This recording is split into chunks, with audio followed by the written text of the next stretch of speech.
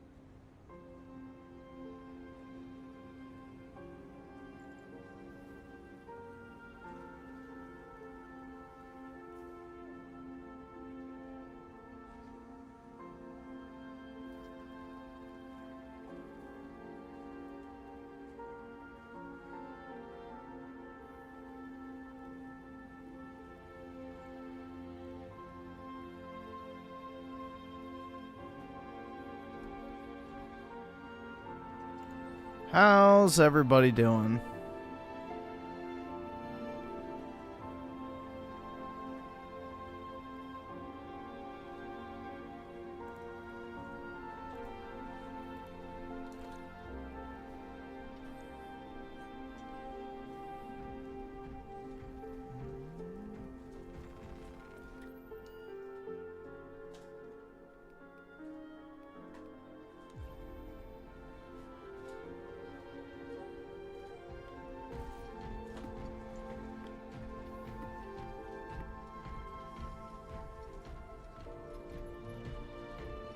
Just got a PS5 today and was playing Fortnite and Warzone. Nice, bro.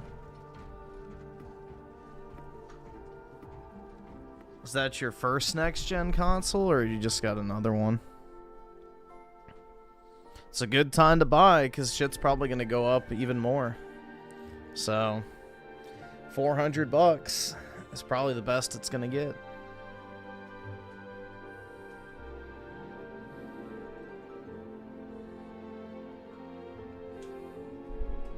It's your first next-gen console? Nice, bro.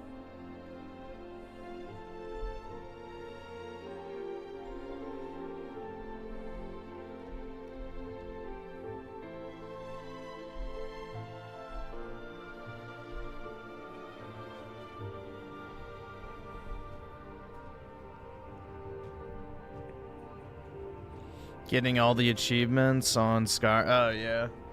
That one's actually kind of tough. Oblivion's pretty easy compared to Skyrim.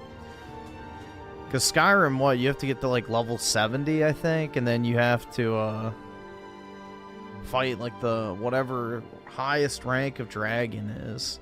Bring order to the chapter, brothers.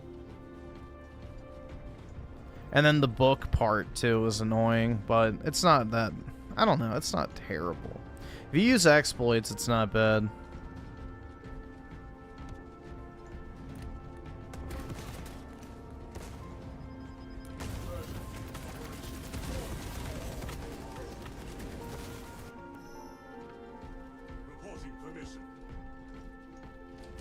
Well, you can't ever truly 100% Skyrim because it has procedurally generated quests.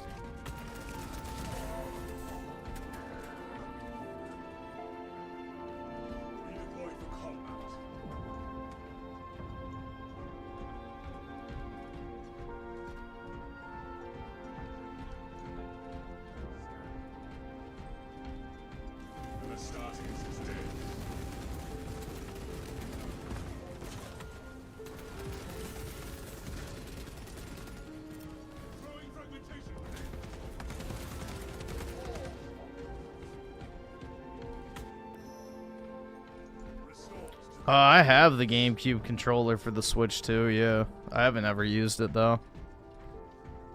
I have a bunch of those Smash Ultimate controllers that they released. I bought a ton of them. The wired ones, so I have like a bunch of adapters and GameCube controllers from when Smash Ultimate came out.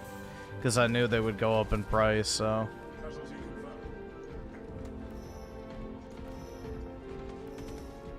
Yeah, GameCube controllers are cool. They're super nostalgic, plus the right and left button on the back, like the triggers. Bro, this feels so good. I mean, they're not really practical to use in most games, but they just feel so nostalgic.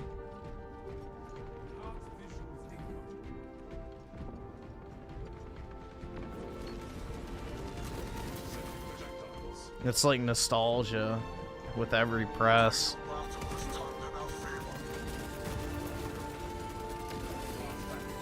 Yeah, I have the wireless one too. I just haven't opened it up. I ordered the one from Switch Online. I just haven't used it. I don't know if I will open it, to be honest. I'll probably just keep using my wired one, since it's already out and opened.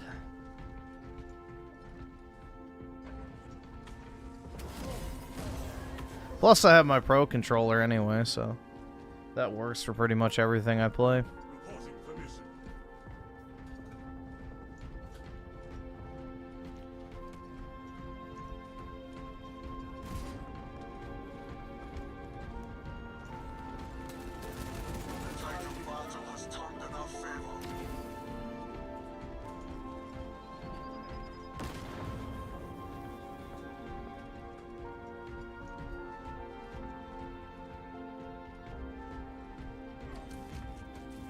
Yeah, the Switch 2 Pro controller does feel really nice. I mean, the Switch 1 Pro controller was a great controller, so Nintendo definitely knows how to make good controllers.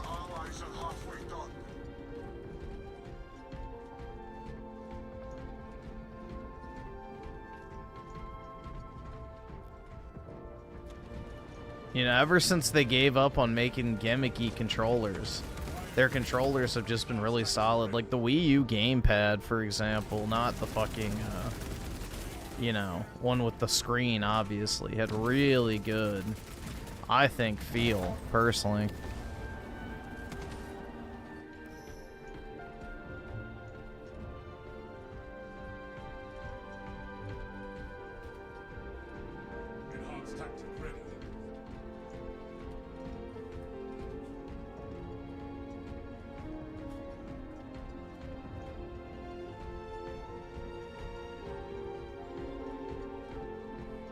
No, my friend had a Wii U. I never did.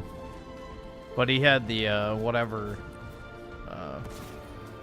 regular controllers. I don't know what they were actually called. They had the thumbsticks up top, if I remember correctly, but it still felt pretty good. Like, it felt pretty natural to use, honestly.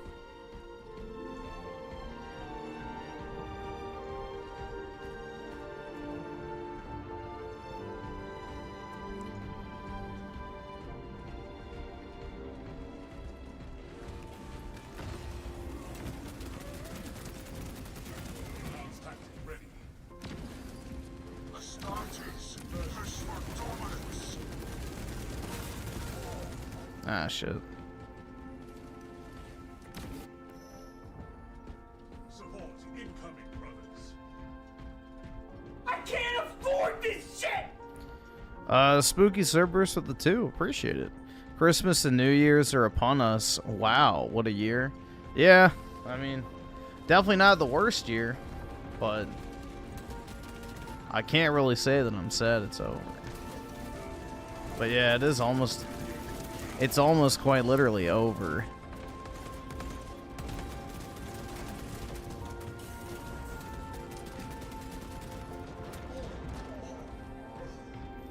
Yeah, starting tomorrow, my my new pay or whatever kicks in, which is nice. So I'll get a whopping $300 extra per paycheck. gaming. Hooray!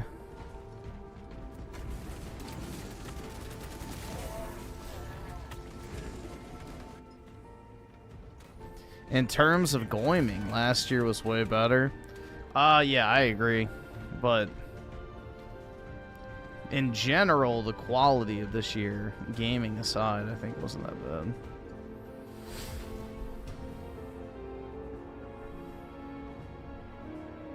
That's decent. Yeah, it just doesn't feel like much.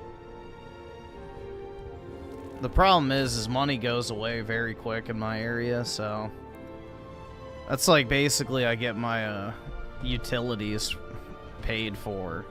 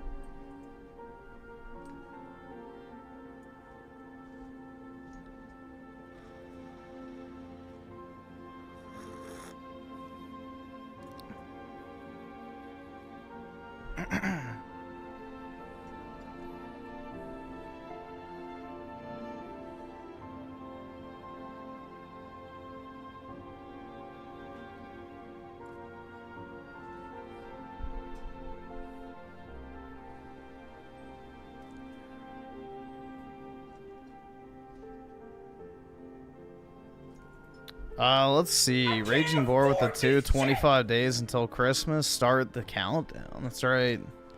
It'll be nice because I'm taking off time in, I think that, yeah, that Wednesday of Christmas week. So Wednesday and then Thursday I think is Christmas. And then Friday I'm taking off. And then you get the weekend. And then New Year's, I think, falls also on a Thursday. So I'm taking off that whole week of New Year's. So I'll have, like, I think it's 10 days uninterrupted from Christmas Eve onwards of not working.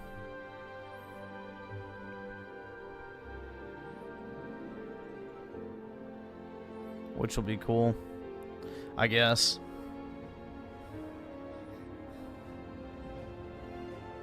But yeah, I actually do like Christmas time. It's nice.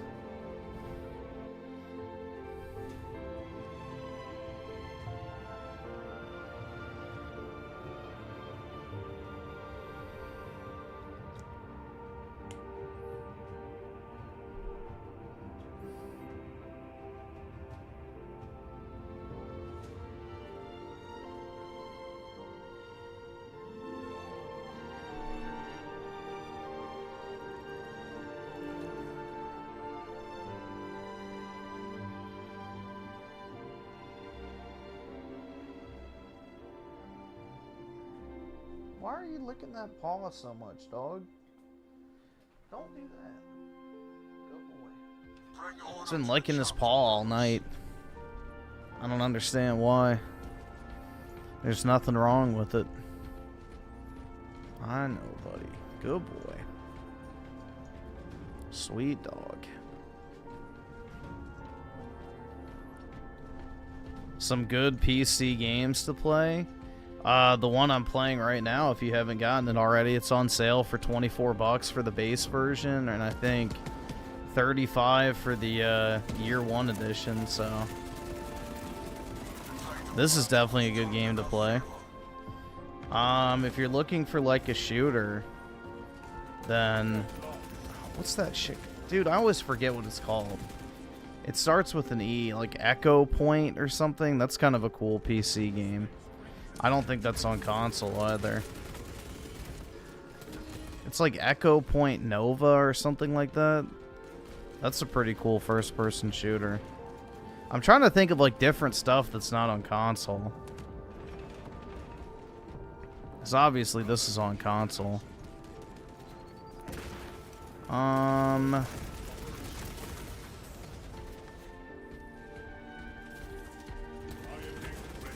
me think. You could get 5 hearts, but nah, I wouldn't get that. Unless you're really into Korean women. The new Doom trilogy. Yeah, you could probably get Doom 2016 for dirt cheap right now. That's definitely worth playing on PC. But I feel like most people probably have that.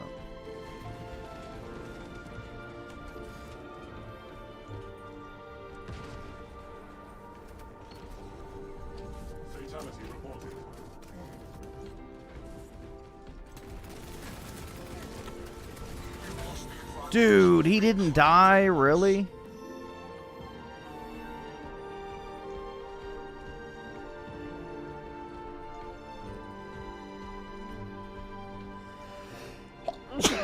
Ah. Yeah, MCC has a high player count right now because people are feeling nostalgic during Thanksgiving. I'm telling you, it always happens with old games. People get nostalgic for like the old games they have at their parents' house or whatever, or their old Xbox is sitting there and, you know, they're bored, so they turn it on and play something. Like, yeah. I don't think it's gonna last, unfortunately. I wish it would, but I think it's just temporary.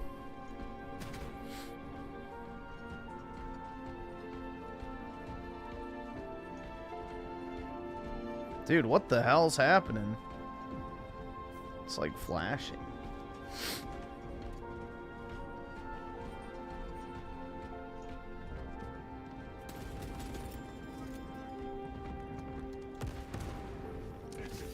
Dude, I do kind of miss that feeling of like going to Black Friday, having a big ass haul of video games, and like just coming home and trying out a bunch of different games and shit. It's like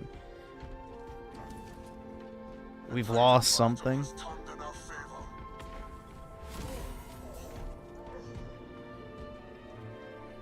Yeah, MCC is pretty populated right now. We lost the advantage. Reclaim it at once.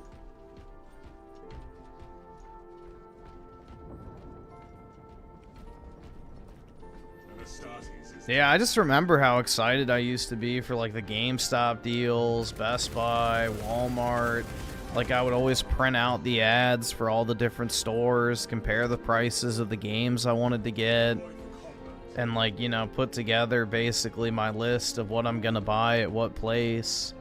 And then it was always fun too, because you got like a big ass stack of games for cheap. You got to open them up and try them out. Dude, it's just like, it's so soulless now with like digital. It's like, oh yeah, download it and that's it. It sucks. It doesn't have that same, you know, special feeling. It's not a deliberate action anymore. It's just pure convenience, which takes away something from the value of the experience.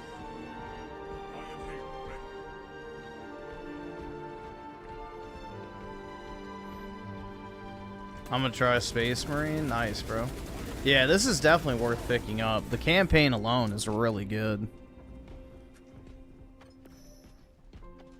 Restored to combat readiness. I don't even think online shopping's what killed it. It's the fact that, for one, you know, physical games a lot of times are more expensive than the digital ones. Also the fact that, you know, Black Friday is just way too fucking crowded nowadays.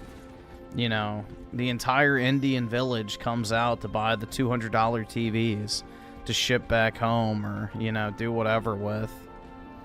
Or, you know, the cheap laptops and stuff. So you can barely even move into the store. You had to, like, it's just, and then also, you know, obviously the deals aren't good anymore. It's like, I wasn't even tempted to buy anything. The only thing I bought was trading cards, and then my big Black Friday purchase from Walmart was buying a bunch of cans of pumpkin for my dog.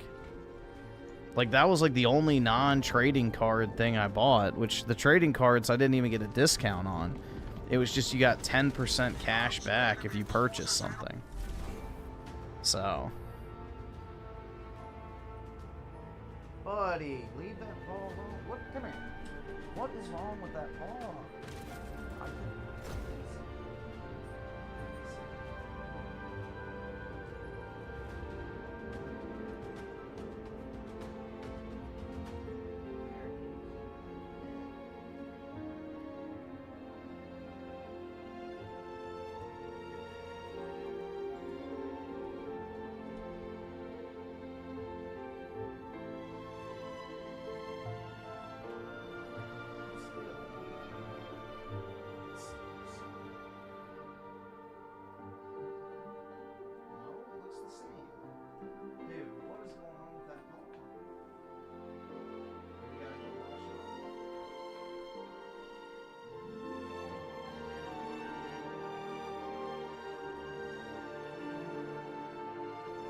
It's like licking the top of it too, so it's not even like something's wrong with the bottom of it. What are you doing?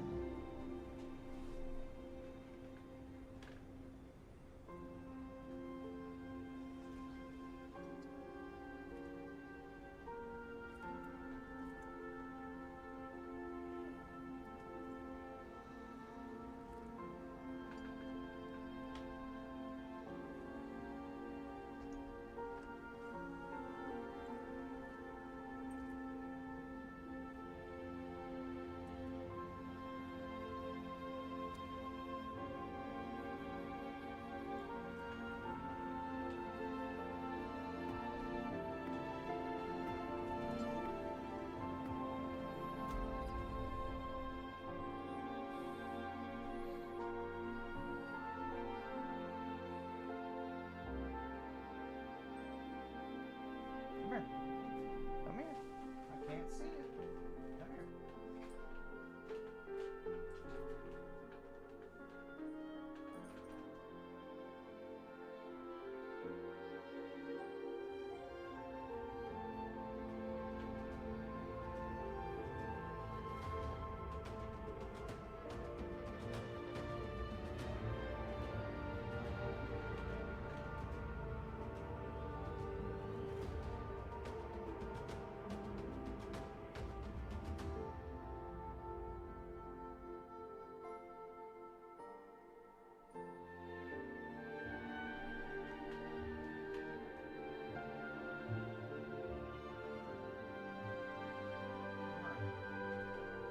Lay down.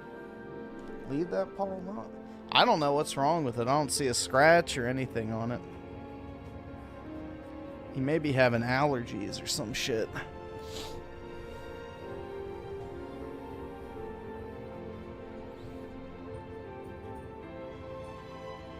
Good boy.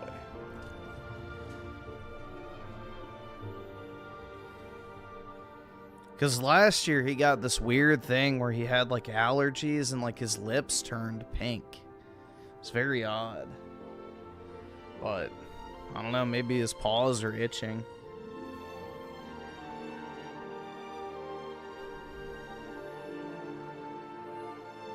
Bring order to the chapter, brothers. Good boy.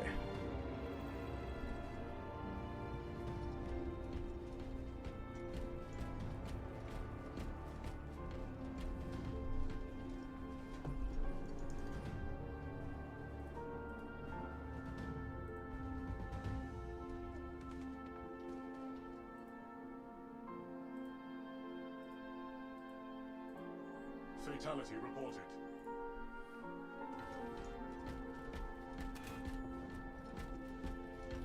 When you think, wait, when do I think the Steam machine? They said early 2026. I don't know. Probably in the spring.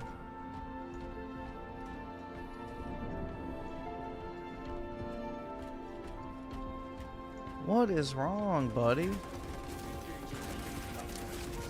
All right, awesome. Thanks, nigga. All right.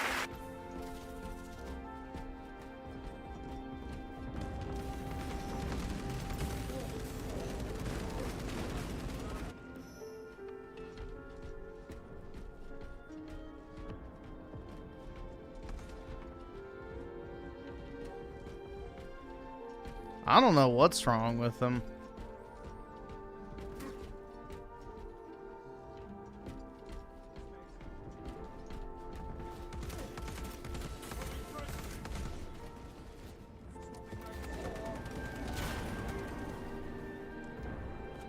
Lay down, bud. Lay down. Good boy.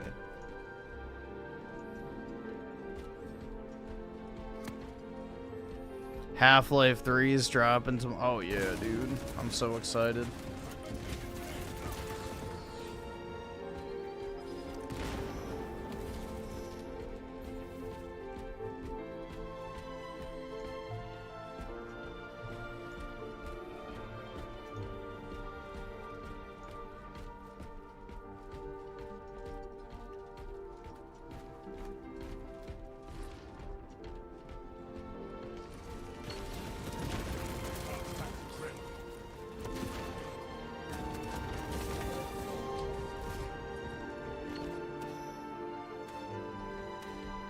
Black Friday was so ass. Yeah, dude, I wasn't even tempted, so... Usually I end up buying at least something I don't need. It's got nothing. You shut the fuck! Don't you fucking tell me to my face to shut the fuck up!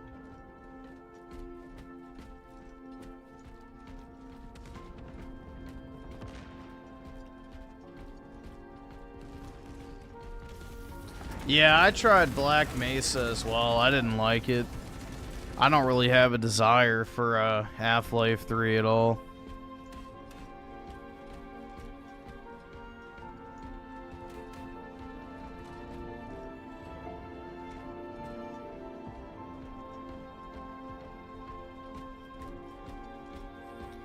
Let's see. Oski Woski with the 5 on a little earlier than usual. We're gonna watch lots of videos tonight. Possibly. I don't know. It depends on if there's anything interesting to watch is the biggest thing. Buddy, leave that paw alone. Is that the different one now? Why are you... Alright, what are you doing? Now you're licking the other paw. So yeah, obviously he's got like... It's probably allergies or some shit. Just got itchy paws. Good boy. Just leave him be. Holy shit. Dude, whatever happened in this new update? What the fuck? I don't think fleas are on the paws. So he's not biting at him, he's just licking them. So...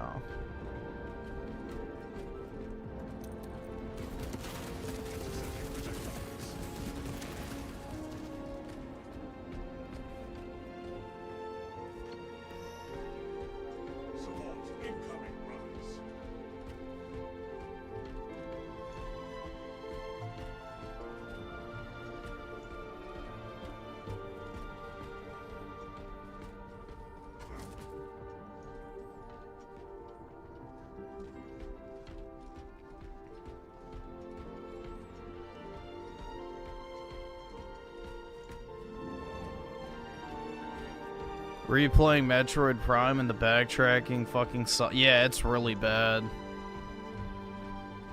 I'll probably end up dropping Metroid Prime 4 if it's anything like that.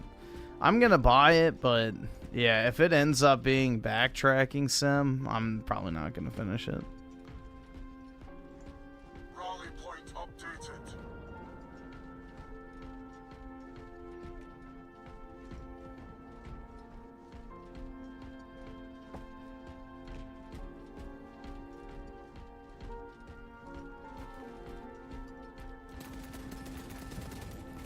Like, the backtracking wouldn't be so bad if the enemies just stopped respawning over and over and over again every time you exit the room. That was probably the most annoying aspect of the backtracking, is just having to fight the exact same enemies in the exact same place over and over and over and over again.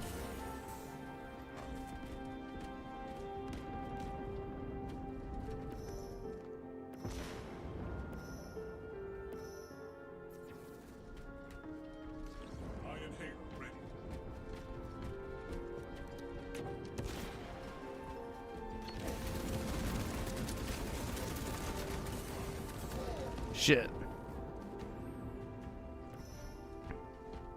Restores to combat readiness.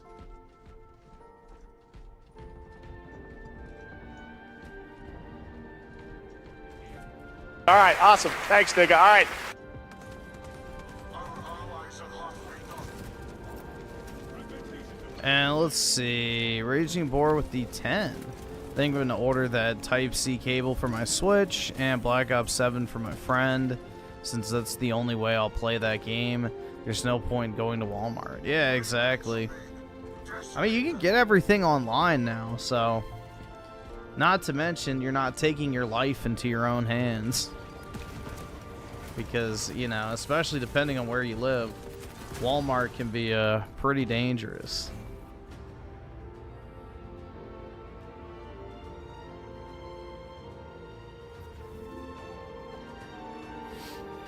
The quartering disavows Trump. Why?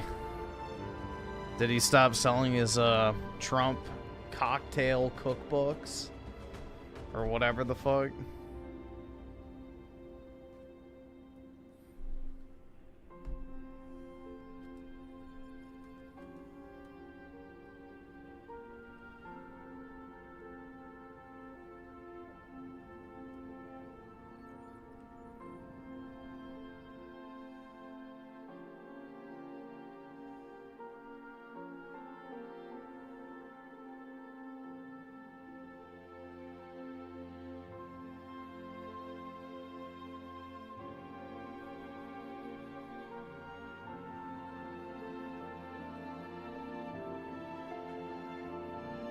I can't afford this shit!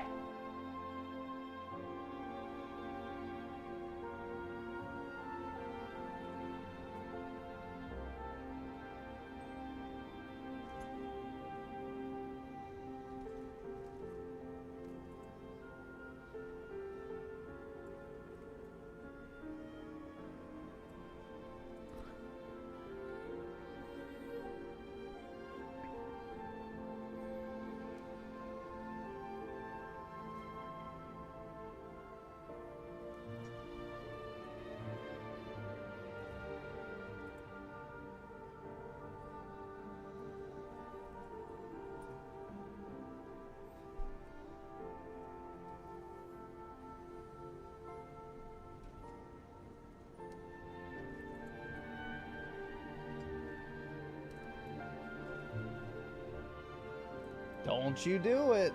I know what you're trying to do. He thinks he can be sneaky and face the different way and lick his paws. Lay down. Lay down. Leave those paws alone.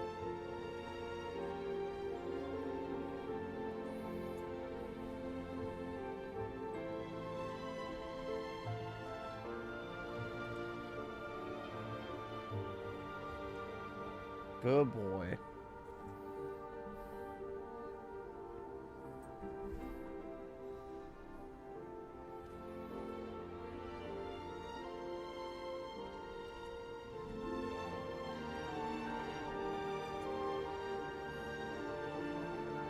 Let's see. So Tim Marco the 7. The thing about Metroid Prime 4 is it's gonna have that guy with cringe humor. Yeah, I just kind of accept that in most games now. Unfortunately, video games are written by 30-something-year-old women, so...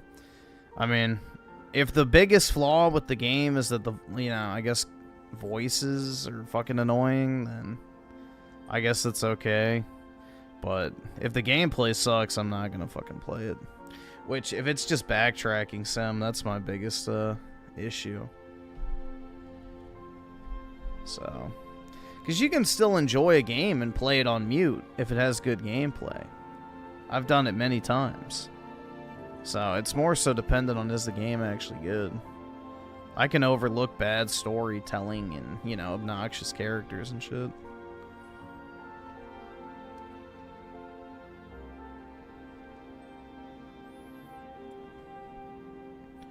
And Juan with the 2. What is this?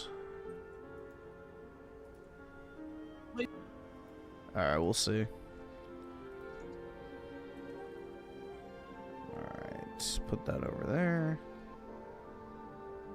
Yeah, I put Destiny 2 in mute all the time. You know, obviously Call of Duty, games like Doom 2016. You know, CSGO Surf is mute. But yeah, there's a lot of games I used to play all the time, just muted.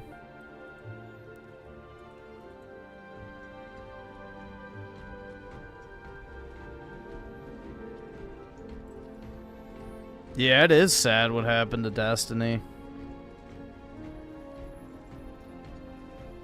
I can't afford this shit! Trials of the 2, I got Arc Raiders, I put 22 hours in, and I'm already bored. Yeah, I'm not a fan of the extraction shooter genre. It doesn't look very compelling to me as a gameplay format, but yeah.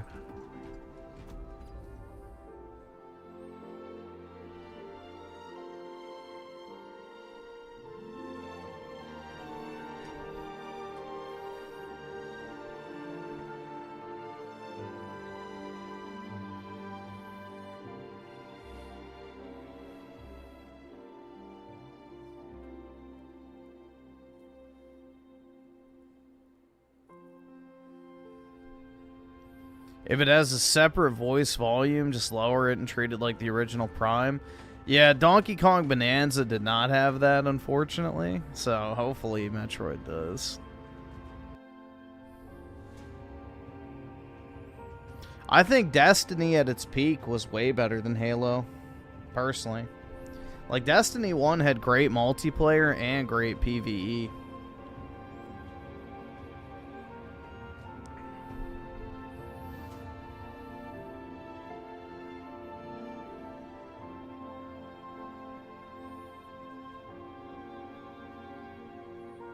Nope, the dog is sleeping now. That's good. I don't know why his paws are bugging him. It's probably just allergies again. After I'm done streaming, I'll probably just stick him in the shower and rinse him off and see if that helps him.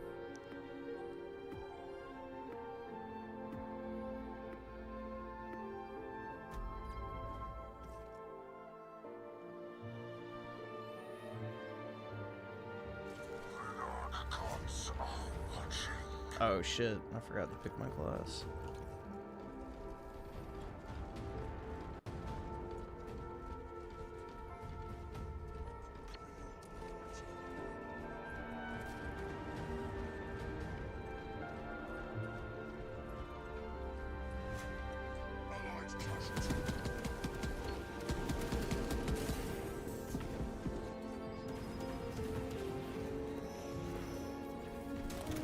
Either subscribe, donate, or get the fuck out. Bro, seriously? That didn't kill him?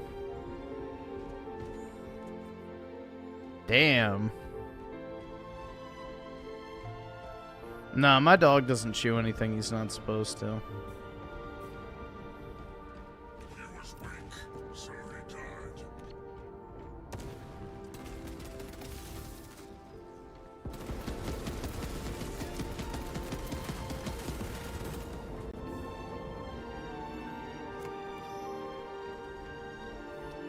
And Cameron with the 11 months. Appreciate it, man. Saw an EBT queen stealing hair products. Yup, there's a reason why that, you know, a certain demographic's hair care products have always been locked up at Walmart. Dating back as far as I can remember. Same with razors.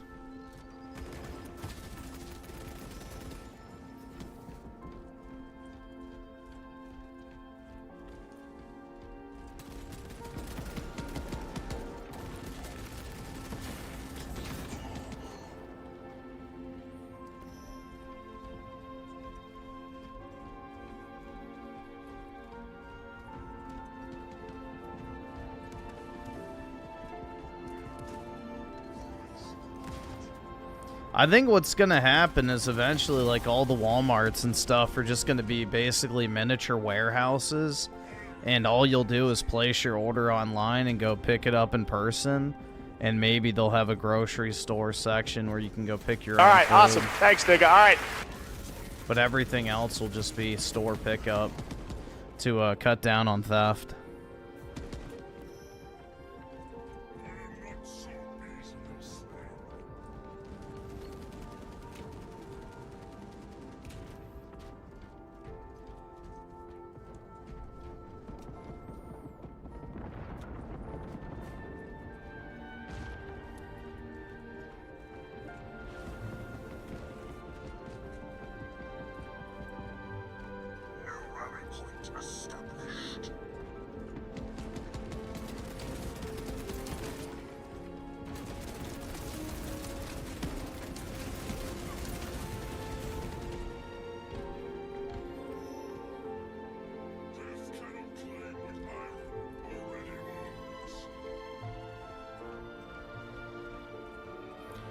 Raging Boar with the 5, your only positive takes are the history and financial ones. Otherwise, you're full of shite.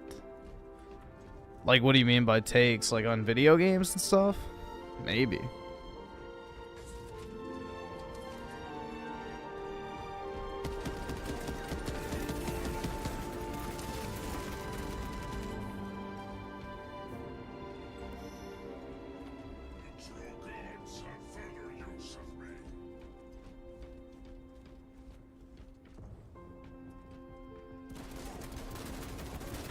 I don't know. I don't feel like my gaming takes are that bad.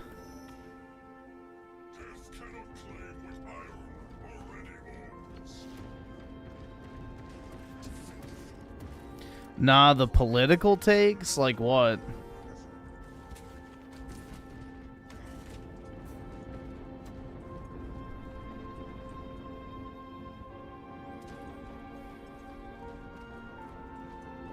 I can't afford this shit!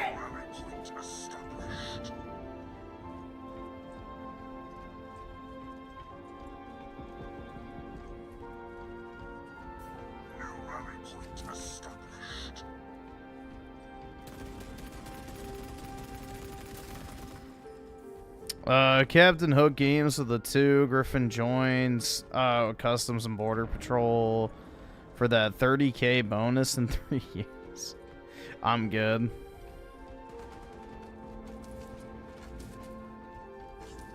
I make more than a government job right now, so...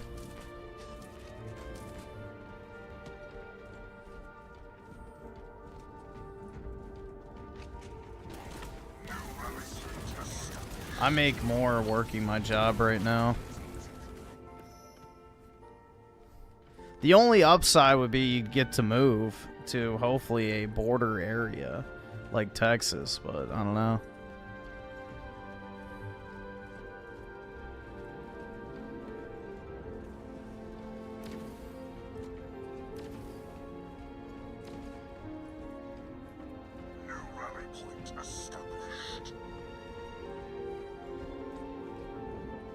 Do I like my job?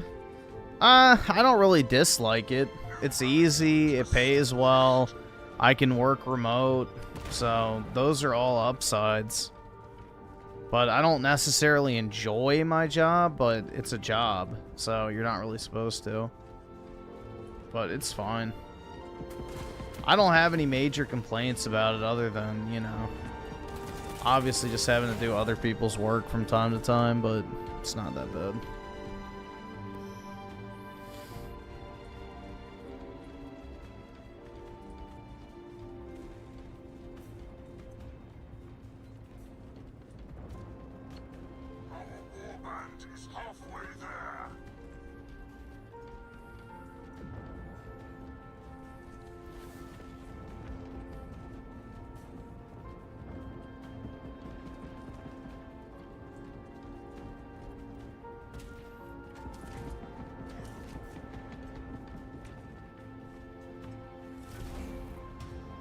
Like the stuff about the Nazis, that type of takes, and the financial world doesn't operate like they think it does.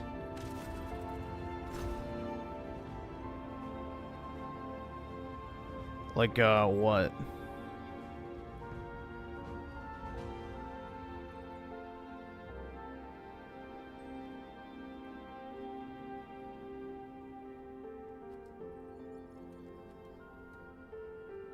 Sounds nice. My goal is to get a flexible, high-paying job that I somewhat enjoy. That's, yeah, exactly. I mean, the thing is I don't really look to work to be enjoyable, so I don't really care about being bored or doing the same kind of repetitive shit over and over again. You know, it's easy, it pays well. I don't really think you should be looking for too much more. Like our money not feeling real?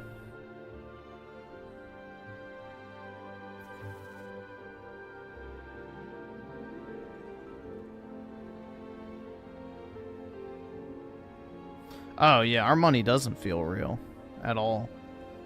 So, it isn't real.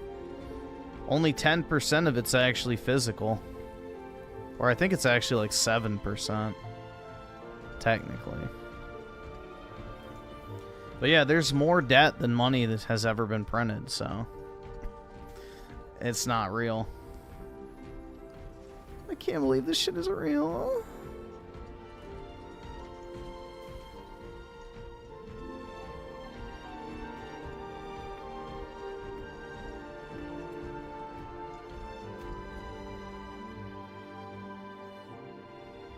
The dollar has devalued 90%. Yeah, that's fractional reserve lending. So, at its core. When you create money from nothing, then...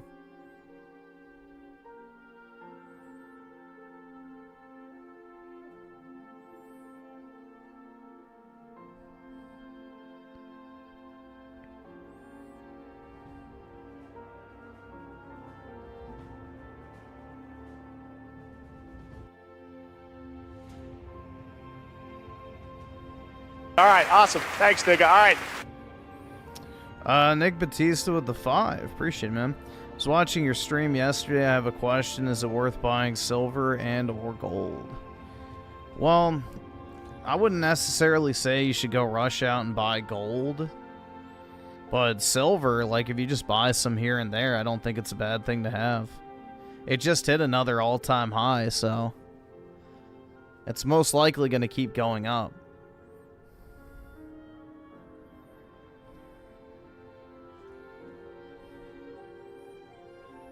But yeah, you could just buy like an ounce of silver every 2 weeks or something like that. And that would be a good place to start. The nice thing about silver is you can always just take it to like a bullion exchange or a jewelry store or things like that. And most places will pay you pretty close to spot if you need to sell it.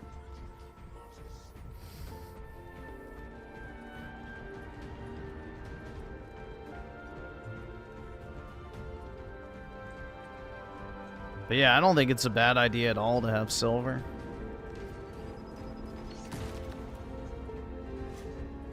I think states are now starting to let you use it as legal tender. So I think in Texas, it's one of them. You can use silver to pay like your taxes or, you know, buy things. And it's considered equivalent to dollars.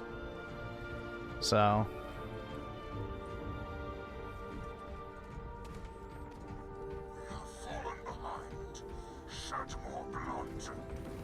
yeah, gold is definitely nice. It's just, you know, it's extremely expensive right now. And also gold is more manipulated.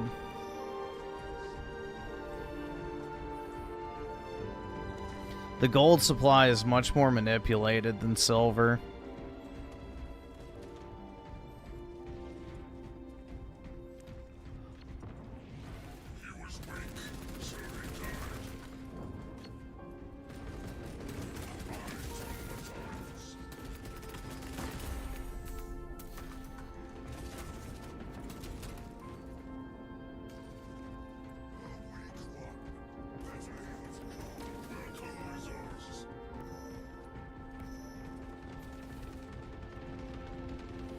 Dude, that visual glitch thing is like really annoying.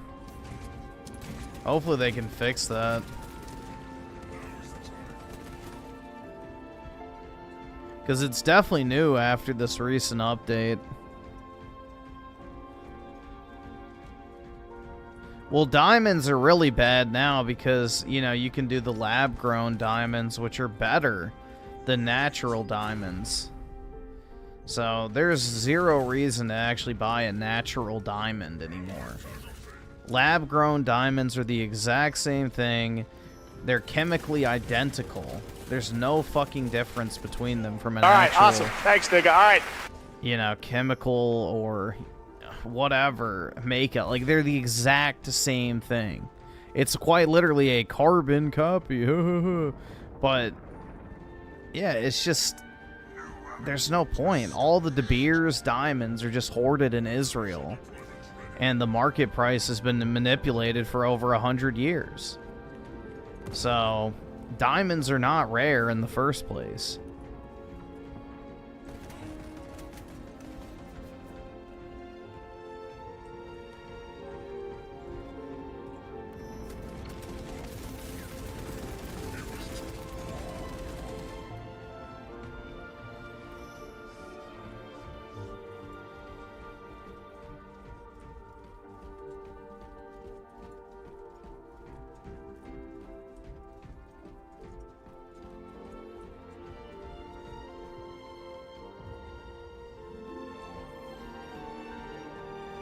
See, Chronicle with the 5. Appreciate it, man. I bought an LG 1440p OLED curved monitor as a main this Cyber Monday. Nice, dude. Very cool. 4K PC gaming will be on hold. Luckily, I bought 32 gigabytes of DDR5 RAM before it gets higher. Yeah, that's probably smart. It's probably going to keep getting higher, too. So, yeah, that's good, man. Very nice. Once you go with the OLED monitor, like, you don't want to ever use another one. So, it kind of ruins every other monitor for you, but it's definitely well worth it. So, congrats. I love my OLED. Like, just having two images next to each other on, you know, a non and an OLED, it just makes it very, very clear how much better it looks.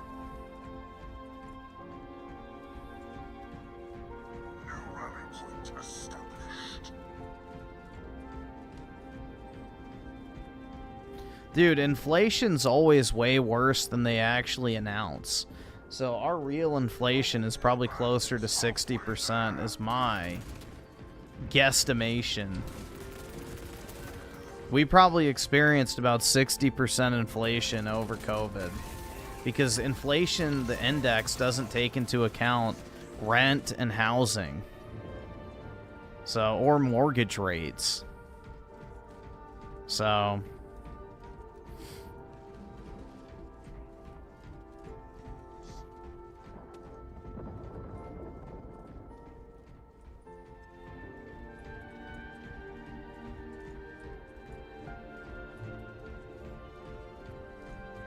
A silver wallet? What do you mean?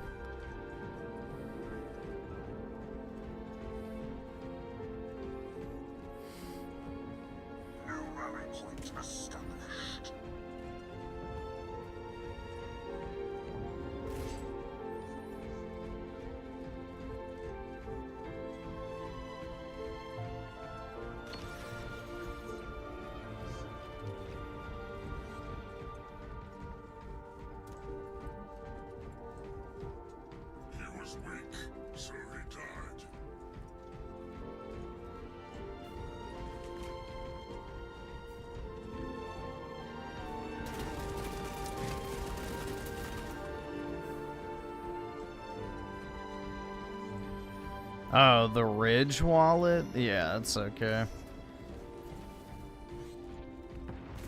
I'm not a fan of the Ridge wallet. I think it's just kind of retarded.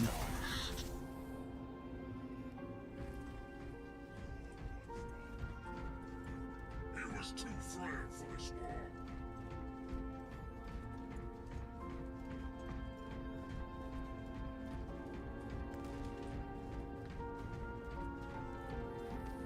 The reason for abandoning gold and silver is simple. If you control the monetary supply, would you want any restriction on how much money you can print? Of course not. So what you do is you just print infinite amounts of money based on nothing, and then use that money to buy up things that are real. Like gold, silver, real estate, companies, you know, you name it. So that's the whole point, is you basically create money from nothing, and then you use that money to buy up the shit that actually holds real value.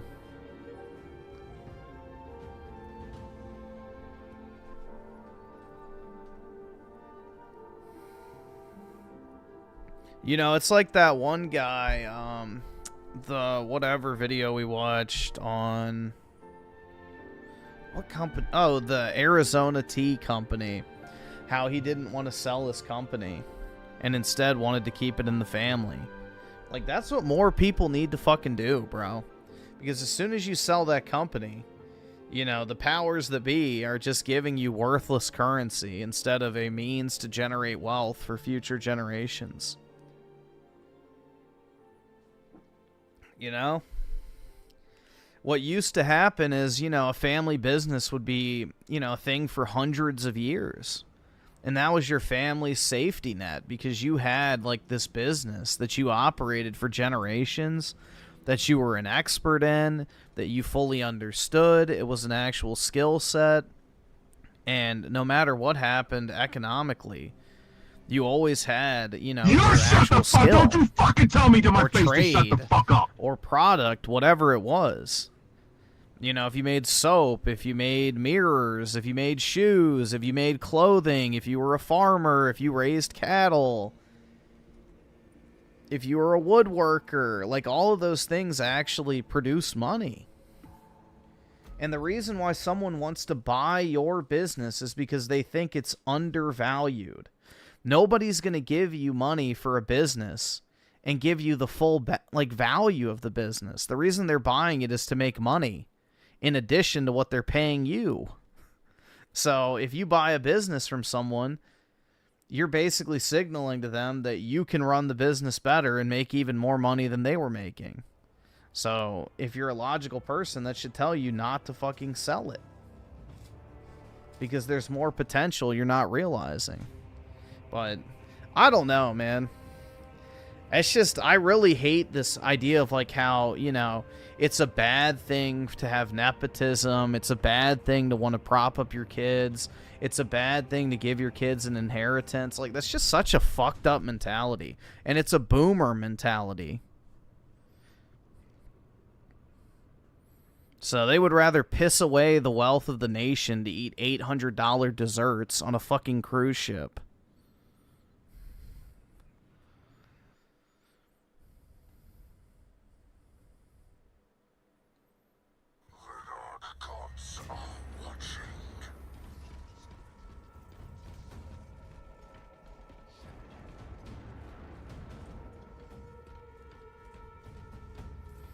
Raging Boar with the 10. Speaking of RAM, I sold those sticks I had for 500. Very nice.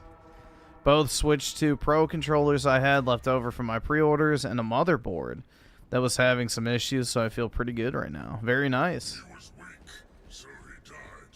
Yeah, I need to sell a few things. Like, I have some video game stuff I need to sell, and then on top of that, I have some cards I need to sell too, but... yeah, right now I'm feeling kind of, you know, broke because my previous tax payment just cleared. I just had to pay on my mortgage, and then also I just had to pay off one of my credit cards too, so...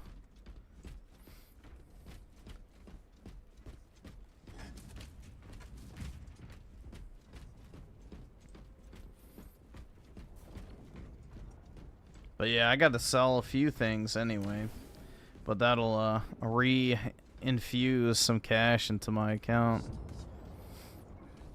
Inheritance is dead? I know, it's fucking awful, bro. It used to be considered a bad thing to not leave your kids any money. Nowadays, it's celebrated. It's like, what the fuck, bro? They really do hate families. They hate their fucking kids. They hate their grandkids. It's just pitiful. Boomers.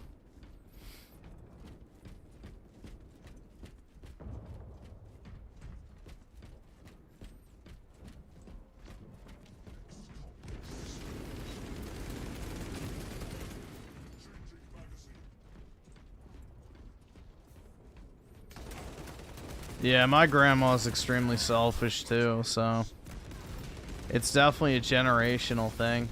I don't know. I'm not, like, you know, it may seem that way, but I am not a selfish person. Believe it or not. You can think what you will. I'm not a selfish person, though. And I'm not a cheap person, either. So, I really can't fucking comprehend that shit, personally. Like, I would much rather buy my own child a house than go on a bunch of fucking worthless vacations. Like, that to me just doesn't even fucking compute. Like, if I'm a parent and I have kids, like, let's say I'm a boomer real quick. You know, my kids are struggling. The economy's not as good as when I was growing up, but I have a shitload of money. What do? A, help out my kids, help them buy their first house to get started in life. Or B, say, fuck you, pull yourself up by the bootstraps, and go on a fucking European 6-month cruise.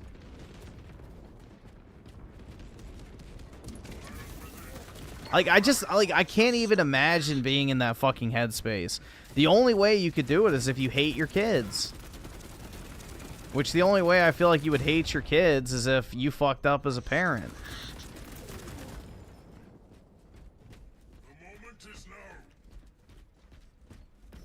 Well, that's not a Jewish thing at all, bro. The Jews are all about passing on generational wealth. That's why they've been so successful in so many different industries, is because they believe in generational wealth over anything else. So, you spend thousands on cards? Yeah, but the end state of those cards will be being sold. So, eventually I'll probably cash out the majority of my collection if I'm going to buy like a house or something like that, and then I'll keep like a few that I actually really like.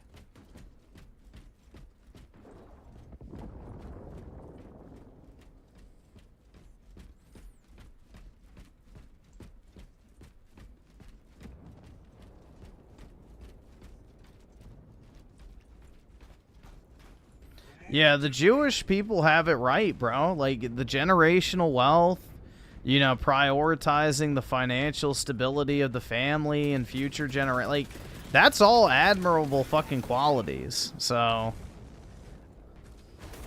us white people need to adapt that mentality more. So, that is definitely something that Jewish people get right. 100%. You know, what the fuck is the point of working your entire life if you leave nothing behind that actually fucking matters?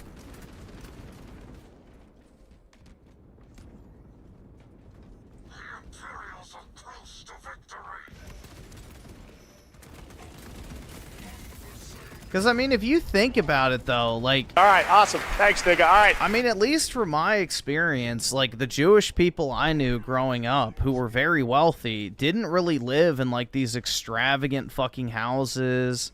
They didn't spend a shitload of money on cars or vacations. They wore, like, normal fucking clothes and stuff. Like, that's the thing, is, like, the consumerism is not, I think, as predominant with Jewish people. So, they definitely have much better money management skills. For sure.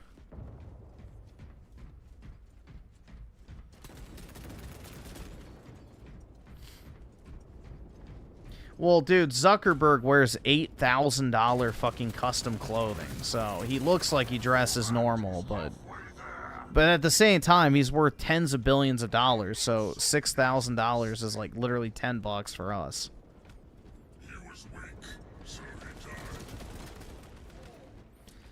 So, dude, that's the thing, is like, if you can have temporary restraint, you will be amazed at how well you can do financially long term. That's literally all it comes down to, is, you know, temporary misery for long-term pleasure. It's like... basically that is the problem with 99% of people in their finances is they can't put off spending money for even a month. Like, they have to have it now. Oh, I'll just go into credit card debt, or I'll take out a payday loan, or what. It's like, or a cash advance or some shit. It's like, no, just wait. Wait. Don't spend money you don't fucking have. So 99% of people's financial woes would disappear if they just didn't spend money on shit they don't need that they don't have.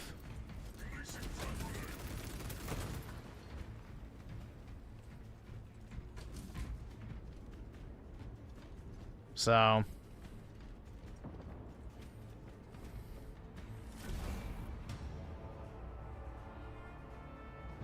Griffin's family business was there is no family business. I have to establish the family business, whatever that looks like. I don't know yet. I gotta find something.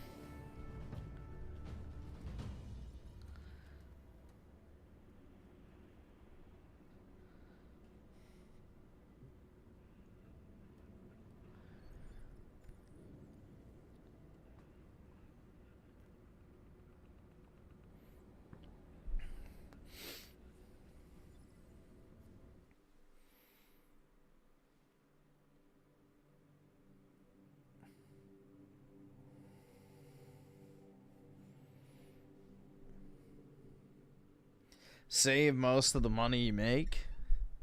Yeah. I would say that's not a bad strategy. Just make sure you put it in something that, accounts for inflation, though.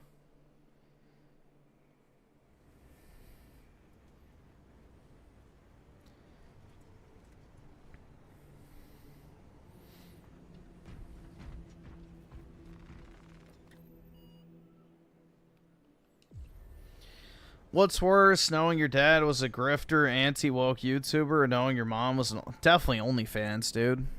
Who cares if your dad talked about how Disney was bad? Like, that's not anything severe. Like, the fuck?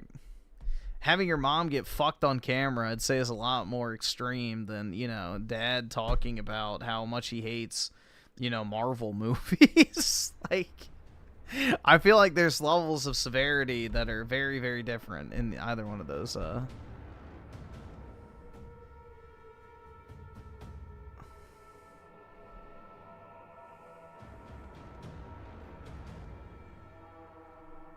You won't get rich off of saving and investing. Those days are gone. Inflation's too high nowadays. Your biggest, like, honestly, the number one way people get wealthy is they start their own business. So, I mean, you can make money investing, but you won't get rich doing that. You have to have a lot of money to make a lot of money in investing. You have to come up with some way to generate money. Not just, you know, make money off your existing money. You gotta find a way to get money from other people.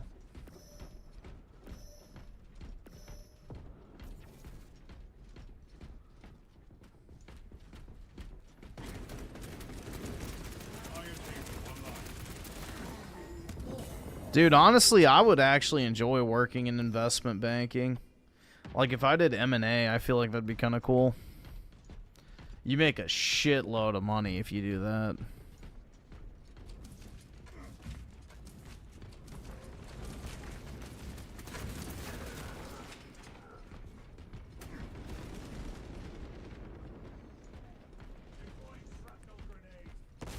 No, I think people are too comfortable for there to be like an actual revolution, man.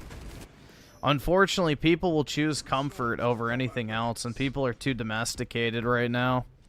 You know, the credit card still fucking goes through. The McDonald's gets delivered by an Indian guy on a bike. And, you know, you can jerk off to as much porn as you could possibly consume. So, people are way too comfortable. Dude, it knocks you down now? What the fuck is that dog shit? That class was already OP as fuck. Now it knocks you down when they hit you? Come on.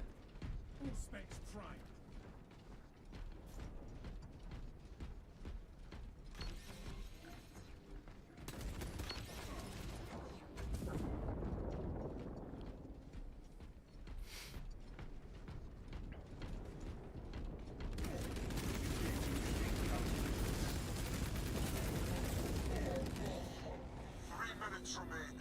Decimate them. I return, ready to take my vengeance. Trump is planning to start wars in South America. God! It's long overdue.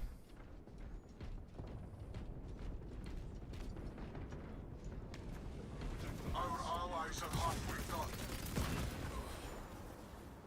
These shitholes have dumped their worst of the worst into our borders for fucking decades. It's about time.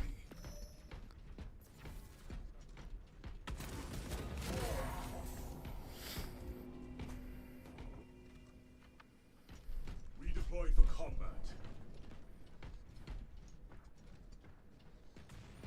You don't have to do anything to get rich. Just invest in indie funds and wait an X amount of years. That's not going to get you... Well, I guess... What is your definition of rich? What is your definition of rich? I mean... Yeah, if you leave money in the market long enough, on average, you'll make money, but I don't know what you would consider to be rich. Because you have to have a lot of money to make a lot of money in the stock market. It takes a very long time to get any significant amount. Iron Halo online. Emilio 9.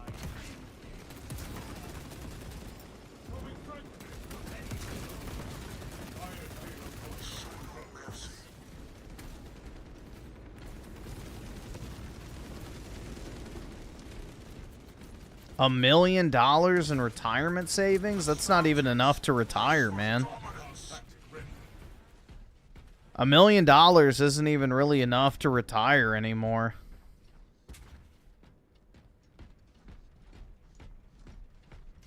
Iron Halo online.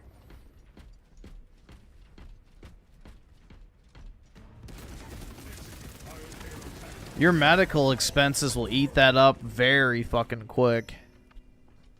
Support incoming, brothers.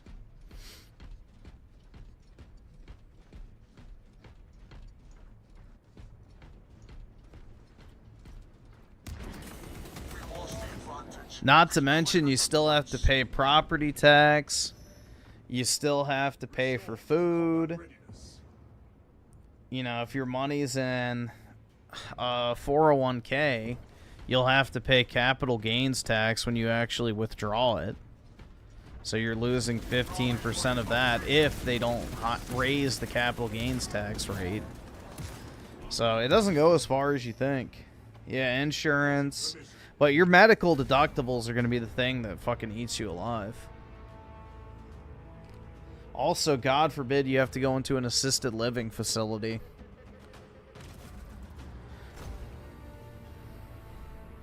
Those are literally designed to evaporate your savings.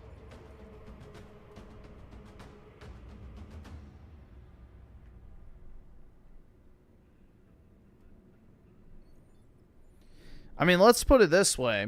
Like, hold on, let's look it up. How much do you need to retire 2025? 1.26 million.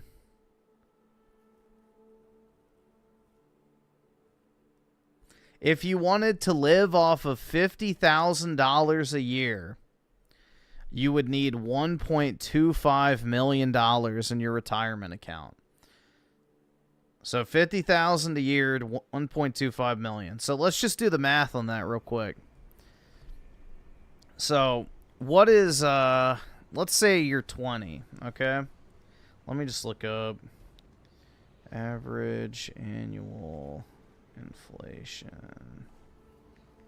This is a best case scenario. All right, why is that not loading? 3%. Average U.S. inflation is 3.8%. So let's say you're 20 right now, okay? And you want to retire at 65. Let me see. Scientific. So you would need 1.038 to the 45. So that's how many years of inflation you'd have. Times 1.26. Or let's see, 1260. You would need, in order to retire in 40 years, just at that number, adjusting for inflation, you would need $6.75 million.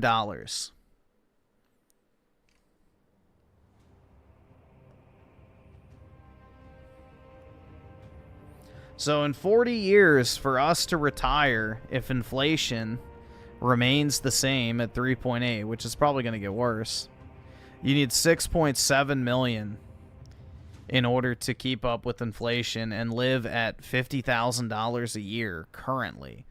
So the same living standard that you get at $50,000 a year, that's what you would need in your retirement account to maintain.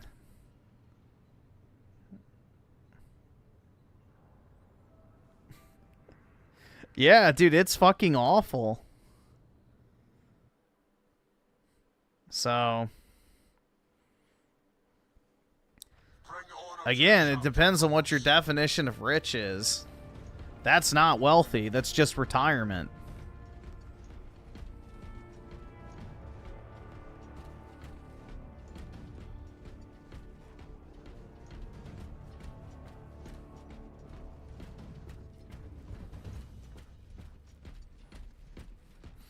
$70K is fine depending on where you live.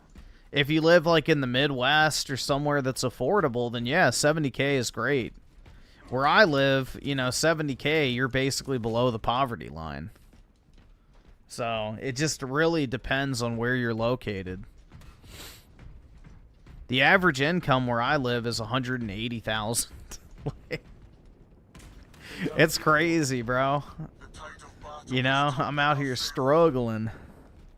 By comparison, I'm well below average on my like actual, you know, pay for my work.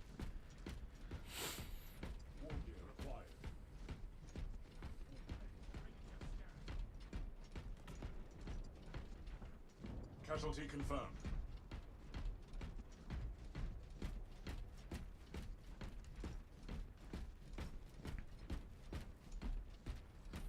Raging Boar with the 5, there's a reason the elites are wealthy and we are not. Yeah, no, exactly.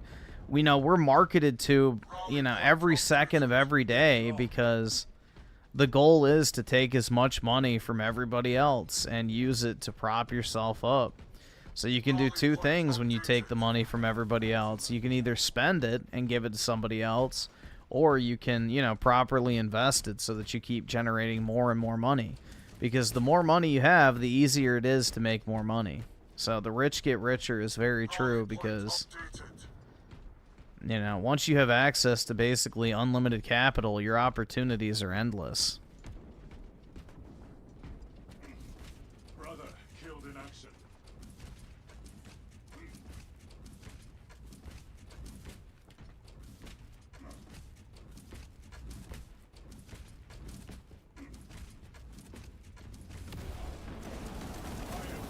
You can get rich off of day trading, but that's just basically gambling. So, might as well just go down to the casino, honestly. Just play your daily roulette spin.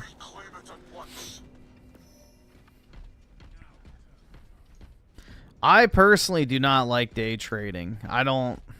That's not me.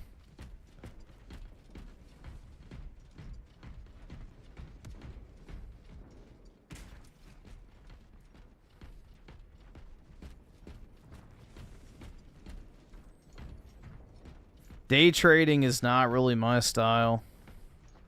Rally point updated.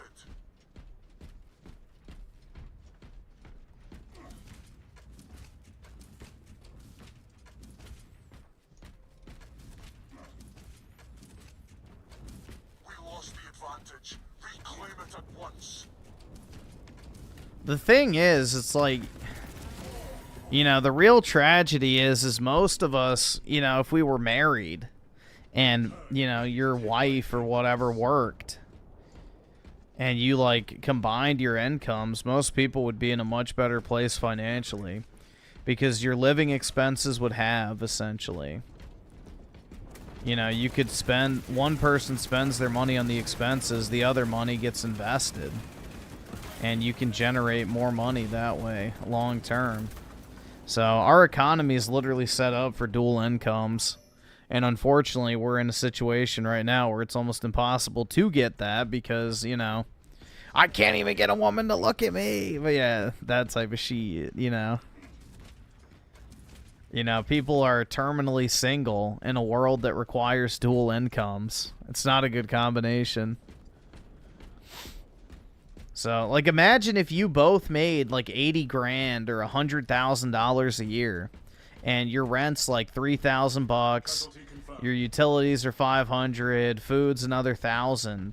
So, basically, one person's paycheck would be used for, like, your living expenses and all that other shit, and you just took the other person's paycheck and literally just fucking invested it.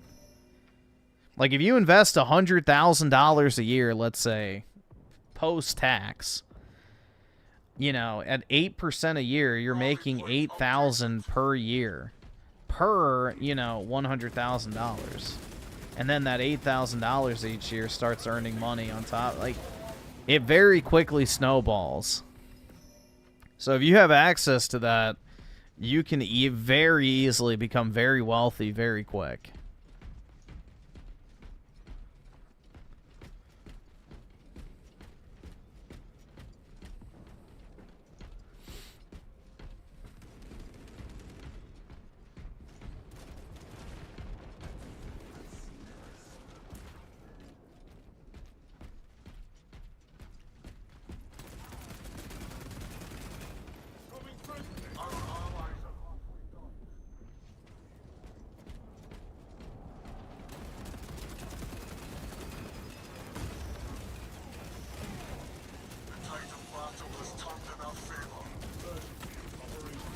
Ah, shit. Instantly rejected for something I can't control. Gee, what's that like? God damn, man. That shit's brutal. But yeah. Oh my god. Getting that fucking, like... Dude, a crash out over a super chat like that is wild.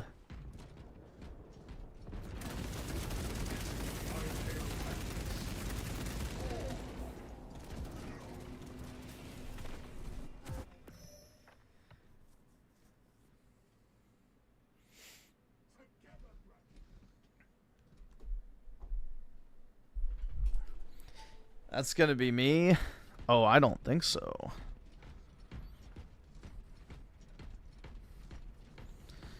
I don't think so, man. The tide of battle has turned in our favor.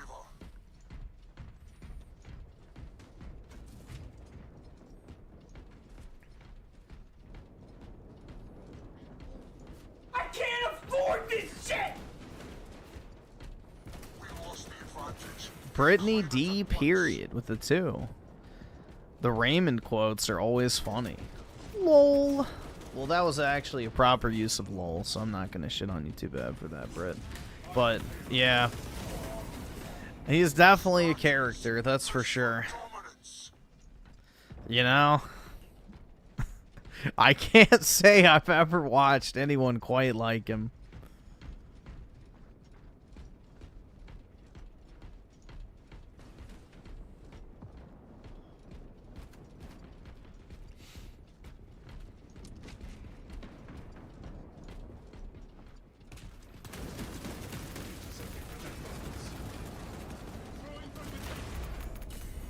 Ah.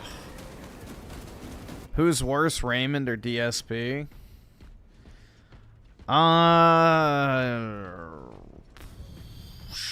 mean, both of them kind of have similar issues. I don't know. I mean, both of them e-bag. I guess it really just depends. I mean, DSP is married, so he is winning in that category, I guess. Either subscribe, donate, or get the fuck out.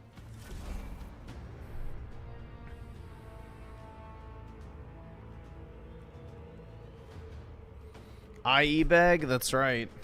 Give me monies! Hey, I have to, dude. That's not begging. It's business. Open your wallets and give me all of your monies! Let's see. Alt tab. U generation with the 58 months. Really appreciate it, man. We'll see. Oh, God. What the fuck? What is this thing? Hold on. Let's pull it out real quick. Good morning, everyone. Sorry about that if I shortened the video on X and all that. What in the fuck is that thing?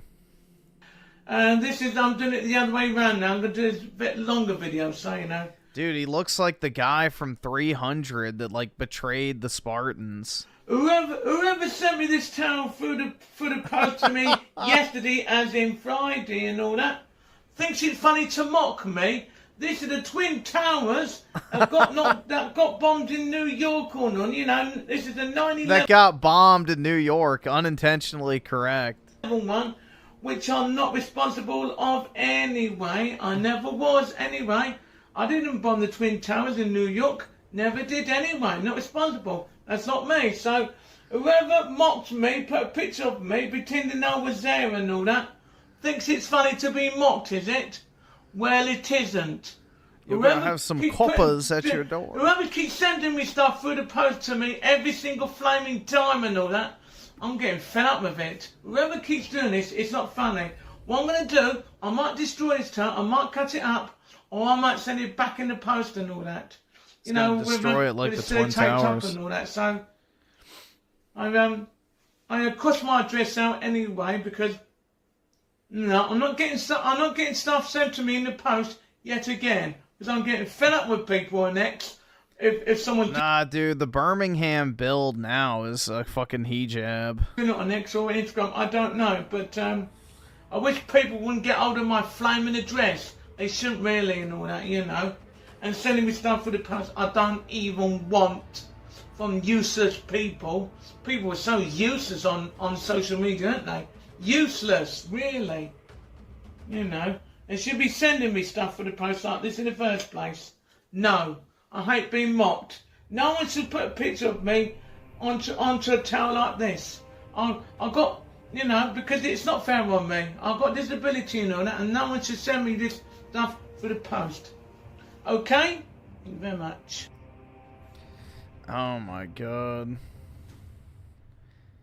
What a, you know, interesting guy.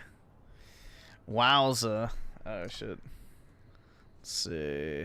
Put it back on game. There's chat. Alright, cool.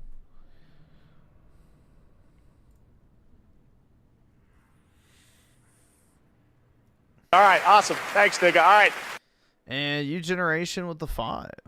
Ooh, you don't even have like your actual ad. I just realized that. Not even the original, bro. That's sad. But yeah, we'll check it out.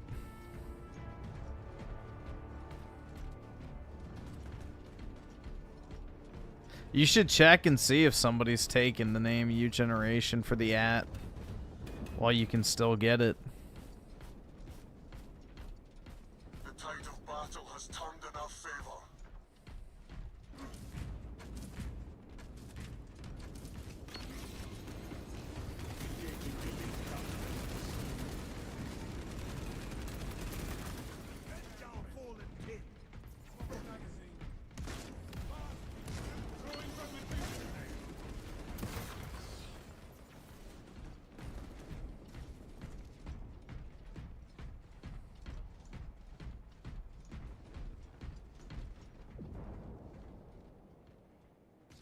Enhanced tactic ready. You're my father? Fatality reported. What does that mean? We lost the advantage. Reclaim it at once. E-bagger K4P. Hey, I don't e-bag, bro. I just strongly advise people to give me money during my live streams.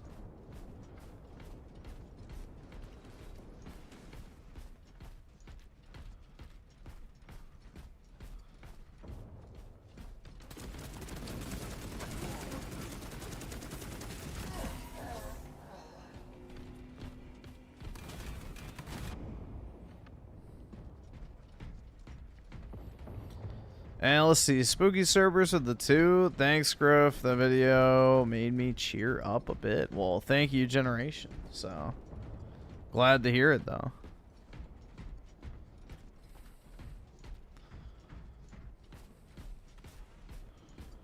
Griffin will come to your house if you don't give... No, I'm a hermit, remember? I'm afraid to leave my place. You know, I just stew in my apartment all day, every day. I let my dog just shit in the corner of the room, and I just throw it out the window so I don't have to walk him. I get everything door-dashed to my apartment door. So once every 3 days, I just open the door for half a second and grab everything and run back inside.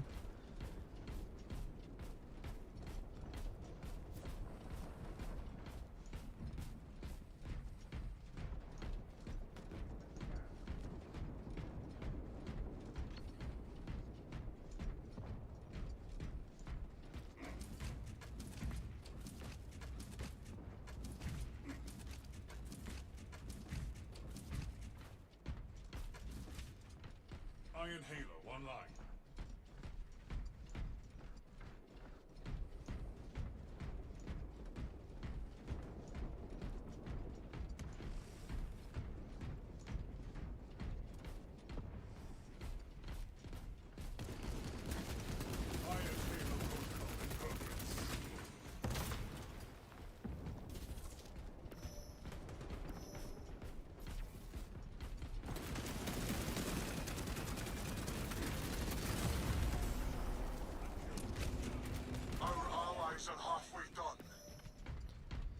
Yeah, I did basically become, I don't know, I wouldn't say like a total shut-in, but during Cock Big 19 in my previous apartment, I had very little incentive to actually fucking go anywhere, so everything in my area was completely shut down anyway. And, you know, I just didn't really have any motivation to leave, but now I have a dog, so I actually have to take him outside, so I guess it forces me to breathe the fresh air.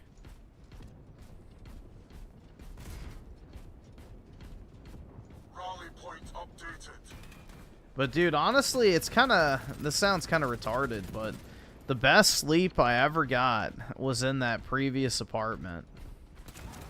Like, I used to feel like so rested after sleeping in it for whatever reason. Like, I had a big bedroom that was, like, completely, you know, spacious. The only thing I had in there was a bed and a, like, little shelf unit thing with a TV on it. And I don't know. There was, like, something about it. I just slept, like, so well in that room. Because there was nothing in it other than my bed and just, like, the TV.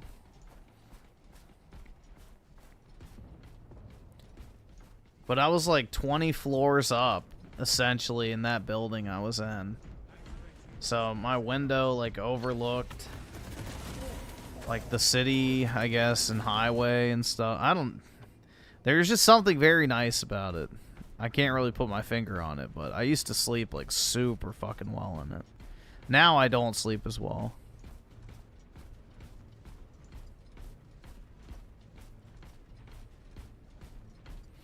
If it wasn't for the dog, would you ever leave your house?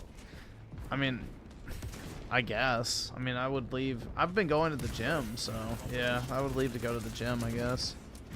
And yeah, obviously the grocery store, but yeah, all I do is walk my dog, go to the grocery store, go to the gym. Those are the 3 places I go, since I don't work anywhere. That's a lot of floors, cool. Yeah. The thing that sucked, though, is like half the time I lived there, the elevator was out. So there was 2 elevators. One elevator was for, like, I think floors 1 through 15. And the other one was for the top, like, 12 or so. I don't remember how many floors that building was. It doesn't matter. But the other elevator was just for the top floors. So it would take you past all the lower floors. But the problem is the other elevator stopped at 15. So being on like the 20th or so floor, because the elevator was out that took you to the higher floors for like 6 months. I had to take like 5 flights of stairs after getting off the elevator on the 15th floor. So that fucking sucked. That was like the one thing I hated about living there. It was so annoying because, you know, carrying heavy shit up the stairs was fucking horrid. Like, it sucked, bro. It absolutely fucking sucked. Especially if you went, like, grocery shopping or something. You couldn't just take, like, the luggage cart straight up the elevator. You had to take the luggage cart, go up one elevator, wheel it down the fucking hallway, leave it there, go up and down the flight of stairs multiple fucking times, go to your apartment, then unload the stuff. Like, it sucked, bro. You had to go up, walk back down, go up, walk back down, go up, walk back down. And then you had to go take the fucking cart back. Like, it just, fuck that, dude. I hated it. That was like the one thing I didn't like about living there. Otherwise, it was a great apartment. And also, I couldn't have a dog. That was the other reason I left. But once they fixed the elevator, it was fine. But yeah, they didn't allow pets. So, no heckin' pupperinos allowed. So I had to move.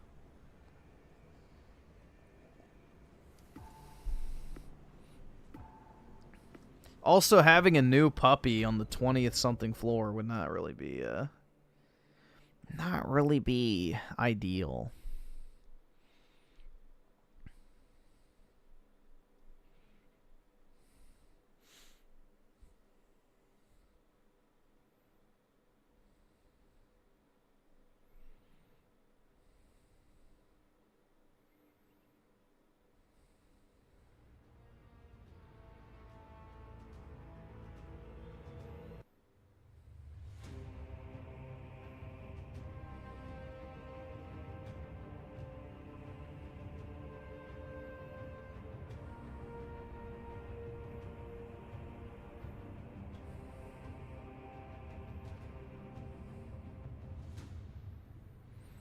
Well, yeah, obviously it's not ideal having a big dog in a small apartment, so... But... Yeah. I like having my dog, regardless.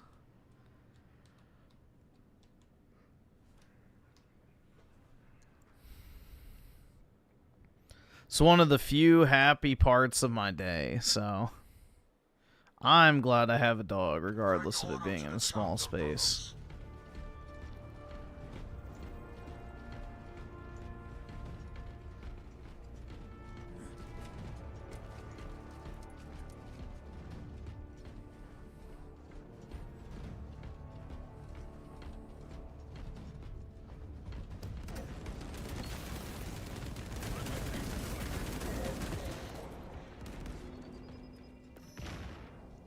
Support incoming, brothers.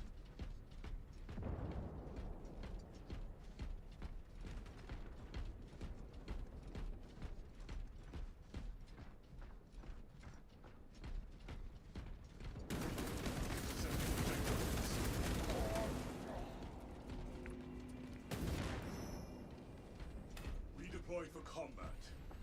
Dogs make life worse? Oh my god. Hell nah. Yeah. Arab spotted.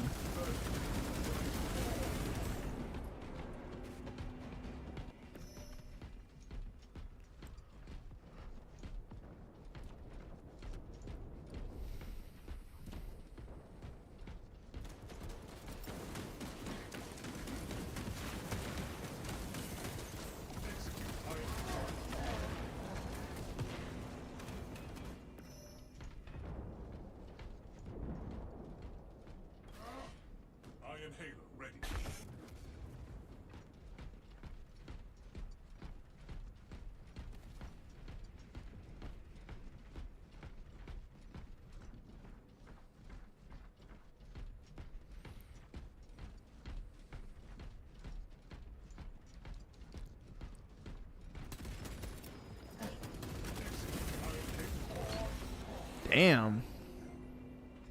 I'm getting shredded, bro. Restored to combat readiness. Dogs love you unconditionally. Find anybody. Wait, shit. There goes. That's the fucking chat. Piece of shit. Find anybody else that would do the same. They don't exist. The only thing that comes close to it is if you have good parents. That's about it. Otherwise, yeah. Your wife will never love you unconditionally. Your children probably will never love you unconditionally. It's your job as a parent to love them unconditionally, but Refilling magazines. yeah, it doesn't always work both ways.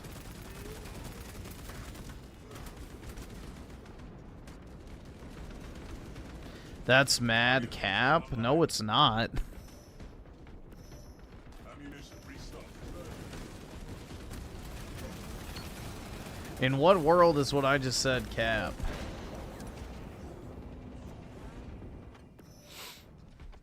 Reporting for mission.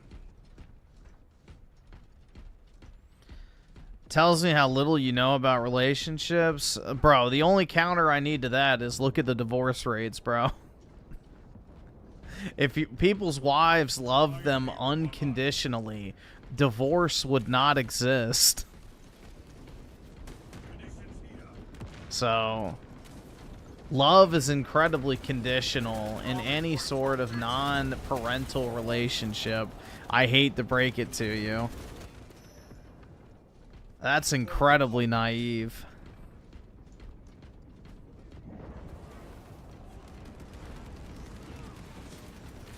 Casualty confirmed. Our allies are halfway done.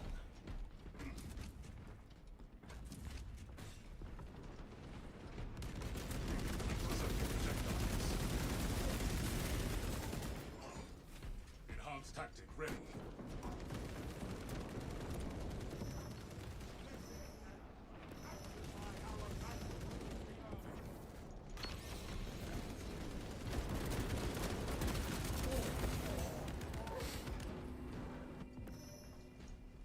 I return, ready to take my vengeance.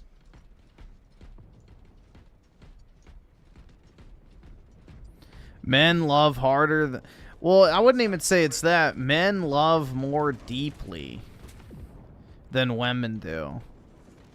Women are more likely to like surface level attributes.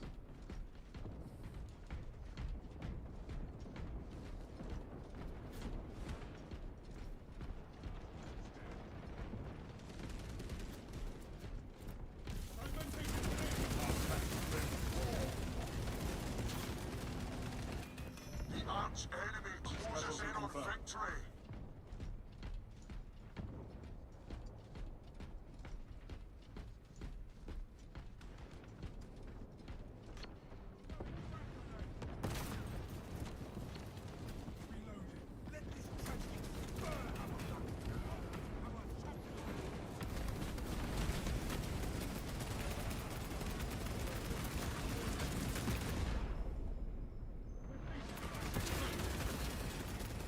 Deadlock.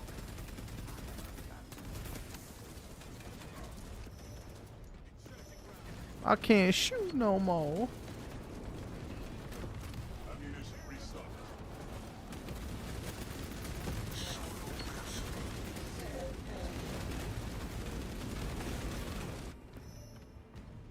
Support incoming, brothers.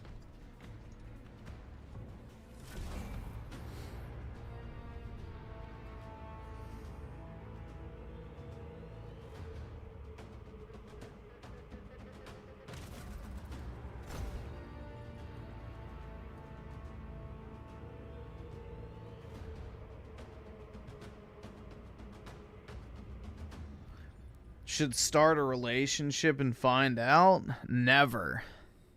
Ever. Bro, I'm gonna be single for life. It's already over for me, dude. I have accepted my fate.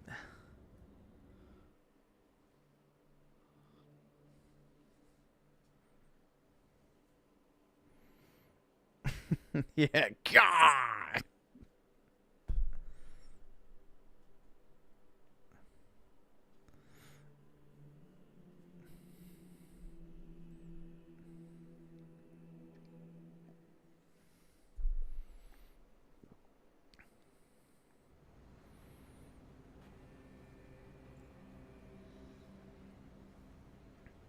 Griffin got to become orthodox now? Why is that?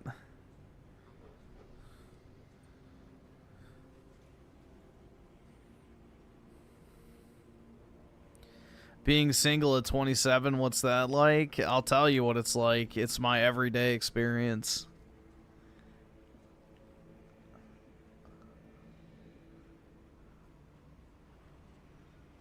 A Miru built for Griffin? The only way I would go for a Miru is if she turned out to be incredibly fucking racist. Otherwise, no thanks.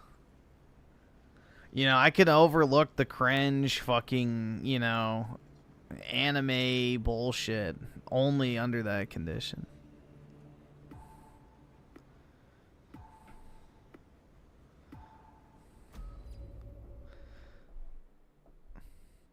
Those two would even out, and then that would be a normie tier at that point.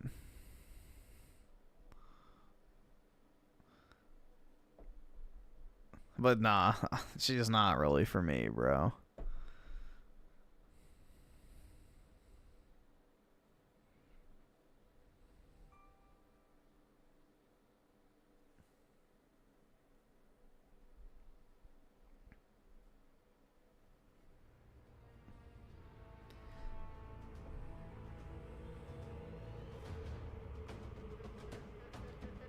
Why do you keep saying you're going to be single for life? I think you're an accomplished enough man to keep a fine lady. I don't try to date, bro, so that's the reason why. It's mainly just a joke. But yeah, I don't have any dating apps, or I don't go anywhere to socialize or anything like that, so I'm just not actively trying. It's just mainly a lay heckin' meme.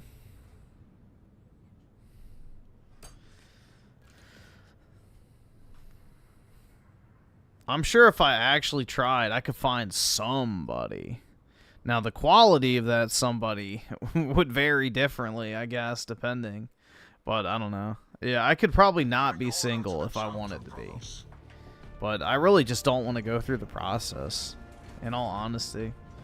The idea of using a dating app, endlessly swiping, maybe finding a person that matches with you, having to go through the bullshit messaging, if they're even a real fucking person in the first place. Then you have to actually set up the fucking date. Then maybe they show up, maybe they fucking don't. They could just be going in order to get a free fucking meal. It's just, it's all so tiresome, bro. It's all so tiresome.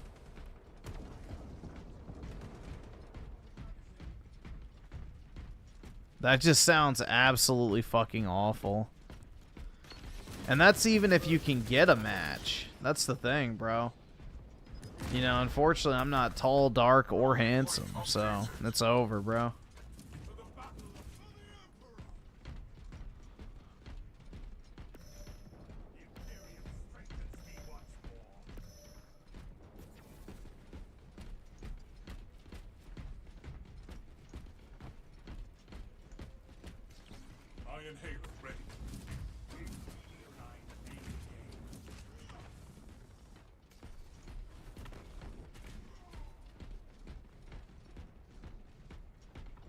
Well, dude, in a world where you can filter by height, 5'11" is definitely fucking short, so pretty much most women are going to by default put 6 foot, so, as one of their filters. So, you won't even appear to, like, you know, the vast majority.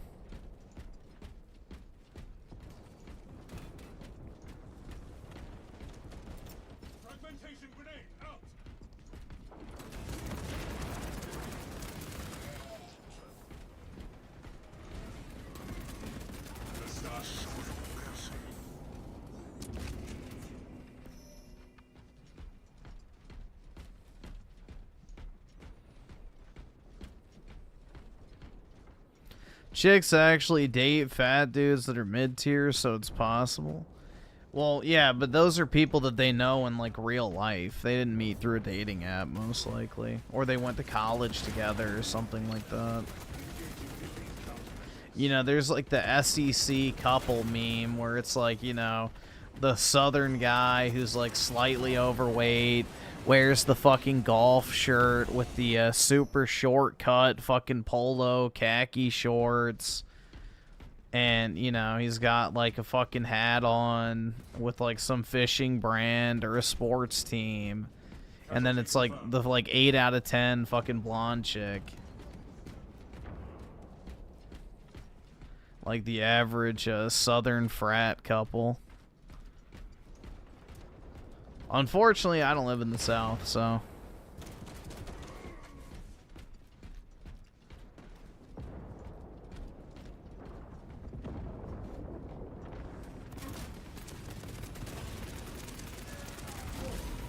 I don't know. I just don't want to go through the process. Like, that's my biggest thing. I'm not doing the process, so...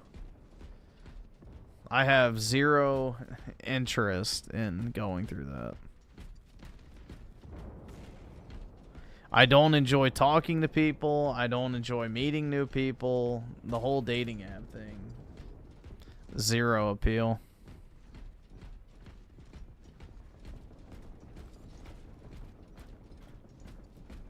Yeah, hey cutie.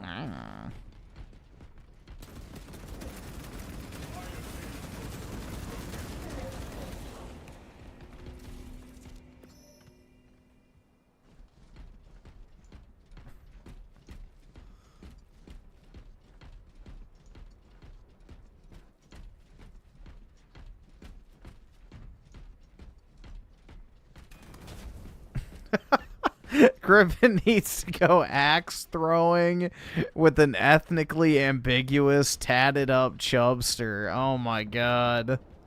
Dude, that's way too fucking, like, that's too real. That's way too real. Oh my god, yeah. That's way too fucking real. That sounds like basically every fucking relationship nowadays. Especially in my area, bro. It's like, what? I think the stats, like, 50% of women under 30 get tattoos now. It's, like, brutal.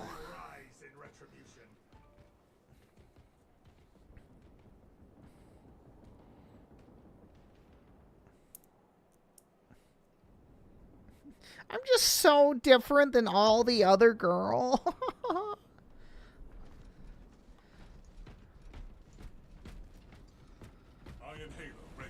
Diversity is our strength? Exactly, man.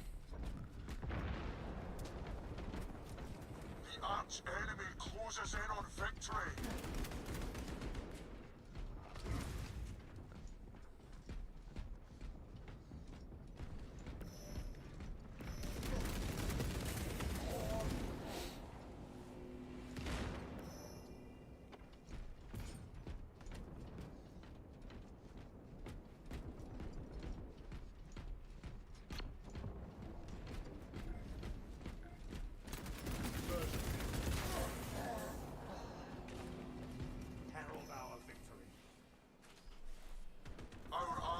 Halfway done. Fatality reported.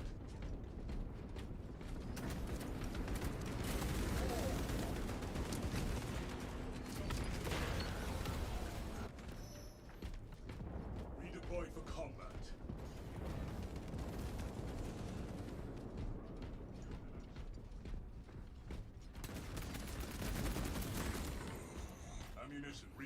Yeah, and then that's not even taking into account the fact that most of them are completely indebted. They all have credit card debt, student loans, all sorts of shit. So, most of them are quite literally just debt slaves. Rally point updated. That's the sad part, too.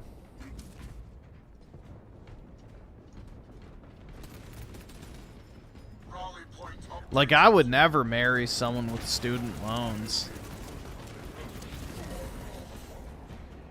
I don't know, man. Like, you got tens of thousands of dollars in debt? Nope. Better pay that off.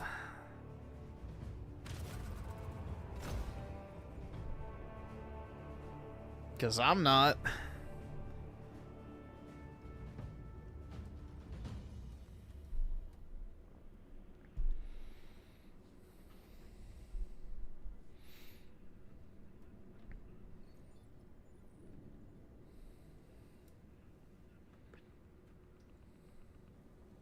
Yeah, exactly. His money is my money, and my money is my money. That fucking Indian bitch. Yeah, I remember that.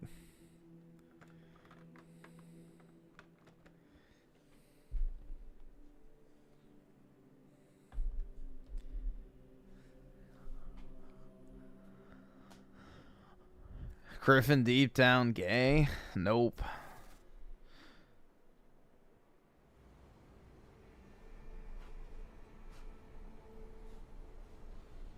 Sorry.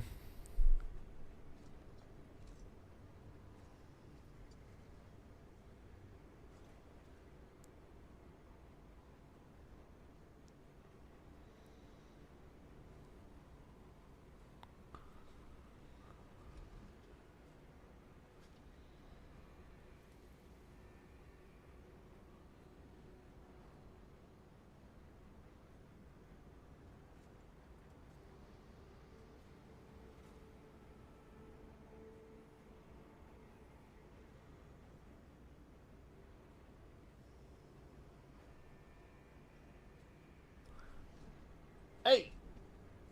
Come here. Leave those paws alone, boy. Come here. Come here. Leave those paws alone.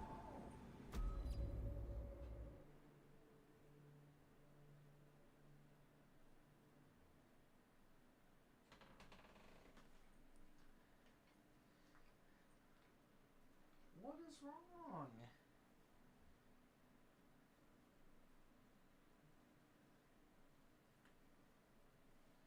I don't know. Maybe after this match, I'll take a quick break and just rinse his feet off real quick and see if that helps him. I don't know what's wrong with his feet. I mean, I'm guessing it's probably just allergies or something. Because he's not, like, chewing at them or anything like that, and there's no, like, physical wounds, so...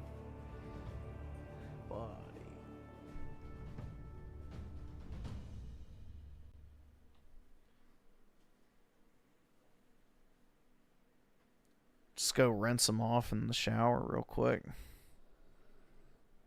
Yeah, he just keeps licking his paws over and over again today. Good boy. He wasn't doing it yesterday, so... I know, bud. You're a good dog.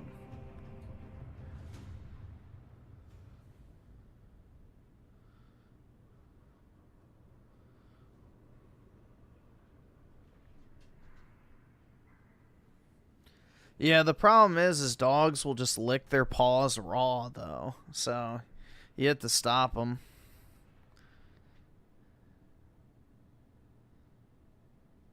No, I didn't take him for a walk today because it was raining, so all he did was just go out into the normal spot that I take him to go pee.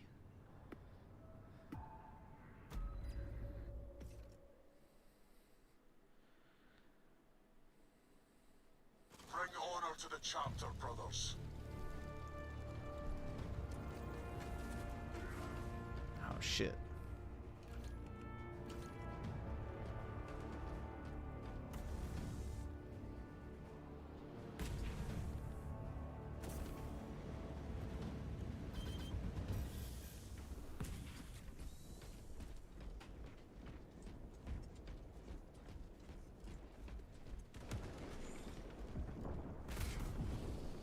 The tide of battle has turned in our favor.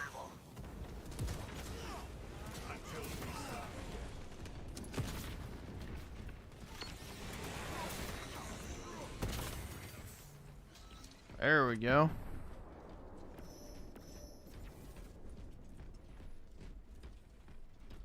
I actually got some kills.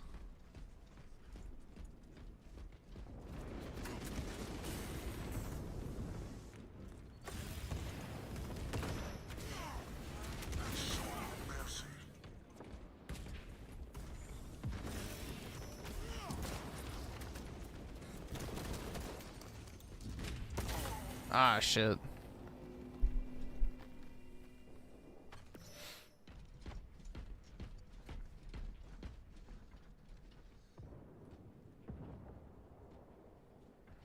We lost the advantage. Dead long. Reclaim it at once.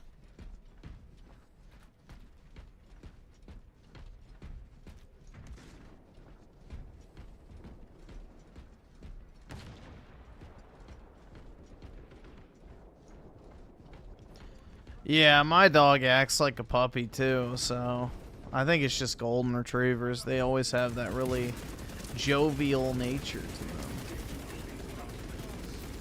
They're just big puppies.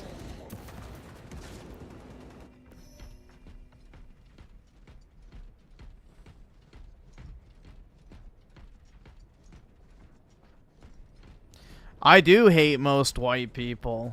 Most white people are pitiful. Genuinely. You know? I'm an equal opportunity hater. Brother killed in action. I don't like most people, to be completely honest.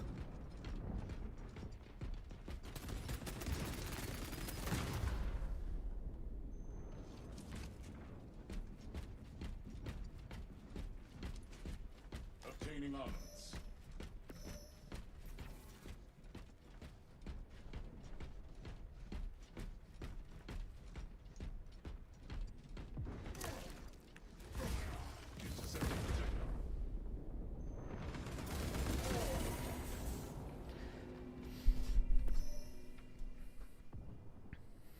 I do hate everybody at this point. All I have is hatred. The thing is, it's like, you know, I'm just like at the point where it's like, dude, I wish I could find that the Julius Caesar movie I watched way back in the day, but there's like one point where he's like looking over the crowd during his triumph and he has like this face of disgust. And then he talks to Vercingetorix or some shit in a prison cell. And he goes like, I was disgusted by that. It's like, bro, that's how I feel when I just look at like the average normie. It's like a sense of disgust. I don't know, man. Just the blind consumption, the obsession with sports. Like, it just, ugh, it pisses me off. Like, genuinely. It makes me angry just looking at it. It's like, this is your life.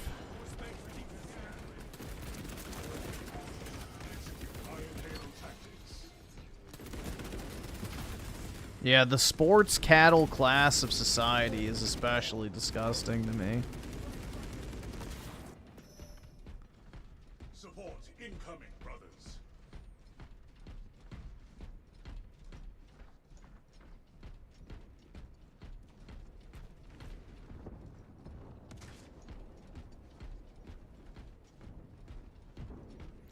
Nope, I don't watch sports. I've never watched sports. I don't care about sports. I have zero investment in any NFL team or whatever basketball team. Like, I just don't care. Like, I don't have an attachment to a city or anything like that, so it's like, I just don't give a shit. There's nothing about sports that interests me at all. I also don't watch cartoons. Yeah, I'm not a retarded child. Or an autistic troon on Twitter that tries to, you know, molest kids, so... Yeah, I don't watch cartoons as a 27-year-old man, so sorry, I don't know what to tell you. The arch enemy closes in on victory. I'm a 27-year-old grown man that doesn't watch children's cartoons. I'm so sorry. Restored to combat readiness.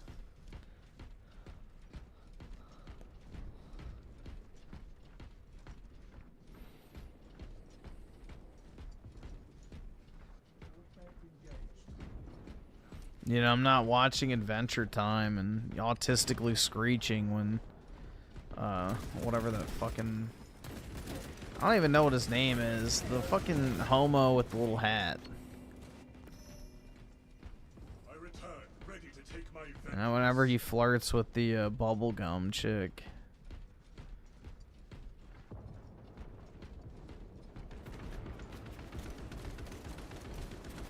You also said you didn't care if Trump was on the Epstein list? Yeah. So?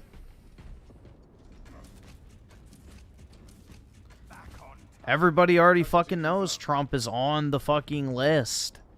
He was on the plane multiple fucking times. This is already well established. Who gives a shit? If they actually had dirt on Trump, he would have never been able to run for president 3 fucking times. Duh. 3 minutes remain. Decimate them.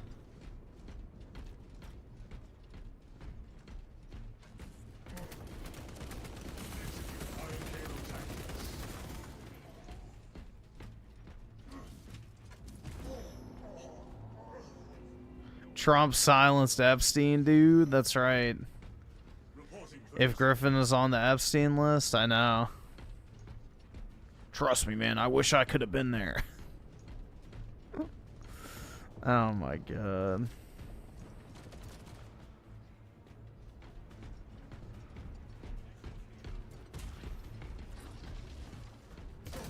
I heard it was one hell of a party, dude.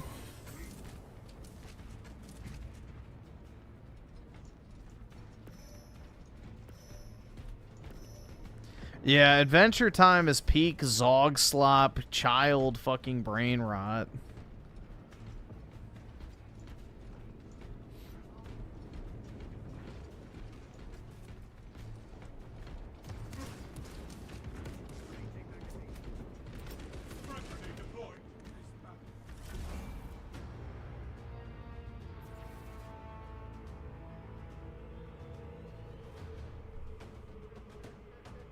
Boy. Alright, we're gonna go wash those paws.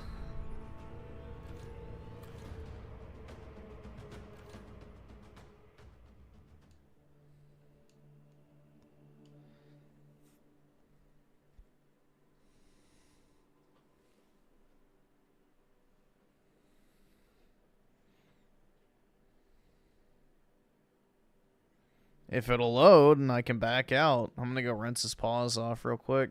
Should only take a few minutes. I've got one of those like little shower nozzle things, so I can just spray his feet real quick. Give me a minute or two. I'll be back.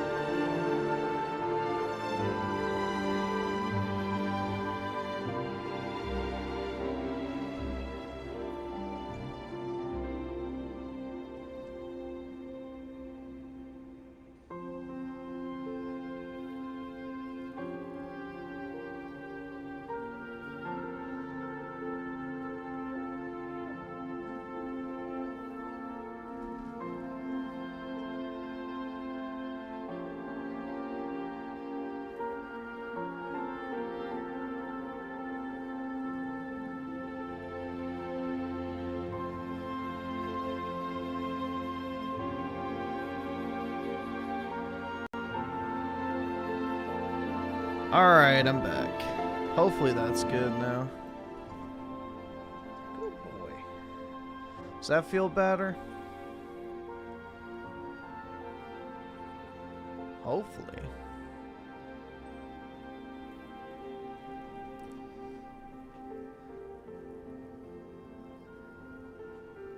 Poor buddy.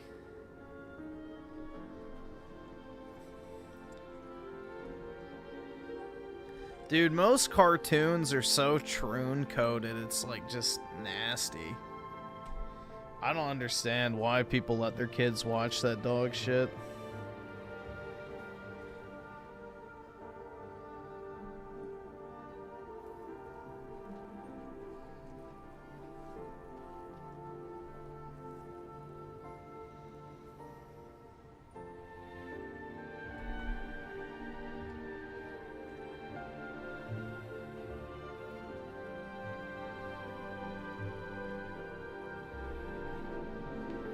I never watched cartoons, really.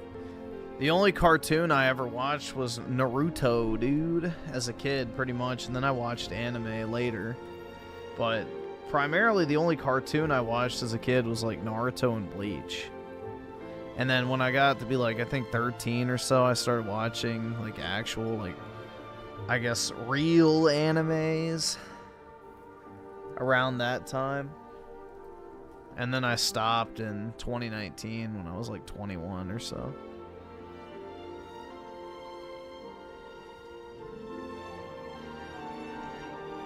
Leave that paw alone. Alright, you can lick that one. Now he's licking his dick. His paws are wet, so that could be why he's also licking them, but...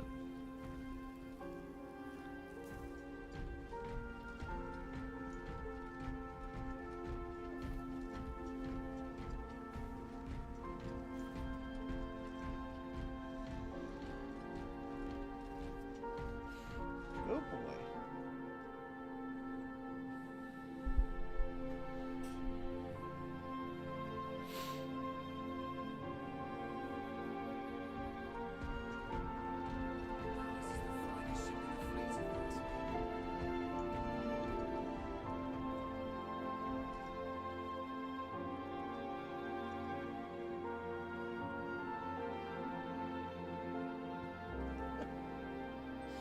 Oh my god, he just looks so guilty every time I look over at him.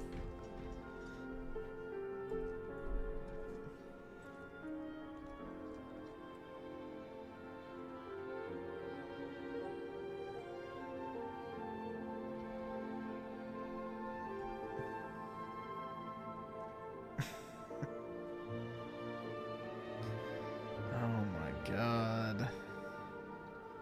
This poor dog.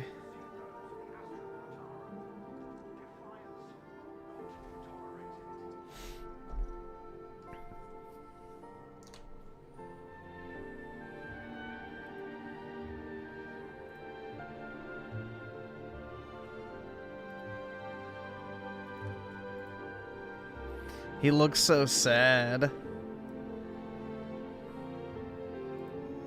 Look at him, he just looks so pitiful.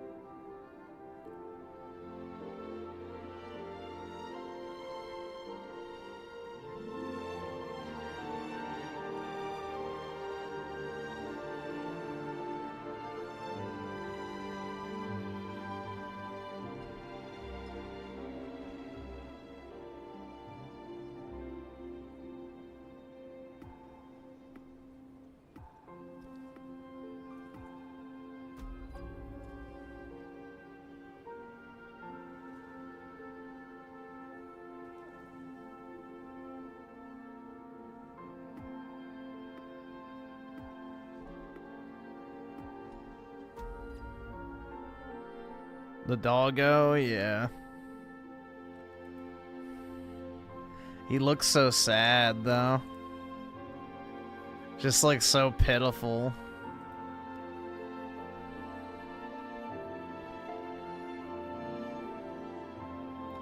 He needs... Dude, he probably wants me to go, like, cuddle up with him. He was very cuddly today.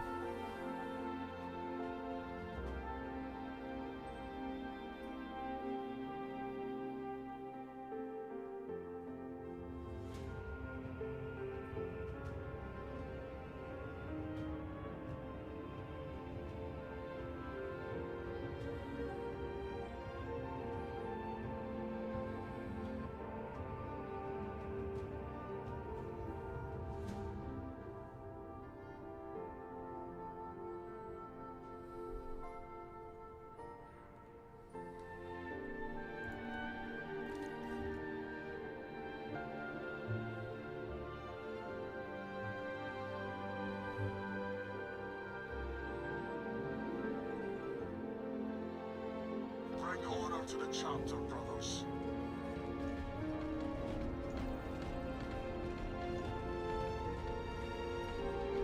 I keep glancing back at him, and every time he gives me the side eye. Oh my god, man. This damn dog.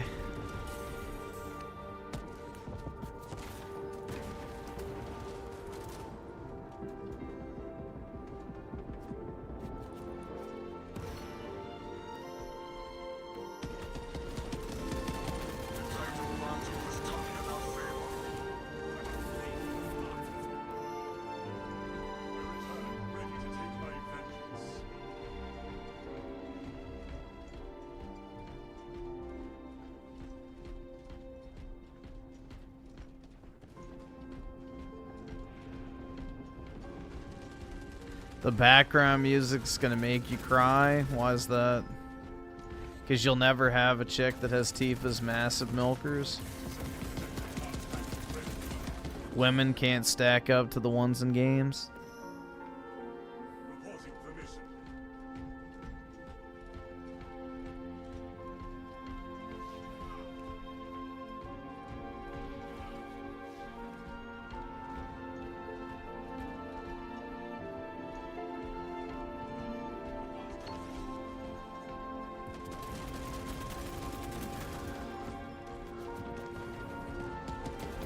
Casualty confirmed.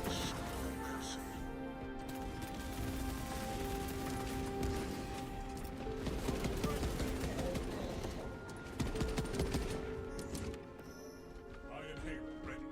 Redeploy for combat.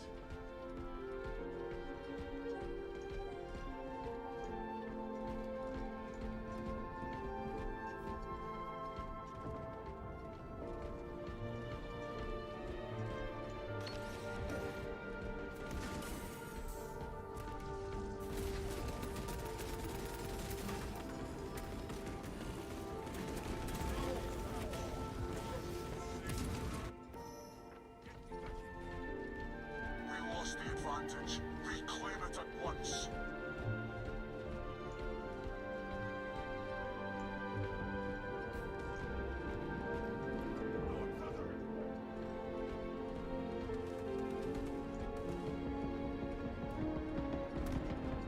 Enhanced tactic ready.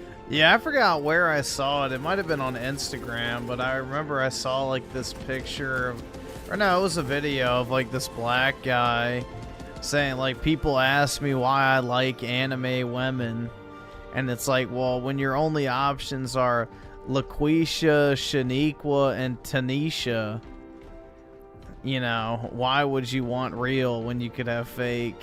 It's like, bruh, that is kind of true. I guess I can understand that.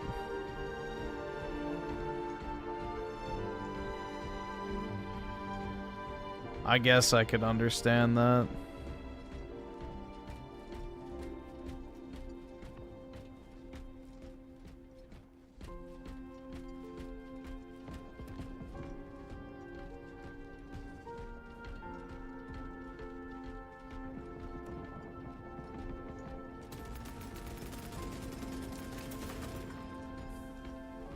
Death lost.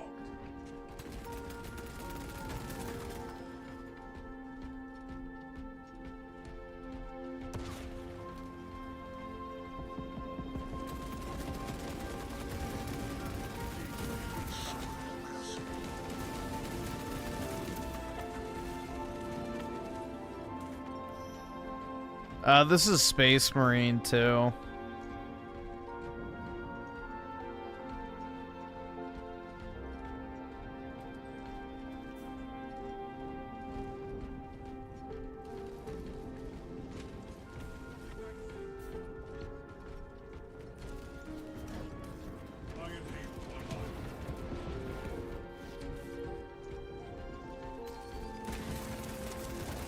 Large enemy closes in on victory.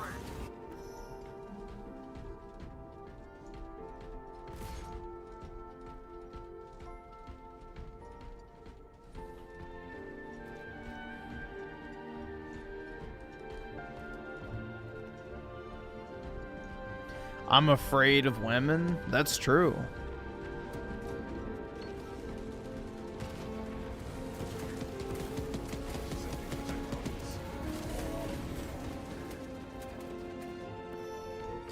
Either chicks that are obese, shitty piercing tattoos, bipolar, has a lot of plushies, terrible with money, not good viewpoints on life, and many good options. Yeah, dude, there's... The future is grim for the dating market, that's for sure. I mean, I can understand why the passport bros do what they do, I guess. I just, like... I can't do the third world thing.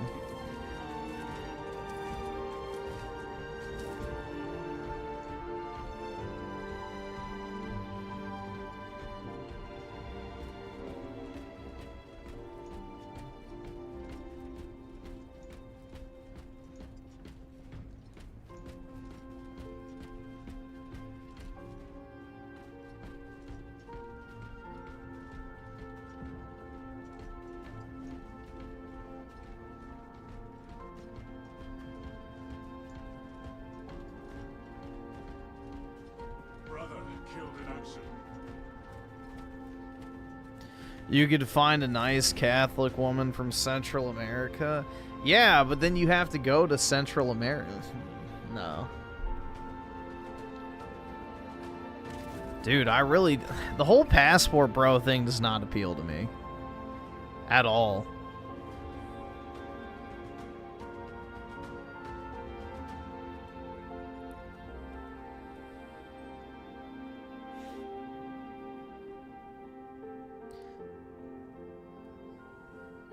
Like, unless I can find one of those German, Argentinian women, then, yeah, I don't know. Not really probably gonna happen.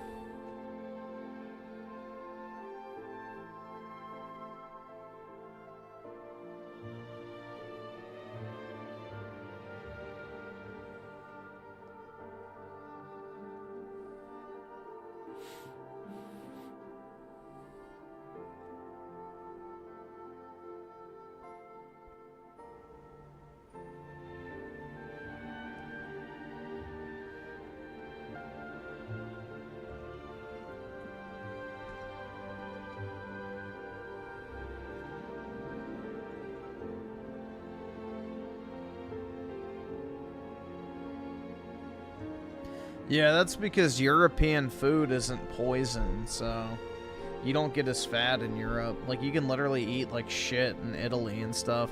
Like, people report going on vacation to Italy, eating pizza, pasta, desserts all the fucking time, and they end up losing weight. All right, awesome. Thanks, nigga. All right. So, the European food supply is not as tainted as the American stuff.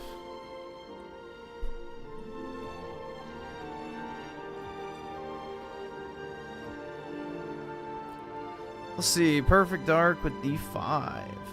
It's December and no UFOs. What happened to that November UFO invasion I was promised by the glowies 4 months? Yeah, what was that shit called? I don't remember what it's called. That whatever mass that was moving toward Atlas something, right?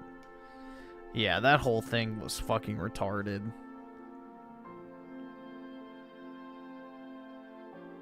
Oh wait, 3i Atlas or 31 Atlas. I don't remember what it was called.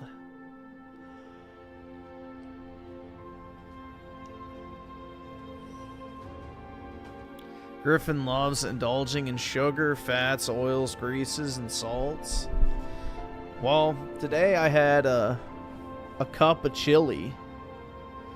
I had some, what do you call it? Oh, some pomegranate. That's what it was. I had a pomegranate, and then, what else? I had something else, too.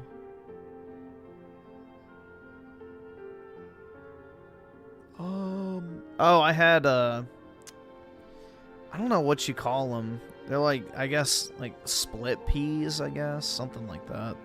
But yeah, I cooked some of those, too.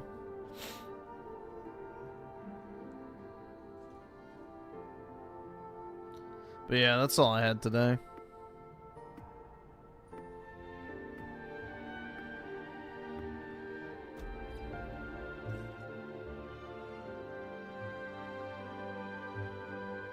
Bring order to the chapter, brothers.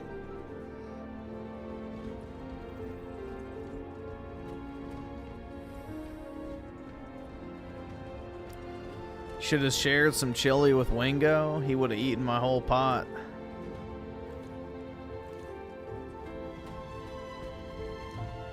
Which food do I think is overrated? Shellfish. Like crabs and lobster. I would say are probably the most overrated food.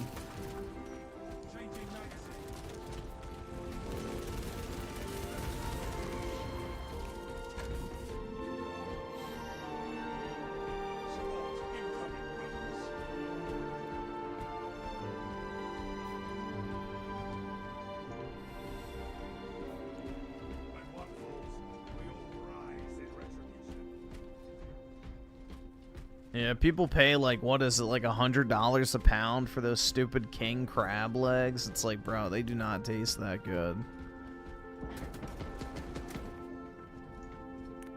The best crab meat, I think, is probably either snow crab or blue crab. Other than that, crabs are pretty fucking mid.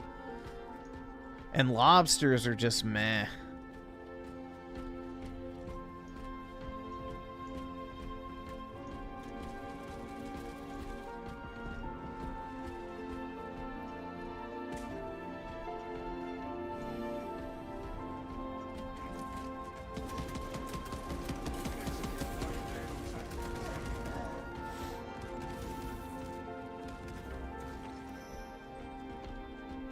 Yeah, ribs aren't that great either unless they're beef ribs. Beef ribs are great, but pork ribs are just meh. Very overrated. I return, ready to take my vengeance.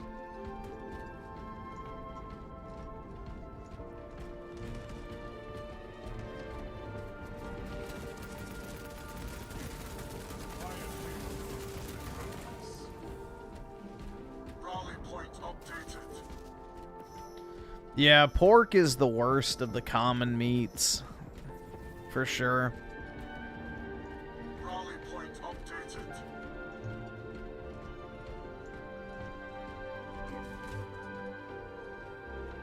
Iron Haven online.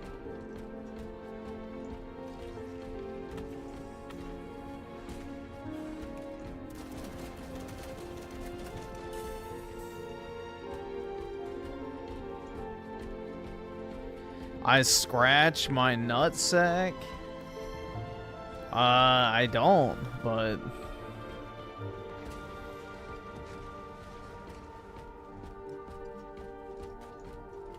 Yeah, I do not scratch my nutsack after every single match.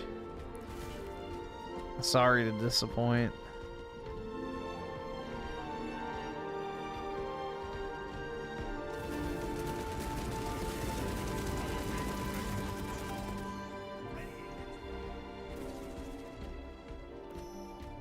Yeah, I'm more like a finesse, or what do you call it? Brother, kill Caress, that's what I was looking for. I caress my Pokemon cards. That's more likely.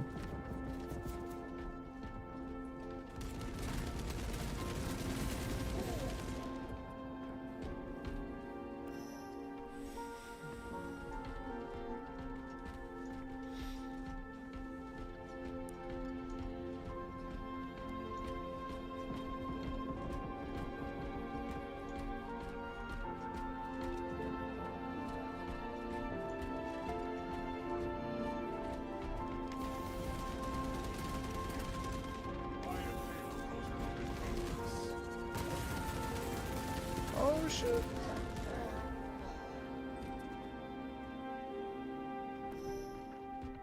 Restored to combat readiness.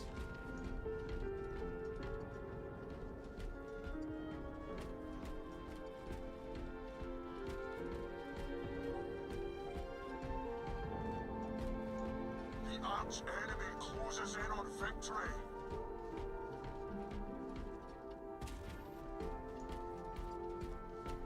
You're drinking Pepsi? Nice. I'm all out of Pepsis. AKA LaCroix. So I can't do a Pepsi crack, sorry. Point updated.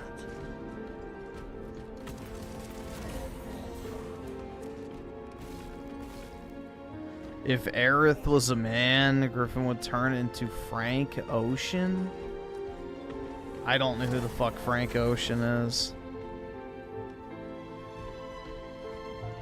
No, that's the only. Is that from the fucking Ocean's 11, like the original one?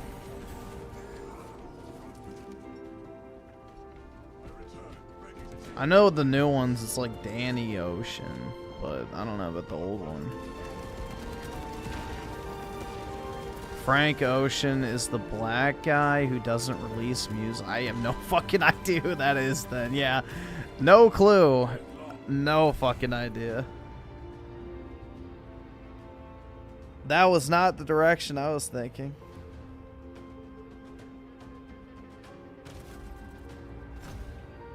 A black gay guy?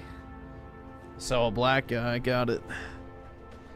He's tossing a salad. With or without syrup. Some like it with jelly.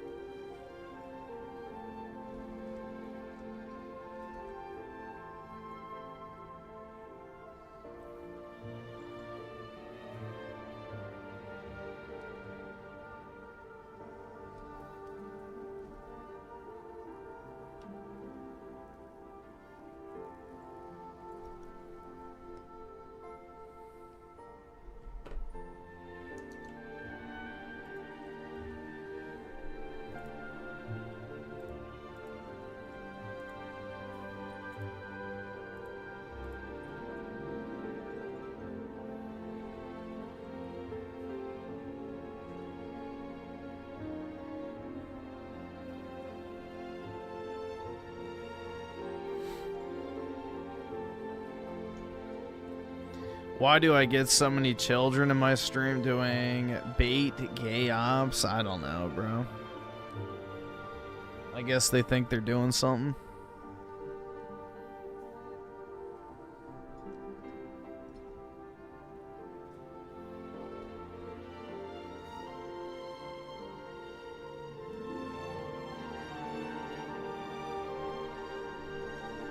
I guess they think they're doing something.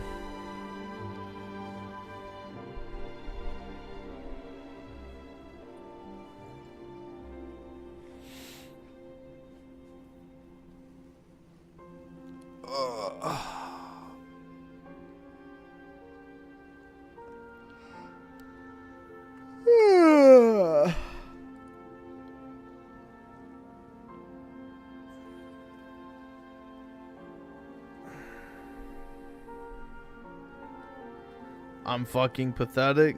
True.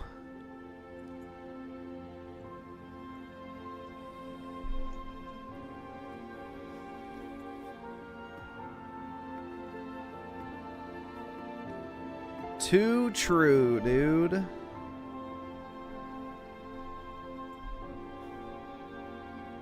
Don't end up like me.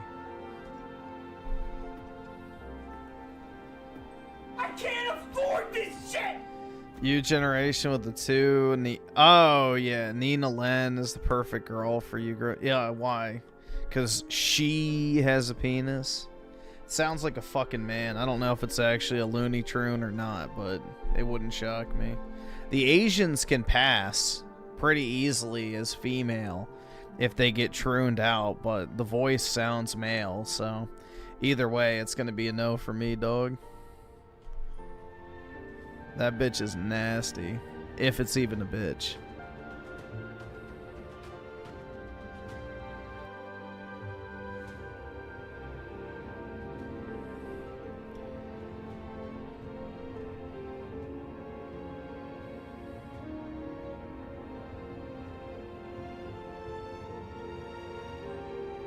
The voice is weird and ghetto, yeah. The ghetto Asians, to me, make no fucking sense. Although, ghetto whites don't make any sense to me either. I don't know why you would choose to be ghetto. It's like, yeah, let me be born into, like, the highest intelligence population on planet Earth. In the case of Asians, and it's like... Let me act like, you know, literally the most retarded culture in human history. Ghettos. Like, East Asians, I believe, they have the highest average IQ. And it's like, why the fuck would you want to act like the lowest average IQs? Retarded! But whatever.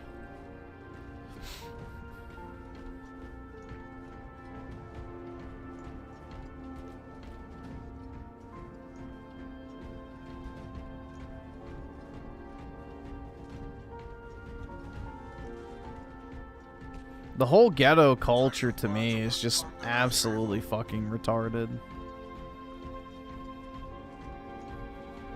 Yeah, let's take a bunch of drugs, act like fucking retards, and, you know, do absolutely nothing with our lives other than, you know, commit crimes and shit. Really living my best life. She streamed herself shoplifting for some reason. Because she thinks that makes her ghetto, which, I mean, it does. Stealing shit. But, yeah, it's performative cringe. I mean, the thing is, people film themselves committing crimes all the fucking time because they think it's, like, tough or some shit. It's retarded. Instant execution.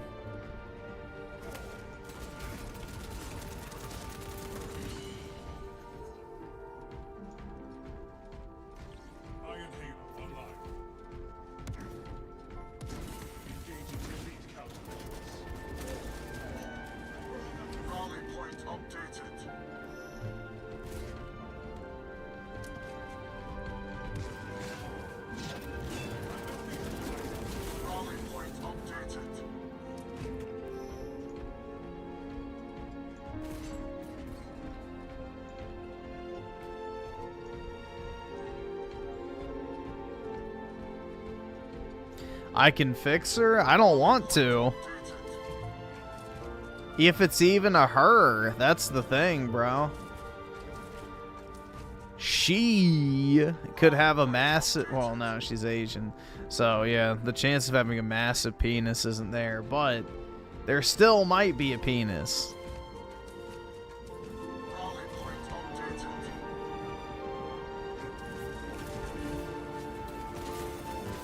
And I'm not going to take that risk.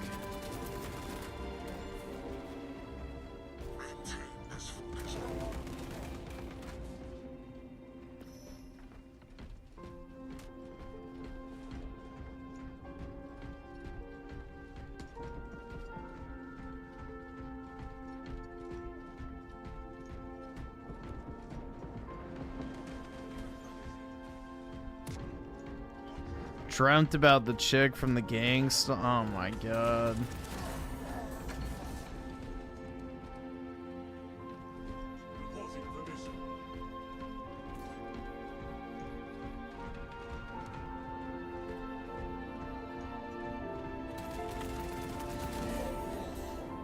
I got one tapped? I return, ready to take my vengeance. What? Our allies are halfway done.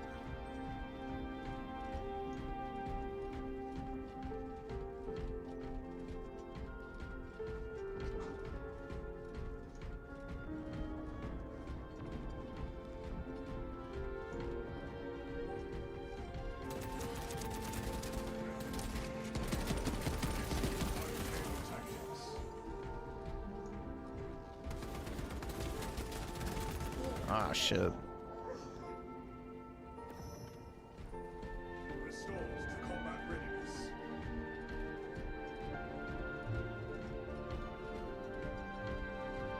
I can play Witcher 1 on my PC, but I can't play Witcher 2 because I have too many cores.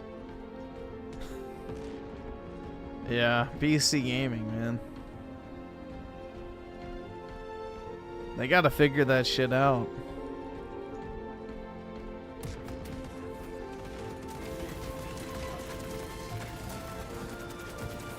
Dude, don't buy into the propaganda that PK's a white guy. He's definitely a Mexican. Like, I say this with no fucking irony at all. PK is like 90% at least the chance of being Mexican. Like, I'd put money on it that he's actually Mexican. Like, PK demonstrates all the behavior of, like, the edgy, like, alt-right Mexican internet chud. To me, that just screams like the Mexican, like, joke. It's literally the Mexican meme that exists for a reason, where it's like the fucking neo-Nazi online meetup and it's just a room full of guys in sombreros. It's like so true. There's no greater group of white supremacists on the internet than fucking, you know, Mexicans. So 9 times out of 10, it's usually the case. Like, PK even has, like, the little 88 in his name. Oh, there he is in the chat. So, the likelihood of PK being Mexican is, like, 90%, bro. Rally point updated. Yeah, Hispanic males voted for Trump this time, so, yeah. They're starting to come around, finally, bro. Like, y'all left the shitty country that you came from. Don't vote to make ours like that.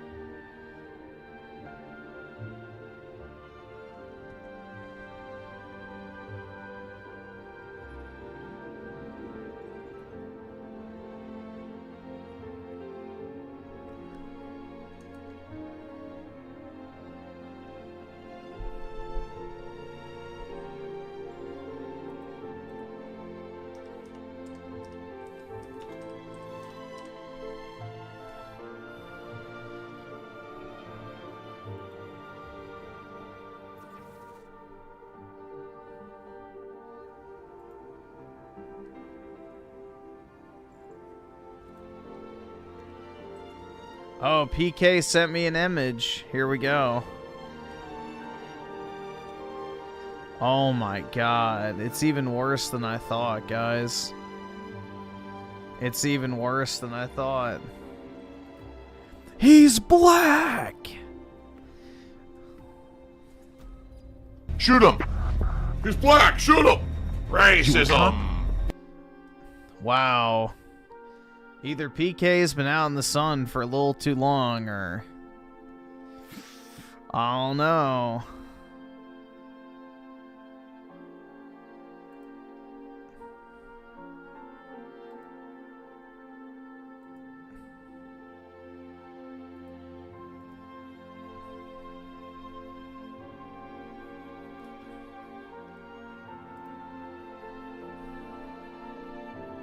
All right, awesome. Thanks, nigga. All right.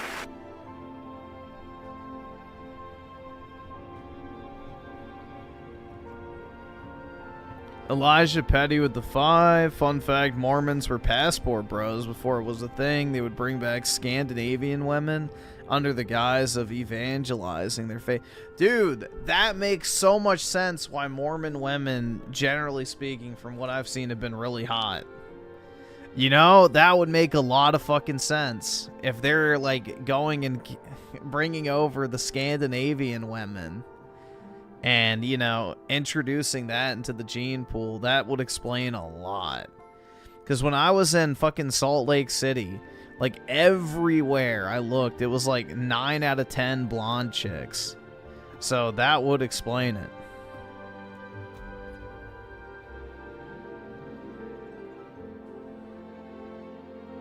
Bring order to the chapter, brothers.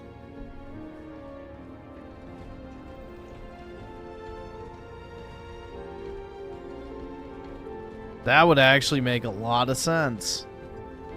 But yeah, I would do that as long as they spoke English. I would be A-okay with, like, you know, wifing up some Norwegian baddie or something. Or, you know, a Swedish chick or something like that.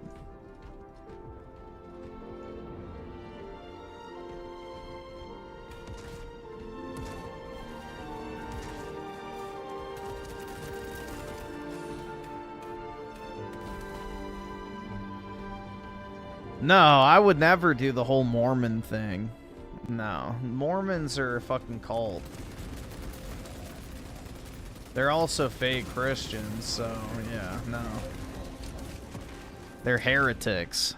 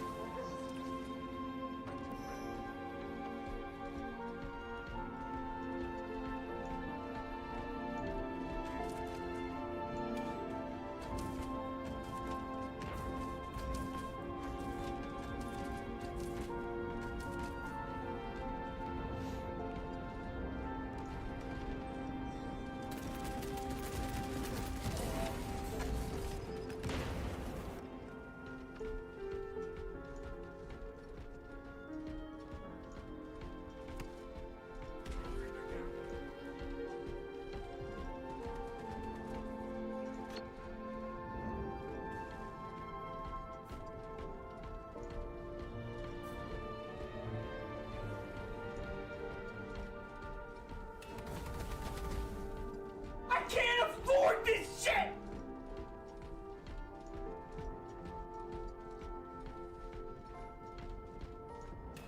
Casualty confirmed.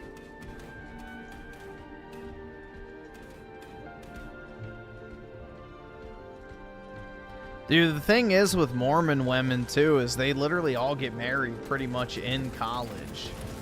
Like, usually they're not even on the dating market very long anyway. All the attractive ones get married almost immediately.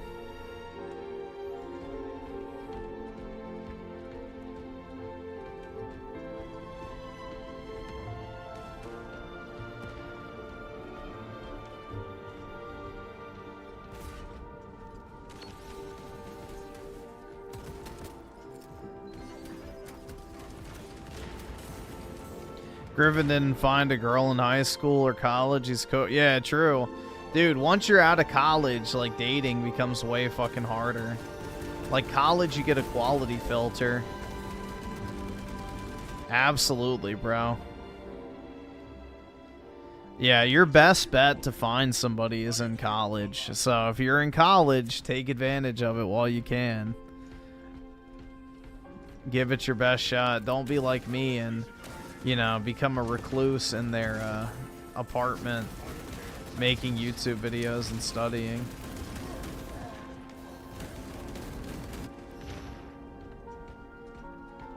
You know, learn from my mistakes. The arch enemy closes in on victory. Brother, Shit. Ah.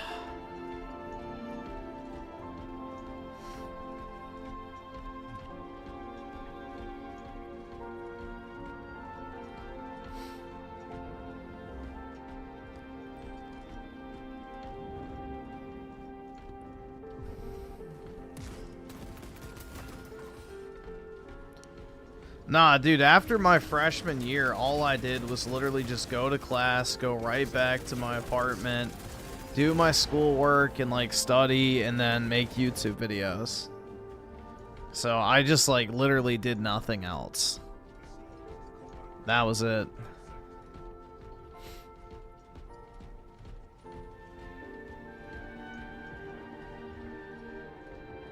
I stopped hanging out with people.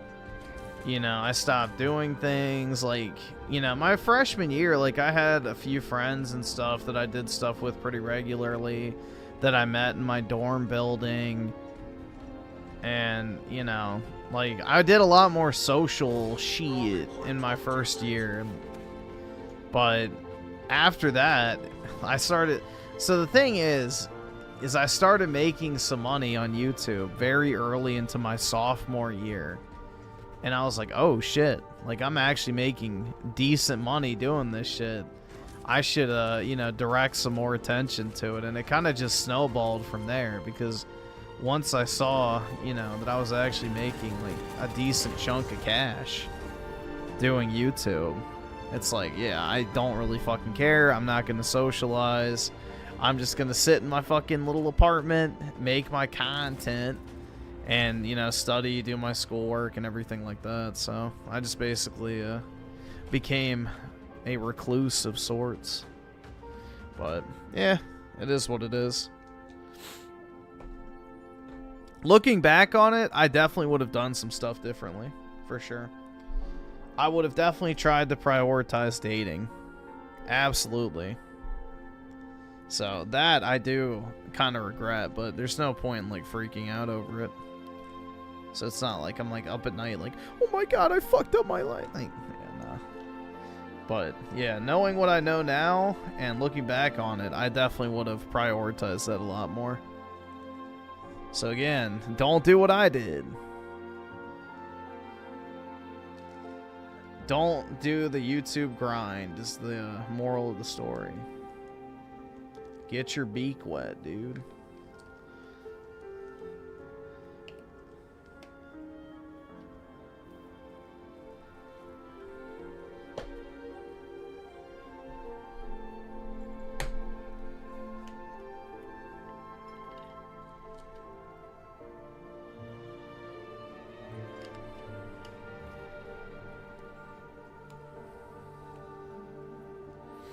YouTube ruined my life? I don't think so. I can't afford this shit!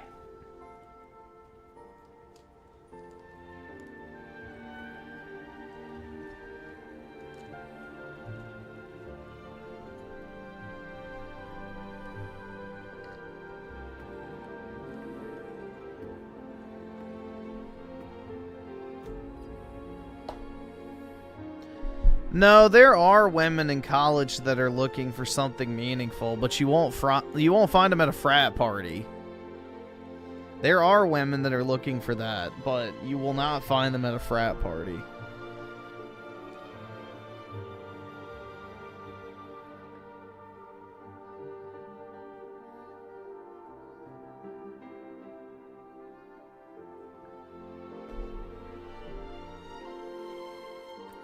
There's lots of women that get married like fresh out of college, so that's not the case at all, man.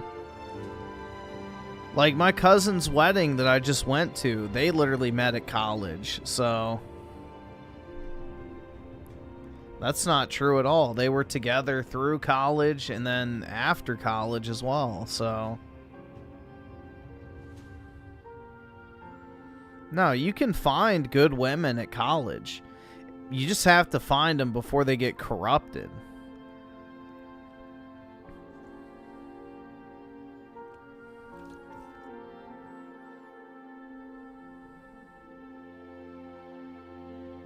Greg Bring order to the chapter, brothers.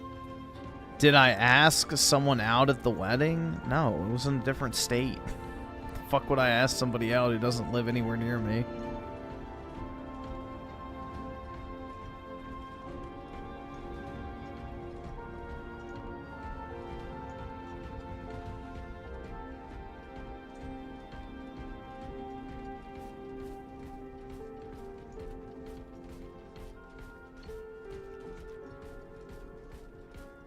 Anastastes is dead.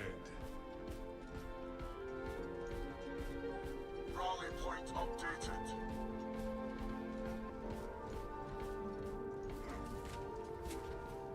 Brother killed in action. Iron Halo online. Rally point updated.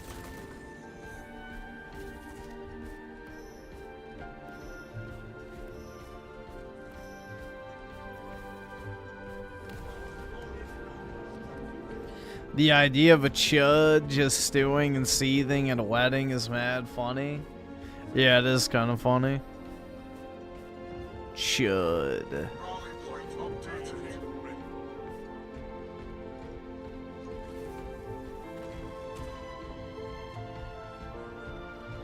Rally point updated. Chuddy buddies.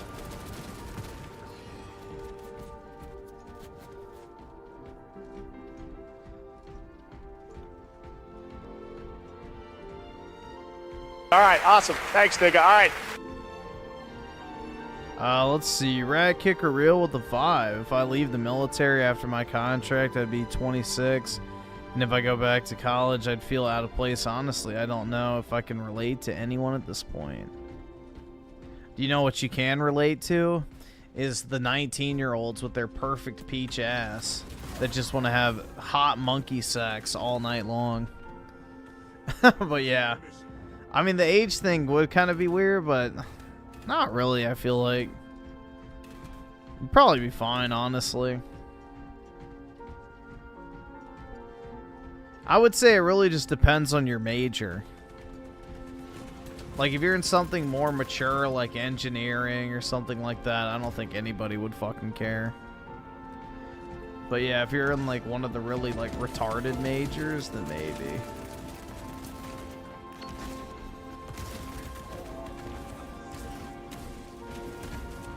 Because there was some guys in my classes that were former military as well in the business school, and they were pretty much, you know, I would say around the same, if not maybe sometimes less mature than most of the other people. So it just really depends.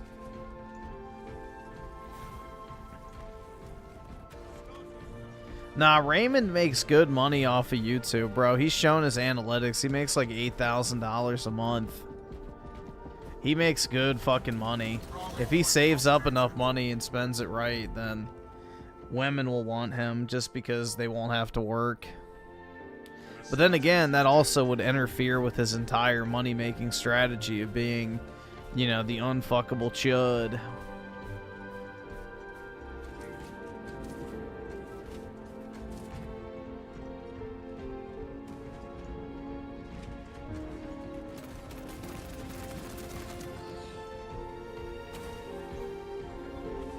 That's why I hide my girlfriend. Yeah. Dude, trust me, I wish that was the case at times. Then maybe I could have hot monkey sex.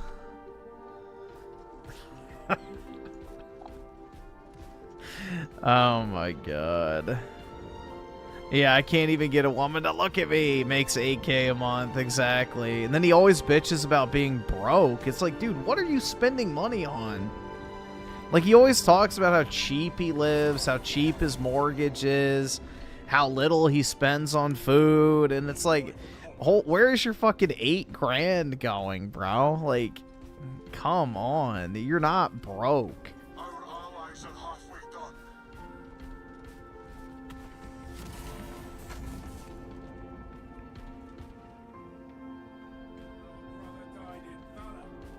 Hookers? Maybe so, dude. I don't know.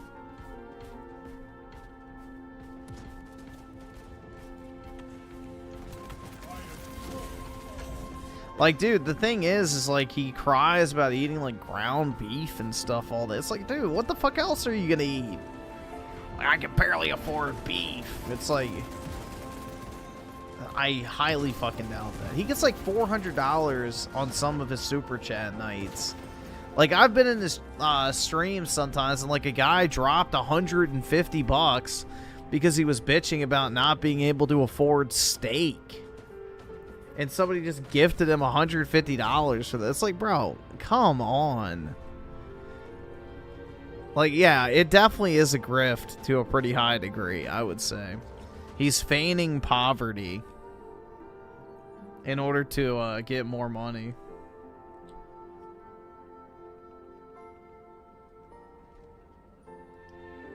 But, like, the thing is who even fucking cares about eating ground beef? Ground beef is great. Dude, I pretty much every day eat ground beef and onions. You know? Like, that's the breakfast of champions. Or, I guess, marginally successful slop tubers.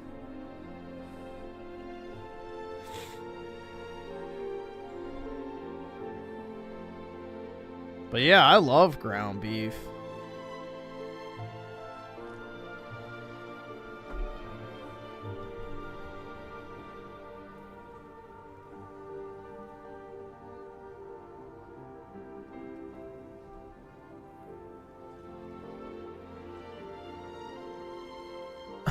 Yeah, I remember that. Him saying that he was a Bernie bro so he could get laid. Oh my god. Like, his entire personality and existence revolves around sex. That's it. That's his entire life. It's kind of sad.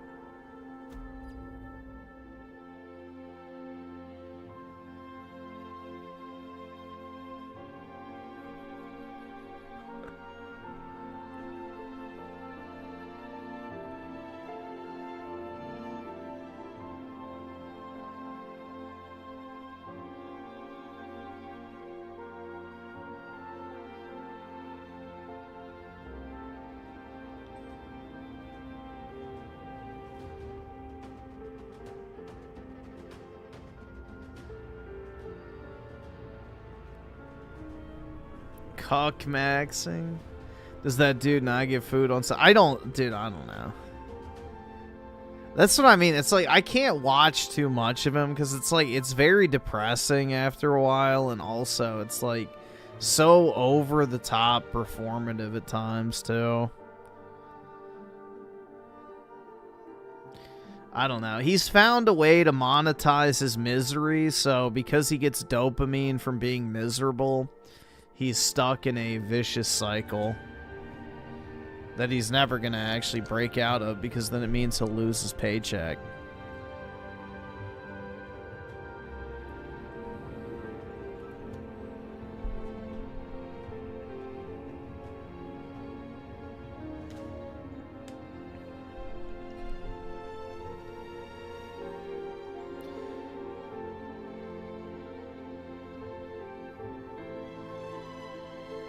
Ew, Raymond. Yeah. Not that. Well, I guess the. Which Raymond are you referring to?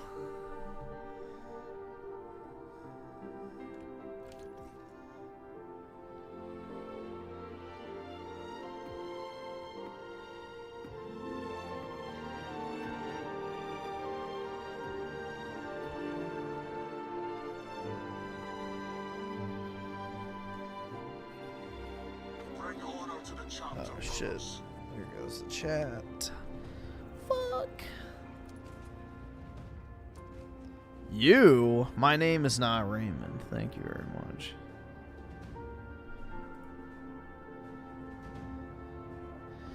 Thought on the shell. Oh, dude, that bitch is so ugly.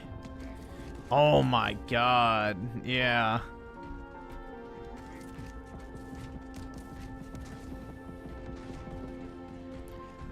Yeah, the Shelby chick that Raymond was simping for. Yeah. Dude, that bitch is ugly.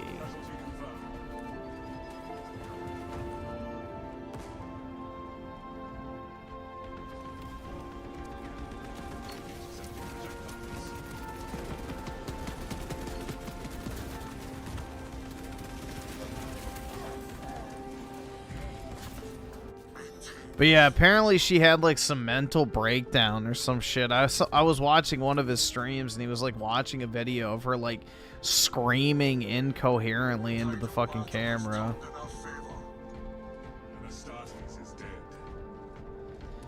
But dude, the thing is Raymond needs to he needs to make a shirt with like a flaming skull doing his like fucking soy jack face. And then put the text over the skull that says, "I just wanna fuck." He would make so much money from that fucking t-shirt, man. Like, imagine the Raymond Soy Jack, but like as a skeleton with like some muscle fiber on it, with like flames in the background, and like the words, "I just wanna fuck," like overlaid on top of it. Like, dude, I'm telling you, it would actually... The image would actually kind of go hard, bro. I'm not gonna lie. Like, the design would actually look pretty cool. Now, obviously, you would have to, like, put asterisks for, like, the U and the C, but, dude, that shit would actually be perfect.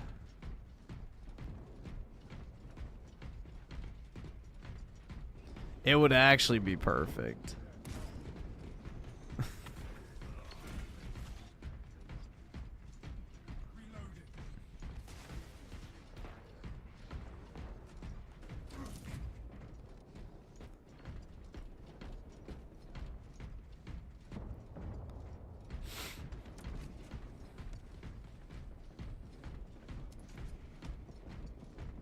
Yeah, there's some like visual glitch going on with the game with like pop-in of textures and stuff.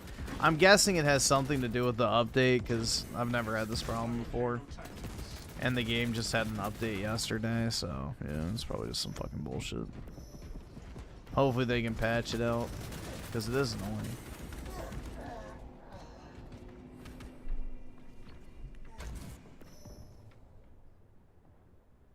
Dude, honestly, the Raymond movie would go hard as fuck.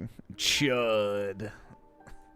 That story he told about voyeuring the goth chick having sex with her boyfriend. Like, what the fuck, man? He would watch through the window as his goth chick neighbor would get fucked by her boyfriend.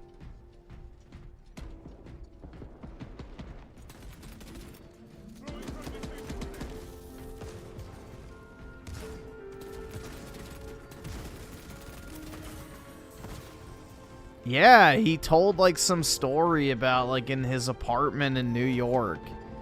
He could see through his window into like his neighbor's apartment.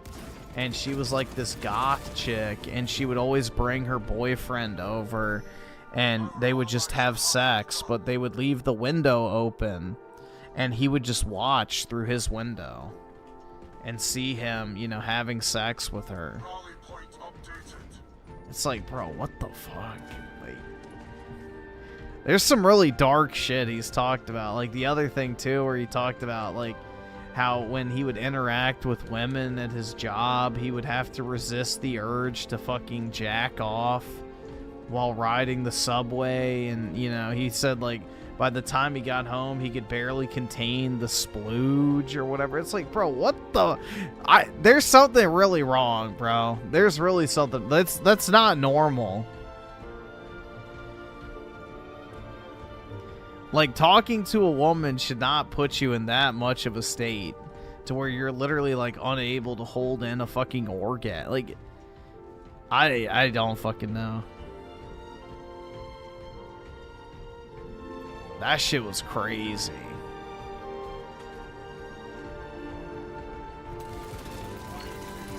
That's what I mean. Like, I can't watch him constantly. It's just like, it eats away at my soul each time, hearing more and more details. It's like, damn, bro. I can't afford this shit! That's just like a little too much for me.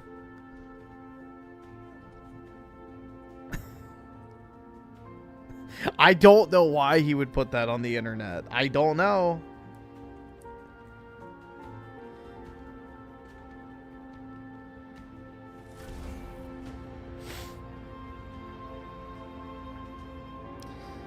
Tim Marco, the 279 rapist fought. I mean, I don't even know if I would call it that, bro. It's just like literal coomer. The definition of a coomer.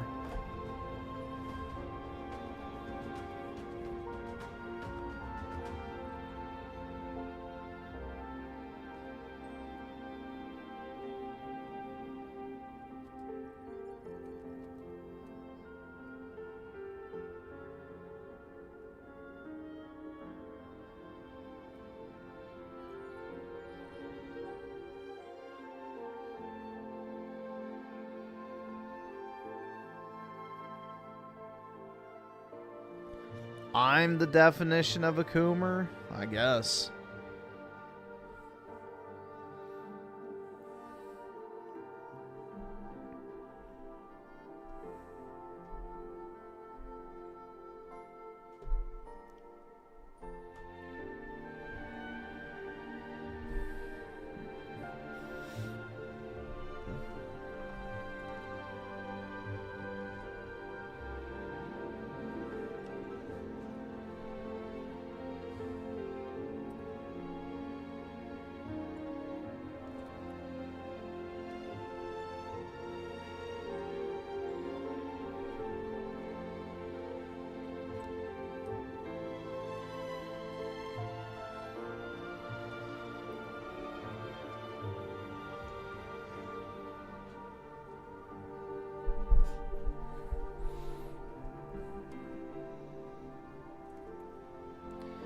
And the thing is that he already said he wants to attract a girl with his YouTube channel. I don't know how he's going to do that with the stories that he tells.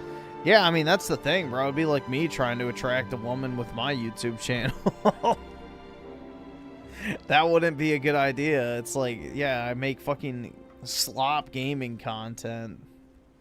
No woman is ever gonna care about that. Who I'm like, hey, I'm like a semi-famous YouTuber. Want to see my YouTube channel?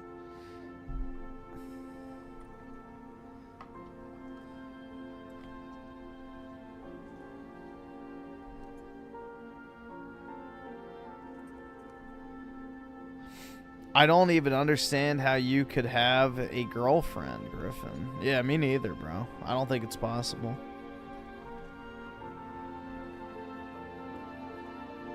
I personally don't believe I could keep one.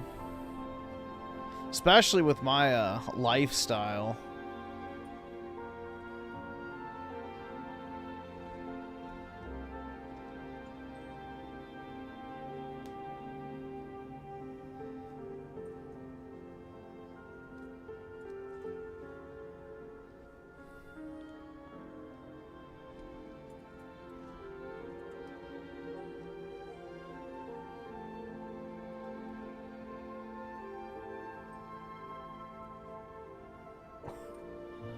Griff wants a smelly femcel neat GF? No. Absolutely not.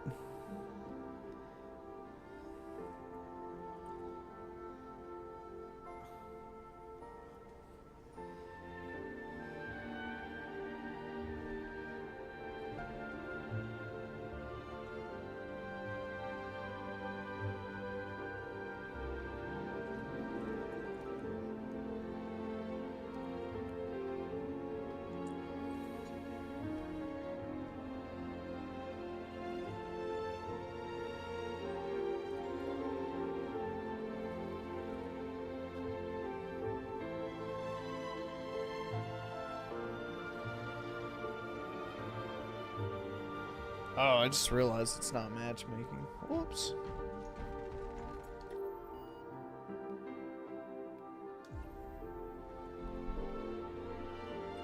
Just admiring my cards.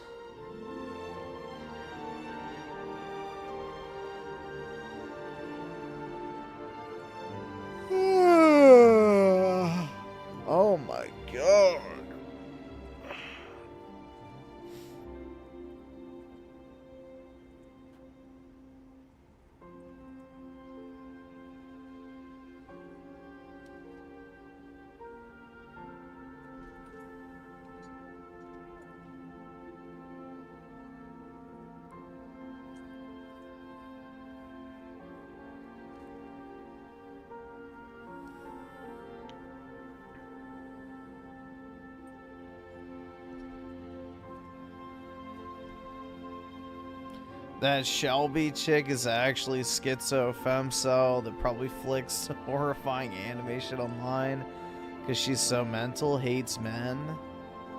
Yeah. Dude, she is like gross. Like physically repulsive to look at.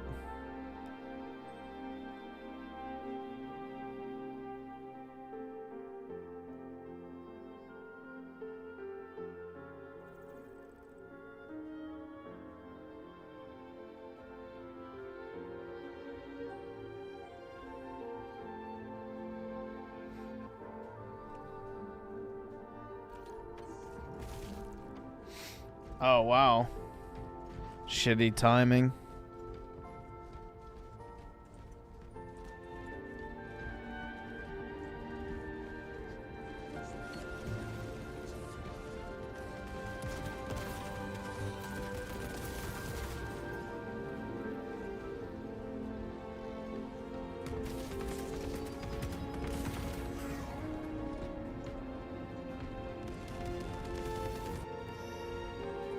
It was too frail for us all.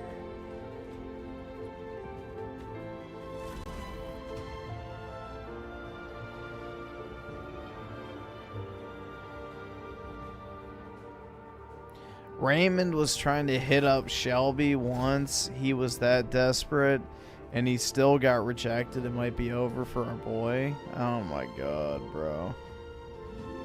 That shit's scary. I didn't know he actually, like, tried to hit her up like that. Jeez. Even for Raymond, that's low, dude. That chick is repulsive. Like, she's just gross. Like, when people say femcells don't exist, like, dude, that bitch is literally the definition of a femcel. No normal guy would want anything to do with her.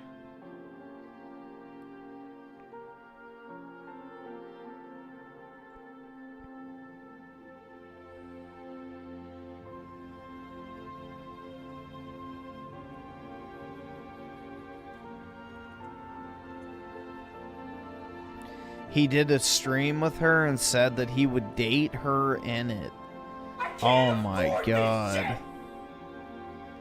Dude, that's actually scary. Raging Boar with the 2. Appreciate it. Raymond legit looks like the soy jag. That's what I first thought he was. I remember when I first saw the, like, the recommended video in my feed. That's what drew me to it. I'm like, this is literally the IRL soy jack. Yeah. Yup. To the fucking letter. It's almost a 1-to-1.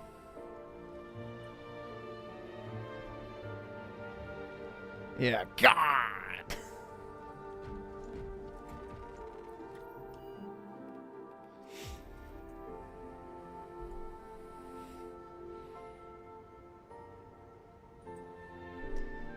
Here.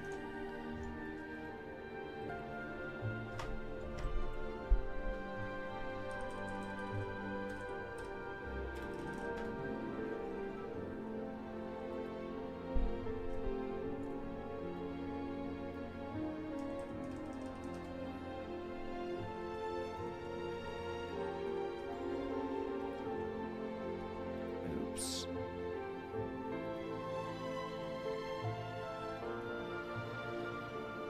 Like, this is immediately what I thought of.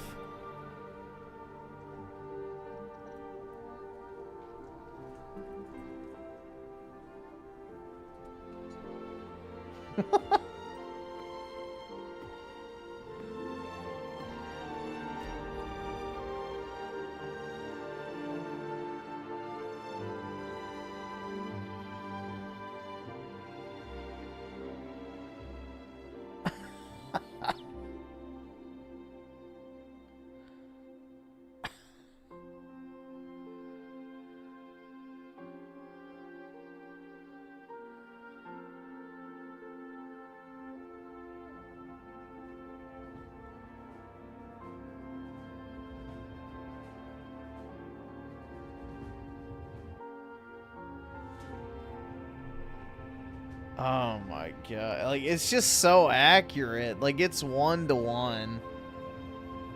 It's like that's who they based the fucking Soylent, you know, Redditor off of.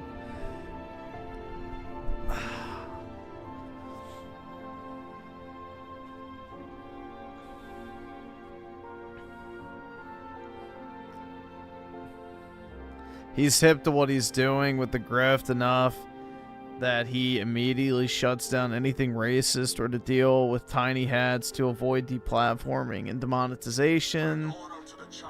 His character he plays wouldn't care. Yeah.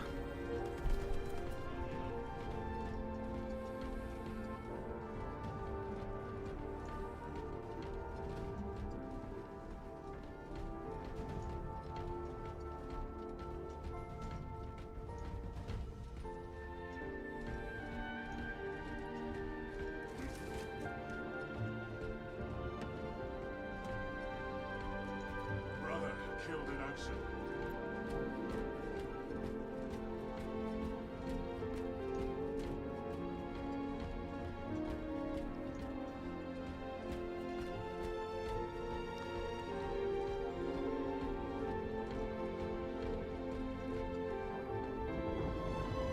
Astartes is dead.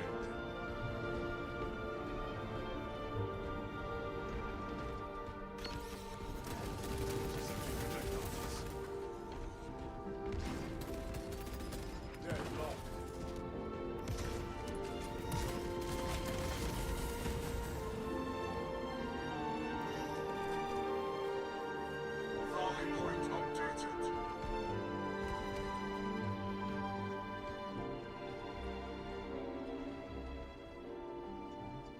Rally point updated. Wait, what is this? Casualty confirmed.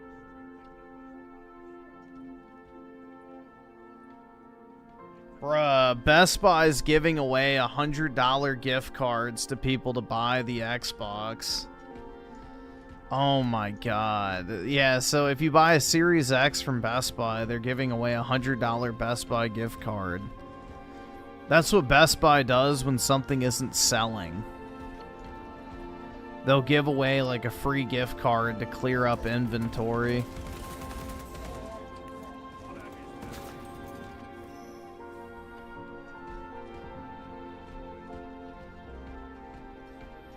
But in reality, Raymond is not that bad looking. I don't understand why he struggles so much to find someone, especially since we know that he has no standards.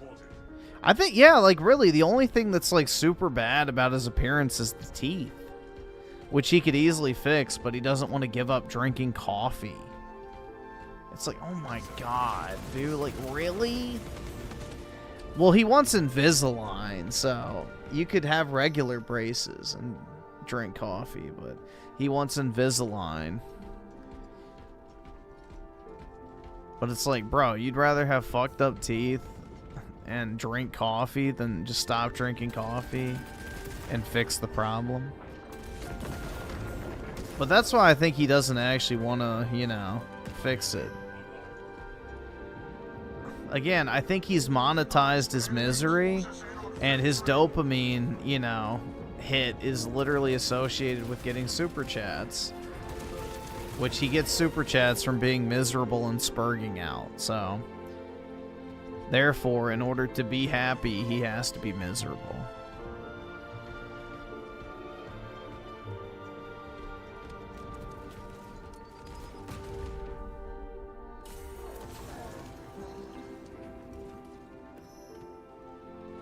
Support incoming, brothers.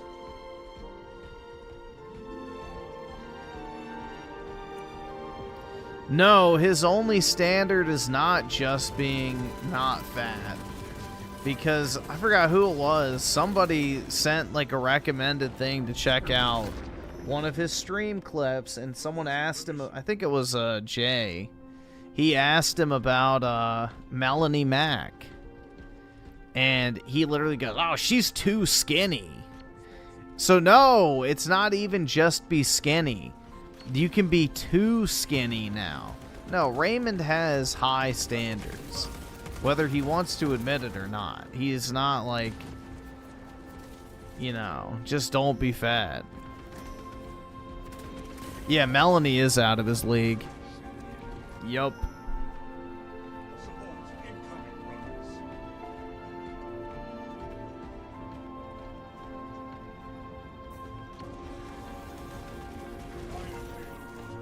Death up.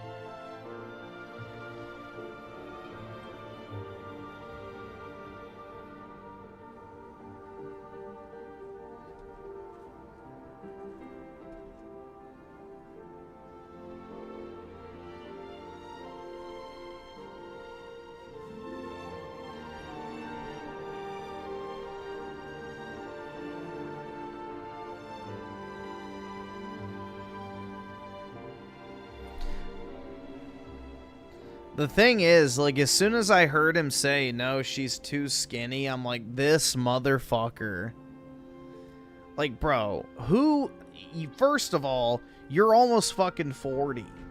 You're gonna complain that a woman your own age is too skinny when 70+% of them are overweight? Like, what? I'm sorry, bro. Like, unless she's, like, literally anorexic, then how the fuck is too skinny a problem?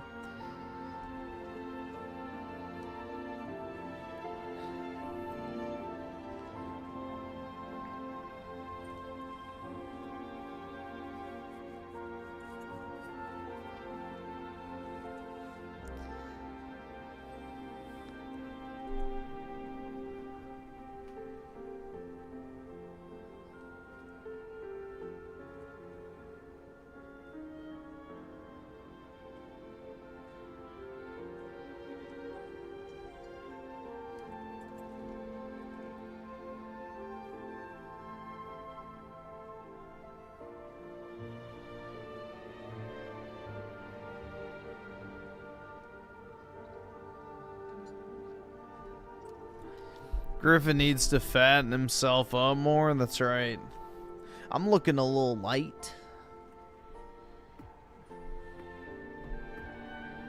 What do you guys think? Like 240, 250, 280, 320, 500 pounds. What do you think should be my my end goal?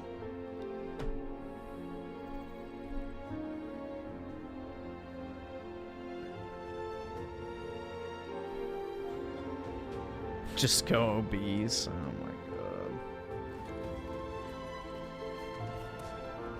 The title battle has turned in our favor.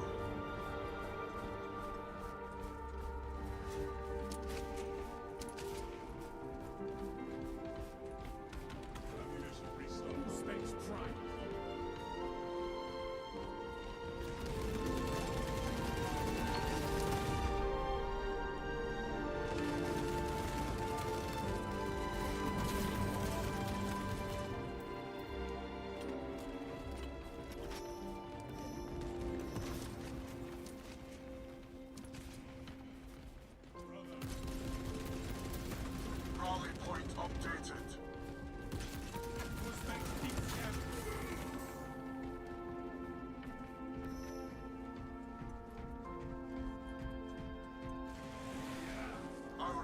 isn't halfway done.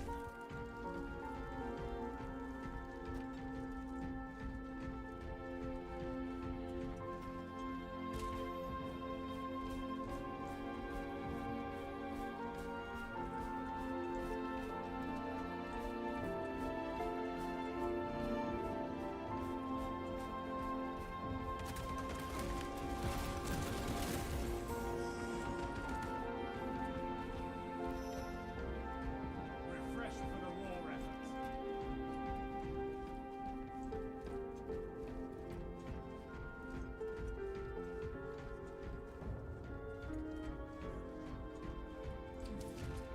Yeah, Rich deleting his channel is still kind of just impossible to believe to me. I don't know. All right, awesome. Man. Thanks, nigga. All right. It's just like, it's so weird that that even happened. We lost the advantage. Reclaim it at once.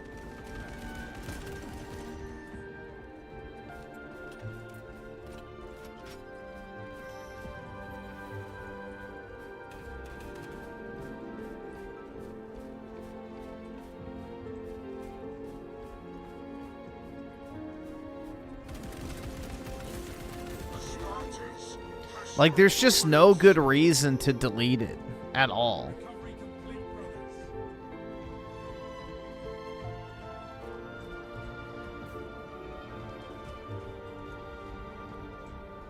A brother has fallen. we lost the advantage. Reclaim it at once. See, Perfect Dark of the 5, if Boogie can get a goblin and brag. Wait. Can get a goblin and brags about fucking it every night and contracted a yeast infection from it. I'm pretty sure Raymond can find someone too. Yeah, exactly. Full space prime. Yup. Rally point updated. Agreed.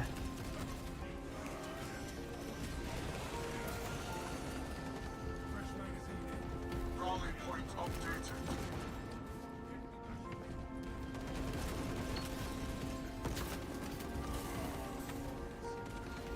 Rally point updated. He's got to go find some trailer park queen to sweep off her feet.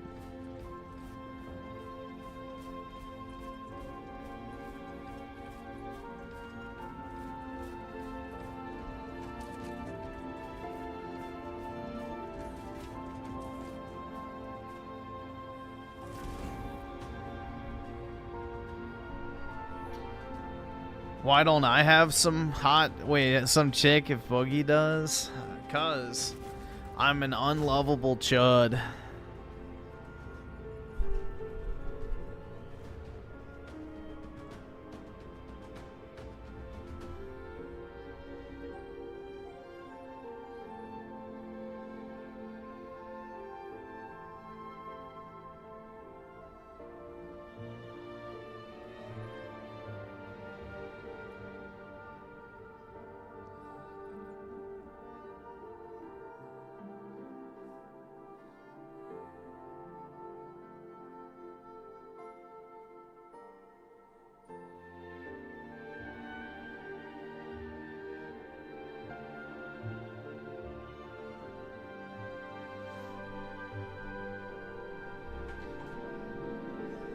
Nah, I would never have a beach house, but I wouldn't mind a trophy wife. Gaming. I could definitely do with a trophy wife, but not a beach house. I don't like the beach, and I don't like sand. It's coarse, it's rough, and it's irritating, and it gets everywhere.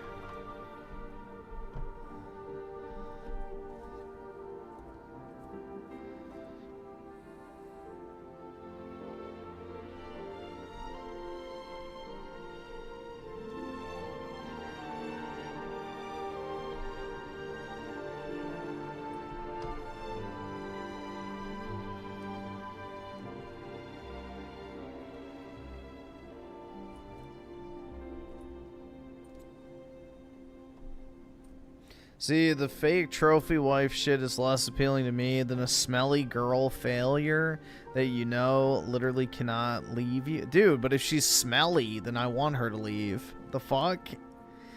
Do you want like some unwashed, like autistic chick living in your house who, you know, doesn't even wipe her ass properly? Like, what the hell? I don't know. Yeah, that's not my lot in life.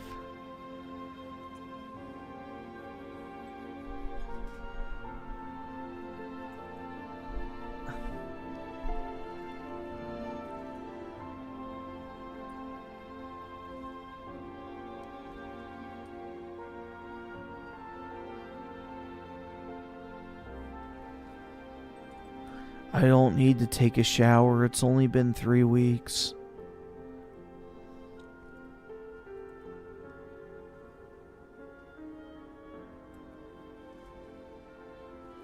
I want that unwashed thighs and armpits and feet. Oh my god, bro.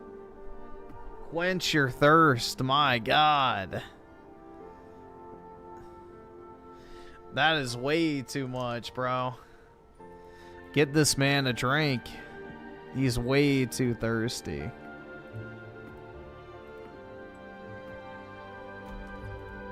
That's wild.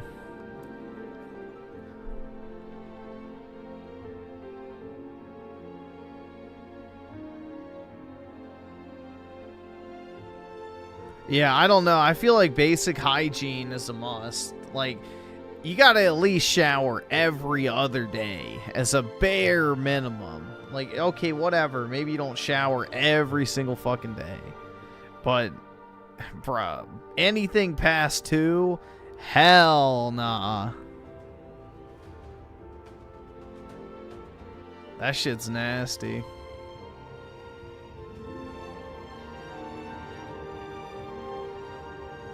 When your wife comes home from the gym and starts taking her socks off, oh my god. Jeez. Dude, it's like that one video. Oh god. No, I'm gonna be scarred again. There's this one video I saw back in the day, and it was like, my boyfriend loves my stinky feet, so whenever I go to work out, I never wear socks. And it's like, oh my god, no! Stop sharing everything on the fucking internet. But yeah, it was like some chick, and she like was like working out, and she was like kept showing the fact that she wasn't wearing socks with her like running shoes. It's like, ew, bro, that's just nasty.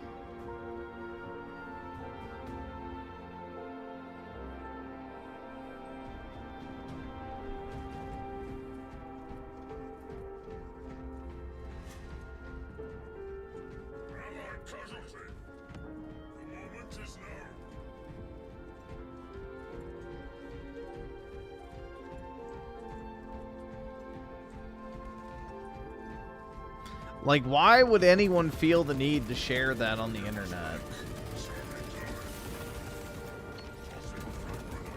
Like, that could have been taken to your grave and we would all be the better for it.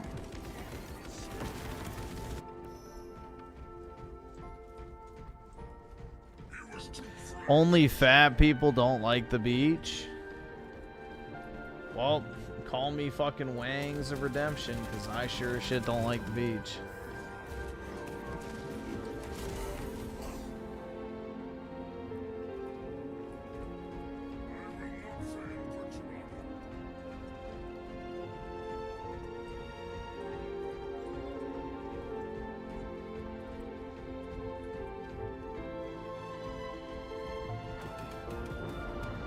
Well, it can also be a bad thing to see half-naked women at the beach.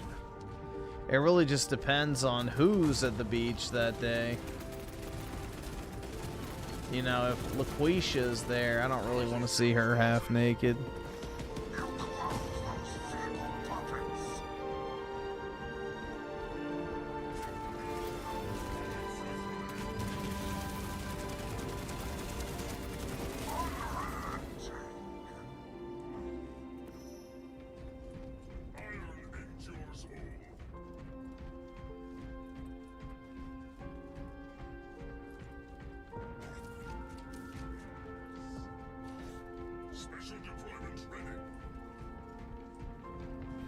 People who don't like the beach were probably abused as children.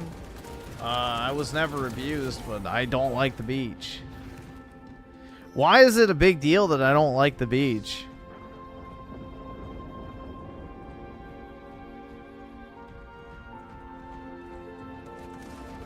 The beach is not that special.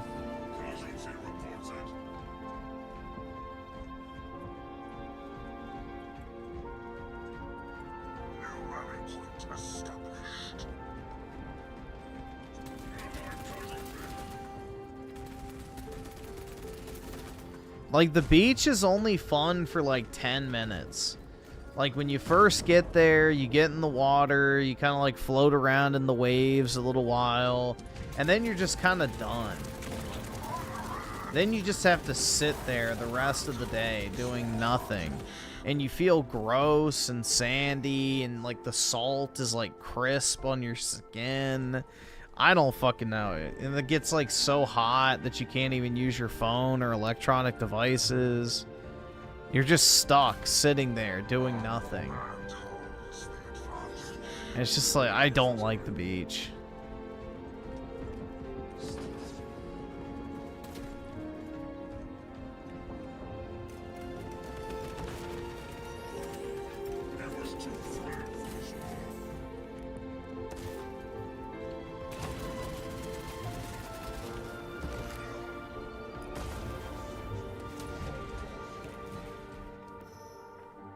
And then you have to carry all your shit down to the beach and then bring it back.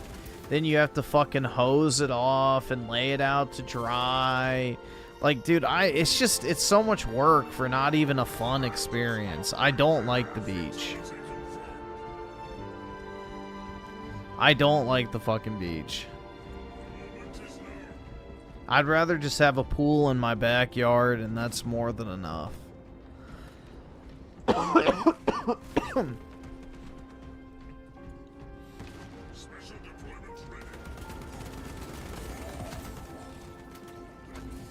Chilling at the beach while it's nighttime with some friends is a vibe.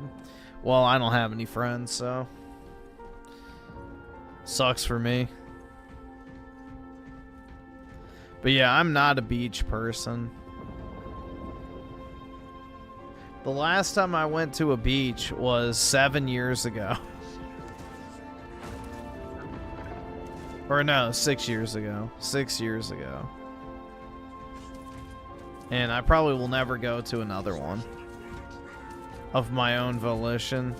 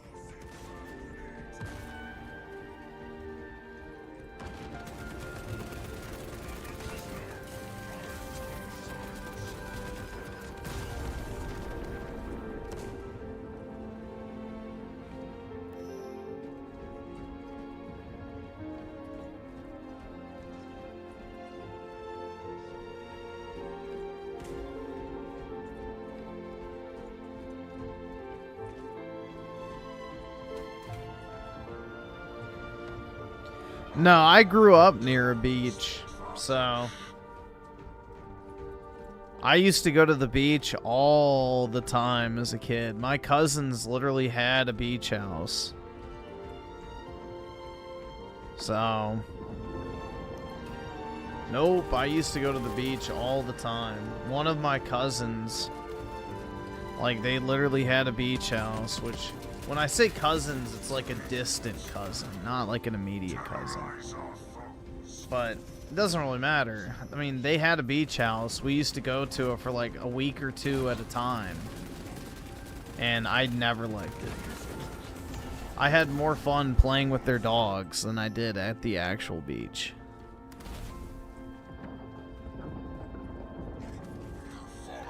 Like, I more so looked forward to going to visit them because they had 2 dogs, and I did not have a dog growing up.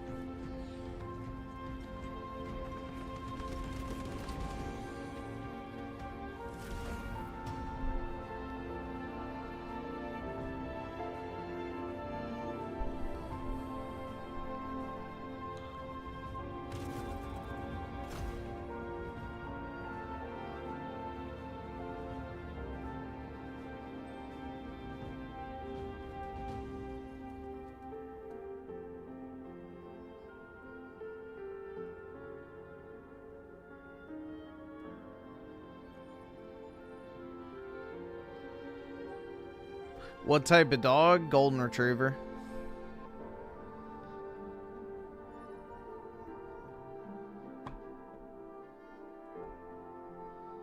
But it was like the actual American Golden Retrievers that are not white.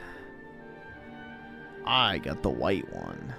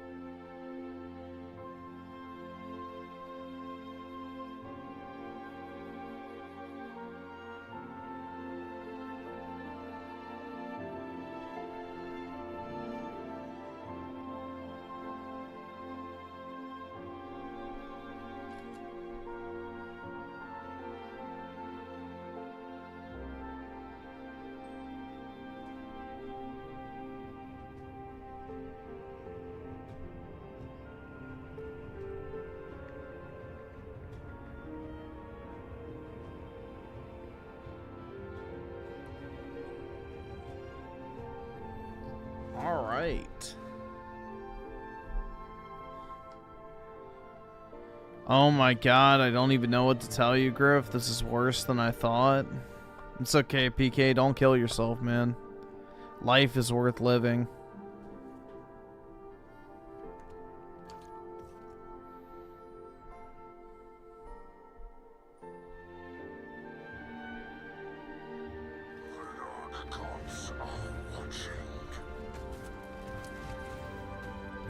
I'm exposing myself for not liking the beach. Sorry. Not a fan.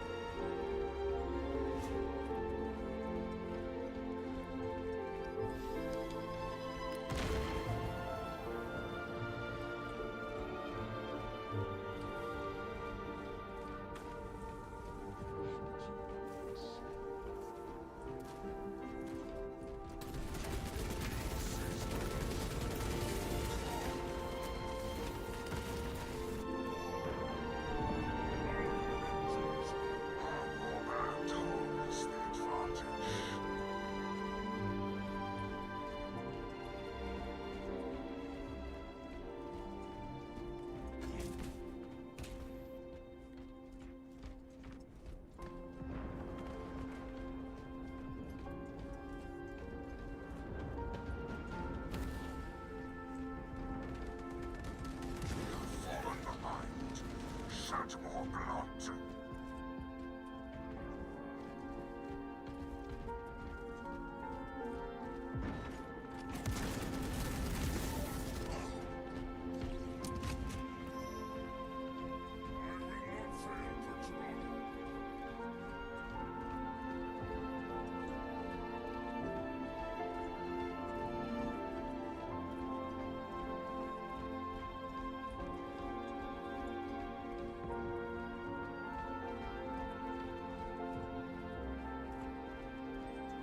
Griffin, it's Thanksgiving week. Even Synthetic Man decided not to stream this week to spend time with family. Why are you gaming? Because my family doesn't celebrate Thanksgiving. And I especially don't.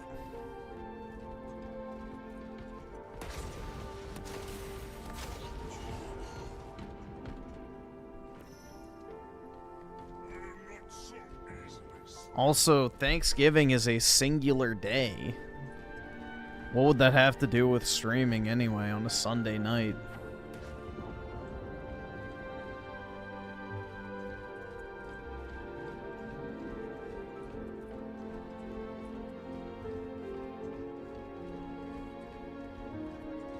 But I celebrated it 2 years ago?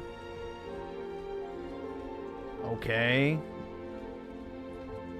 Why didn't I celebrate it last year then?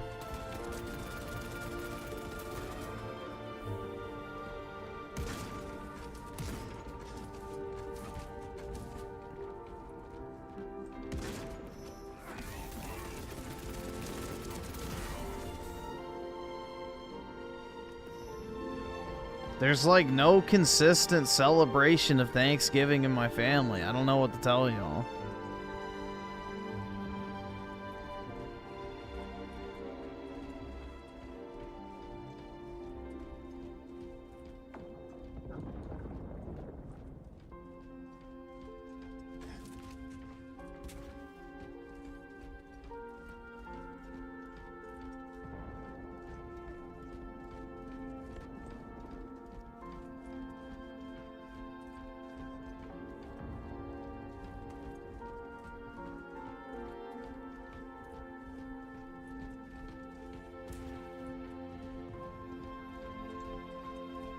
It's not about celebrating Thanksgiving, it's just about spending time with family over the week. I don't live near family, so. There's no family near me to spend time with. So I don't need to do that on a set weekend because of some arbitrary holiday.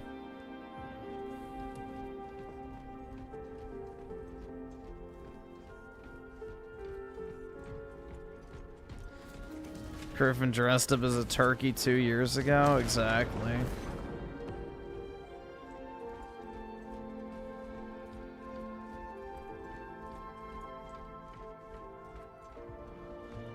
Yeah, they died in a 4090 house fire. There you go. New rally point established.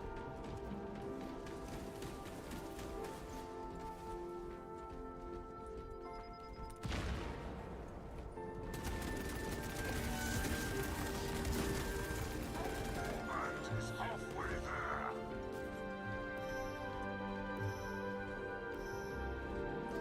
Moment is over. Yeah, I don't know why there's like such a concern over my Thanksgiving plans. Like, if you're so worried about my Thanksgiving plans, why are people not doing Thanksgiving shit with their own families? It's like, last time I checked, yeah, I'm streaming, but you're also here watching. So it's like, what's the fucking difference? I'm sitting alone in my apartment streaming a video game, and you're sitting alone watching a fucking person streaming a video game.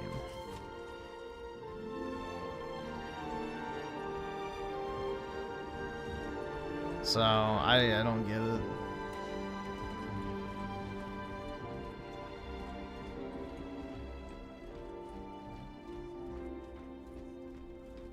Yeah, and Thanksgiving is like a one-time thing. It's not like a week-long celebration.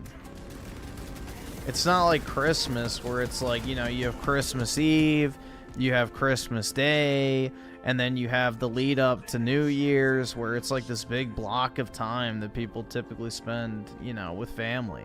Thanksgiving is like a one and done event. You show up for the dinner and then you leave. So, I don't know. I don't really understand why it's a big deal.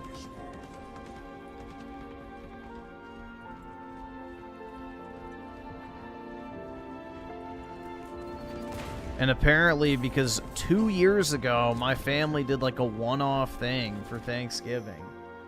Now that sets the precedent for all years. I don't understand the investment. Like, it's very fucking weird. Very fucking weird.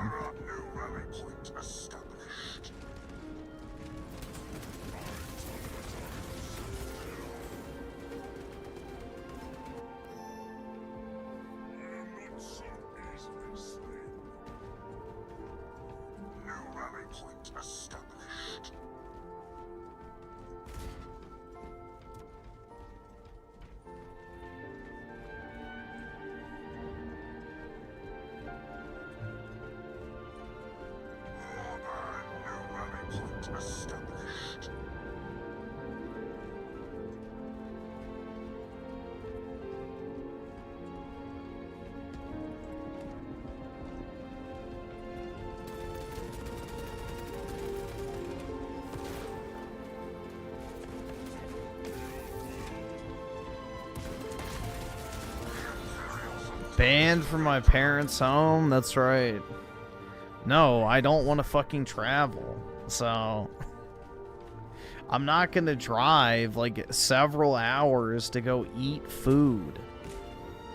Like, it's just retarded.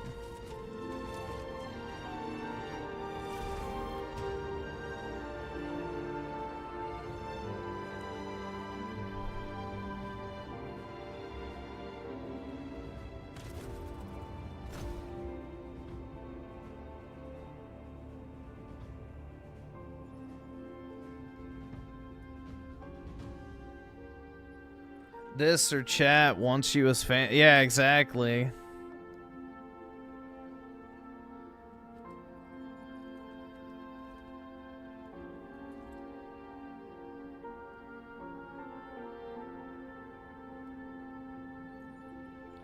You drive for hours to see your family? I don't need to see them on some arbitrary holiday that's designed to, you know, promote mass consumption spending. I don't fucking care. Like, it's not a real holiday anyway. You can see your family on any day of the fucking year. You don't have to wait for Thanksgiving. Also, my family does not do a big, like, extended family get-together. So, I don't understand why this is like a fucking thing. Cope. My reality is not your reality. Deal with it.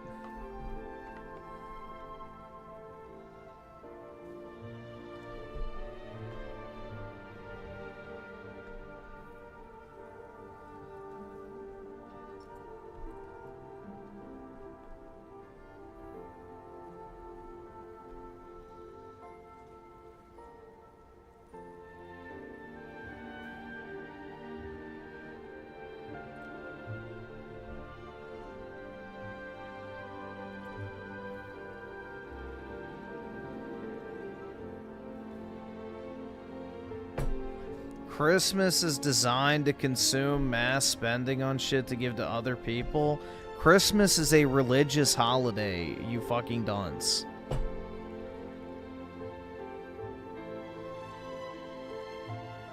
In case you don't know, Christ Mass literally is the celebration of Jesus's birth.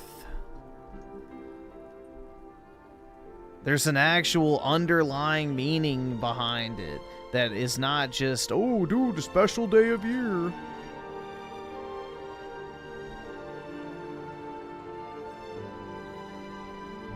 Thanksgiving is not a religious holiday. Nope.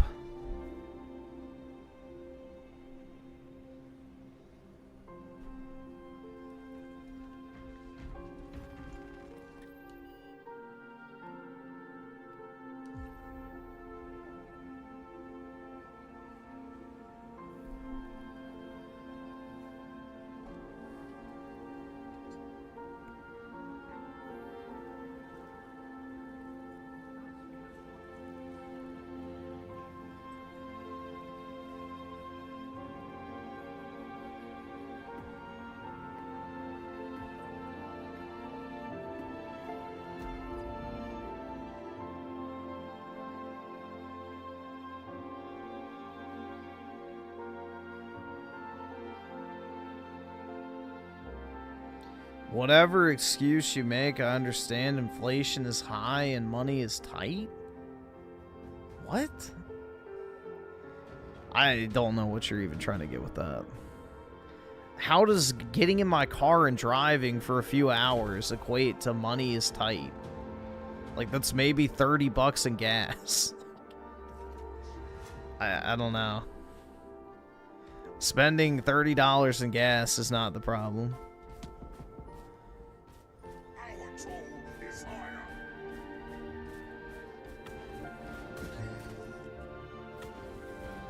Oh, shit.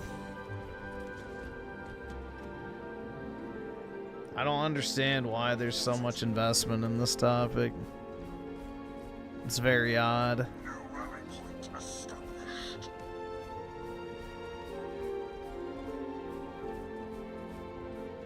Fatality confirmed.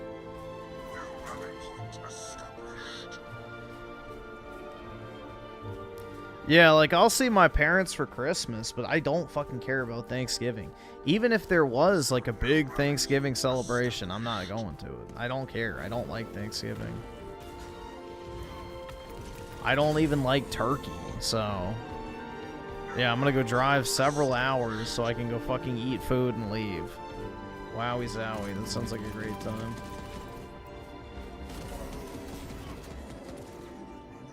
He's calling you poor? Well, I guess it's the case of if it don't apply, let it fly, because I wasn't even getting at that. I don't fucking know.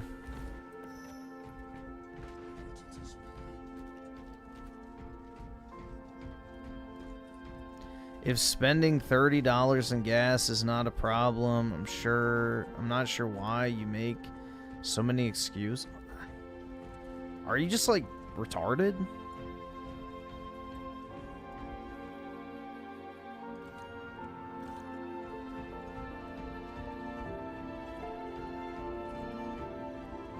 The price of war.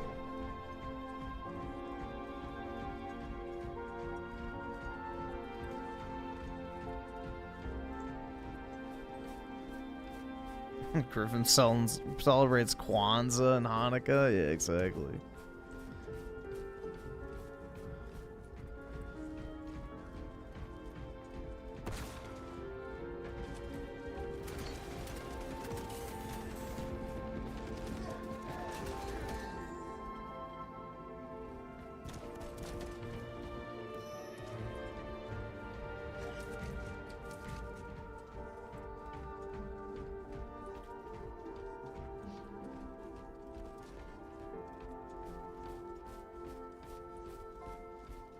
He was weak, so he died.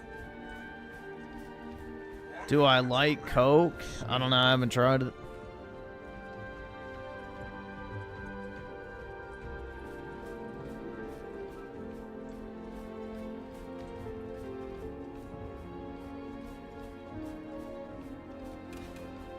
New rally point established.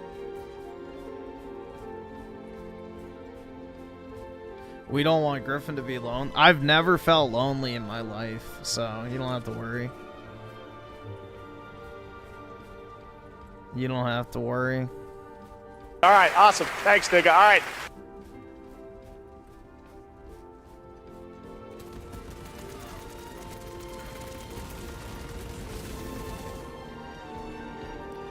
Yeah, I got my dog too now. But yeah, I've never really felt lonely.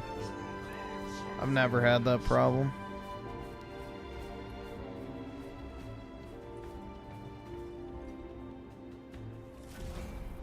I'm not like... All right, awesome. Thanks, nigga. All right.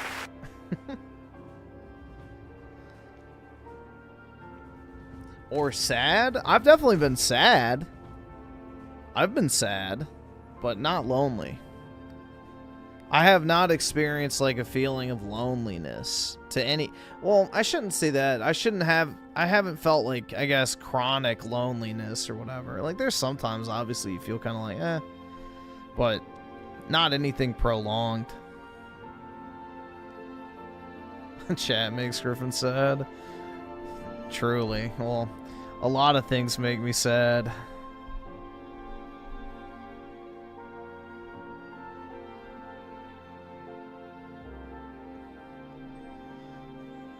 Let's see. Pothead investor with D5. I can't believe this is real. What the fuck? Here, I'll take a look. I'll be the judge of that. Let's see. Oh my god. Ew. Yeah. Unfortunately, I have seen this. Not this exact video, but...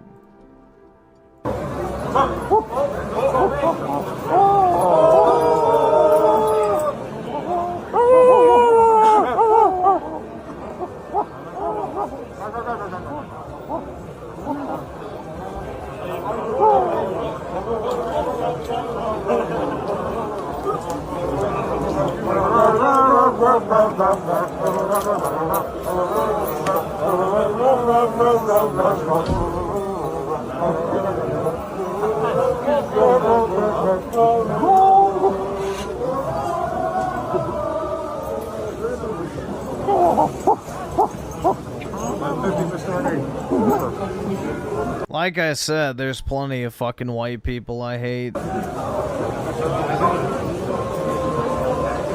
haven't become desensitized.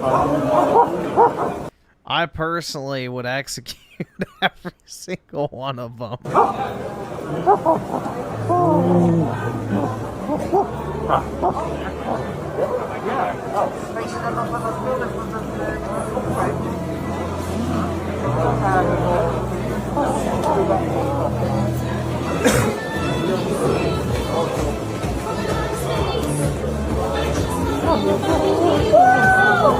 These degenerates belong on a fucking cross, bro.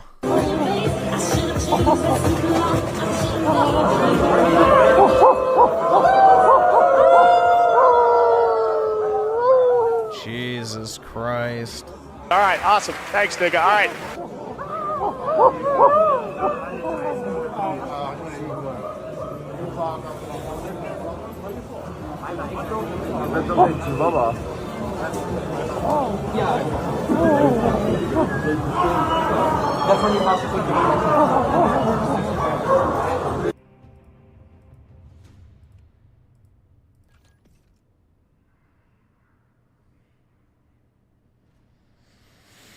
Oh my god. Yeah, that's pretty disgusting.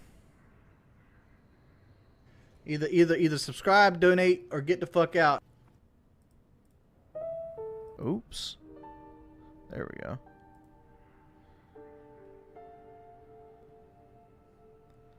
Let's see. Perfect Dark of the 5. The only holidays I care about are the ones that add more money in my bank and give me free days off when I don't want to work.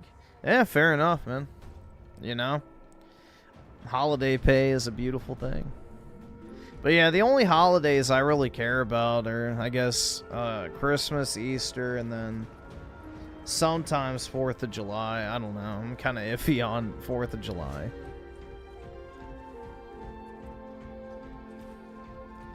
I like what it should be about, but I don't really like what it's turned into.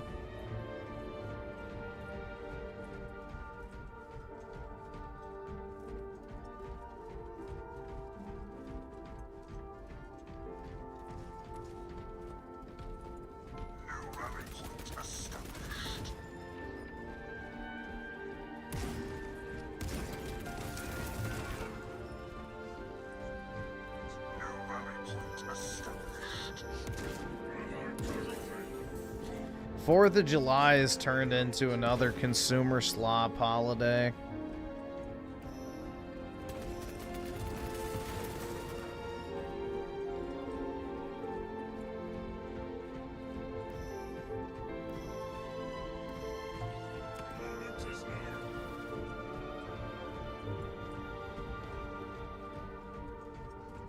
But yeah, Christmas and Easter are the primary holidays I like.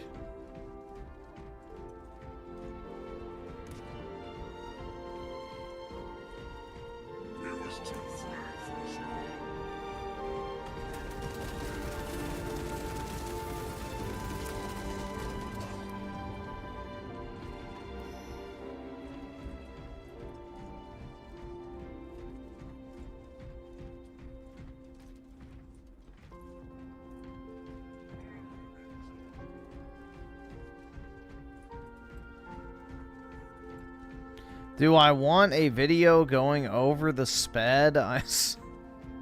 Why? Is there like some deep fucking lore on him or something? I don't know. Do I actually want it or no? Is it just going to be another shining example of why you should lose faith in humanity? He's a degen? I mean, I guess, sure. We can check it out. Osky Wasky with the 5. No mercy, no remorse, no fear. I'll pull it up after this match. See, it's a short. Anabolic plays with the 2 months. The only thing they fear is you. OST now. Okay, give me a second. Once I die, I'll do it. Is he a pedo? Probably. If he's a degen, usually that's code for pedo.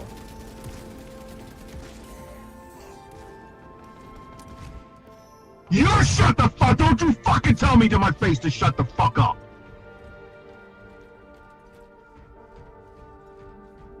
Do I like hiding eggs in the grass? Oh boy, do I. I love it when they have the little marshmallows inside. Oh my god, dude. One time I found one with a nickel.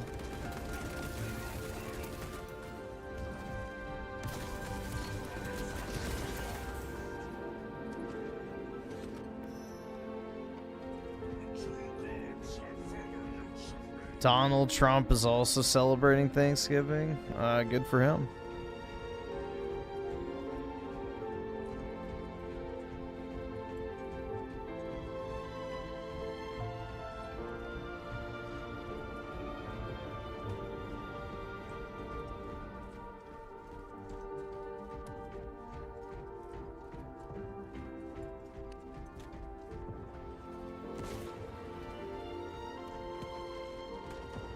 Griffin, he apparently records all the Babe Station shows to goon to later. What the fuck is Babe Station?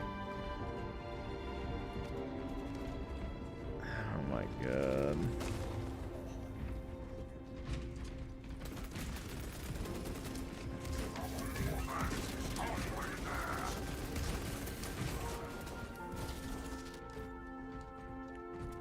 Some UK porn channel.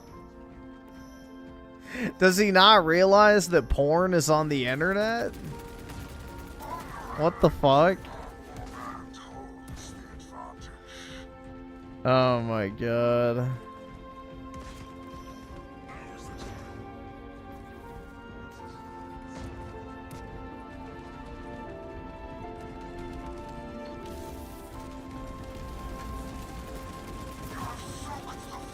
Yo, let's go. Double kill. Nice.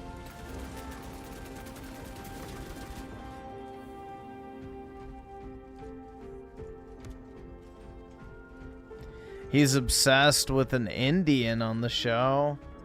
Oh my god. Well, he should move to London. There's plenty of them there.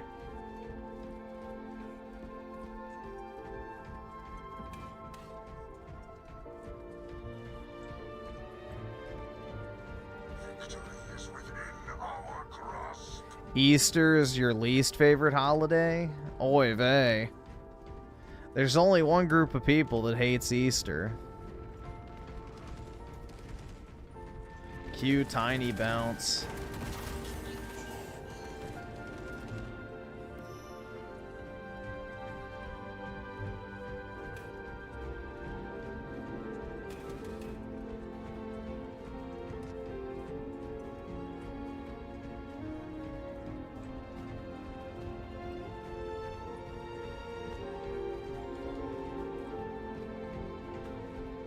He shows all his collections in the house to— oh god.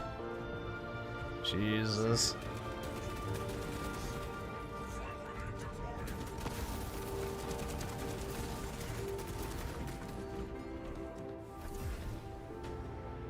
You know a few people who hate Father's Day? I know what you mean by that. Women. Nah.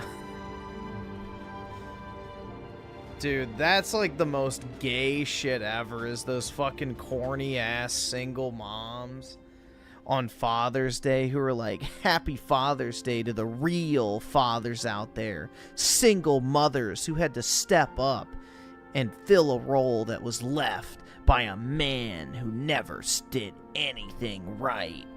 It's like, oh my god, women, when you ask them not to make one day about them. It's like, bruh. Especially, dude, single moms have like the biggest chip on their shoulder ever. When in most cases, single mothers only exist because they wanted to leave, not the other way around.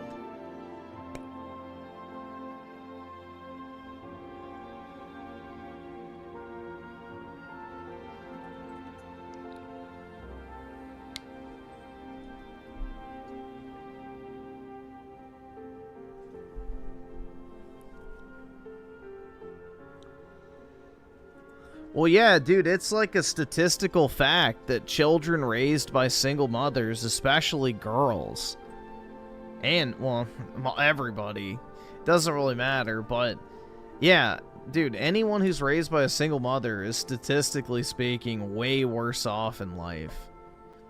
If you're raised by a single father, your outcomes are about the same as, like, a normal nuclear family setting. So, single motherhood is quite literally the worst situation for a child to end up in.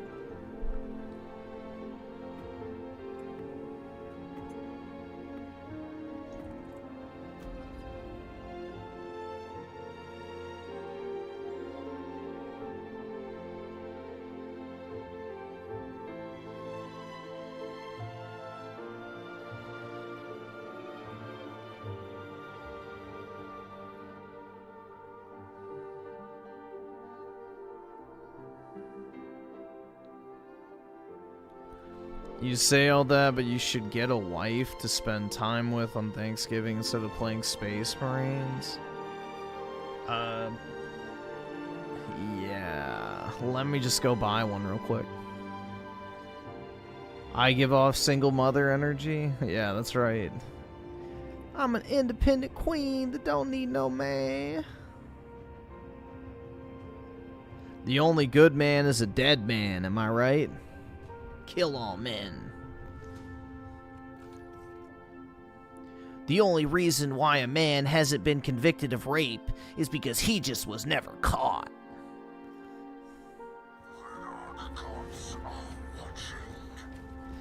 Gonna buy a Russian wife? That's right. I'm gonna order Olga from Russian whatever the fuck. I don't even know. Yeah, my new wife Olga.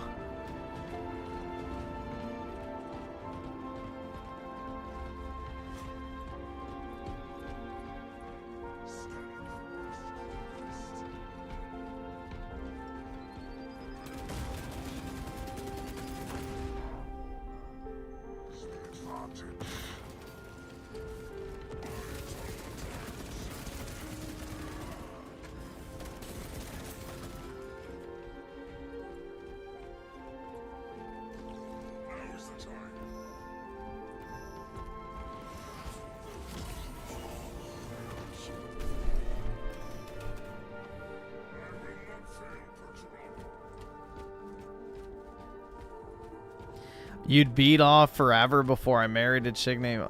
Well, dude, what if Olga was a 10 out of 10, 21-year-old Russian model?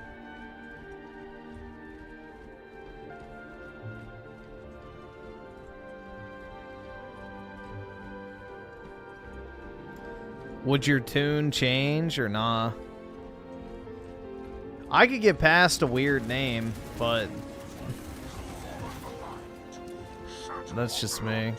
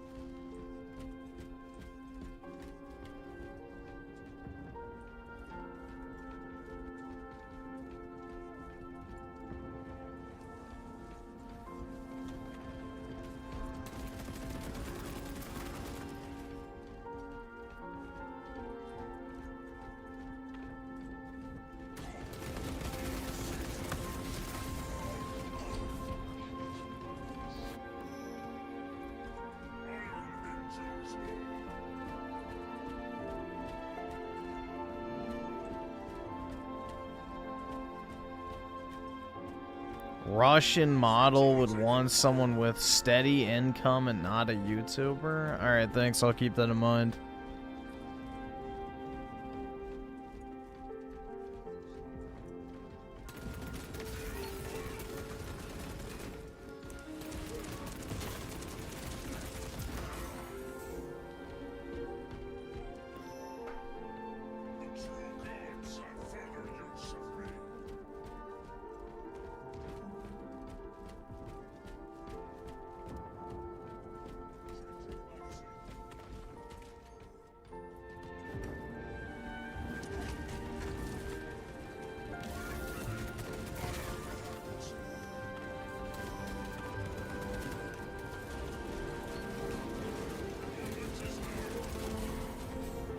I expect dry turkey on Thanksgiving or from a Thanksgiving dinner, but a sweet, bland ham.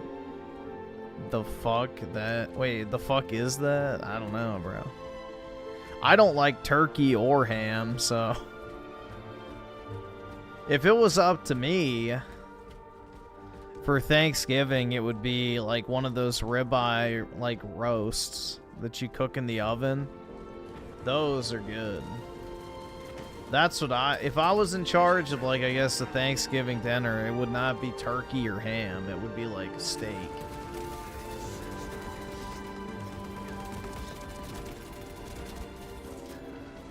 Which I actually cooked one of those recently, so they're good.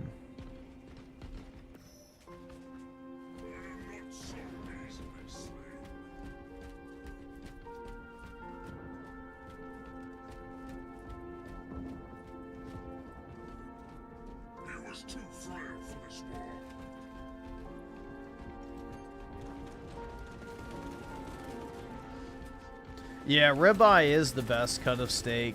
It has the most flavor. So, yeah, it is the best. I like it way more than filet, personally, because filet doesn't have much flavor. Especially if you cook it, because, like, you have to like, cook it with something wrapped around it, because it has no fat. So, the fat is what gives beef the flavor.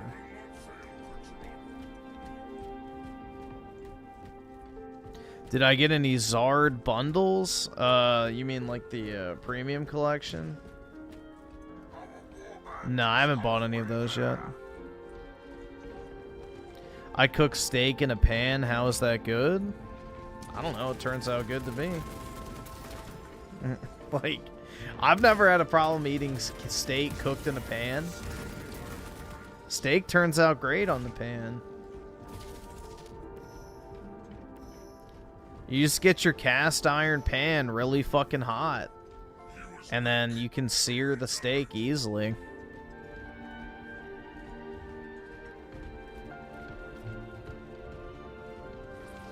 I don't cook my steak very long. It's like a minute or two on each side and it's done.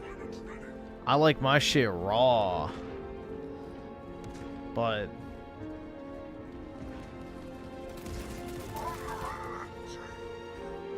yeah, it turns out good.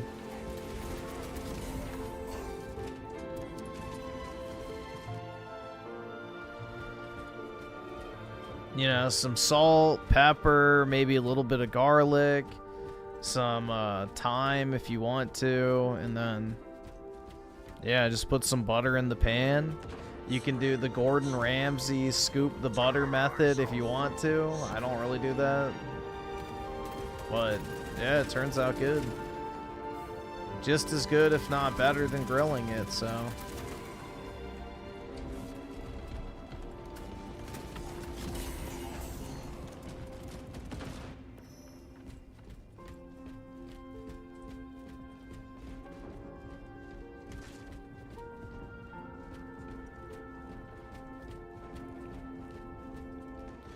Griffin likes his steak like he likes his women. Pink? Well, it's all pink on the inside. Just buy a smoker? Where am I supposed to put the smoker? One problem, I don't have anywhere to put a grill or a smoker.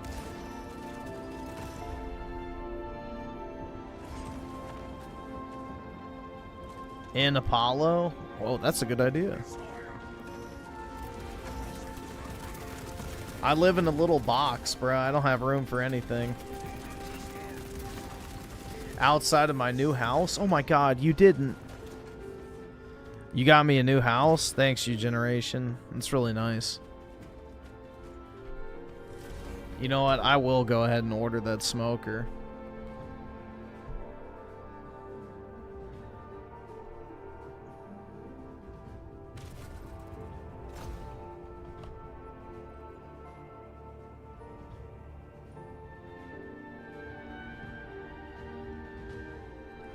You sound like you're just repeating what other YouTubers say, but I doubt you have real experience with cooking. Okay. Whatever you say.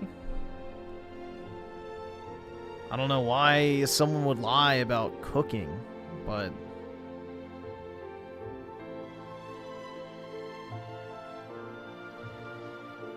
whatever.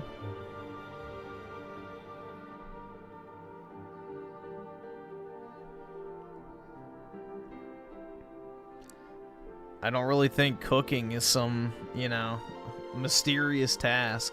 I'm pretty sure most people do it on a daily basis.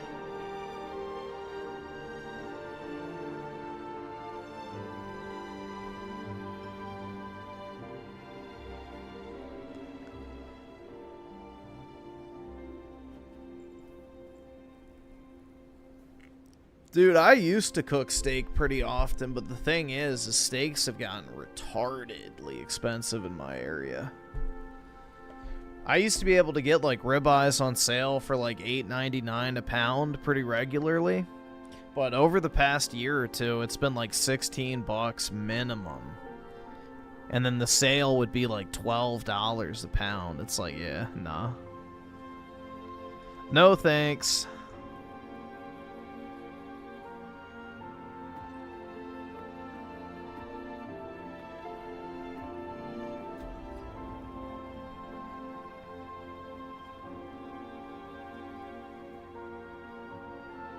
I just get my, whatever, 93.7 ground beef, and that's good enough.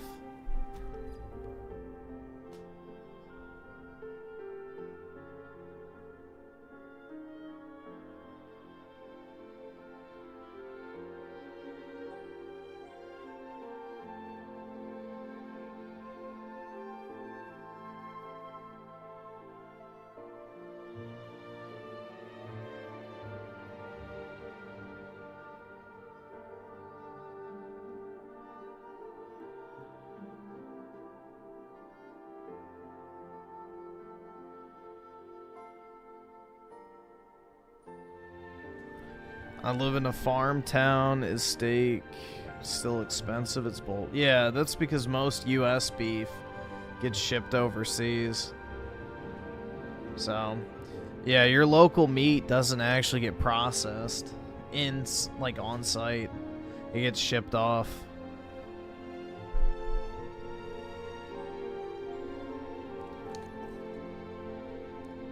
Dude, this armor looks so fucking sick.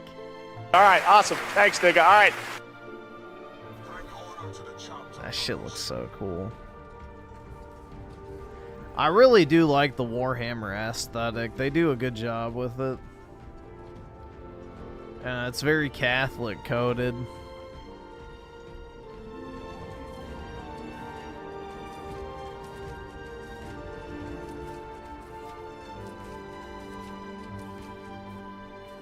Oh yeah, I need to put on that song. Shit.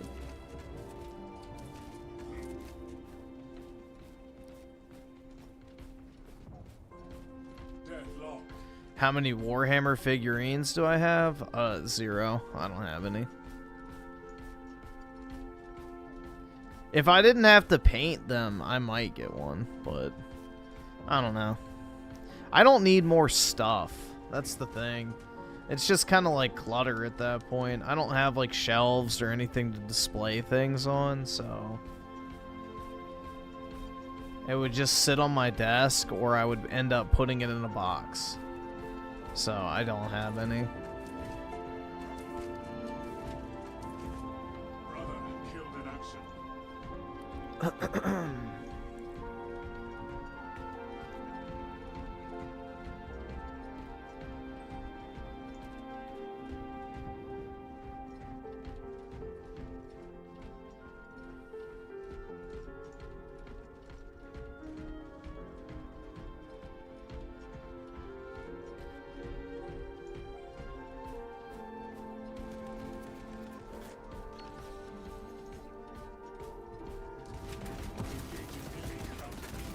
All built and painted? Nice, man.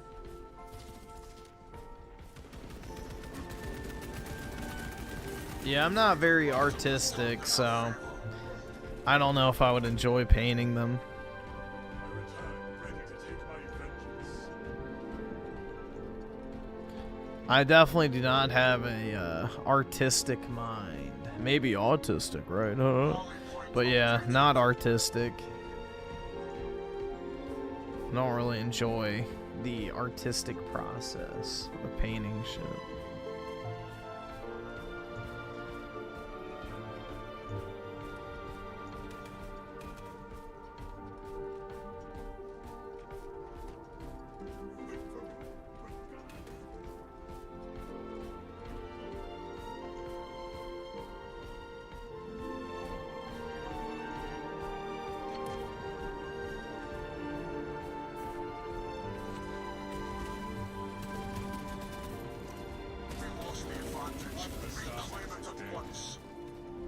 Oops. Getting sniped.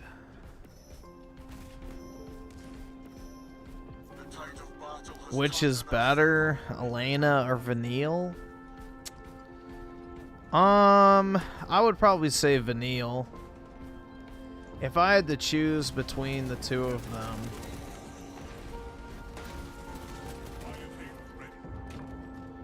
I would probably say Vanille, but I don't know. I may have to think about that. Because Elena, I feel like, would be a lot better if she just grew her hair out. So, maybe we'll go with Elena.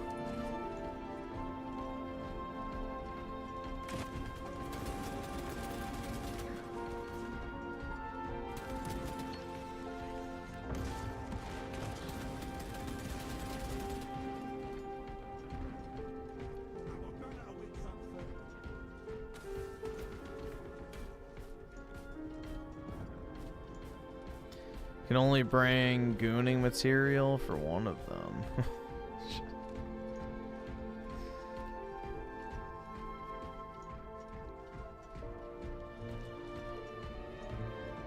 Griffin wouldn't be able to handle the smell of a tabletop game.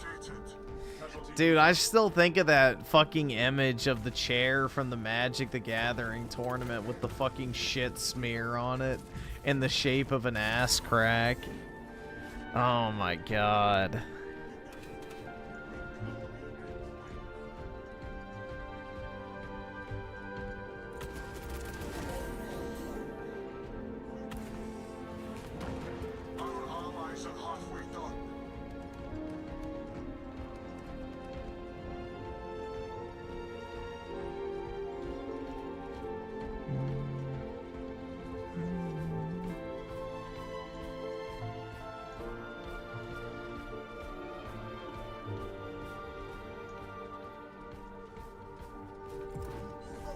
Fatality reported.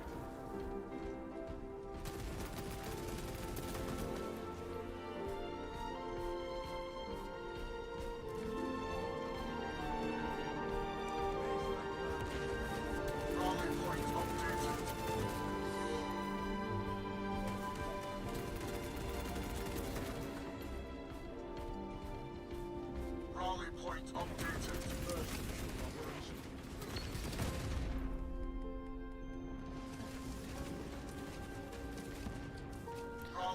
RNA is underrated.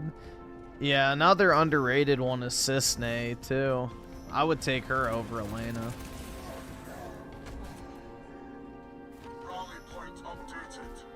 So,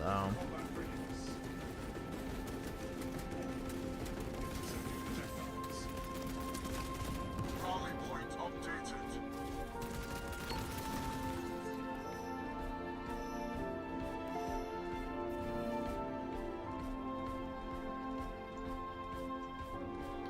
yeah, Magic is actually doing really bad right now. I heard that Spider-Man set fucking bombed. Like, it did really bad. Apparently they're fire sailing it. Just trying to get rid of it. And then apparently also the Avatar set that they're about to release is not doing well either. Astartes, push for dominance.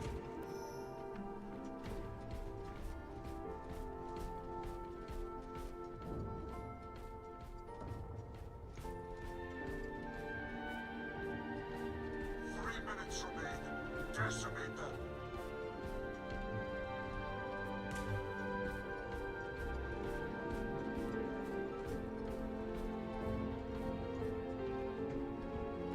Yeah, I mean, I don't really blame them, though, for hating the crossover sets, because it's like, you took a card game that had its own unique identity, and now it's just basically the Fortnite of trading cards, where there's no actual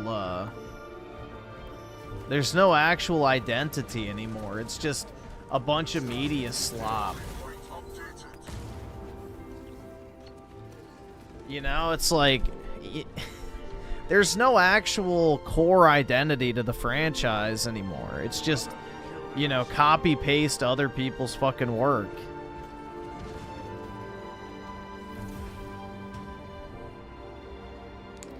So, you know, I was never a fan of Magic because I think the artwork is incredibly bland. I think they have some of the worst art on trading cards, period.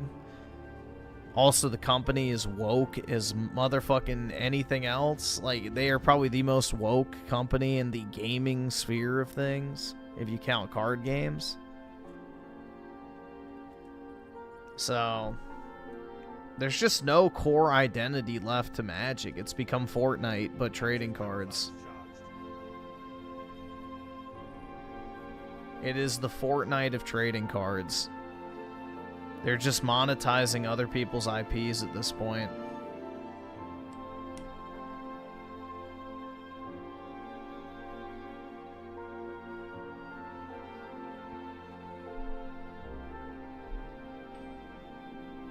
Let's see. So Shadow Evil with the 5 mod will send link. Okay, let me see. I see it.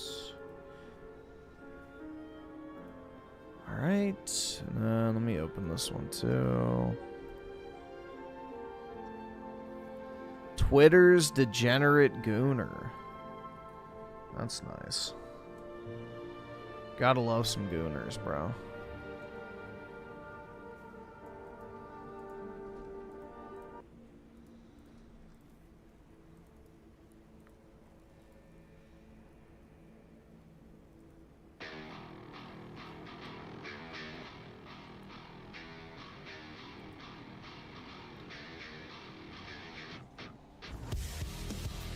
Oh, yep. The headphones are gonna have to come off. Alright.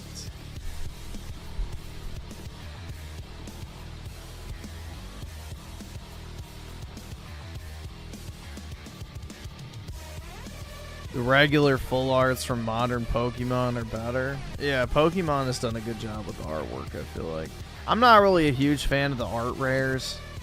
Not really my style, but, you know, I can appreciate why people like them. They're kind of cool, I guess, from the perspective. My favorite are still the old EX era, like, you know, silver border cards. And then the XY era EXs and full arts, I think, are really good, too. Ooh.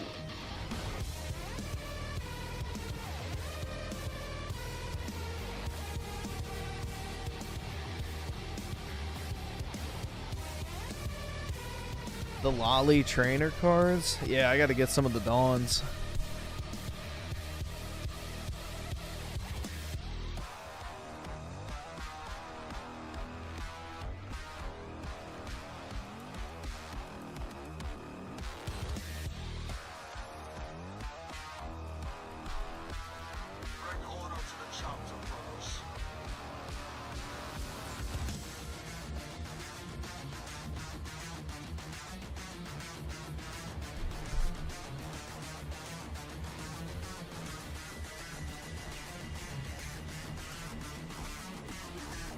That shiny Mega Rayquaza Groudon EX.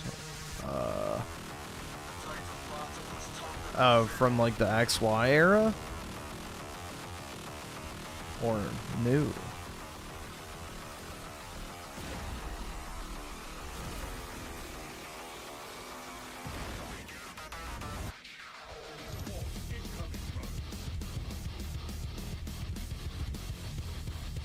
Yeah, the one on the bike. Yep.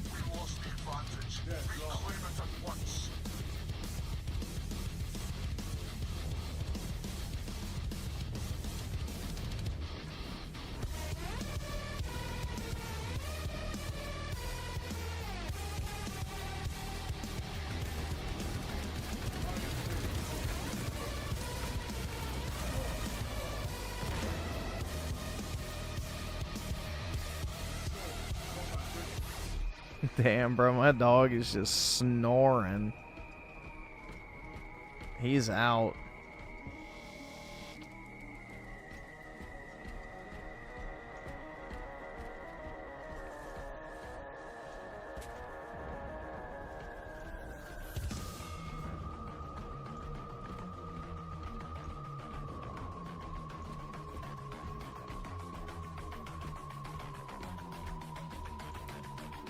Oh, Canary? Yeah, dude. That one will be valuable. Canary will definitely be valuable. As well as Emma if they have her ass card. Dude, imagine if Pokemon actually fucking did that shit where they made an Emma card with her fucking ass cheeks. Bro, that would actually be fucking great.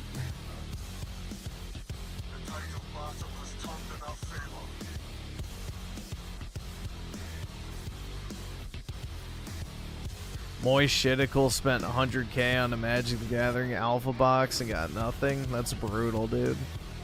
Jeez. Yeah, fuck that. I really don't get the appeal of Magic the Gathering at all. Like, from an art perspective, if you're a collector, it's just super bland. It's super bland. I think Yu-Gi-Oh! Has the best artwork overall. But the problem is it gets reprinted so many fucking times, it's like impossible to actually collect it. You'd have to buy like 75 fucking versions of one card.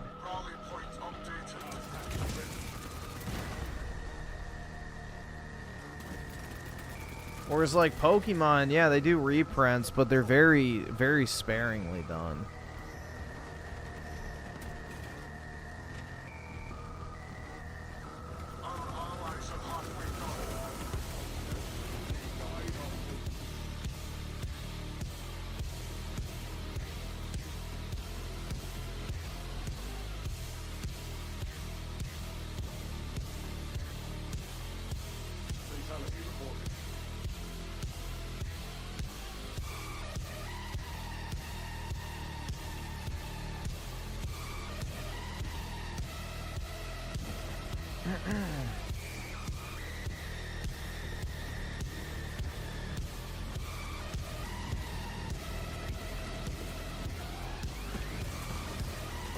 Yeah, I don't play card games, but I mean, I like Yu-Gi-Oh! A lot, personally. I thought Yu-Gi-Oh! Was fun. Now it sucks. They absolutely fucking ruined Yu-Gi-Oh! It's over in one turn. One turn is an entire Yu-Gi-Oh! Match. It's like retarded.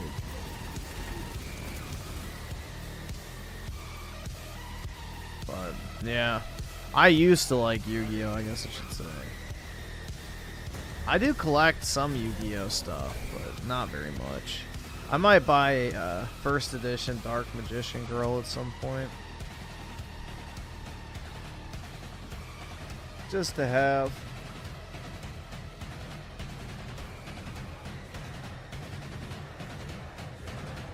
The original waifu. I can't afford this shit!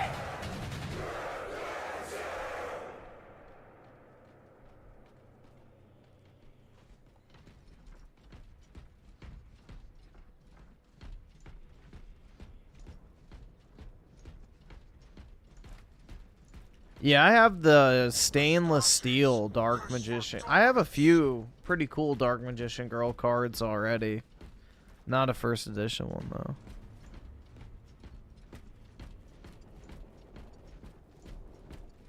Anastasis is dead.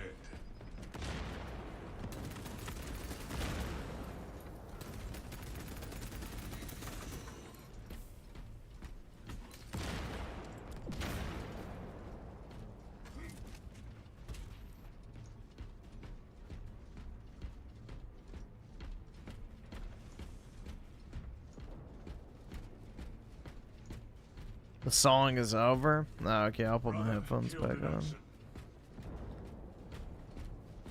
Let's see.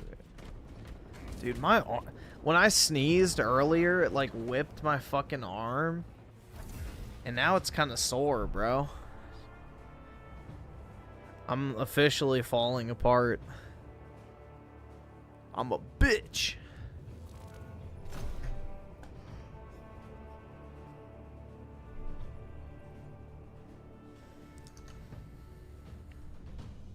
Resume Tifa's theme.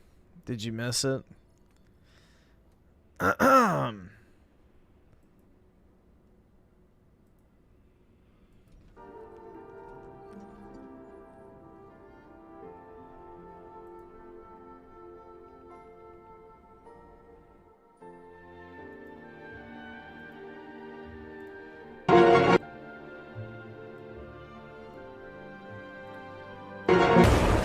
Burn the heretic!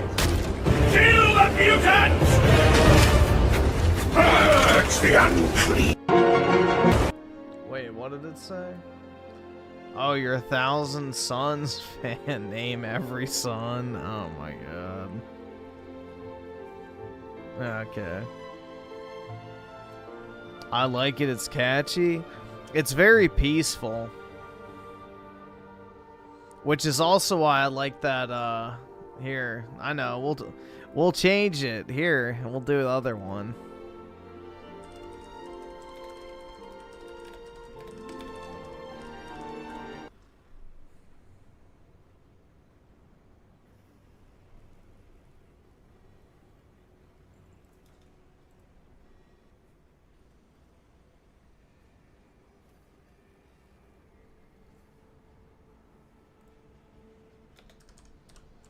They now have an extended one for remake for this. Really?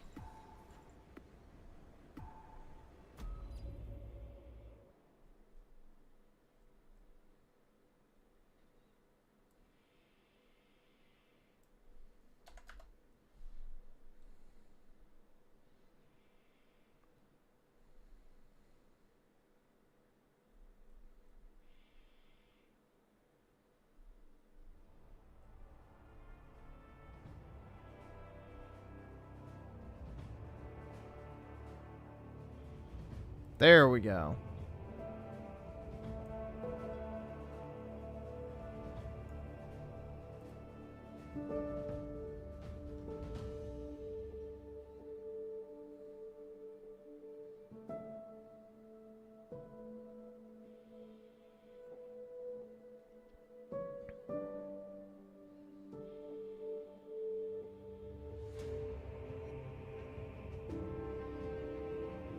Am I gonna stream the game of the year? Yeah, probably I'll end up doing it. I'll probably stream it. It'd be a real shame if I fell asleep and didn't wake up in time, but yeah, I'll probably end up doing it.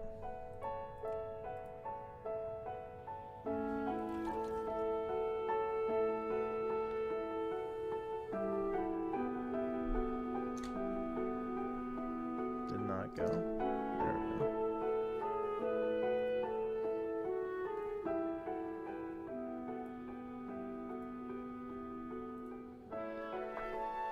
And let's see, Captain Hook games with the 2 applied to U.S. Park Police. They have a 70k bonus. Nice, bro. Well, I hope you get it. That'd be awesome. That's a nice bonus.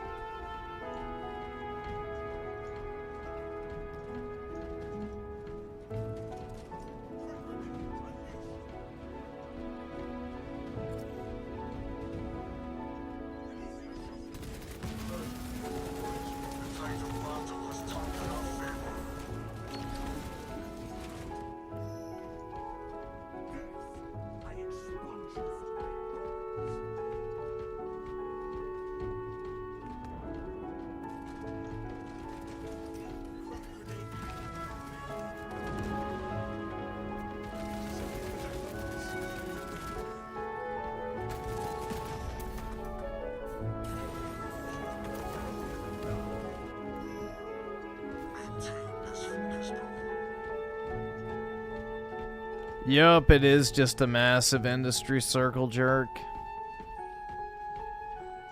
That it is, man.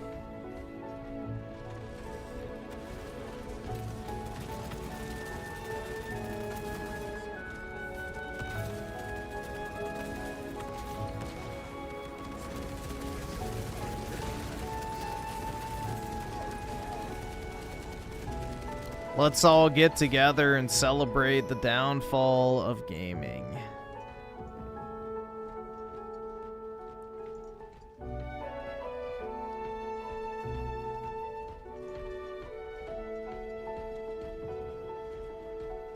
Yeah, I mean, I don't have a problem finding multiplayer matches on this. So, I've played it pretty consistently and haven't had any issues.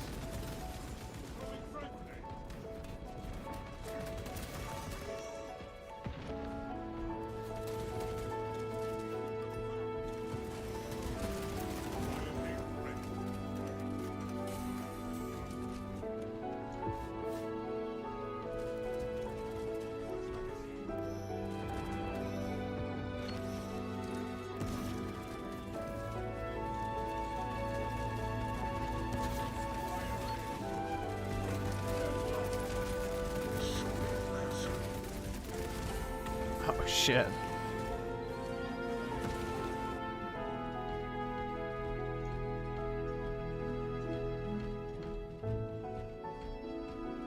Today was my last night working on the border. Gonna miss it, but happy to go home to Miami next week. Well, that's definitely a change of scenery.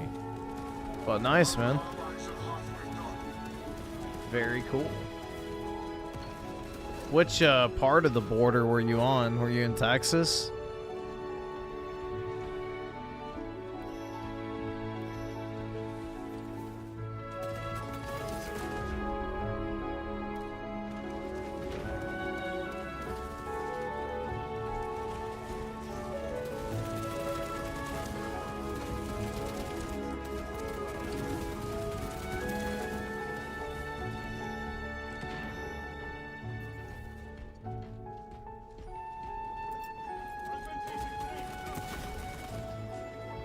Bruh, I wish I could inject this song into my veins, dude.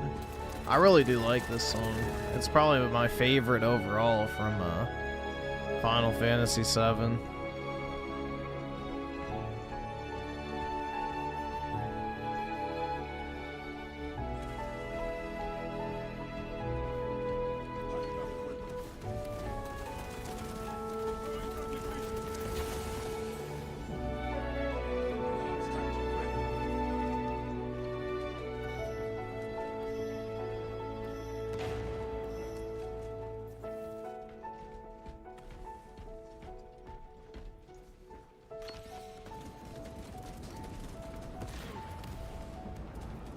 I was in Texas for 3 years, man, and yeah, I was Border Patrol. Nice, bro.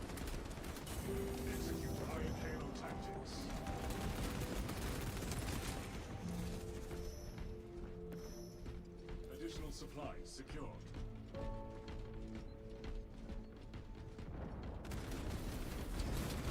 Of course it's my favorite. Yup.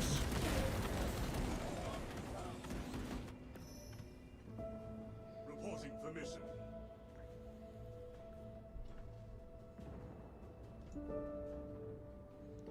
No one can say I'm not loyal.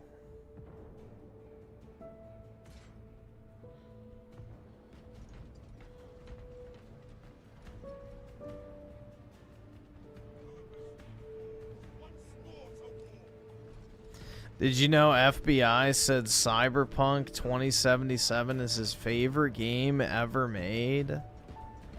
That's actually kind of sad. You know, I already felt bad for him because he lives in Australia and the shit that's going on there is pretty bad, but I don't really know if I can feel bad for him anymore. You kind of get what you deserve, bro. Death by a million Indians is the only fate you deserve after a take like that.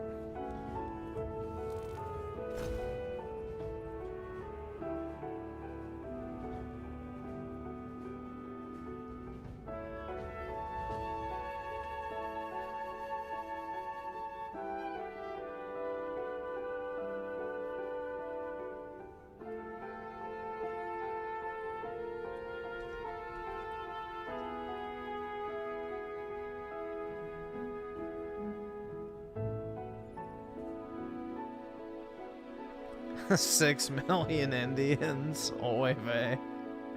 Where we heard that before. But yeah, dude. The Australians, like, that shit's rough. The thing that was crazy is that one guy who, like, stopped to record the Indian man shitting in the middle of the fucking park, I think, or whatever it was. And instead of arresting the guy who was shitting in public, they arrested the guy who filmed him and charged him with harassment. It's fucking crazy, man.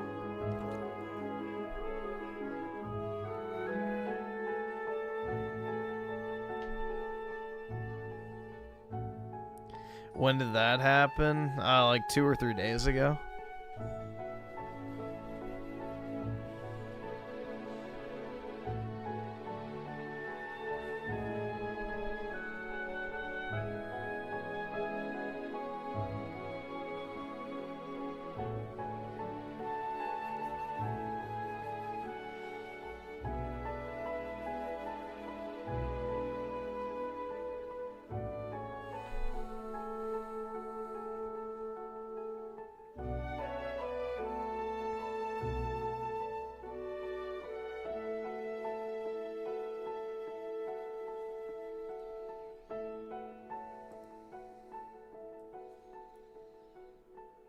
Like, one of these days... You guys saw that, right? I did not click play. This fucking thing. It's got a mind of its own. Alright. We'll mute the song for now.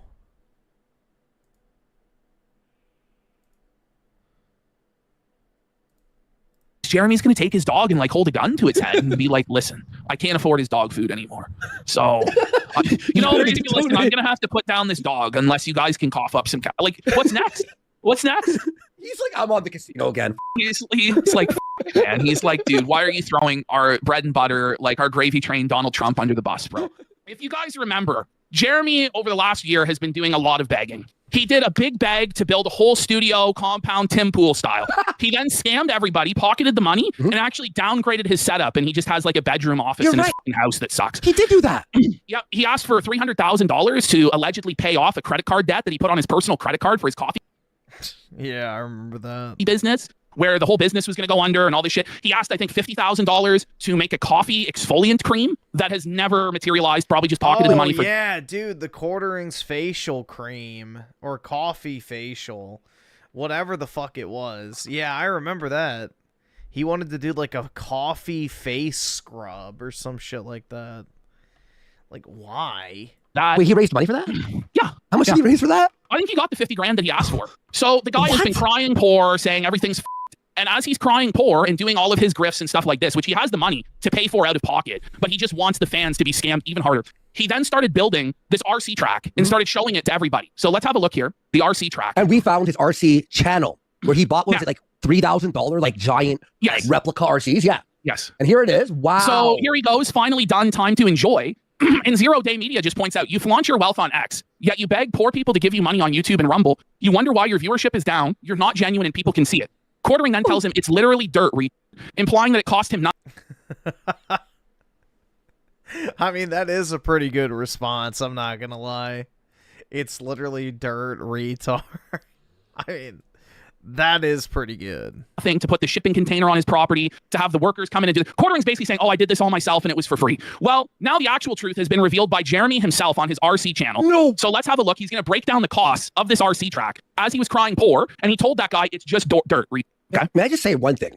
Is this not like a hobby that you get bored of after like a month? You know what I mean? I'll say this. This seems to be the only thing that Jeremy actually enjoys in his life. It seems to be the one and only consistent passion that he's actually had. So I don't necessarily shit on him the hardest for wasting money on this, because I think he actually enjoys Fair it. enough. But the problem with it is crying poor at the same time that you're flexing. True. And then lying to people and saying that it didn't Dude, German Shepherds are awesome dogs. cost anything, and then months later revealing it cost I wouldn't mind having a German Shepherd. thousands and thousands of dollars. Yeah. And then you're talking about having to fire staff. We don't know if we can pay Melanie. We don't know if we can pay Luke. We don't know if we can pay Hannah. But we have all this money for my RC track that I'm going to show you guys. Fear Norse asks, why doesn't he become an RC YouTuber? He is. He is. He is an RC YouTuber. I think it predates the quartering channel, to be honest. I think he was by doing 2 it years. longer. Yeah. And it literally, he bought someone's RC channel, I think it was. But there's like, what, 2,000 views a video? Not even. Like, it's so bad. All right, so a lot of people have been asking about the home RC quartering track. goes outside. He's instantly out of breath, breathing heavy. He goes, a lot of people have been asking. No, they haven't. Nobody's been asking about this other than quarterings to tractors. But let's have a look here. He's wheezing. He's fat. It was more work than expected. And first we put this drainage in. So it's like a long trench that goes all the way here and then all the way through there. So that water doesn't build up on the track. What kind of dirt did we use? Well, we used what they call baseball mix. Like what they use. So it wasn't just dirt. It's actually baseball dirt, specialized dirt. Okay. And we put in the drainage. You didn't say I put in the drainage. We put in the drainage. You mean you paid other people to put in the drainage and bring this dirt in and fill? Okay. Right, Because we, like, he helped. Yeah. Baseball diamonds. But it's not cheap. You know, here's you see. Wait, it's not cheap, but I thought it was just dirt, and you weren't actually flexing your wealth on everybody there, Jer. Oh! Bro, he just lies through his teeth every fucking second. What's crazy is he exposes his own lies and then expects that nobody will ever call him on it. It's crazy. That's fucking crazy. Side of the trench coming here, goes all the way through there. Do you need baseball dirt for this shit? According to him, I'm sure that you don't at all, but he needed to have the premium gourmet dirt, right? He's a mark. I mean, I get it. If you're going to do it, you might as well do it right, but... It is kind of funny. Everyone's saying, no, you don't, Worski. No. When people ask, Aniban, give me your bean. How much? Well, it was about $10,000 to do this. $10,000? $10,000. That's not that much. $10,000. But it's just dirt, guys. Now, had Quartering not put this in and just saved this money, he could have used this money to fund their trip to the TPUSA event. But he decided that you, the viewer at home, need to pay for that. He's not going to go out of pocket one fucking penny. No. Ever. This. If you do it yourself, probably going to be $4,000 to $5,000. My landscaper did it for me. He so paid double. You're a landscaper. But I thought it was just dirt and you were doing it all yourself. But it actually cost double because Jeremy couldn't do it himself and had to bring in people to. Okay. Yeah, $10K to put some fucking tubes in a circle? That's ridiculous. We're looking at fucking dirt and well, you got to flatten the ground and all that other shit too. But yeah, tubes. What the? By the way, with anything involving landscaping or contracting work, if anything, just to get someone out there to do that type of work is expensive. That land, you could have had like pylons and rearranged like a different track each day. It's the same track forever. Wouldn't it be boring the third time you fucking drove around it? Labor, if you're not a lazy, fat, smelly bum like me. There we go. He said it, not me. Self-help alert! Not Self-help alert! He's a lazy, fat, smelly bum! That's right! He's a lazy, fat, smelly bum! Yeah, for 10K, there should be a loop-de-loop. Or props, like a little town around it or something. You could do it yourself. Shipping container to stand on. So he's a fucking, like a beach chair? Like a... By the way, is a massive eyesore on the property. Yeah, it's horrible. It's huge fucking It's a new one. New. He stands on the shipping container? What? Wait, why not just stand on one of those, where like a lifeguard sits on? Your case isn't done yet, but I can also... I'm going to be real. I didn't listen close enough while I was clipping this. Is it actually he stands on top of it to watch? I'm guessing he has like shit in the storage container too. He's not just dropping an empty container on their like property for no reason. So maybe he has like his little RC car workshop in there. Watch the car go around the track? Yeah. There has to be a better way. You don't need a fucking shipping container. Well, for Jared, I think you do, though, because anything else he would stand on would break. That's the only thing that can support his weight. How does it get up there, though? Is there stairs built in? He's saying he's building stairs right now. So he hasn't even been able to use it? No, yes. Oh, my God. Laddering. Go on it. He's a ladder right now. Shipping containers are $2 grand. $2,000? Again, if you have a wife that isn't... Wait, he's out of breath. He's dying out there. Oh, neurotic and doesn't demand brand new. That shipping container was like $5 or $6 grand. What? He spent $6 grand on the shipping container? On a piece of metal? What? But he could stand on it? That's pretty cheap for a shipping container. I'm sure that shit costs a lot. I don't really think shipping containers are cheap. Wait, his wife made him buy a new one? So his wife was he said his wife was neurotic. That is cheap. Yeah, I don't think $6 grand for a shipping container is that expensive. That doesn't sound too bad. I would imagine. Here, let's look it up. How much is a shipping container? High cube container could range from 2,800 to 11,500. Yeah. I was about to say, I thought they were pretty expensive. And forced him to buy a new one? I figure like a new one is just as much of an eyesore. That's a lot of metal. So... the dirty old fucking rusted one, to be honest. Yes. And it's gonna fucking rust out and be shitty anyway. It's gonna be in the middle of a fucking Wisconsin winter. How is any of this shit gonna hold up? The thing is, he hasn't even used it yet, and it's fucking November when he put this shit out. Is this new? Yeah, this was from like 2 weeks ago. So he's not even going to get to use it even one time. I don't know if he's going to survive the winter. Think about it. 10,000 for the track, 4,000 for the shipping container, 14,000. How much is he asking for the GoFundMe? 14 grand. So the 14 grand that could have went to the trip and the networking adventure in TPUSA instead went to this dirty money pit that looks like shit in Quartering's backyard. And he had to fire everyone? Yeah, he had to fire Maggie. He could have paid Maggie's salary for 6-7 months with this money, but he fired her instead. Long-time contributor, assistant to the program. No loyalty, just a dirtbag. Yeah, what a scumbag. Softball Maggie. Again, if you have a wife that isn't neurotic. Look at that in the middle. Look at this dirty homeless man barrel. What is that? It's like from the Rocky movies where they're like warming their hands. Take me back. Take me back. But it's like sideways. Like, why is that there? Do they go through it? Is it like a tunnel? I don't think it connects to anything. Are they getting 12 inches of snow tomorrow? Is this true? Does the baseball dirt survive snowfall? Well, he probably has a tarp. Wait, this is terrible. Doesn't demand. He destroyed his land. Brand new. It looks like, by the way, after all of his grifting and all of his millions or whatever, this is the Quartering estate. This is the Quartering mansion and estate. I'm gonna choke. I just don't know, man. Like, what the This is the millionaire we've been hearing about. It's like, it looks like he lives in a park. You know what I mean? That shipping container was like 5 or 6 grand, and I installed vents and solar lighting on the top. You installed vents and solar light. Why do you need solar lighting and vents? For night times? You're going to race your RC cars out here at night and the floodlights are going to light the track? Come on, bro. I'm gonna actually die, dude. Bro, this is because he was jealous of Tim Pool's skate park. This is Tim Pool's skate park at home. You know, like, we got 25 live viewers for 5. Thank you so much. Wait, you do know, even if you love RC, right? After 30 minutes, you're done for the day. You know what I mean? Like, is this worth it? Is this worth it? And inside, I've run power, but I'm not. What? You're running power. So wait, is he going to be inside the shipping container? Like, yeah, the shipping container is probably like a little workshop or something. I'm genuinely baffled as to why the ship. Maybe I'm just a retard. Can anyone in chat figure out why he needs a power hookup and lighting inside? Like, is there like a peephole? Is there like a periscope from the bottom to the top, and they'll like look through the periscope and run the RC car? Like, no, I think inside he probably has storage for the cars, right? It's like a control center in there. Like, it's like a fucking moon base or some shit. It's like, it's like the FBI. Yeah, it's like the FBI when they're like parked outside the floors. The Hambly bunker. That's when the debt collectors come to repossess everything. That's where Hambly's going to make his last stand in the shipping container. You'll never take my RC cars! God forbid buy a treadmill, someone says. No, it's just cockshot. The thing is, wife kicked him out of the house and now he's living in the shipping container. Little do we know, the Quartering studio is actually in the shipping container.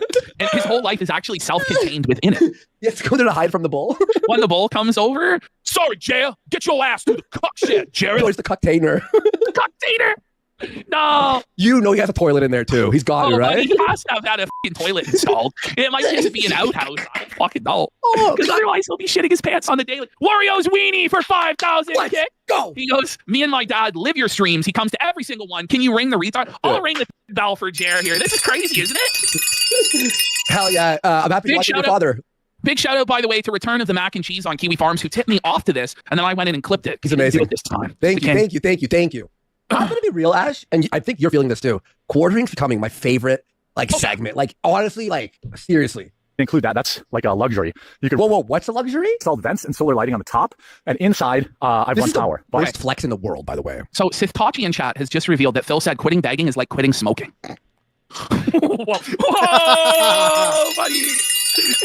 Quitting begging is like quitting smoking. That's brutal, man. I'm gonna die. I'm gonna actually die. This is Kino, buddy. Let's go. Quartering here is saying he's not going to include that in the cost because it's a luxury, so he's going to hide from us what he spent on that. So easily tack on another 3, 4, God only knows, thousand. Electricity? Yeah, to have solar lighting put in and vents and indoor plumbing. Hang on 1 second. Indoor plumbing. How much would it cost to get a shipping container with solar energy?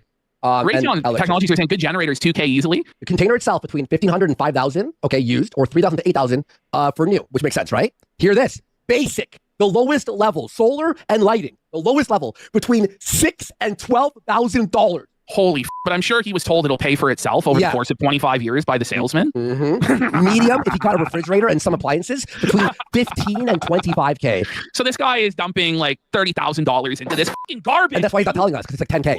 Only for that. That's fucking crazy for that container. He's going to regret it so bad. That's crazy, dude. That's actually crazy. You could really I could just run an extension cord from here in the garage. And Huck's pooping on my track. Thanks, bud. So that's the track pressure for life. Bro, that's actually fucking funny. Holy shit, dude. The dog's taking a shit on the track. It's like poetry. It's poetry. Oh my god. Helped by his own dog. God. By my dog. Fuck. How did the fucking bum barrel even get there in the first place? Somebody in chat brought this up. How did the dirty old rusted out barrel end up in his backyard? Like, what the fuck? Who want to use your track? Make sure you remind them that it will. Taking a dump? Do we go back 10 subs for the sticker of quartering the dog taking a dump on his hopes and dreams, buddy? Oh my god. So apparently it's between 10K The track is for his like little mini RC cars. minimum for electricity fucking container up to 60,000K. Have buddies who want to use your track? Make sure you remind them that it will require weed pulling. It will require. Okay, so Jeremy's plan to maintain this track is to Shanghai his drinking buddies who don't exist into pulling the weeds and maintaining the track in order for access to it. What the so fuck? stressful. This is like some Tom Sawyer like picket fence shit that he's trying to pull on his friends. So let's be real. His friends are not going to pull the weeds and rake the track and maintain it ever. So it's going to be even more money and ongoing expense to maintain this track. Okay, Jer. Yeah. Look at this house. That's the mansion.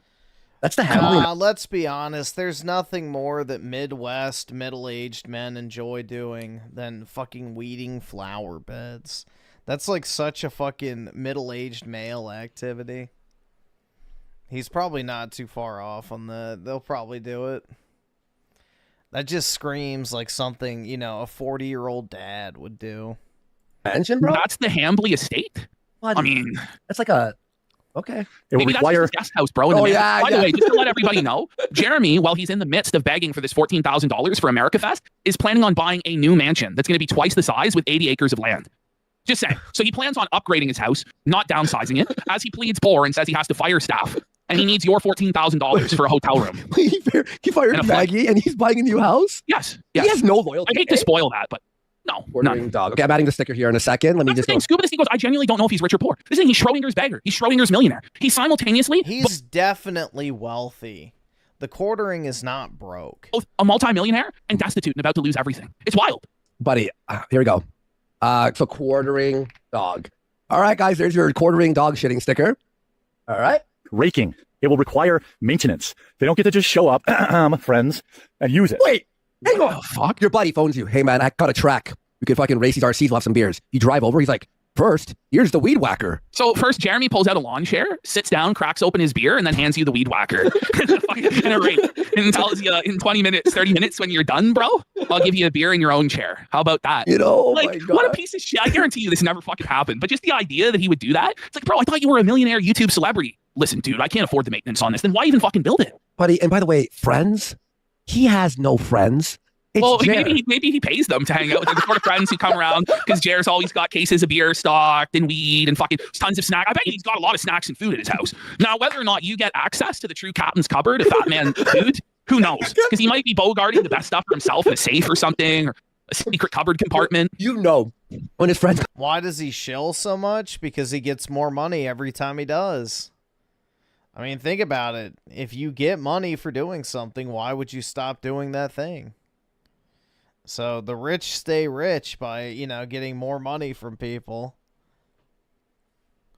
That's the way it goes. Come over, he pours them all whiskey, but then he closes the bottle and he opens up like a special cupboard and has like real whiskey for him. He goes, he has the real. He's like, listen, the Glenfiddich 18-year, that's for me. You guys, here's the Johnny Walker Black for you. Here's the fucking Crown Royal for you.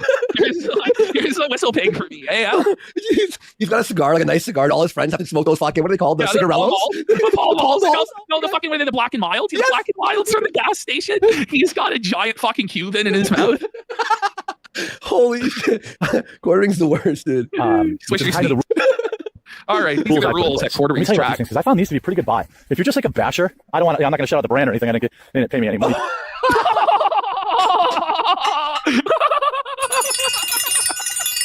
This guy is like a walking stereotype, bro. He's not going to shout out the brand so you guys can buy it because they didn't pay me. Runs into Brock Lesnar, so I'm going to drink a Bud Light, not Coors Light, because they didn't pay me nothing. Or was it Coors? But regardless, that's crazy. That's crazy, dude. Why does he expect to get paid for that? For everything. Like, just give a recommendation to your audience about something. Holy.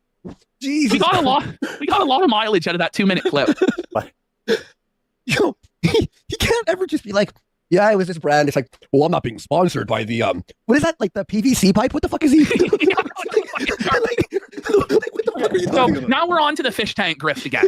You guys remember Quartering bought a $50,000 saltwater fish tank. He hired a fish guy. All the fish ended up dying. It was a massive waste of money. Okay.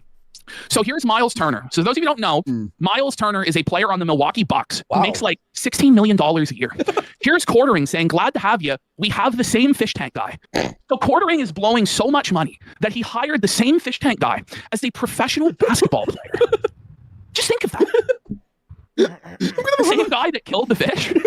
Did he tell Miles that? What have a heart attack? So, oh wait, no, his salary, sorry, it's 20. 50K for a fish tank is actually pretty low. That's actually pretty... Dude, fish tanks are expensive. Like, if you want to get, like, a nice-ass fish tank, very, very expensive. $7 million a year. So this guy has a $108 million contract in the NBA, and Quartering has hired the same person that he has for his fish. That's how much money this guy's burning. The same fish tank guy? You think I replied to, did it? Uh-oh. Okay, so this clip, the beginning of this clip, might be the actually craziest thing Quartering's ever said. Now, it begins here. You can see Hannah Claire has her head bowed in shame. She's just totally embarrassed at the disaster that is the Quartering show, and that she's forced to appear on it to provide for her child, okay? Don't they have 70,000 viewers? Yeah, 70,000 live viewers, my ass. With two chatters? Jeremy hits her with what must be one of the creepiest lines I've ever heard. Let's have a listen. Okay. I gotta say, let me just lower that a little bit. Loud. 1 second. Go. I gotta say that is one of the things that I pride myself on. Of the many, there are many things I'm great at. She's so embarrassed. She knows. She knows. Like myself on. Look there. Watch how fake this. There are many things. Wow. She is forcing herself to smile, and it's so painful. She is fucking cringing, and she is dying. You can see the pain on her face as she gives this smile. Now listen to what Jer says. Is that a sticker that Hannah Claire's got? Yes, it is. I'm making it. It is. All right. Oh man, that's a real grimace. Like she's like being stabbed. Like that's the face you make if you get like punched. You know, you get punched in the gut. I'm gonna do this because I've been slowly but surely removing Ralph stickers since his brand is dying. Is he drunk for a pack it up? If Jeremy ever appeared on the Caleb Hammer financial audit, he would have melted. That's my dream. That's my goal for this Quartering arc. I'm not gonna lie. The end goal is to get Jeremy on Caleb Hammer or an equivalent program. And in my ideal world where I would just fucking buckets over the floor, we would be there. I would jack off. We would be there to heckle Jer as Caleb like puts the boots to him about his irresponsible finances. Like that's the Caleb show's awesome. I like it. Wait, I called it Hannah's Smile. Somebody asked Quartering or DSP. That's a tough fucking call. Like, what do you Whether mean? you would on financial audit with Caleb Hammer. Would you say Quartering on it or DSP? Because we know about DSP. We know. Quartering, yeah. It's still something. There's still more of a mystery to Quartering's finances than there is with Phil. But Phil's tantrum would be crazy. Yeah. It would blow Quartering's tantrum out of the water, I think. So it's a tough call. But one of the many things that I'm great at is discerning a woman's real smile versus a fake smile. She knows what we got. And it's like, oh my God, did he realize that I faked my smile and I really don't want to be here? She's like Squidward with the button that says, I really don't want to be here right now. That's Hannah Claire, straight up. That is a 100% real smile. Also forgot to mention. It was the fakest smile. That is 100% real smile. What a creepy thing to say. You pride yourself on being able to tell if a woman's smile is authentic or not. Like even just to say in general that you're able to tell if a smile is genuine or not is kind of like a creepy thing to fucking say. But specifically with women, it's like, what's wrong with you, man? If he did have that ability, then he would know that Hannah and Melanie hate him and just use him for money. We pointed out to him, but he like is blind to it. He turns away from it. Nope. I'm gonna tell you what happened. He is saying this because of us. He is doing this because we have said this. That's a crazy cope from Jared. I swear to God, guys, we were filming the movie, right? And we're in between takes and stuff. We're eating some food, like on break and stuff. I pop open the most recent Quartering video out of nowhere just to like watch it. Within 1 minute on his main channel, he starts seething about us, but doesn't name us. And I'm gonna show you. I'm just like, what the f? Even when we're off for 4 weeks, he's still seething. Mentioned Melanie's on a little bit of a vacation. Where's your... Oh, she's on a vacation. Wow. For a while. Okay, listen to this, though. Okay. Listen to how passive-aggressive this whole thing is. First of all, it wasn't the week. She was gone for almost the entire month. Okay. Now listen to this part. Okay. Or something like that. So did she make new friends outside of us? Yeah, she apparently made some new friends. So I guess she made some new Christian friends who were trying to get her away from Quartering and convince her to fully grift for Christ. Okay. And so she was away for a while as the Quartering ship was sinking. But I guess grifting for Jesus didn't turn out, and so she's back. Yeah. Yeah, there's a casino penthouse forever rent in his head. Yeah, that's true. Sleazy. Forgot to mention that. So it's just going to be us kids for this week, I think. And then maybe next week she'll be back. But... Oh, you could see. She was not. Hannah Claire was so sad. Oh, us? Oh. Yeah, I think they're making some changes to the lineup, so I don't know what exactly is going on. Oh my God, this is amazing. So now he's coping about the Rumble lineup. So Jer has been trying to get the 1 p.m. Eastern, 12 Central time slot for years now on Rumble. They've always denied him, and now they've given his precious time slot to Darkins. And Quartering is fucking pissed. Yes. And it looks as though Quartering is going to be bumped off the Rumble front page entirely by the end of the year. So he's not happy. Texting me now. So I don't know, like, we're going to be done at like a little after 2 today. And then I think Russell's coming back. So this. Oh, man. Russell Brand's returning? So He's Rumble. Still coming back after us? Yes, he's after us. Interesting. So before us now. Every frame of Hannah Claire is like she's in pain, dude. She's like Robert Pattinson in Twilight, where it always looked like he was in pain or needed to take a dump. That's Hannah Claire on the show. I feel like she's not even like in the moment at all with the show. I feel like she's like distracted. It's still that guy. Darkins, maybe? Dawkins, something? Yeah, I don't know. Wow. He doesn't even know his name. The name lives rent-free in his head. No, he's seething at this guy. She says Darkins, which is his name. Yes. And then he changes the name as to like unpromote the name. Actually, it's Dawkins. That's amazing. I have repeated my request to go in the noon slot after Tim. So Noon Central. Noon Central, 1 Eastern. Just because I think it's a better raid. I think Tim's viewers are a better fit for our show. I don't know anything about this. He wants to steal Tim's viewers so bad. His jealousy and resentment of Tim Pool is insane. And it's going to come out even more when we get into the whole America Fest grift, because he reveals the true reason he wants to go is because Tim's not invited. And so, like, it's crazy, dude. It's crazy. Does Tim even talk about Quartering? Or no? No? Jenkins guy, or whatever his name is. But I also know that Russell isn't a great fit for us either. Like, I love Russell, but Tim's viewers are our viewers. This is what I've always said. Are they, or do you get no viewers at all? He makes no money at all. No, he has no actual following on live streams at all. No. Yeah, I wonder what Quartering actually makes. Like, real numbers from streaming. Because, dude, the fact that he claims he gets like 40,000 viewers just seems really, really unlikely. But it makes sense because apparently the way the Rumble thing works is they redirect people. So they have like a lineup, and it's like basically like cable TV. It's like watching Fox News is how they have it set up, but it just redirects people immediately to other people's channel instead for each time slot. It's really odd. I don't get it, but yeah, apparently all of his viewers come from like another live stream that happens right before his, which is why he wants to be right before Tim Pool, so he gets a shit ton of viewers that get redirected automatically. Beneficial. It's called the quarter cast because he only makes a quarter per episode. Well, he loses $250,000 a year is what it's called that. Is in reality. He doesn't make any money. It's a loss. And he's admitted that. He's admitted on our previous clips that every single show he loses money on because he has to pay the staff and he can't cover their wages. Wait, Quartering gave a $100 super chat to Tim while he was swatted live? Sounds like a petty move there from Jared, doesn't it? That's like a sneak diss from Jared, no? Just kidding. I've always said the most beneficial. Me. Just kidding. Well, yeah, that's true. I did. Jared fucking goes, yeah, no, that's exactly why I poached you from Tim to steal his viewers. But then I'm surprised he didn't go, but you lied to me about being pregnant and swindling. Wow. He does it almost every fucking week now. Calls out Hannah for deceiving him. And now I'm competing with Russell. He's like live right now, so I don't know what's going on. Oh my God, Russell's live. Russell went live early because he knows Quartering's rate is worthless because it's all fake. So, Devori's great show. I just don't know. I'm not trying to insult him. I don't know anything about him. Yeah, and Adlin here points out, yeah, he poached her after Tim already fired her for being a prick. Yeah. Okay, so this was Melanie's statement. Hi, everyone. I'm taking a break to focus on a project. Okay, and to fast from social media and be in my prayer closet. Okay. I will let y'all know when I come back. Stay reading the Bible every day. I'll be back soon. It was quite a while before she did. Return. Okay, next clip. All right, here we go. Here's Luke involved. Thank you. The D-Damon says, glad you brought Luke back. Luke's always here on Wednesdays. He wasn't gone. I can't afford to pay him to be here both days. No! Oh! This is embarrassing. That's so embarrassing, Jer. Holy. Brokey alert. Look at Luke. Look at both Luke and Hannah. They're so devastated. They're like totally felt it, bro. Luke's like, really, Jer? Oh. Really? This is actually fucking brutal, man. He's poor. He's poor as fuck, dude.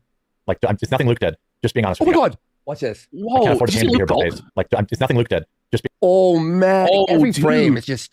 He's not happy. I actually feel bad for Luke, dude. There's no reason, by the way, for Quartering to do this inside baseball and talk about what they're getting paid and what they can afford. The only reason he does it is to try and rustle up cash from people, which is a really scummy way of getting cash from people, to be like, listen, these people and their families are going to starve. They're going to lose their homes, be evicted from their apartments, unless you can come up with money for me now. Like, that's f***ed, dude. And it is. It's a weird way of exercising control, too, and reminding them of who the boss is, and at any time they can be removed, so they better stay in line and kiss his ass. It's twisted what he's doing. It really is. We missed you, Luke. Now he needs to rehire Melanie Mack. Again, Melanie... Melonie's away at leadership camp. Yeah, she's at leadership camp. I had to send her to camp. So she joined a cult, I guess. She went to leadership camp. I don't fucking know. Some weird shit. This guy's losing everything in the next 5 years, isn't he? Oh, yeah. Maybe quicker. Maybe quicker. NJ Mitch says, okay. Dude, everything's becoming TV now. Like, look at all the fucking subscription services out there. You know, we're basically going back to cable. So, yeah, I mean, everything's going to become TV. Streaming, you know, content creation, all the shit's going to just revert back to it. Most likely. I think next up is the crash out. Yes, it is. So this is why he's crashing out. So this is October of last year. 53,961,000 views. Fast forward to October of this year. Let's see how many Jared's got. No. 10 million views. Let's give it 11 million. An 80% drop off in views year over year. This is the only, in my opinion, speculating, this is the only aspect of Quartering's business that was actually profitable. Yeah. I don't think the coffee company makes any money. I think the live stream loses money. Whatever other side grifts he has lose money or it's negligible. The entire reason he's able to do all this vanity shit is because of the massive money from YouTube. Okay. That is now drying up and fast. But how is it? Hang on. How is this? Let me just check his channel real quick. 1 second. Let's see. I just want to see his. Okay. Oh, don't change that shit. Ooh. Oh. It's a flop. Mind you, this is on a channel with 3 million subs, no? Yeah. Yeah, that's still pretty decent views. I mean, it's not as good as he used to get, but that's still good money. For the amount of effort and time it takes, he's still making very good money. And the videos are very short, so it's not like you're getting like a good ad rate anyways. A shit ad rate. Buddy, so as a result of this, Jeremy completely lost his fucking mind on live stream, crashed out completely, and revealed the ship is sinking, and the days of the Quartering are numbered. Wow. By Bird Talk for a lot of full sends. Thank you so much. And Crooked Mojo, thank you so much. Appreciate you for all those full sends. We really thank you guys for that big support there. Thank you. I think we are in a recession. Okay. Hang on. Oh, man, the cope is strong. Boys, the ship is sinking. So we're definitely in a recession. That's not... Quartering is now turning on Trump and saying that Trump's policies have caused a recession, and the reason he can tell that there's a recession is because he's not making any money. So wait, what? Therefore, it must be that everyone is broke thanks to Trump's policies, and he's just full on snaking Trump, which is fucking insane. But how is he buying a house? Oh my god! I don't know. There's gotta be. There's something fishy here, isn't there?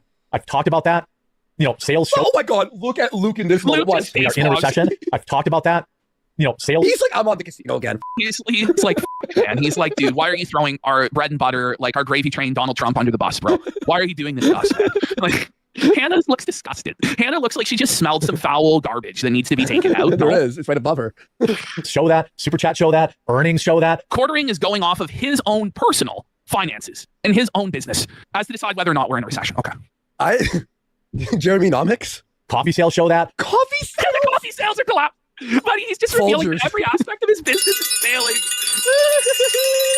Let's go. I'm going to actually fucking die here, dude. I'm going to die. I'm going to die of laughter here. But I told you this is some fucking primo Jared. Like, buddy, God bless.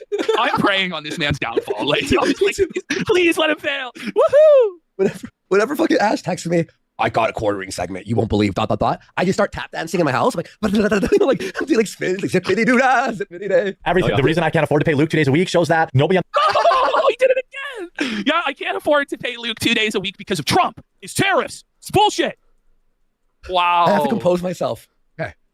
This panel even owns stock.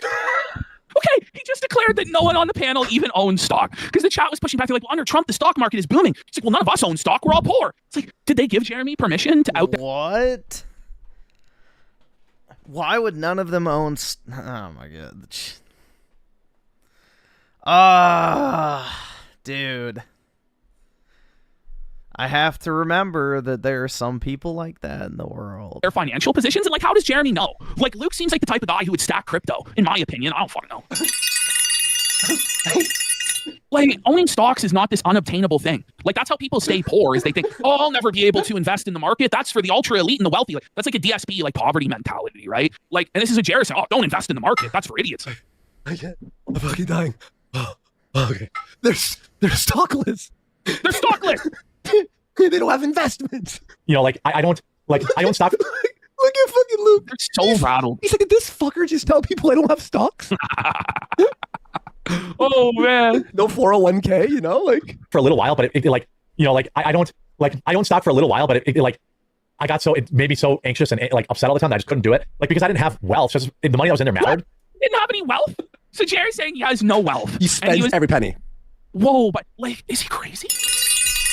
Like, well, if he spends it on a house, then, you know, that's not super crazy because it's still an asset. But I don't know, bro. That's actually kind of surprising that Quartering doesn't have any investments.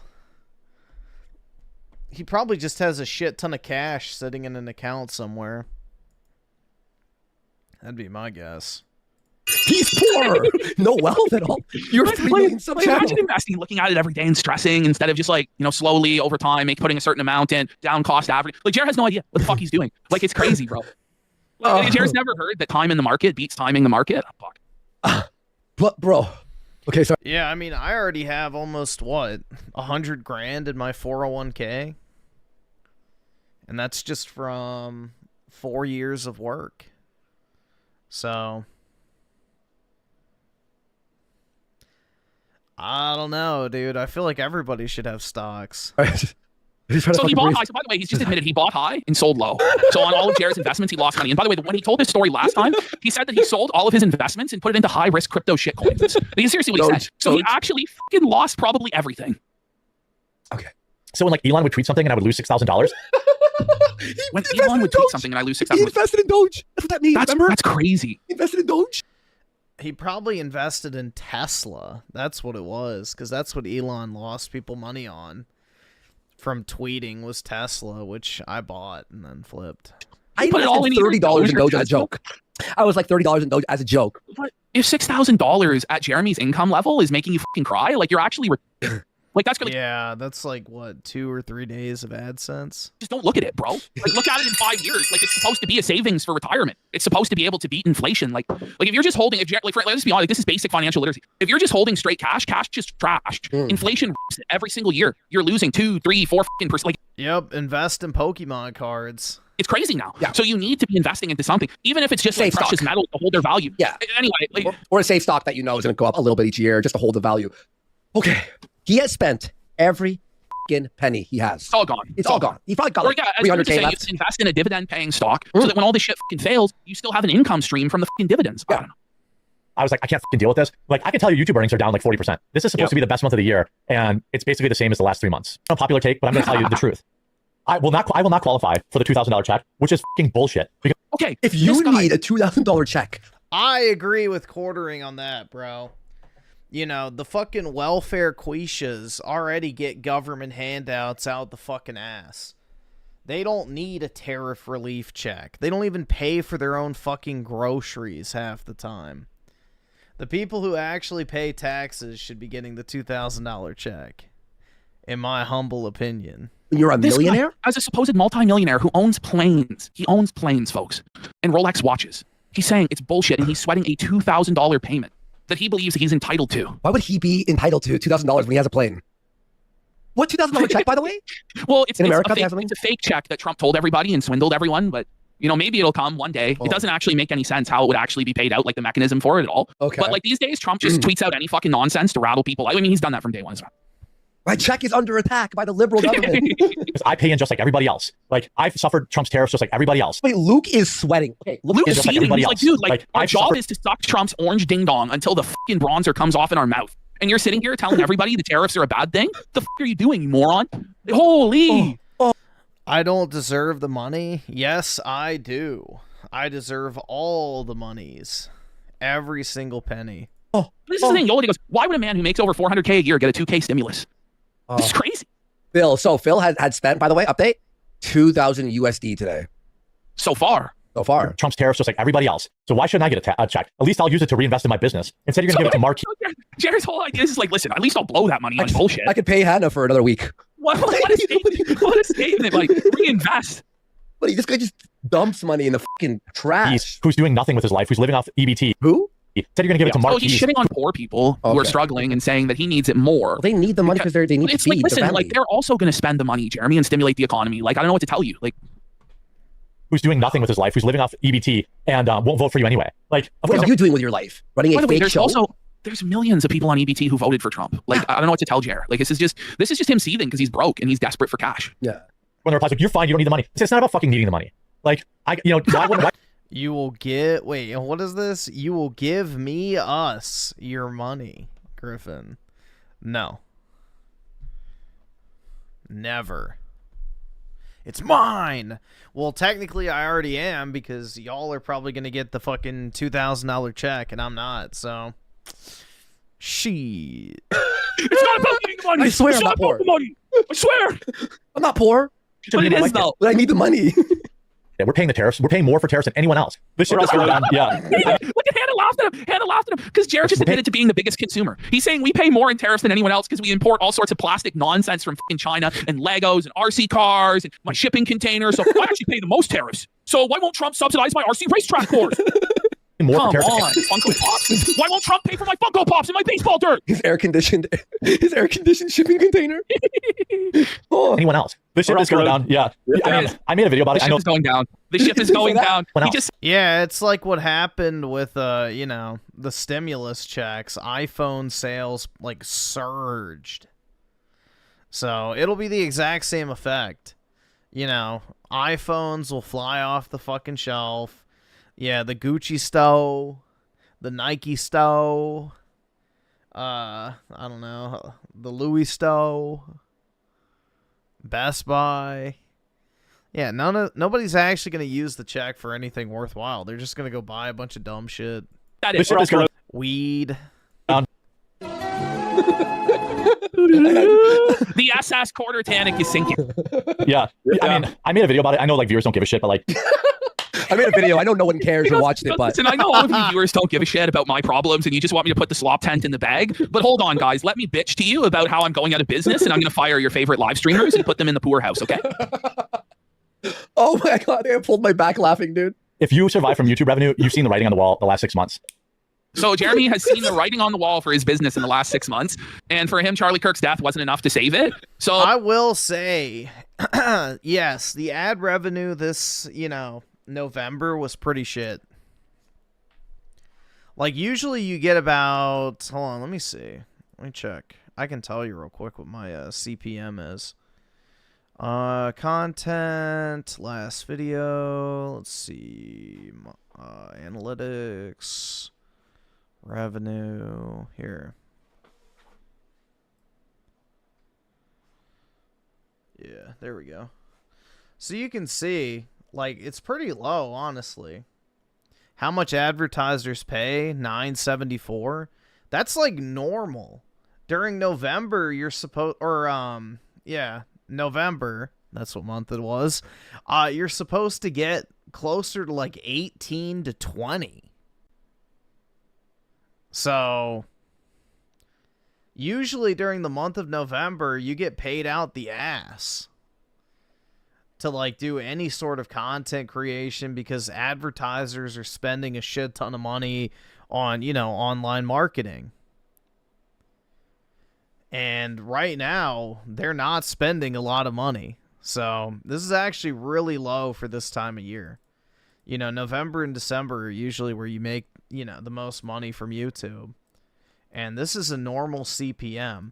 Now, keep in mind, you only get 55% of this, so it's like $5. So basically get $5 per 1,000 views. So it's not great. So that is all right, awesome. abnormal. Thanks, nigga. All right. Compared to a normal year on YouTube. So I'll give a little bit of credit on that. That is actually accurate. It is much lower than it has been in previous years. Like, for example, hold on, I shouldn't have closed out that fucking tab, damn it. Hold on, let me check real quick if I can find the other one. Where was last year's? Or actually, let's go 2 years back. Let's go back to... I said that, but I don't know if I can find it. Oh, here we go.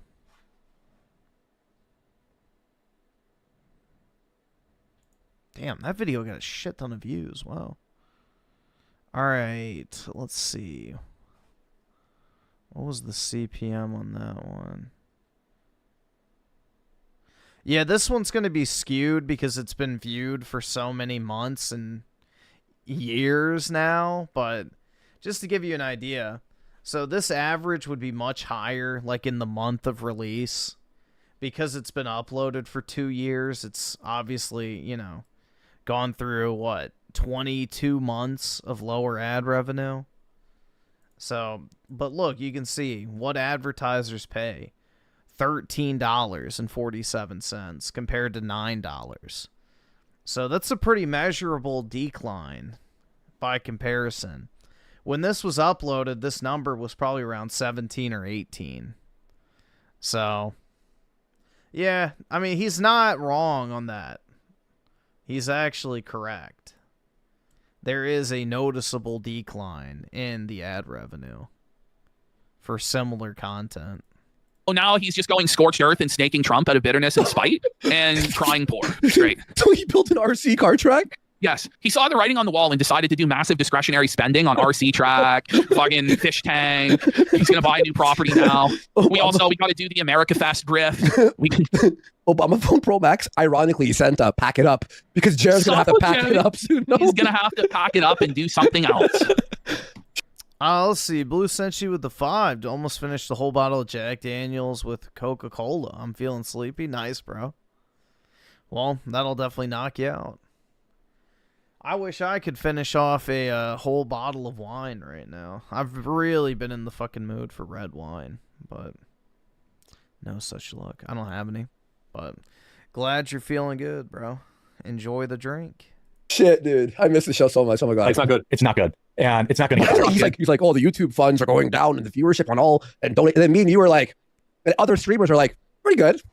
Yeah, I mean, this isn't a universal phenomenon. Like, all sorts of people are growing or doing well. It's like, listen, guys, like, the election was a year ago. Trump's in power. The midterms aren't until this time next year. Like, politics is fucking ice cold. No one gives a fucking shit, especially on the right. Nobody on the right is mobilized to fucking watch 12 hours of slop tent a fucking day. Like, it's just a natural phenomenon. Plus, there's increased competition. There's all sorts of new people that are joining in on the grift that quartering can't compete with. But instead, he has to blame the game instead of what's actually going, oh, YouTube screw me. No, Jeremy, get a grip. Wine Mom Griffin. If I was drinking white wine, then yes, but I only like red wine for the most part.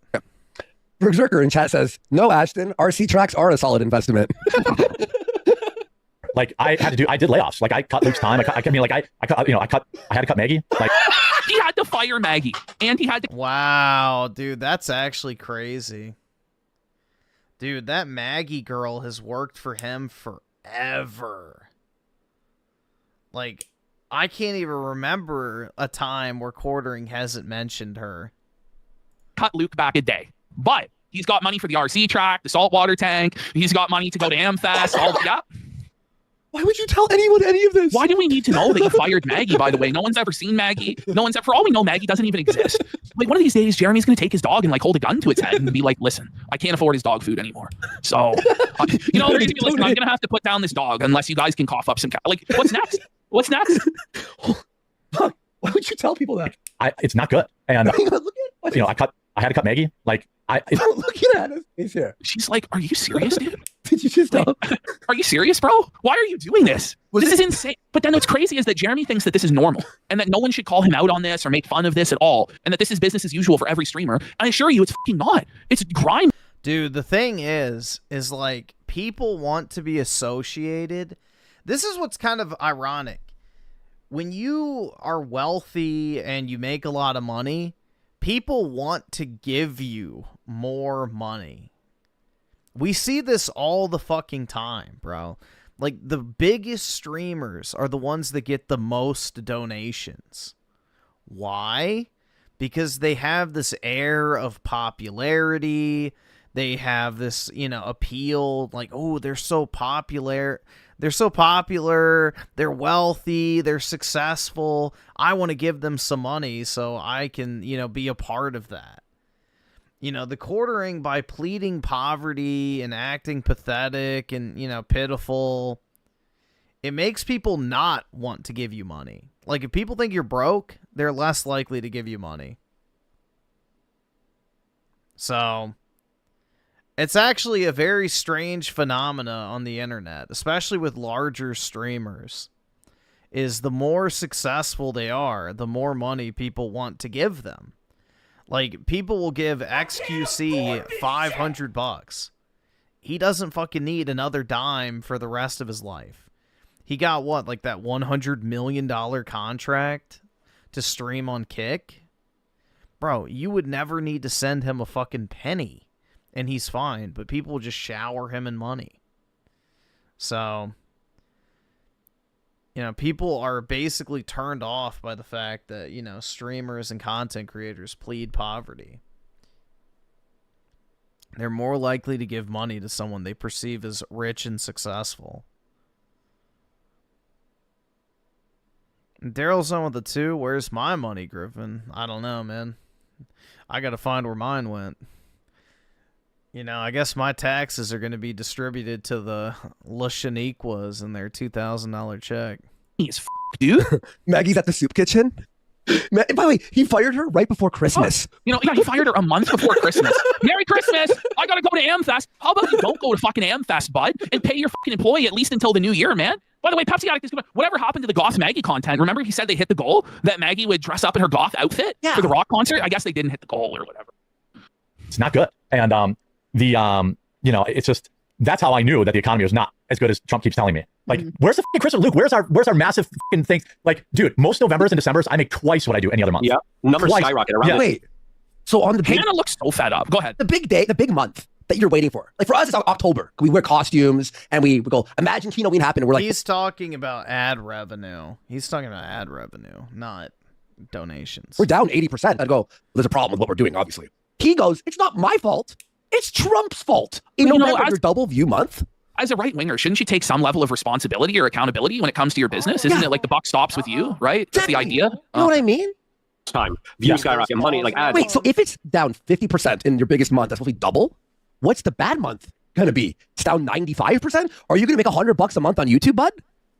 All of it, people wanting to advertise, all of it skyrocket. This time it's like, oh, it's a little bit lower than it was during the summer months, right? When everyone was out hanging out. So you get summer months during the peak time now. When you start fucking blaming the weather on why you're successful or not, you're not going to make it. You can't fucking control the weather. This is like such a loser mentality. People who blame the economy, people who blame the weather. There's so many fucking failures who always, they have an excuse, you know? Unless you're a farmer, in which case the weather is everything. It's like, what is it? Is this AI slop that's just destroying all of us now? No, I'm gonna tell you what it is. Not only AI. It is AI slop that's eating up a lot of the ad revenue because there's only so many ads that can be played on YouTube because, you know, companies spend X amount of money. And yeah, the more AI slop that gets uploaded to YouTube, the more content creators there are, like the less money the average person's going to make. That is part of it, but also I think ad spend is just down across the board because people don't have money. Like, even companies don't have money. Companies have record profits when you don't adjust for inflation.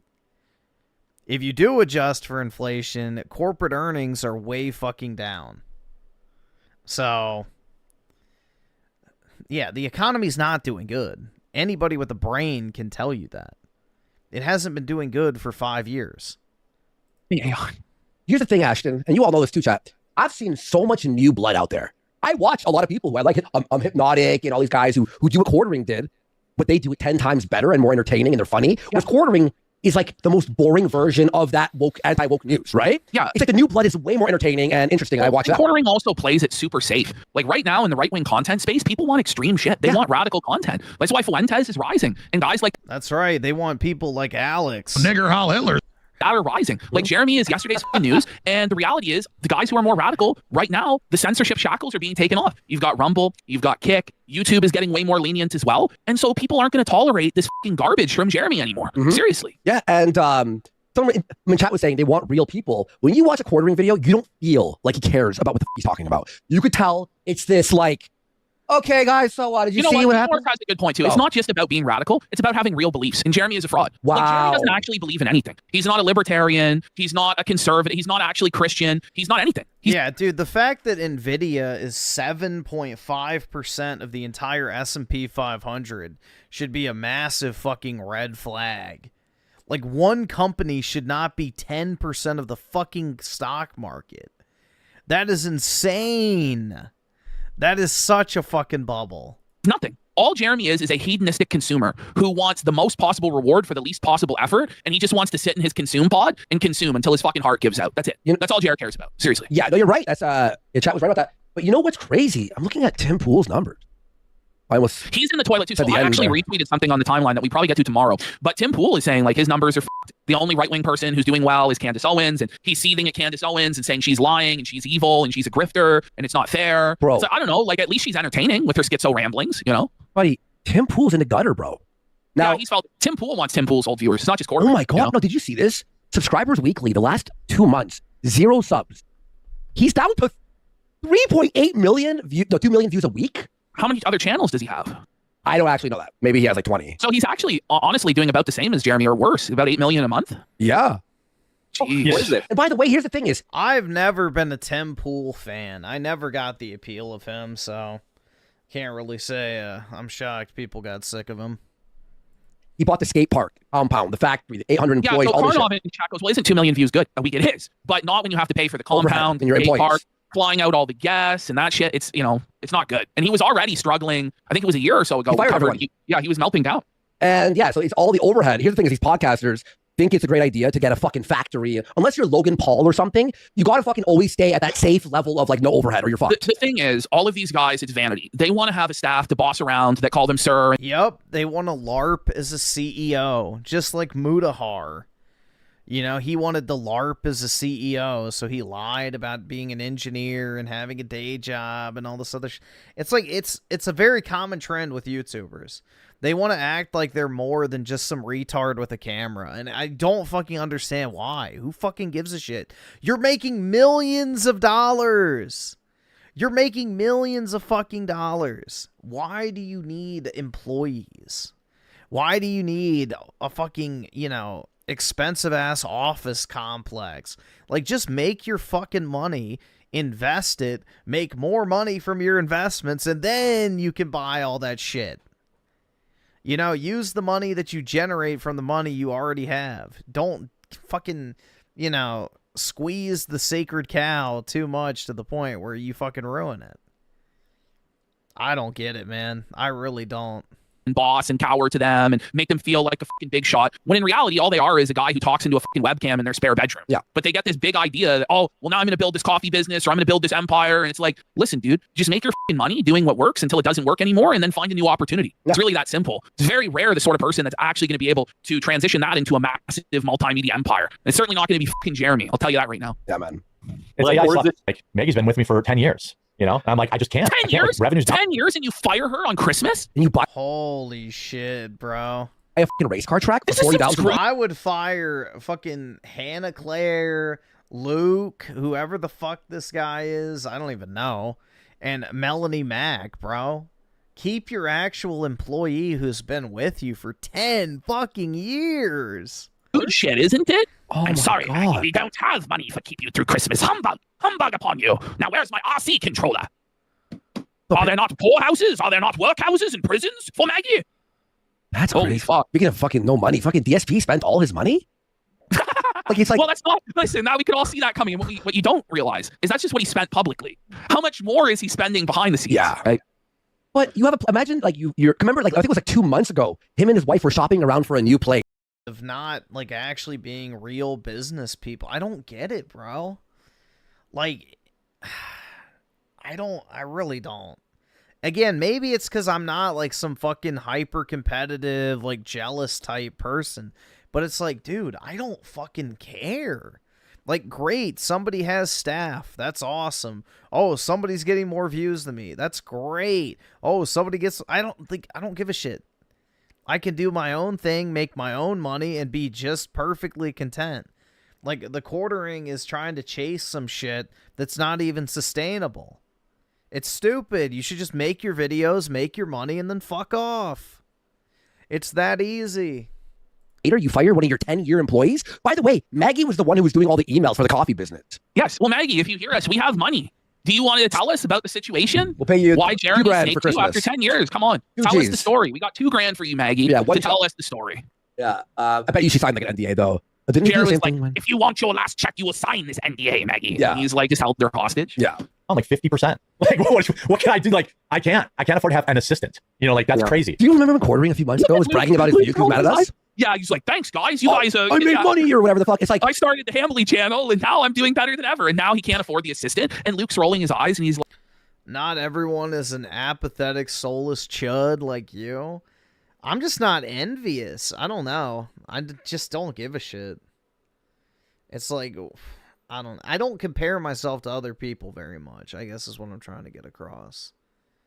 Like, I'm not in competition with anybody to be, like, perceived as the de facto Kang content creator. It's like, I'm just going to do my own thing. If it's working for me, that's great. You know, you will... What is that shit? Like, comparison is the killer of happiness or some shit. But yeah, it's so true. Like, Quartering had... he gets, what, 10 million views a month? That's like $30,000 a month in ad revenue. I mean, then he does, like, sponsored ad reads. He has his memberships. He gets paid from Rumble. He has his coffee company. Like, he makes good fucking money. Why is that not enough? Like, take the money that you make and go buy, like, a fucking car wash. Go buy a bunch of vending machines and stick them in, you know, high traffic areas. You know, open a fucking laundromat. Like, go do something else with your money that generates more money, and then you can take the money that you're making from your money and do all the stupid shit with. So that way you're insulated. A car wash? Yeah, dude, those little, like, self-serve car washes. Super profitable. Like, they're insanely profitable.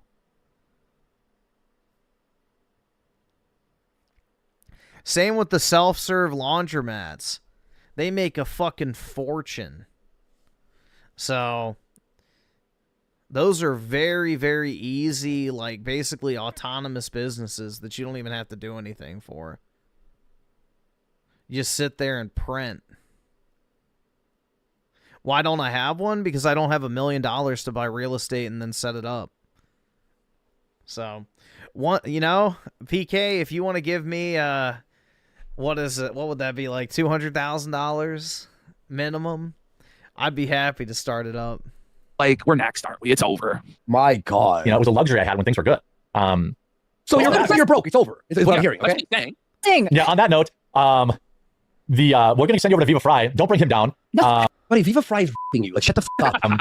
I'm secretly rich, dude. Again, you know, I wish I had this secret 10 out of 10 girlfriend, and I wish I was secretly rich, and I wish I secretly was in, like, a massive fucking mansion in the middle of nowhere on a massive plot of land. Like, you know, maybe someday, but it ain't today. Chat, who should we fight? Who should each of us respectively fight in a celebrity card? Yeah, Dark Side Phil. I'm not trying to uplift anyone. It'd have to be somebody at, like, our same level. Jared won't do any charity for Philip, unlike Asmongold. He's like, no, DSP's beneath me. That's tough, Phil. Ladies and gentlemen, Friday, 8:30 p.m. Eastern, only on Kick. We are have a movie premiere of an... Just ask Trump for $1 million? True. Can I get a small loan of $1 million that I never pay back?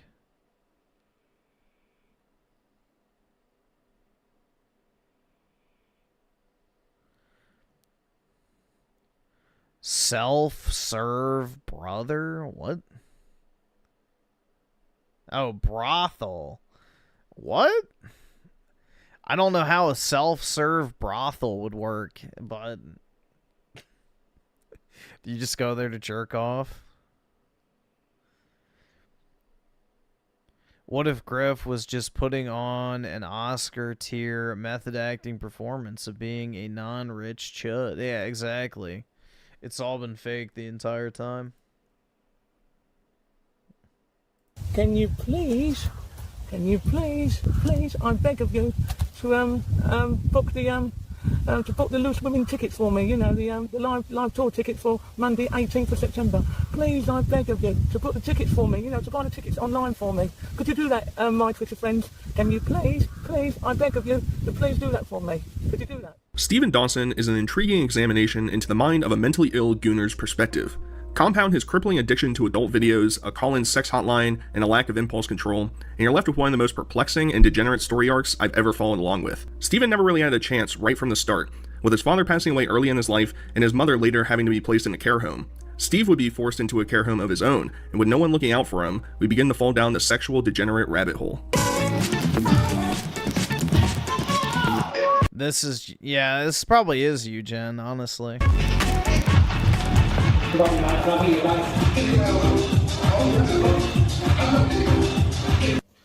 What in the fuck? Is there a snake on the floor?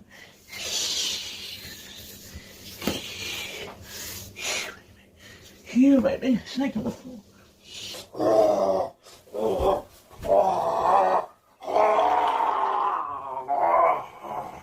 Steve spends most of his days gooning, responding to trolls, and you guessed it, filming. Dude, he really does look like that fucking mongoloid thing from 300. Cooking/food reviews. The one thing I can guarantee in nearly all of these videos is that we are going to see the subject cook at least one thing on camera. However, one thing that does separate Steve from the others is that his meals are typically pretty normal looking. Now, he's from the UK, so the standards are quite low, and I've never seen him use seasoning before, but compared to his competitors, he's like a Michelin star chef. Here's a montage of what his cooking videos usually entail. Right. See me dumplings? I know I've got bigger dumplings, later roast. It's got a lovely pair. I'm trying to get it out and I can't. Ding dong, baby.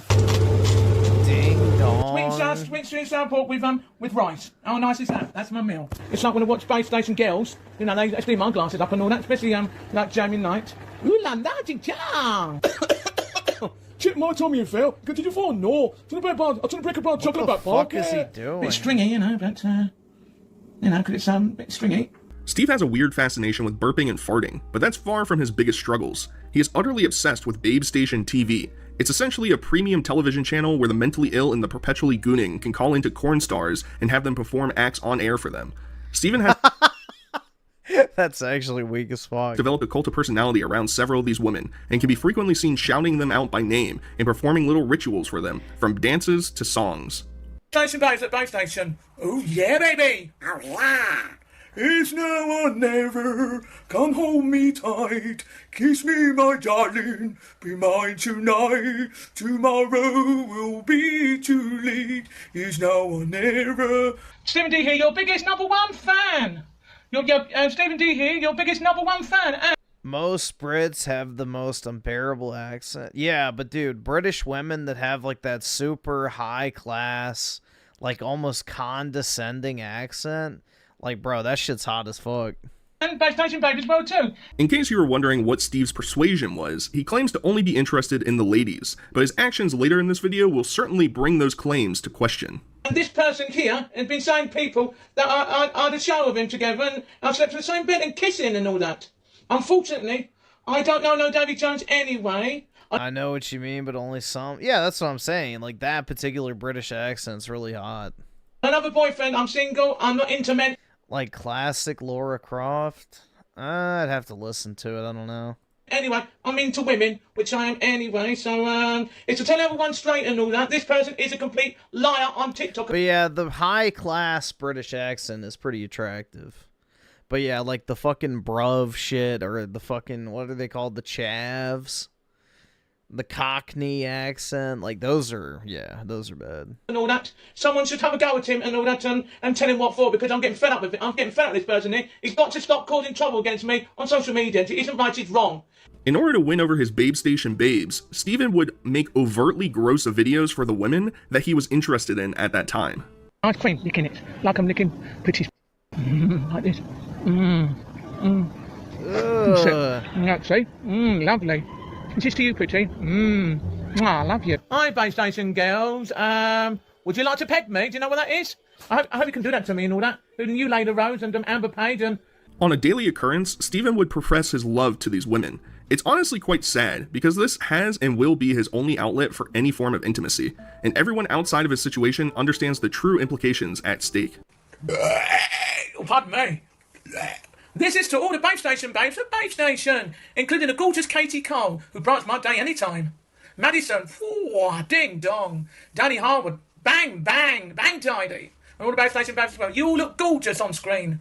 Pretty young. I love you, Pretty Young. You make me the happiest man ever. You do, Pretty. You make me the happiest man ever, Pretty. You really do. I love a babe who brings so much joy to my life. And let's go, gang bang, bing bong. I hope you like that, Pretty, anyway. I love you, Pretty. Because of this imbalance of a relationship, Steven feels very possessive of the performers over at Babe Station. He feels like he is owed airtime and feels extreme disrespect when he has to wait in a queue, only to not actually get put through. Since his only hobby is jerking his gherkin, a darker side of Steve's personality comes out when he can't take pleasure in the only way he knows how. I was trying to get through to you 8 times last night. I tried phoning you up 8 times, but no. Your company don't put me through to you. You know, because I wanted to speak to you, because, you know, I miss your sexy voice and all that. Really, I do. I love your sexy body, yeah, baby. Why don't you sort your phones out, Base Station, yeah? Sort your bloody phones out. The ones that base that's shaking all the time. Why does it cut out all the bloody time? Why couldn't you sort your bloody phones out, yeah? You know, honestly. What's the matter with you lot, anyway? Honestly. You know, I hate glamour girls having a go at me. Don't like it and all that. If glamour girls are going to be like that, I'm not going to bother talking to them anymore. Honestly, if they're going to be rude to me like that, nasty, I hate them. Don't like them. I couldn't get through to her last night at all. I couldn't even get to speak to her at all. You know, I tried several attempts. I tried about 3 or 4 attempts last night, and, you know, after 12 midnight, about 12:05, when she came on screen, I tried phoning then, I couldn't get through. Then I tried several attempts again, and still couldn't get through at all. So, you know, and then when she came back on screen again, I tried again, and I still couldn't get through at all. I still couldn't get through. And then when she came back on again, whatever time it was, I don't know, I couldn't get through. I was stuck in a flaming queue and all that, you know. I was stuck. You think I look like that? Yeah, he's got like the ideal physique, bro. I wish I was that shredded. In a flaming queue, I couldn't get through at all. Channel 673 and 674. It's supposed to come on screen last night. And dude, his teeth are fucking crazy. No, it didn't. It's just Pitman. He keeps tampering with it. Every time it comes on screen, he tampers with it. He shouldn't tamper with the channels. He should leave them alone. You know, he should leave Base Station TV alone to let people watch Base Station TV and find the glamour girls up on it. You know, like I do sometimes, which I do, and Unsurprisingly, his altercations with the Babe Station babes did not solely reside on the television. Steven is obsessed with these women, so he's constantly contacting them on various social media platforms. Steven's name began to gain notoriety in this community, and he would preemptively get banned, leading to him begging to be unbanned, literally getting on his hands and knees, begging these women to please release him from his unrightful banning. I am deeply, deeply sorry for me.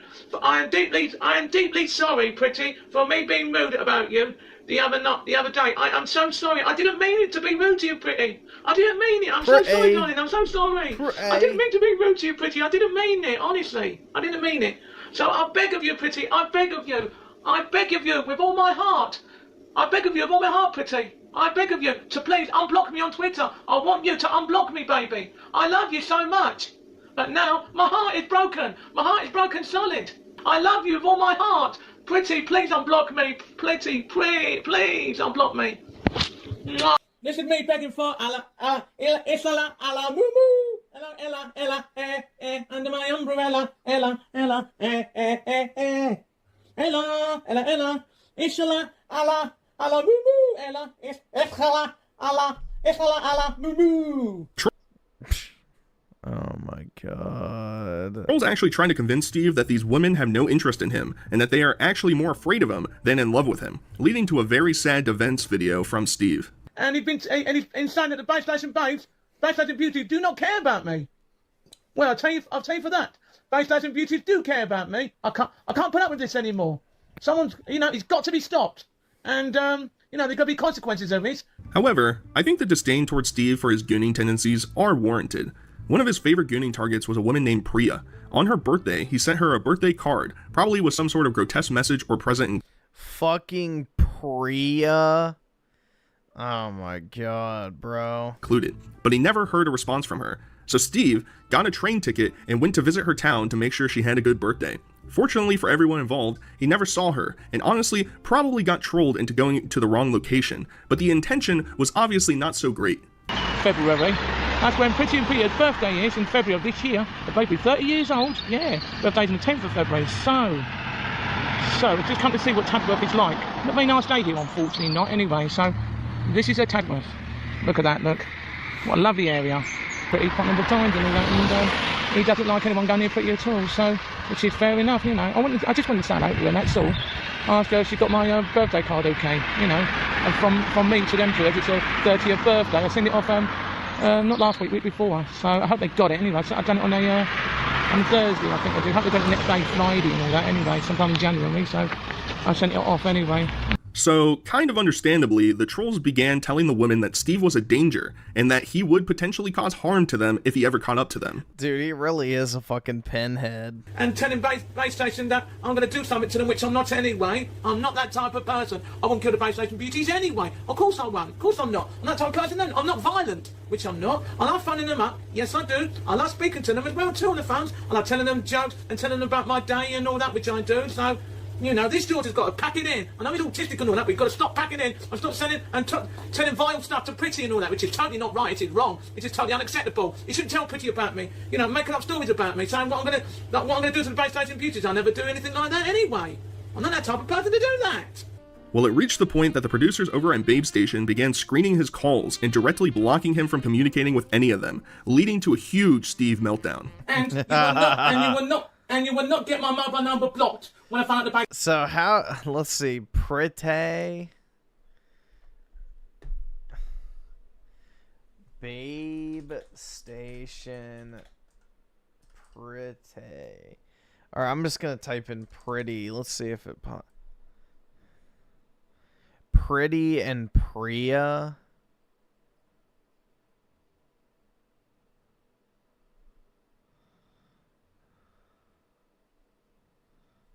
Let's see.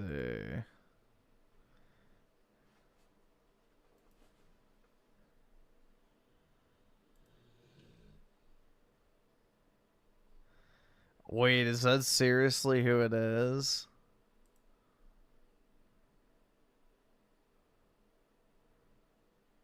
I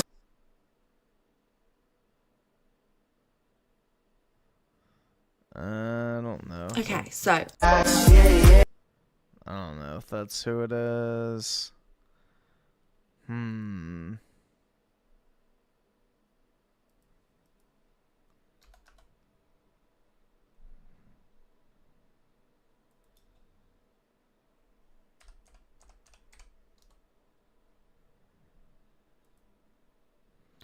Oh, Preet E. So Preeti is the name. Like Jeet.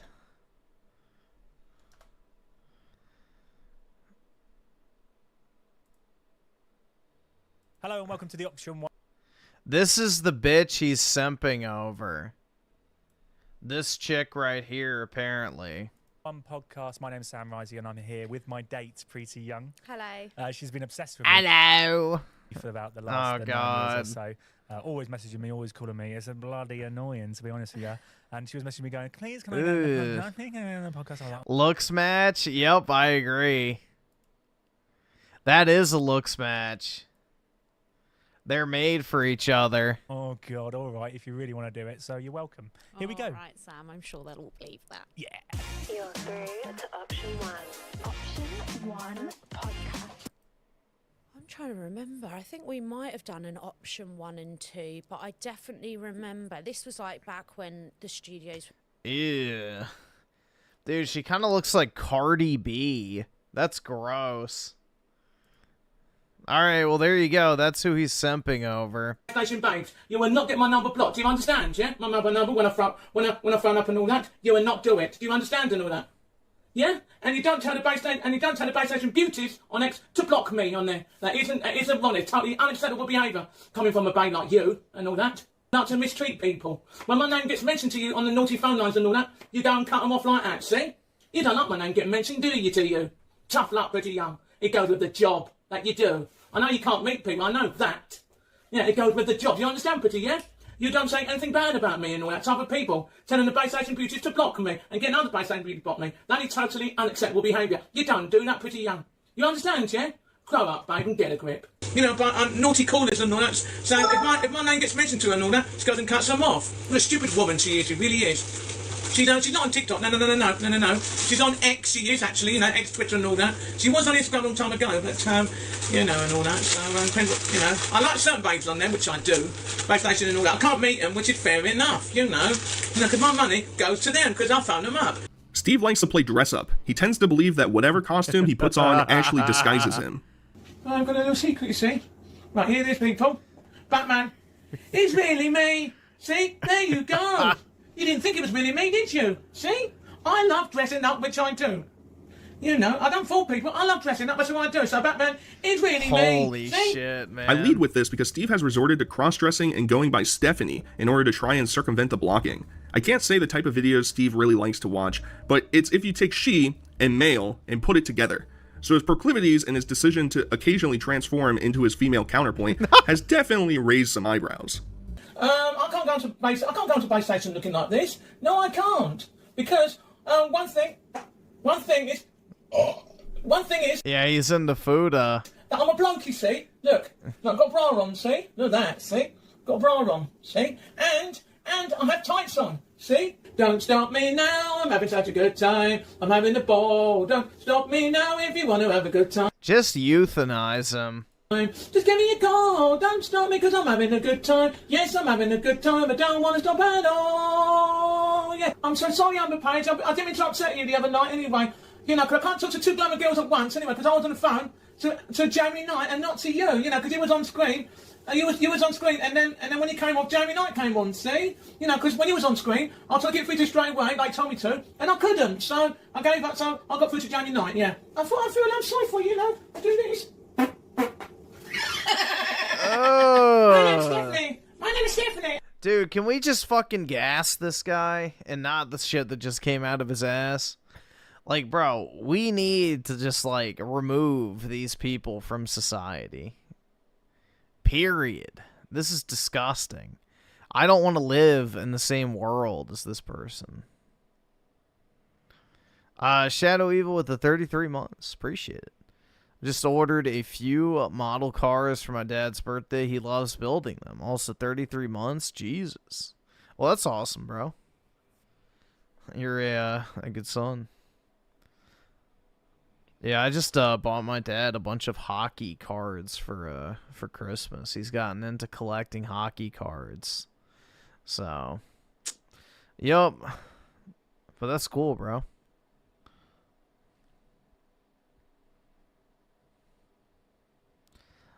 Send this to Synthetic Man to fix it. Yeah, tell him this is end stage food addiction. Hey, this is Stephen G. Me, look at that. What do you think?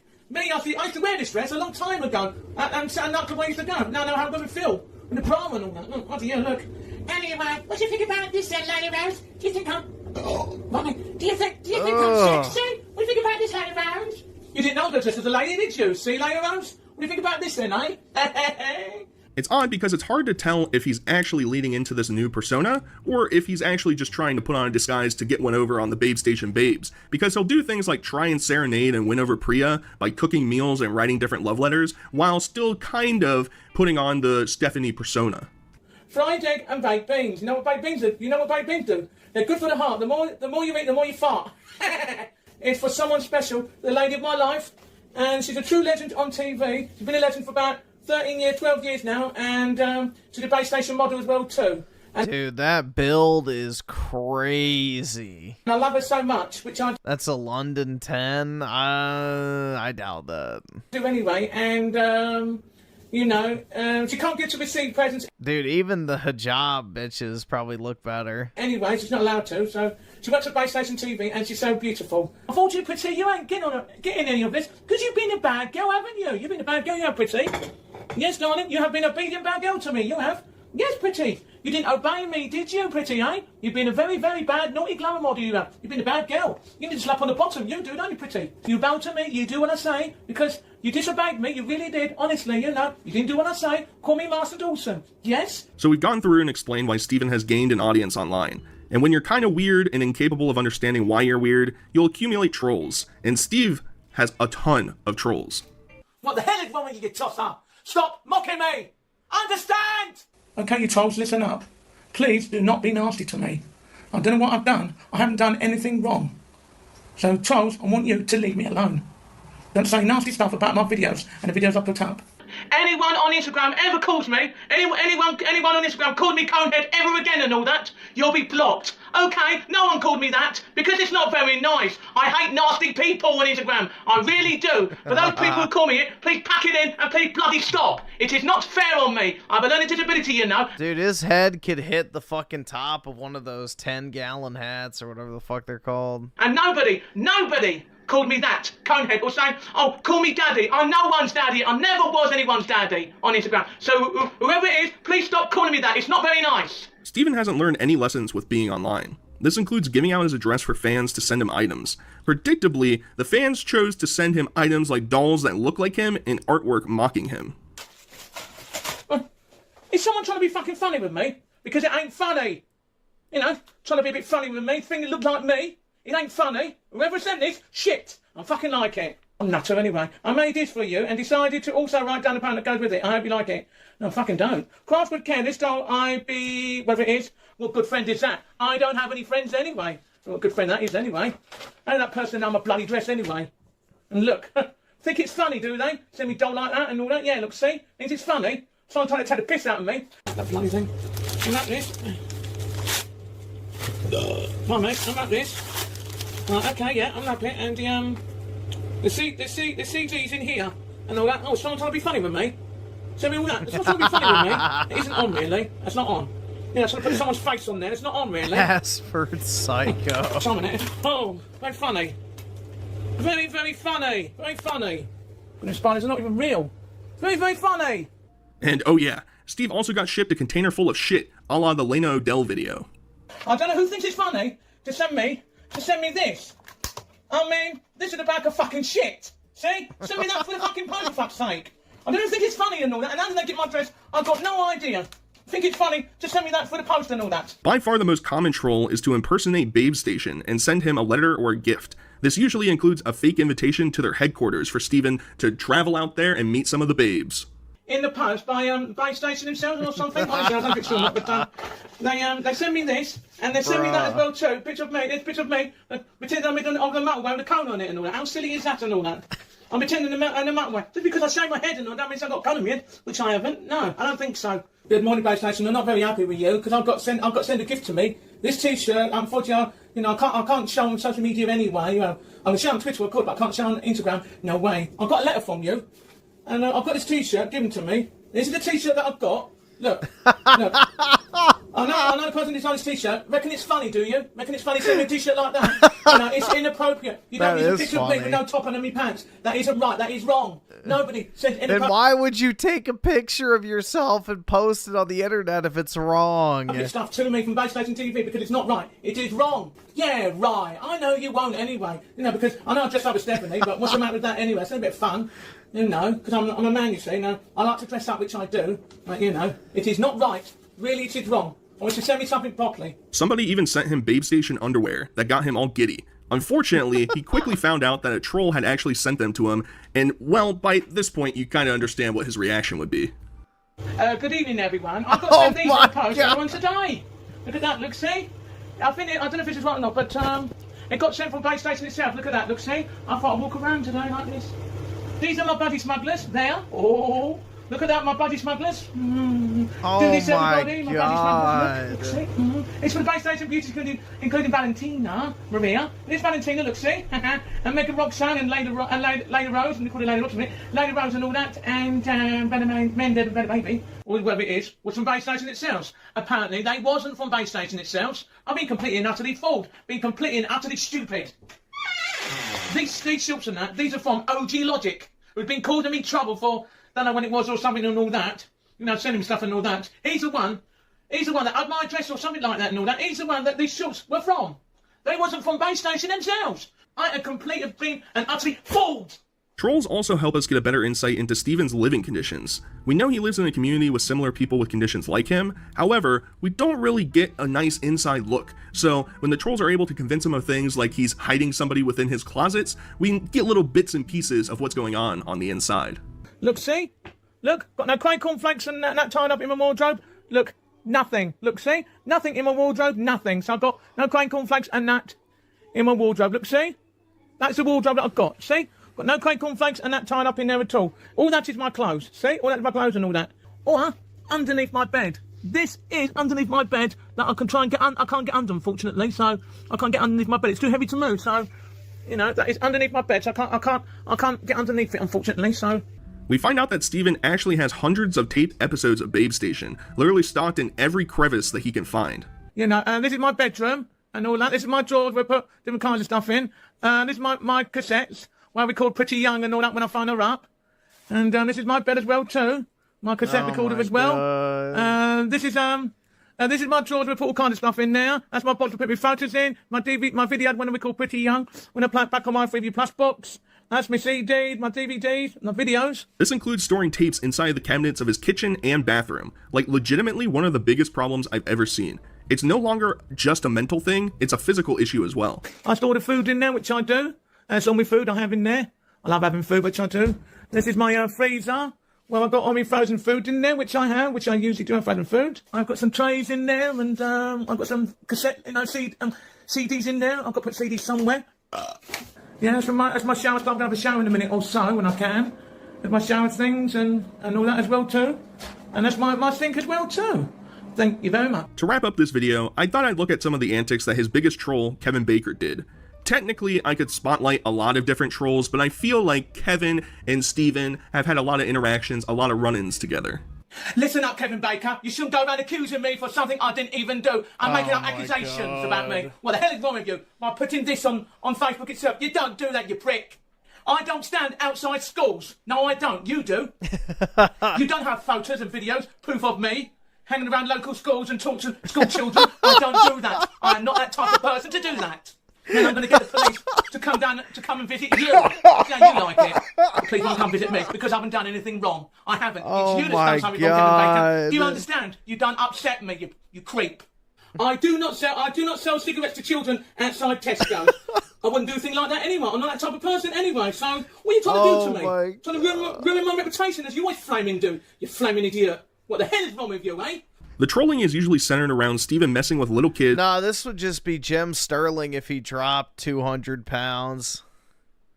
Or going to Tesco and rubbing his ass on all their items. Hi everyone. I thought I'd tell you, Kevin Baker's been causing a great deal of trouble for me. Telling everyone I've been shitting on streets in Ashford, Kent, and I've been shitting on the street and outside Tesco's, and also I've been shitting on the streets outside in Folkestone and outside my mum's place, which I never did anyway. I don't want to believe what Kevin Baker said about me. He's a complete and utter liar. So I thought I'd let you lot know on social media and all that, that I go to Tesco's Extra in Cookfoot, Woolsborough to go and whip my bare arse against the items on the shelf, and also go there to drop my used condoms around the shop. Well, listen here, I would never do that anyway, no I wouldn't. I only go to Tesco's Extra in Cookfoot, Woolsborough, which is Ashford, and to do some shopping, not to go there and whip my bare arse against the items on the shelves. The most elaborate troll they tried to orchestrate was creating documents of them purchasing the property that Steven lives at and threatening that they're going to evict him. You listen up, Kevin and Vicky Baker. It's not going to happen. I'm not going to be evicted from where I live here and all that. You're not going to buy this property. It's not going to happen. And you're not going to evict me. You're not going to do it. You're not going to get rid of me. I'm not going to be evicted from here. I don't think so. You're not going to buy the company anyway. I don't think so. You're not going to buy the property. It doesn't work like that, Kevin and Vicky. So stop lying. Okay? Stop causing trouble for me. You're not going to put no antisocial behaviour order against me for something I didn't do. You can't go around accusing me for something I didn't even do. Steve hates Kevin. This guy is fucking mental, bro. More than almost anyone, and wants the audience to get rid of him for him, and have him stop messaging him and ruining his life. This person here telling his TikTok, telling people on TikTok that I was celebrating Father's Day with my children today over at Tesco's Extra in Cookfoot, Woolsborough.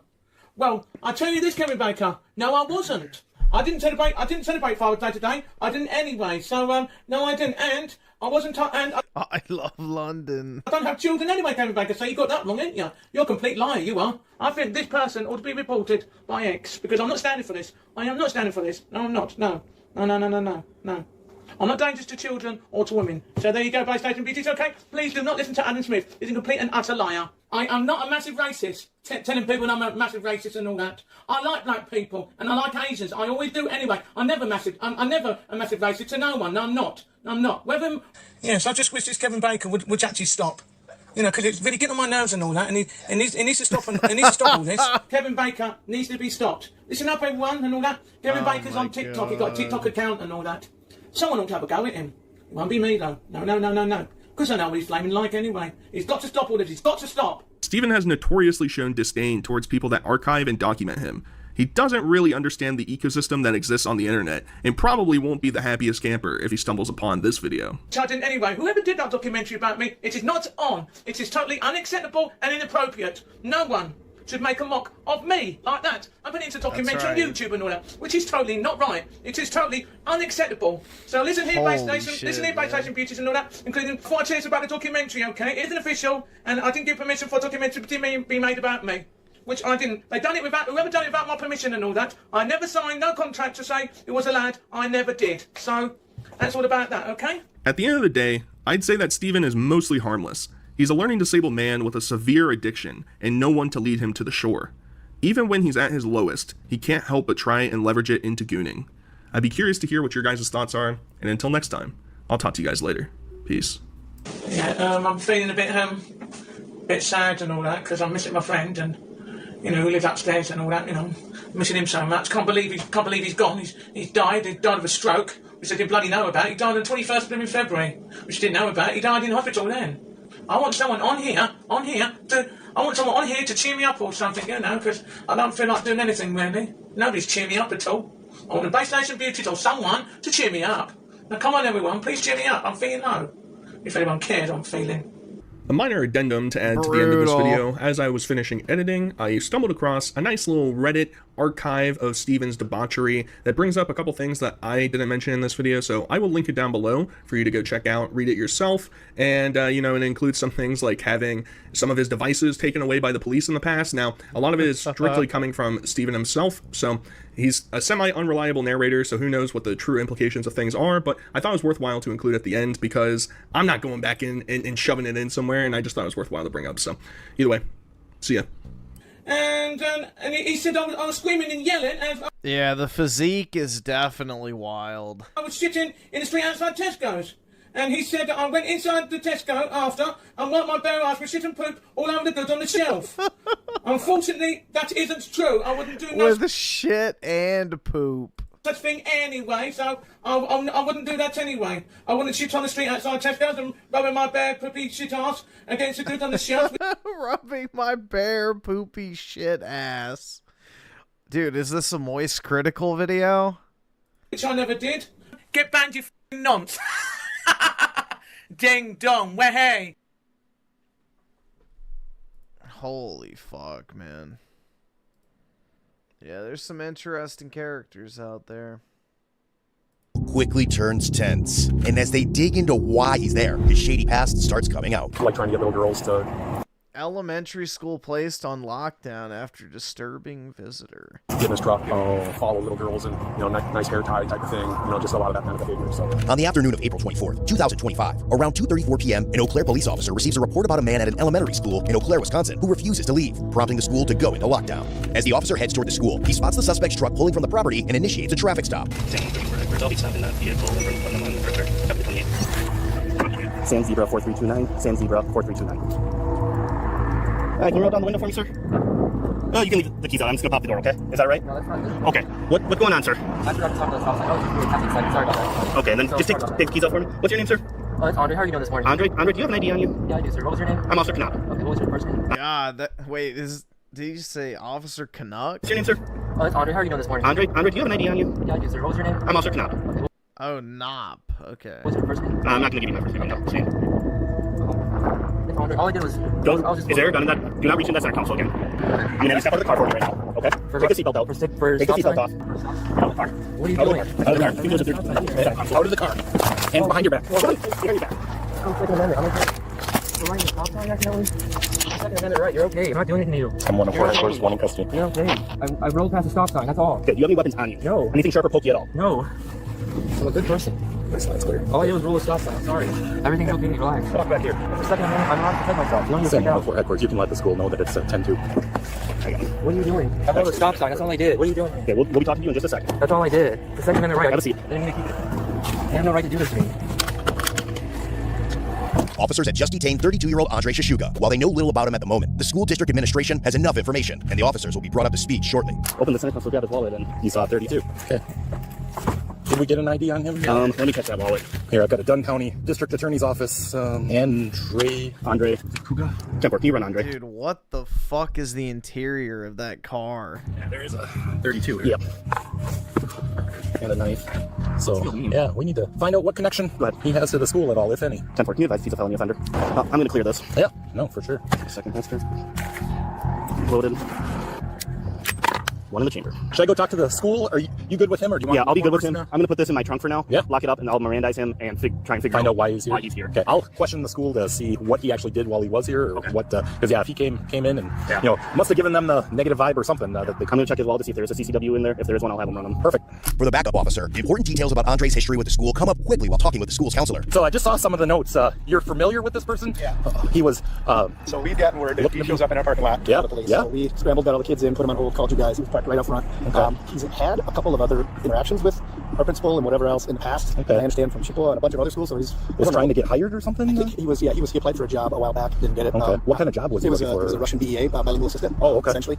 And so just like kind of showing up for work when he wasn't hired. Right, really bizarre kind of no thing. real valid reason for being here. No kids or anything like that. No connection. No connection whatsoever. And so just the flakiness of it, was enough for concern. And I know we don't have any. I'm not going to say we have any school district. There's no anywhere or anything, but I really feel like we got to get to that point. Yeah, I got 430 kids that are now like, what's going on? It's unsettling. And staff, another 100 staff members. So I got 600 people that are like, what's going on? So did he walk up to the office or anything? He directed it to not. Okay. So you recognize the truck first? Unicorn gives it away. Yeah. That's our signal. Sadly, we have to have a signal. Yeah. Guys here. And I'm the school councilman. Our principals are at a meeting. Okay. Classic, right? Thanks for taking charge and being aware of everything. I got my secretary. Like, he's here. And I was like, all right, I'll lock it down. Let's get him in and see whatever. Okay. It's just so you were given the heads up that he's in a lot, and we didn't. And other schools have had that information. And I've been told not to, because I'm the guy that'll come out and talk to him in person. Yeah. I'm been directed not to. Talk through the glass only, whatever. So that's just again, there isn't anybody else in town that we have that directive from. So that tells me that for whatever reason going on, and to take the proper precautions. And you did exactly the right thing. Where was he parked over here? Right in front. He got a row that faces the building, so I couldn't actually my straight. Sure. So in an actual spot, not like a. See that great truck is? You would hold it right there. Okay. Like that Toyota. Okay. It quickly becomes clear to this officer that Andre's situation is complicated, especially given how his conversation is going with the first officer. And let's be real, when things start spiraling like this, whether it's legal trouble or just figuring out why you're paying for 6 different streaming services you forgot about, it helps to have something that sorts out the chaos. I was reviewing my statements the other day and realized I'd been paying for a streaming service I'd not used in my finance app that description and I need to coordinate money. I hear what you're saying. Okay. Realizing that you have these rights, are you now willing to answer questions or make a statement? Sure, I will do so. I was a free citizen here that did nothing wrong. I'm sorry for rolling the stop sign. Okay. I was getting my ID as you asked. Okay. Andre, do you have a concealed carry license? I have an Indiana permit. You have an Indiana permit. Yes, sir. Do you have that in your wallet? Usually I do, but I came here after 2020 just to be with family. Okay. You say you have an Indiana concealed carry permit? It's an Indiana permit. It's registered in Indiana. I'm from there, from IU area. Okay. What kind of permit is it? It's just just a Second Amendment right. You have the right to check yourself, so it's just registered there. That's it. Okay. How long have you been living in Wisconsin for? Just since 2020. Since 2020, so for the last 5 years? A few years, 2021, 20, something like that. Hey, is there a supervisor, someone that could come up here? We've got probably a fairly significant concern from the school district of a guy that came right up to the school, and we found a loaded handgun on him in his car. And yeah. Okay, no, would you mind messaging one of them and just have them step up? We're questioning the guy now, right in front of Putnam Heights School on a traffic stop. Sorry to scare you guys, I didn't mean to do that. Okay. I just got too happy, I rolled the stop sign. I need new brake pads. Okay, what was your purpose in coming to the school today? I want to talk to the principal, to show her. I went to the office there, that piece of paper, they told me one thing, because another officer he got chewed out by the sergeant for a front license plate thing on my new truck or whatever, and I just want to give it a second chance to be like, look, nothing happened, let me explain to you, they didn't tell me, just something like that, but I'm not going to bother doing it, because I'm just going to move on and do my other things. But I just want to talk to the principal, because the interview went really well, and it was really good, I just want to talk to her. So you interviewed with the principal? Yeah, earlier, and they still need that person, so I wanted to give it a second chance. Okay, did they tell you they didn't want to hire you? No, they said they did, but like that piece of paper says, it says if you pay, then it's off, but all I had to do was show up and say nothing happened, because the sergeant chewed out that person and fired him. So. What piece of paper? That you saw up there. On the front passenger seat? Yeah, so that was from a few years ago, but to work at a school, if it's just a citation, it doesn't matter, and the lady at the office told me wrong anyway, that's just what I was going to explain to her. Okay. But you all I had to do was go in there. You have not been hired here, correct? You what? You have not gotten a job? Not officially, but I was in the interview process, and they definitely needed me. Did the staff ask you to leave today? No, they did not. I just rang the doorbell and walked away. Okay. All I did was roll the stop sign. I'm sorry. I'm not in California. Can't do that. And you said you have a permit in Indiana? Yes, sir. It's registered there. To carry a firearm? Yes, sir. But nothing in Wisconsin? You haven't done? I went through one class. I got to keep going. But you got to protect yourself in this country. So. Okay, hang tight with me for just a second. Watch your knees. As both officers regroup to go over their notes and fill the team in, more questions pop up about Andre and his criminal history that still need answers. Going armed on school grounds, I just want to read that statute to make sure. Yeah, just so we know, or just so you know, Andre Sachuga, he's always up at like the church. He had some Dunn County paperwork too from a district account. And how he seems a little bit off. Yeah, like trying to get little girls to get in his truck and follow little girls and nice hair tie type of thing. Just a lot of that kind of behavior. So, but a gun was not displayed or anything at the school or anything. We just came upon it in the traffic stop. So just so we're clear on that. We can search it. It can't stay there. Yeah. So we'll search it, get it towed, get him down for a recorded interview room. We'll go get pictures of the front door, which I'm sure there's post names, no firearms. All right, Andre, we're gonna head down to the police department for now, and so we can talk in a room that's not the car, okay? Okay, about what? Just what happened here today, okay? I rolled a stop sign, I'm sorry. I'll keep the firearm somewhere else, I'm sorry. I'm not from here. And you have no right to take me out of my vehicle just because I was getting my ID. Absolutely no right to do that. While Andre fights for his rights, the unit back at the scene finds more reasons to investigate his past during the car search. Not here. There's a laptop here too. Is that something we're gonna potentially got zip ties and a steak knife exposed. Another concealed. Zip ties and a steak knife. What could that be for? He's not a felon though, so knives. Matches. Another mag. Here's a notepad saying, stand, hold the line, no retreat, no surrender, don't run or attract, God wins the battle, chest plate, strength from divine God, being strong in God. Kind of concerning. Warrior of light, spiritual armor. Yeah, it's kind of a... Yeah. Uh-oh. He's a Final Fantasy fan, although Warrior of Light is not exclusive to Final Fantasy. He's got a whole bunch of just addresses and stuff written down in here. Yeah, just kind of page through that. Whole brick of 9mm ammo. Definitely creepiness. The other thing, that card there, I didn't get a chance to decipher kind of what's all on there, but this the gun company took his gun. Oh, I didn't see that. And as the officers dig deeper after the car search, Andre's shocking criminal history starts to come out. We just had an information case on the 19th of this month, Perkins, involving him, just saying Kohl's department store manager wanted to report concerns with a former employee making staff uncomfortable. So I guess he worked at Kohl's. I was reading one of those books I was skimming through. Okay. He had handwritten like places to work. Okay. Other than, we've got enough history here of calls. Let's see. The vehicle actually registers to his same last name, only a lot older guy. So, yeah. And he has listed banned all UWAC property twice. Actually, no, it's just listed on here twice. Putsy banned him from Calvary Baptist Church. Involvements. Bail jumping on February 19th. Yeah, we had a vehicle assist on the 17th of this month. Undesirable on the 13th of this month. Check person on the 13th of this month. Another vehicle assist. Check person, undesirable. Disturbance DC. Check person, check person. Information, check person. That's all this year. He doesn't have to be anywhere near school with a gun. Inside the police department, though, Andre has his defenses ready as he sits with the detectives for an interview. So, do you mind just kind of walk us through like what's going on today? What a freak. Well, I know I want to work. I need to go to school more to do more like education, maybe master's in education or something like that. So a year ago, I tried to get this. I got the job for this. The principal there, she was really nice. I know they really needed me to help with the students there, but I just got hopeful about it since that was a few years ago. Because the Menominee, a cop stopped me for not having a place to attach my license plate to my Toyota Tacoma. It's a new one, so he stopped me for no reason. Got chewed out by the sergeant. All this. That's what I was trying to explain to this principal. Like, hey, I'm a good person. The kids will love me. They told me if I paid, it would not go on there. It'd be like a little baby citation or something. It wouldn't matter. But because of that, they don't want to hire me or whatever. And then whatever I heard him say over the radio. But the other thing they're trying to, it's okay. But I also got reported for, I was trying to help someone. I got punished for reporting a crime in Menominee. Also, that's what it was my family members. So the family there is very bad, and the child ended up lying, not telling the truth, thinking they were in danger, safe for staying at the home. So that's also affecting me as well. I tried to help the person, and I got punished for trying to help and giving it to you guys to bring justice to it. That's a different thing. Sure. That's all that. That was something that happened in Menominee, you said? Yep. I got you. But okay. That didn't happen to a good person trying to. Yeah, for sure. Anyway, there's no one to put the license plate. It flew off in the wind. The cop was mad and trying to start stuff, and that's all I was trying to tell the principal. Like, there's nothing there on my record or whatever. Just I was just hopeful. So yeah, whatever. I'll just go to school some more and get a job for real up there. I rolled the stop sign. I went to get my ID, my Second Amendment protection thing that I respect and honor. Wasn't trying to scare anybody. That was there as well. I'm not really sure where. That's all that happened. He assumed something was there, and then I just got my ID, and he ripped me out of the car, which he's not allowed to do for rolling a stop sign. While Andre obsesses over the stop sign and his rights, the detectives dig up more about his supposed meeting with the school's principal before getting deeper into his visit this day. So what kind of prompted you today to go back to the school if you hadn't been there like a little over a year? I just got hopeful. It just felt good to maybe, but I forgot that. I already tried talking to them, and they don't hear me outside. It doesn't matter. I'm just gonna I'll just leave it alone. Yep. You said that you had seen they still had that job posted, like online? Yeah. Okay. Yeah, Tim Walls would let this guy it's just disgusting, bro. It really is that we allow these freaks in our society. They need to be removed. What's that you saw that? Like a month ago or so, sure. Okay. Yeah, they need people and they like me. It's just that little thing came up on there. I was like, I don't know. Yeah. Yep. Did you talk to anybody at the school today? No. No? Okay. No, they're really friendly, so sorry I scared someone or gave the wrong impression. Sorry about that. Didn't mean to do that. Do you know that somebody gets scared today about something? No, I'm just being polite. I don't mean to. I'm guessing somebody I didn't got mean scared, to make anyone think. Just kidding. Sure. Okay. Stupid trip. Just when you Sure. got there. When you parked in the parking lot there, where was your gun at that time? I had no interest or even. It's completely different. Right. Just to protect myself. Right. But that's. I'm just curious. Go in there and get a job possibly. No, right. I understand that. But what I'm asking is, when you parked your car and got out to go up to the school, where was your gun at that time? Just where I kept it. I just maybe you guys know a better place to keep things like that because you are supposed to keep it with you, but it wasn't like on me. It was just maybe like where you guys prefer people keep protection like that. Well, I'm just asking just you. Just out away from wallets or so, I don't know what. Right. What I'm asking. I had no is, intention of even. Okay. That wasn't even my thought. That I have this here with me. Or. But what I'm asking is, when you got out of your car, when you got out of the truck, where was the gun? Just where I kept it. Okay. I should move it somewhere else. It was in the center console. Yeah, just because I cleaned everything, or did you back and everything. I don't want to keep everything under anything, so I don't know where else to keep it. So I guess you left the gun in the car, or did you have it with you when you went up? It was in the car. I had no. That's a whole different. I came in there really friendly. Okay. Yeah. No. Do you ever carry it on your person when you're out and about? Do you ever have a holster or put it in your pocket or anything Well, like I that? made the holster because you live in America, you're allowed to do that, but it has to be where it's appropriate. So maybe you guys need helpful guidelines on that, but we do live in America, so you do have a right to have that out or with you. I'm not questioning that at all. I was just asking you, like, because I carry mine right here. Yes, sir. You know, is that when you're out and about going to stores or anything, do you carry it on you, put it in your pocket, or do you leave it in the center console of the truck? Yeah, I usually just leave it in the truck. Okay. Usually I leave it not there. It's just I had to clean everything. Sure. I don't want stuff like that, or maybe kids can reach and get. I'm not quite sure where to keep it. Okay. So that's probably not that good of a place either. So. When you have it in the center console there, do you have it in a case or anything? It's just in the holster. Just in the holster in the center console there? Yeah. Okay. Do you keep it loaded? Today, yes. For now, yes, I did. Just okay. but I can. You normally make it loaded? useless really quick. What was that? You said so when you answered that, you said today it was. Just normal. Just to. Is it normally loaded or is it normally unloaded?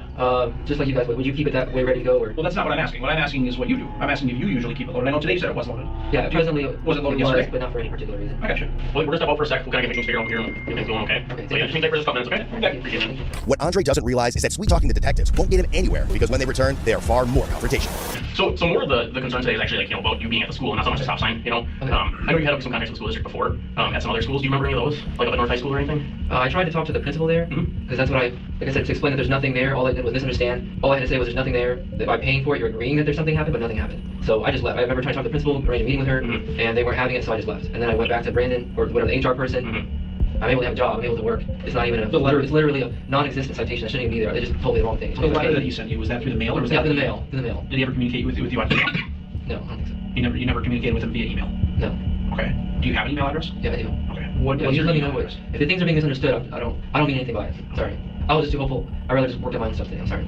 Okay. So I have a copy of an email sent from Brandon, and I can read it for you if you want. Sure. It says, "Hello, Andre. Your final adverse action notice has been mailed, so that's probably that thing they mailed you. And it says, please note the district's decision to deny any offer of employment is final. I have copied Principal Lesneski and Principal Kohler, as I know you attempted to contact them regarding the situation. Our records do not list you as a parent or guardian of any Eau Claire area school district students. As such, you no longer have a reason to be on Eau Claire area school district property." Then I'll respect that for now. Okay. Thank you. Not for now. I will respect it. Okay. But not just for now. Like, we're not allowed back in any school district buildings. Okay. Any communication for the school district has to go through the HR director. Okay. Not for now.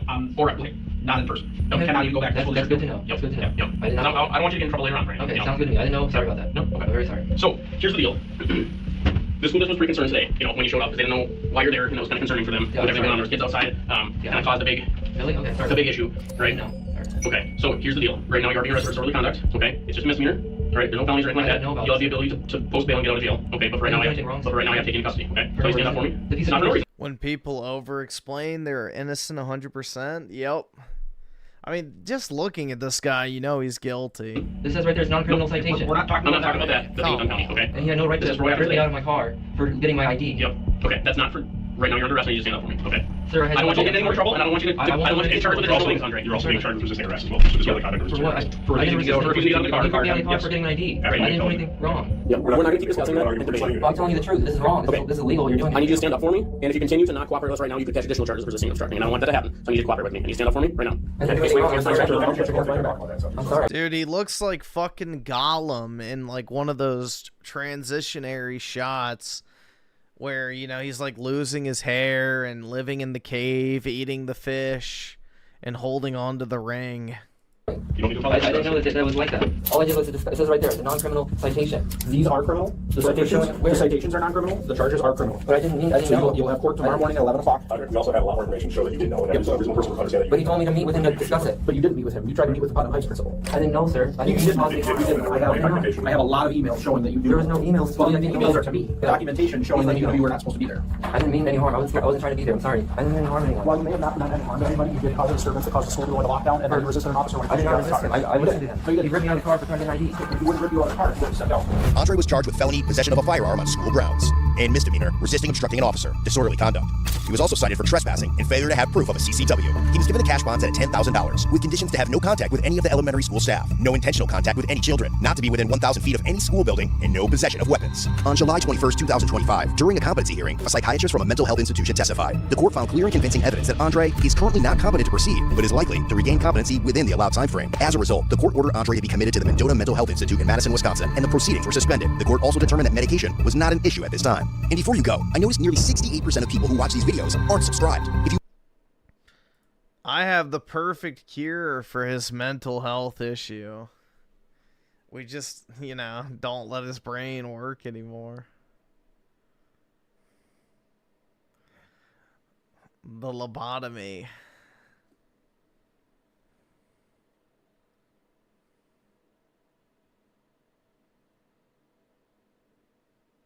Yep, we need the insane asylums back. Absolutely.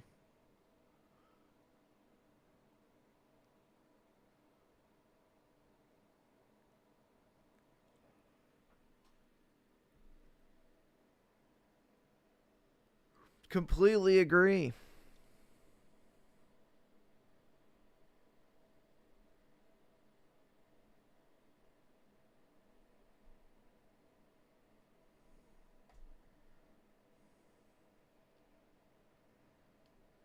You know, there are some people that just need to be removed from society. So we can either kill them or stick them in the loony bin. But one or the other.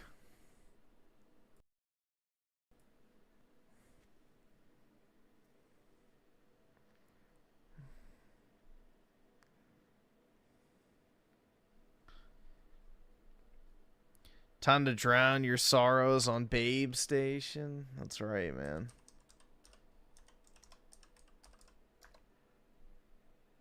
Still nothing. Yeah, gaming news has been pretty much dead. There's nothing happening.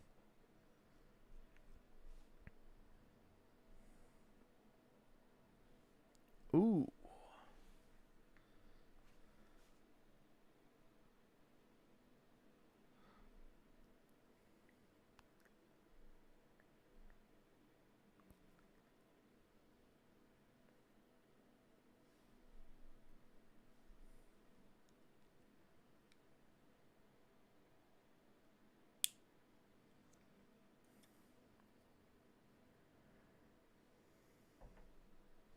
Yeah, I don't think he uploads on the weekends, generally speaking.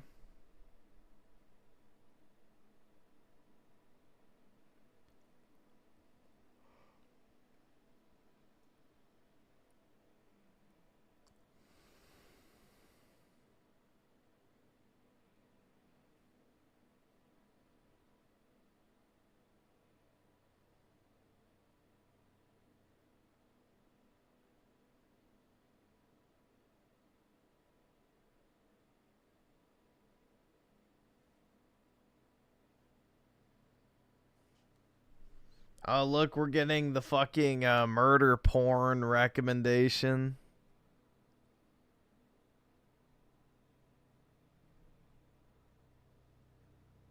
Crustanon? Yo, is this PK? What is this? Crustanon, a 4chan cautionary. Here, we'll see what it is. Have you ever driven past an exit you've never taken before? The kind that doesn't show up on your GPS. No lights, no signs, just black asphalt, vanishing into the dark. What in the fuck is this footage? Well, that's what this story is. A dark road that leads into the mind of a 4chan user. They call him Crustanon. A man who sealed himself off inside his room for years. Stopped showering, stopped living, but decided to post on 4chan. More specifically, he locked himself in his room and stopped showering. Literally me, for real, dude. On R9K. If you don't know what R9K is, it's known as the Robot 9000 board. R9K was supposed to be 4chan. How badly do I want to play The Witcher 1? About as badly as I want to drag my nuts across sandpaper for a entire mile. Chan's official relationship advice board. But nowadays, it just serves as an official, I guess, for lack of a better term, it'd be the neat/incel board on 4chan. Do you spend a lot of time here, PK? And I believe Omar has already made a video on events that happened on R9K. I think it was the woman chasing video, where people from R9K would talk about how they chase women at night. Anyways, on November 12th, 2020, a 4chan user would post this on /R9K. My face went. My sister actually found my hentai corner and bottle collection. She just told my entire family about it. What the fuck do I do now? My sister entered my room when I was on the toilet. My family normally never enters my room, and after my sister told my mom and dad, they both also went into my room when I was on toilet and saw it. I feel like dying now. My whole family knows what a fucking degenerate I am. I feel like ending myself. I can't even look into their eyes anymore. They looked at me like I'm some sort of freak.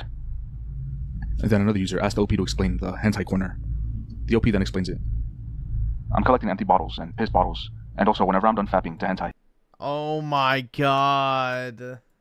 I save and collect my cum tissues and throw them in my cum pile, or hentai mountain, as I like to call it. But my family... Dude, what? That's gross. He was never supposed to see any of it. They looked at me like I'm mentally ill after they saw my room. Fuck? I feel so fucking bad right now. I just feel like I can't look them into their eyes anymore, after they know how much of a failure their son is. He also adds a picture with this post, so here's the picture. Other users on the thread responded to him with disgust, and some in amazement. Also, one asks for a timestamp. What the fuck is wrong with you, mate? No wonder your family thinks you're disgusting. This is sick. Gotta embrace it, man. Most men aren't brave enough to make a mountain of cum, tissues, and dub it hentai mountain. That's the kind of Chad behavior that should make you immune to normies shaming. Gotta embrace it. If you act like a bitch now, the whole thing seems pathetic. Yeah, exactly. His own little slice of India. But if you stay strong and confident, you can turn it around and show an immense amount of inner strength. Up to you, bro. This is a make or break moment. Your choice. Why the fuck would you do that? Throw it out. It must smell horrible. And be full of insects by now. Nice LARP. Timestamp. Now. OP then tells a story as to why he does this. To give an example, many years ago, I had a girl over and she accidentally drank out of one of my piss bottles thinking it was tea. She was extremely angry and disgusted. But I just laughed it off and asked how my piss tasted. Not a single bit of weakness showing through. Acted like it was completely normal for me to have a piss bottle sitting there. Guess what? She completely changed tone, laughed as she drank it, and instantly became clingy and latched onto me. We were just about done before this point. She wasn't very interested, and I could tell. This is why I wasn't even that afraid of what might happen. It was already pretty much over for me, but that gave me the courage to pull some chat energy and not give a fuck. It's all about how you treat it. Be proud. Don't give a fuck. Rise above weak normies. Another user in the thread realizes that OP is German. Then OP takes another picture with a timestamp.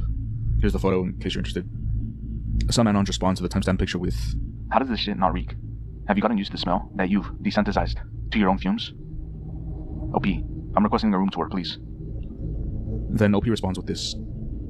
My entire room reeks of shit and cum. I've been living like that for years. I'm used to it now. More anons join the thread and respond to the pictures with things like, if my son was like this, I would just kick him out. You're not alone, OP.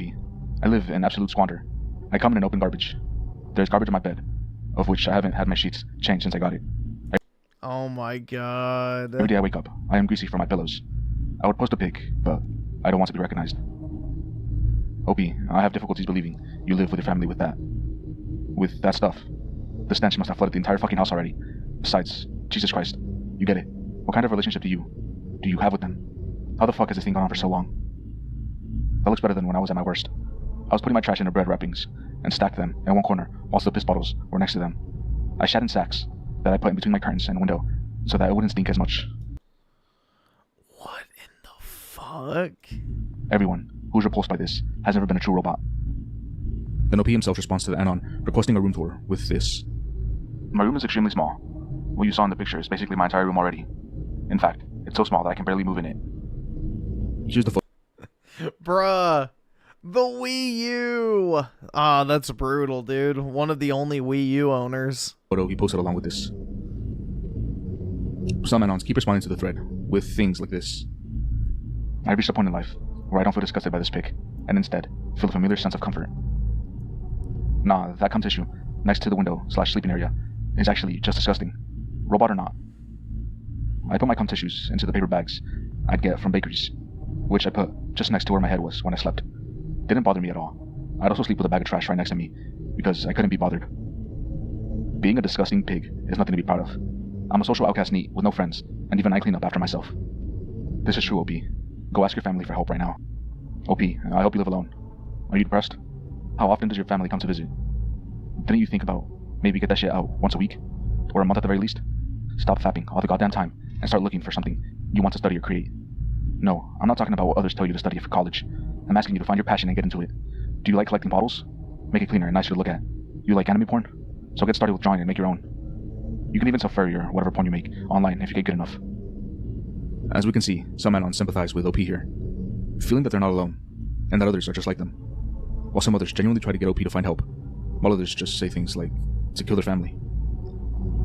Then, finally, one Anon says this to OP. Hey Anon, I'm genuinely interested in the journey you took to get to this point. Mentally, that is. Or with anyone in a similar position. I feel as if I'm heading in that direction and would like to compare mindsets. I used to see piss bottles as something really disgusting, never imagining myself living in a situation like that. And then, eventually, I started doing it myself. Though my reasoning started out, and still is at this point, because I didn't feel comfortable confronting my family when I left my room. So one day, I manned up and decided to piss in one of my empty bottles. Dude, I have never felt the need to piss in a fucking bottle. Like, is it really that big of a fucking deal to walk to the bathroom? I don't fucking get it. I really don't. When I was sure everyone was asleep, I emptied it out and decided to keep the bottle for future cases. It became a regular thing, pissing in that one bottle, and emptying it after a while. Though to be precise, it was like a jug, so I could actually go for a few days, filling it up. It started out with only pissing in it a little bit before emptying it out that night, to prolonging it more and more until I pretty much have to empty it. The night it becomes full. I was, and still am, disgusted by that bottle. I have many others in my room I have yet to throw away, but I wanted to only dirty one of them for the sake. Is there somewhat similar to how you started out? I believe, despite my current mindset, I could see myself eventually giving in and pissing in more of the bottles, and then maybe I'll just give up on emptying them all. After that, I could see myself slowly start to not even throw away my trash. That might then include cum rags, and before I know it, I'd be living in my own filth, just like you and many others. Compared to the mindset of people like this, do you think I really am headed in that direction? Then the OP responds to him with this. OP here. My life is currently not heading in any direction, and it seems like that's not changing anytime soon. That's why I stopped caring about most things, and just do nothing at all, due to lacking motivation and missing goals in my life. Why would I clean my room and waste my, already, last bit of non-existent energy on it? Long story short, in the end, it's mostly my depression and state of mind that's hindering me to clean my room / get my life together. You can't get motivated to do anything if you have no future to look forward to. And this is basically where the thread ends. We get a look into the life of one robot, and how many other robots say that they empathize with him, and are in very similar situations. But this isn't where the story ends, because on February 15th, 2021, that same Anon comes back with this. The last time I showered was at the end of 2019. Ask me anything. Then, another Anon responds to him with, how does your skin look? No lies. We are all Anons here. I have a second layer of green dirt above my actual skin. You can peel / scratch it off though. But it will take ages, and it's disgusting. Then he responds with, do you generally not move around a lot? I've only showered once every 6 months since about mid-2019, but the smell doesn't even seem to get that bad. Probably because I'm mostly sedentary. Do you get itchy or feel uncomfortable? And I guess the most obvious question is, why? Then OP responds with this. I haven't really left my apartment after started, not taking any showers, and no, it's not itchy.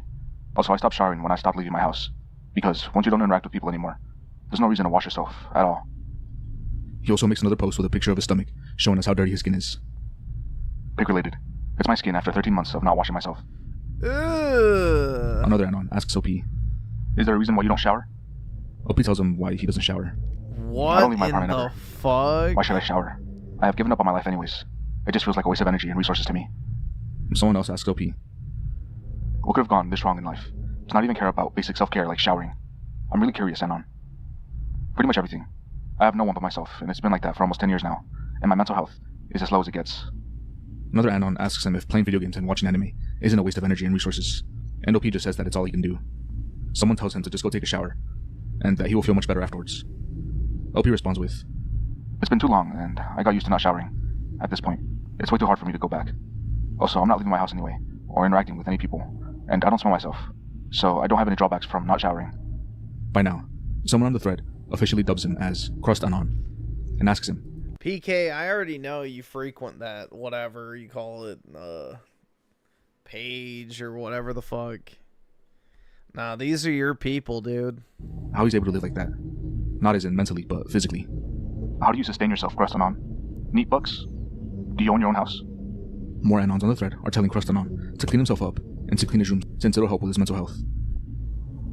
Crustanon now responds to the Dude, I just couldn't imagine not showering at all. Like, even just not even to be clean, but like showering feels nice. Like, sometimes I'll just hop in the shower even if I've already taken one earlier in the day, just to, you know, let the water run over my head or whatever, because it feels good. What the fuck, man? That's just gross. I'm asking him how he survives. Yeah, I'm receiving neat bucks. Also, I'm living in a cheap, commie block apartment in East Germany, Berlin, poorest part of this country. So I just order food for cheap from my local supermarket and don't actually leave my home. Also, it's not just me not showering. I pretty much stopped doing anything at all. For example, cleaning my room. Pick related. I'm ready to die at this point and just waiting for the right to end. I don't know if I should be surprised or not. Crustanon has been clear that he's given up, and now even says that he's waiting for him to pass. He also uses the first picture from the original thread here, which causes some confusion on this thread.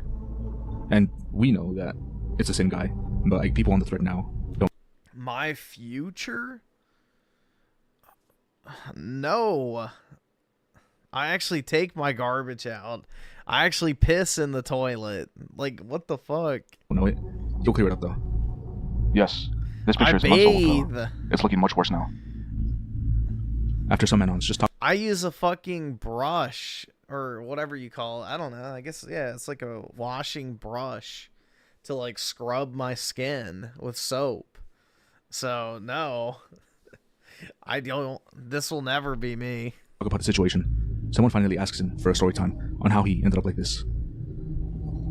Crustanon responds to him by saying, 2019, the US. No, it's like literally a brush. So it's like a piece of wood with like, I don't know what type, like maybe, hold on.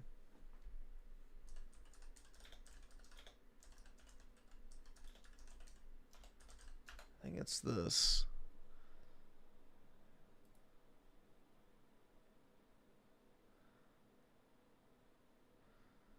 Kind of something like this.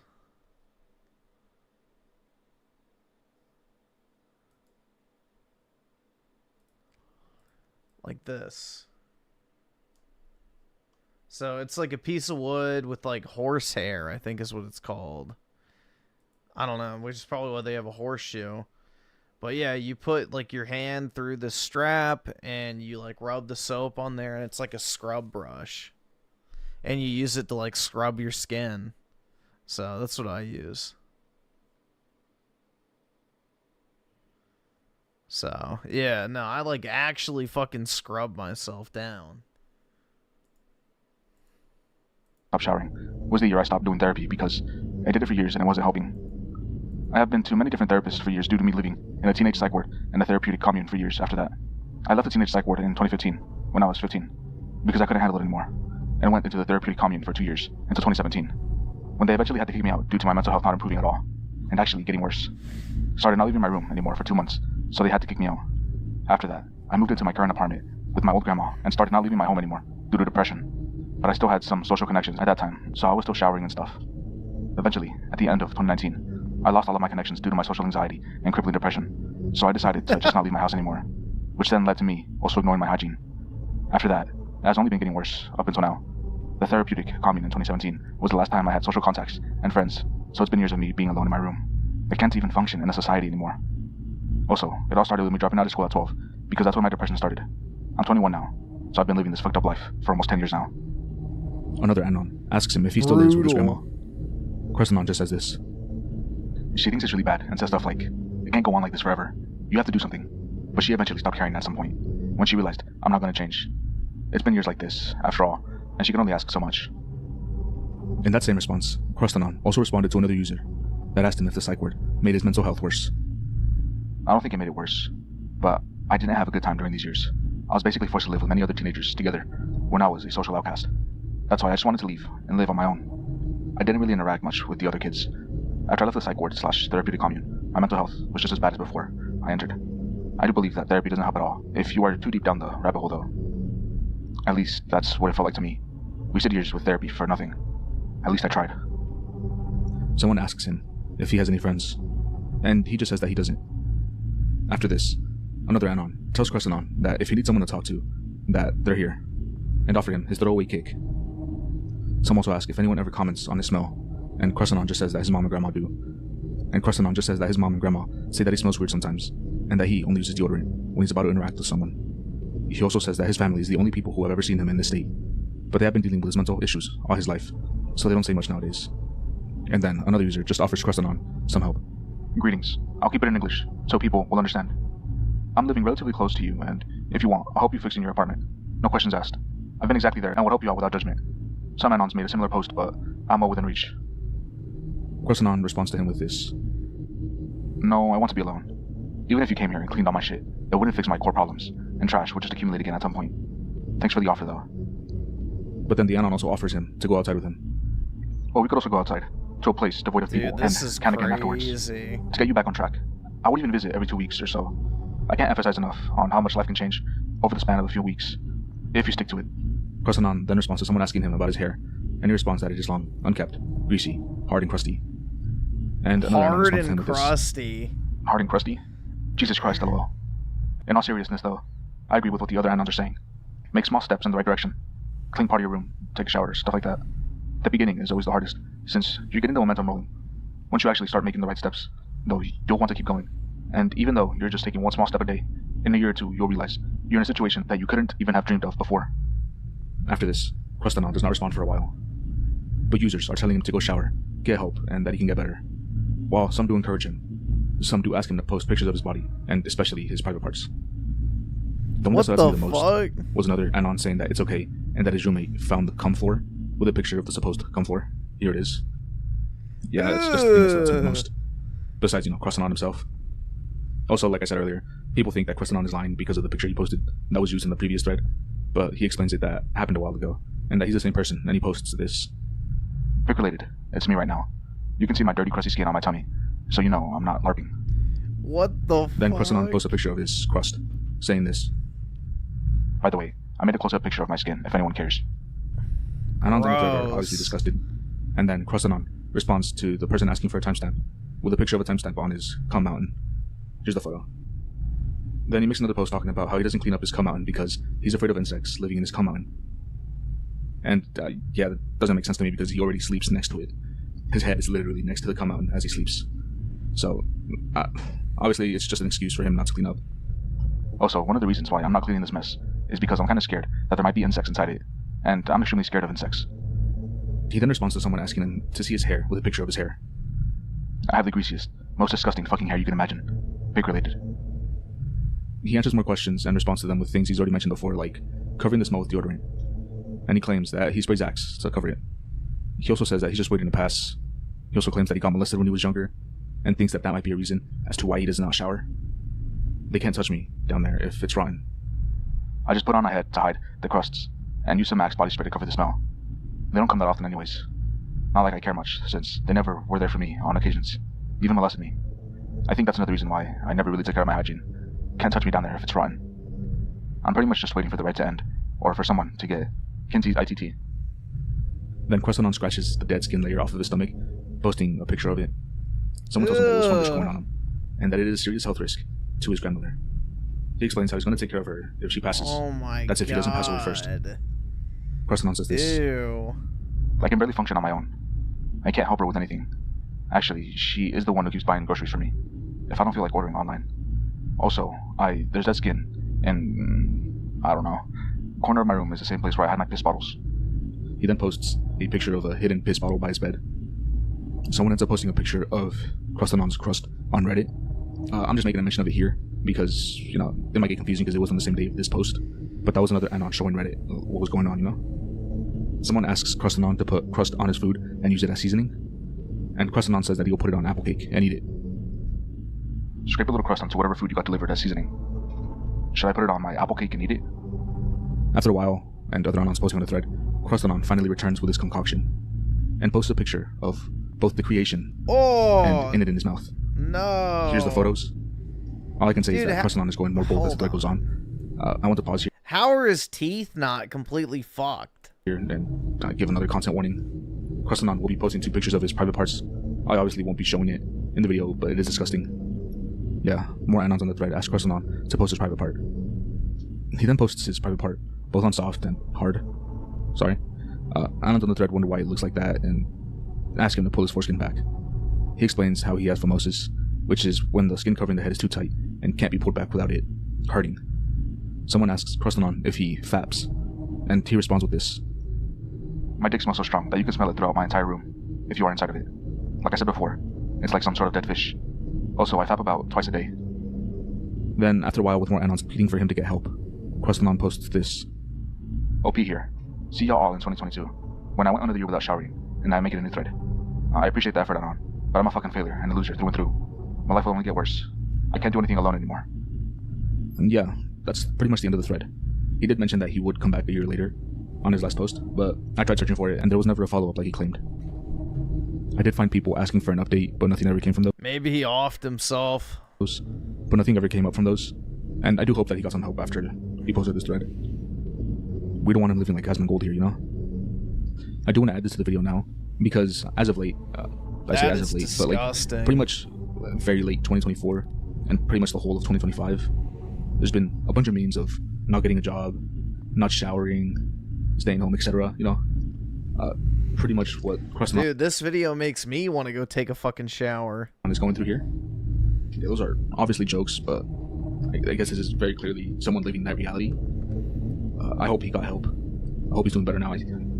I hope he was able to take care of his grandma, or still is. Yeah. I hope that didn't sound weird. I didn't mean it in any bad way. That's pretty much it. Sorry it took a while to... Yeah, I did take a shower, actually. Upload this. I did. Well, not technically today, because it's 5 a.m., but yesterday, before I streamed, I did take a shower. Do a face recording of this. This is my second time recording it. Or like a master recording of it. I just didn't like the audio, so I just thought I'd redo it.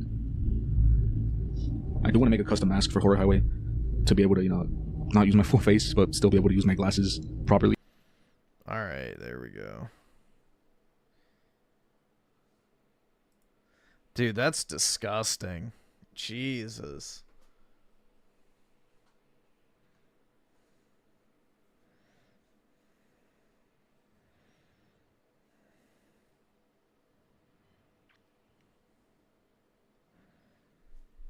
Makes working and paying bills not seem so bad. Yeah. I mean, that's the thing, bro. I couldn't imagine living that way. It's just crazy.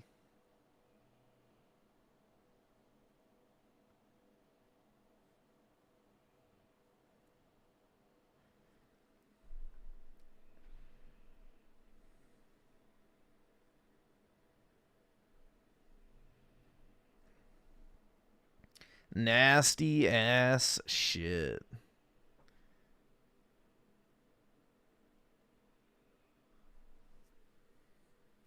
Oh, isn't this the chick that got her head chopped off? Or semi-chopped off? I don't remember. I feel like it is.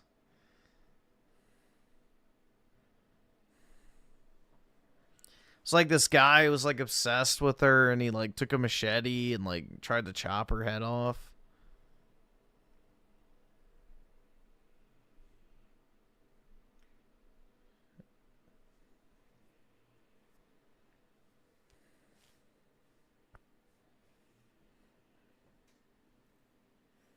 Watch it? Why? It's like old. It's very old.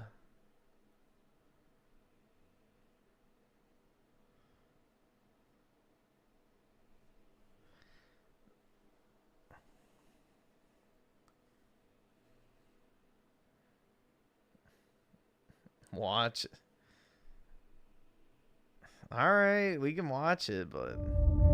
Today, celebrity is the easiest thing to obtain. Every day, someone new, beautiful, and funny gets retweeted on Twitter or posts a video and gets hundreds of thousands of views, which equates to thousands of dollars, which then turns into brand deals, which then turns into an entire career. People like Brittany Broski, Sarah Shower, Drew Gooden, and more post short, 10-second clips and gain millions of followers almost at once, changing their lives forever. Suddenly, people are telling you that you saved their life, simply by posting. People are sending you gifts and fan mail, telling you that you make their life better, just by existing. And now you're getting money, just by doing the things you were doing anyway. What could be better? Give me money! While social media stardom can seem incredibly alluring, there's ultimately a dark side, because how can you ever be sure who is on the other side of the screen? And how can you keep yourself safe when you don't know that you're in danger? Welcome back to another episode of Dreading. Today we are going to be talking about the case of Bianca Devins, which was requested by one of our subscribers who unfortunately watched this case in real time. And unfortunately, a lot of this case happened in real time and was live streamed on social media, which makes it extremely easy to stumble upon disturbing material, I remember even the if you weren't looking for videos it. back in the day on Twitter. Due to how available Dude, that shit was fucked, though, because people were posting cum tributes to, like, the fucking image of her, like, head getting chopped off. graphic images surrounding this case are online, I do want to warn you not to Google Bianca's name, and to be Yogi Bear with the 5. Griff, you saved my life. I don't know about that one, bro, but I appreciate the $5 he dues, regardless. I can't afford this shit! Fallout 4 saved your life? Well, Call of Duty ruined my life. if you feel compelled to look up any part of this case. While researching, I unfortunately found multiple images that I didn't wish to see, and it's my responsibility to let you know before you search. All links in the comment section of this video will likewise be filtered, so nothing graphic is posted or shared. The family has made it clear that they do not want these— Did she live? No, I think, if I'm remembering correctly, her head was like 3/4 of the way chopped off. Images out there, and so they will not be shared here. Before we begin, I do want to take a moment to say thank you. At the time of recording, we just passed 2 months of uploading and hit 25,000 subscribers. I didn't foresee this growth in such a short amount of time, but nonetheless, I am incredibly thankful. Because of the content that I make and the continued issues that channels like mine have with YouTube, I didn't think growing at this rate would be possible. I have a— Griffin was saved by 5 hearts under one roof. Yeah, I was, honestly, you know, I was in a dark place until I got my Korean Dami Mommy back. To Patreon, which I will link below, and we'll be making one Patreon exclusive video per month, with other perks like early access to videos, voting on topics, and more. In most reporting around this case, Bianca Devins is mischaracterized as a famous e-girl with a huge online following, which is entirely untrue. Bianca's social media did boost thousands of followers prior to her passing, but she was in no way a social media icon that other publications stated she was. She wasn't making a living online, and her followers were mostly her friends and people she talked to often. She wasn't famous. She didn't have fans. She was simply chronically online, the way so many other teens are. Growing up, Bianca was a spitfire. Her mother, Kim, had gotten pregnant when she was just 17, after dating Bianca's father for a few months. The relationship between Kim and Bianca's father, Mike, wasn't good, with Mike being equal parts emotionally abusive and distant, with multiple police reports backing up her claims. But Kim did all she could to take care of Bianca and her younger sister. Bianca was rambunctious and spirited, interested in everything that she saw. More than that, Bianca was incredibly protective, fighting at a young age with her father about how he treated her mother, then later protecting her younger sister in the same way. Bianca was the type of person who everyone wanted on their side. She was unafraid of conflict and always tried to do what she believed was right. She cared more than the average person, taking time to get to know the people around her to a degree most wouldn't. Griff watches gore? No, this shit was all, like, y'all didn't see this shit on Twitter back in the day? It was all over fucking Twitter. The e-girl who got fucking, you know, basically macheted. This was I'm pretty sure this is the one. And when asked, one of her classmates who had been bullied stated that he believed that she was the only person in their class that had actually been nice to him throughout his 4 years in high school, that she was the only person who tried to get to know him for him, and not because she wanted something. But that was just who Bianca was. Despite the fact that Bianca was incredibly forthright and caring to those around her, she wasn't able to give that love to the one who needed it the most, herself. According to her mother, when Bianca entered middle school, it was like a switch flipped in her mind, and suddenly she lost interest in everything. She had been incredibly popular early in her school career. However, with the exception of a handful of classmates, Bianca shut herself off from the rest of the world, suddenly becoming incredibly shy and anxious in social situations. Even going outside would start to become a problem for Bianca. She almost fully retreated from the outside world, with the exception of going to school, and instead began to start posting online. She became obsessed with anime, Minecraft, and meme culture. She would spend hours on her phone— she's literally perfect— and on the family computer, choosing to stay in rather than go out with her friends and family. She found that online she could project the perfect image of herself, the person who she felt she was always falling short of being. It was then that she began to post under multiple different names, such as Switchblades, Bia, Oxycontin, BGTFO, and more. The change in Bianca was startling and concerning to those around her, and her mother made it a point to try and get her professional help. She took her to multiple therapists, where they sat down and went over the extreme change that had seemingly manifested out of nowhere. But none of the therapists they saw could determine what had happened. It's just growing pains, they said. She'd sort herself out. They quickly wrote the changes off as just teen girl things, and sent them on their way. However, Bianca's behavior would continue to worry those around her. After entering high school— Not only did you watch it, but you goon. Were you one of the ones posting tributes, PK? Jeez. Bianca began to be bullied. She was 5'10", pale, and stuck out amongst her peers. Her interest in anime and Japanese fashion made her stand out even more, with the majority of her classmates not sharing her interests and finding them off-putting. On multiple of her social media accounts, remnants of this bullying remains, with anonymous posters telling her she's ugly, addicted to drugs, and should hurt herself. To those she did spend time with, she became known as a kind-hearted but erratic person. She would spend hours talking to others about their issues, allowing them to vent whatever frustrations they had to her. But when asked about herself, she would lie for seemingly no reason. On one occasion, she told a friend that she was Jewish, which she wasn't, and that she had been diagnosed with autism. Uh-oh. To a former boyfriend, she told them she was Asian, then later changed that and said she was Cuban. Bianca's behaviors, though concerning, were once again hand-waved by most around her as just teenage girl things. She was simply lying to gain a certain amount of attention from those around her, and she'd grow out of it. It wasn't until she began to have panic attacks at the prospect of going outside that Kim realized that something was very wrong. Loud sounds and sudden movements became too much for her, and if she was overstimulated, she would have a mental breakdown. Halfway through her sophomore year in high school, Kim pulled her out to pursue homeschooling, wanting to help her daughter. She was also formally diagnosed with PTSD as well as borderline personality disorder, and began getting treatment for both, which greatly helped her. On Bianca's Telegram account, Bianca acknowledged her own struggles with mental health from when she was in high school. Someone anonymously sent her this message: "You are the most mentally unstable person I know, and you wear it like a badge of honor. Your life is nothing but struggle because you won't even try to improve yourself, instead opting down the same path of self-destruction and vice. Being mentally unhinged isn't something to be proud of, especially if it's ruining your life. Just quit this shitty facade and face reality, you fucking coward." To which Bianca replied, So she became a stinky femcel neat? I guess so. "This would have been true like last year." In response to another comment, Bianca wrote, "I was 15 to 16 and I was stupid and made a lot of bad decisions. My personality hasn't changed much besides being better now." In another post on the same forum, a seemingly separate anonymous account wrote to her saying, "I really care about you and want you to live a fulfilling life. You're better than who you were and I really hope you make it in life." To which she replied, "This means a lot to me. I'm going through some weird stuff right now, but I've come a long way since a few years ago." Because Bianca had been taken out of school, she delved further into the internet, choosing to present herself as different, idealized versions of herself. She wanted people to see her not as who she was, but who she dreamed she could be, which materialized in her having different multiple accounts, and talking to people under various aliases. In her mind, who she was in real life was disappointing and unlovable, and LARPing as other people was the only way to get people to truly love her. Some of these accounts talk about drug use, eating disorders, and self-harm, but it's entirely unclear how much of this Bianca had actually done and how much she was simply, in her words, cosplaying. She was also incredibly bullied on these accounts, with people claiming that she wasn't mentally ill and was just an attention-seeking sociopath, and it would only get worse the farther and farther into online culture she delved. It was around that time that Bianca found 4chan, the anonymous image board community. Bianca found the site and quickly began posting. Because PK of her appearance, youth, and the fact that she was one of the only girls posting on the image board, Bianca quickly garnered a small audience of dedicated men who are obsessed with her. In an interview, Were you one of those men? About her murder, a friend of Bianca's named Erica Rose, who also posted to 4chan in the same boards of Bianca, talked about how Bianca would engage with the men who followed her, and how she was ultimately too nice to them. These men, who she referred to as orbiters, were obsessed about the girls they followed, to the point of being dangerous. Because girls were so rare to find on the board, men would become obsessed with them, particularly if they were underage and easily manipulated.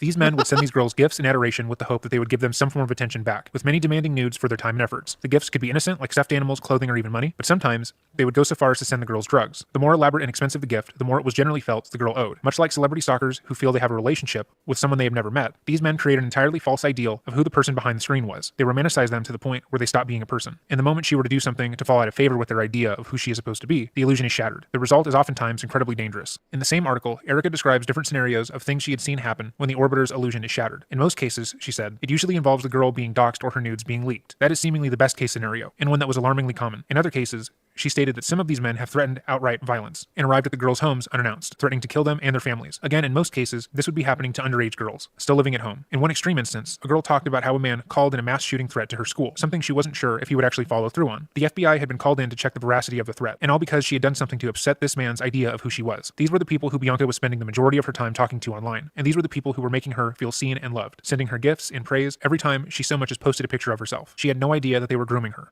One of the people Bianca met on 4chan was her ex-boyfriend, whose real name has largely been kept out of the public, but for the sake of this video, we will call him Rob. Rob was 18 when he met Bianca on 4chan. At the time, she was just 15 years old. They began talking on a board meant for hookups, and after 2 weeks of talking and meeting up, she asked him to be her boyfriend. Rob, like Bianca, was dealing with a plethora of mental health issues, as well as substance abuse issues. According to Bianca's mother, the pair was toxic, and seemed to feed off the drama between them. They were on and off for 2 years, constantly fighting and breaking up, then getting back together as if nothing had happened. On a number of occasions, Bianca ran away from home to be with Rob, with a total of 3 missing persons reports being filed before she turned 17, and each time she would be found with Rob. According to Rob, Bianca felt as if he were the only person who truly loved her, and that she was otherwise alone in the world. Because of that, Bianca would overlook some of his worst qualities, because she would rather be with him than be alone. Kim didn't like Rob for a variety of reasons. Not least was the fact that when Bianca broke up with him the first time, he had gone and posted a video of him and Bianca having sex online. The video was taken, once again, when Bianca was just 15, and was taken without her knowledge or consent. Upon finding this out, Kim and Bianca What the fuck? went to the police, as what he did not only constituted as revenge porn, but also child porn. Rob then told Bianca that the charges, despite being accurate to what he had done, would ruin his life, and he was going to kill himself. I didn't know that little caveat. That's fucking...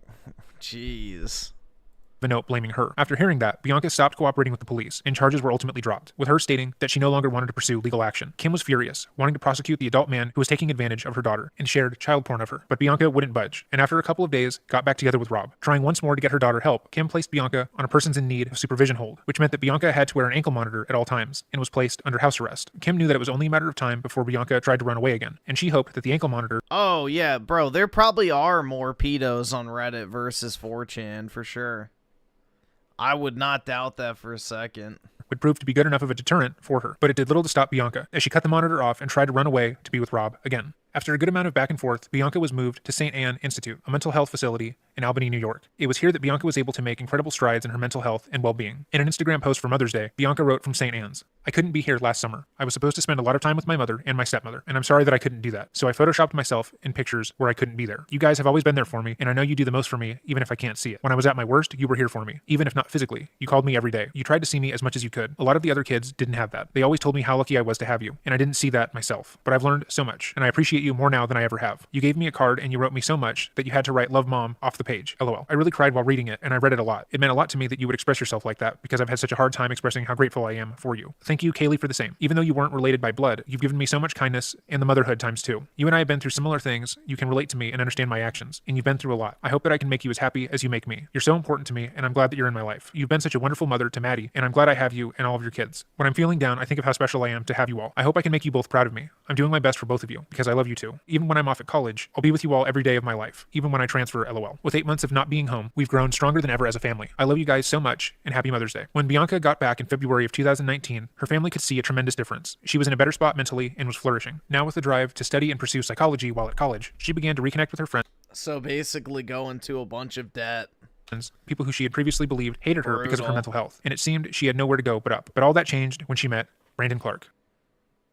Before we talk about Brandon Clark, we first need to talk about his father, Jason, because as it would turn out, Brandon took after his father in an incredibly disturbing way. Not much is known about Jason other than he is Brandon's father, and that after what his son did, he was quoted as saying he believed that he raised his son right. However, in 2010, when Brandon would have been 12, Jason, believing that his wife was cheating on him, held her hostage for over 10 hours, at which point he beat her and held a butcher's knife up to her throat while screaming that he was going to kill her and then himself. The attack started out of nowhere, with Jason accusing his wife of sleeping with a mutual acquaintance while she was talking with her mother, who lived with them at the time. She laughed off his accusation, stating he was being ridiculous, and went back to talking to her mom, which only further angered him. He jumped on top of her and started beating her wildly. Her mother was horrified and ran to the phone to call 911. Jason followed her, and when she picked up the phone, he tore it out of the wall. Somehow, she was able to Some real winners right here. escape Jason and run out of the home into a neighbor's, where she was able to call for help. By that time, Jason had barricaded him and his wife in the home, and had picked up a knife, intending on using it to kill her and then himself. When the police arrived on site, they recalled seeing him bash Michelle's head into a wall, causing her to be covered in her own blood, and had her call out to the police that she was being held hostage. He forced her to state multiple times that he was going to kill her and then himself, and that if anyone approached the home, she would die. After a couple of hours, Jason began to cry and apologize to Michelle, wrapping her up in a blanket and stating he didn't mean to hurt her as badly as he did. After 10 hours, he allowed her to leave, and he was arrested. Jason was then charged with felony assault, criminal possession of a weapon, unlawful imprisonment, aggravated criminal contempt, misdemeanor menacing, and obstructing government administration. Worse still is that it's currently unknown if Brandon was in the home at the time and witnessed any of this. Many who are familiar with the case hypothesize that he had been in the house, or at the very least had witnessed his father doing this exact same thing before. With the standoff being 10 hours long, involving every member of his family, it is likely that even if Brandon weren't in the home at the start of the attack, he was privy to the media circus outside and witnessed the end. The parallels between what Jason did here and what Brandon would later go on to do raise many red flags, and lead most who know about Jason's actions to theorize that Brandon was replicating his father.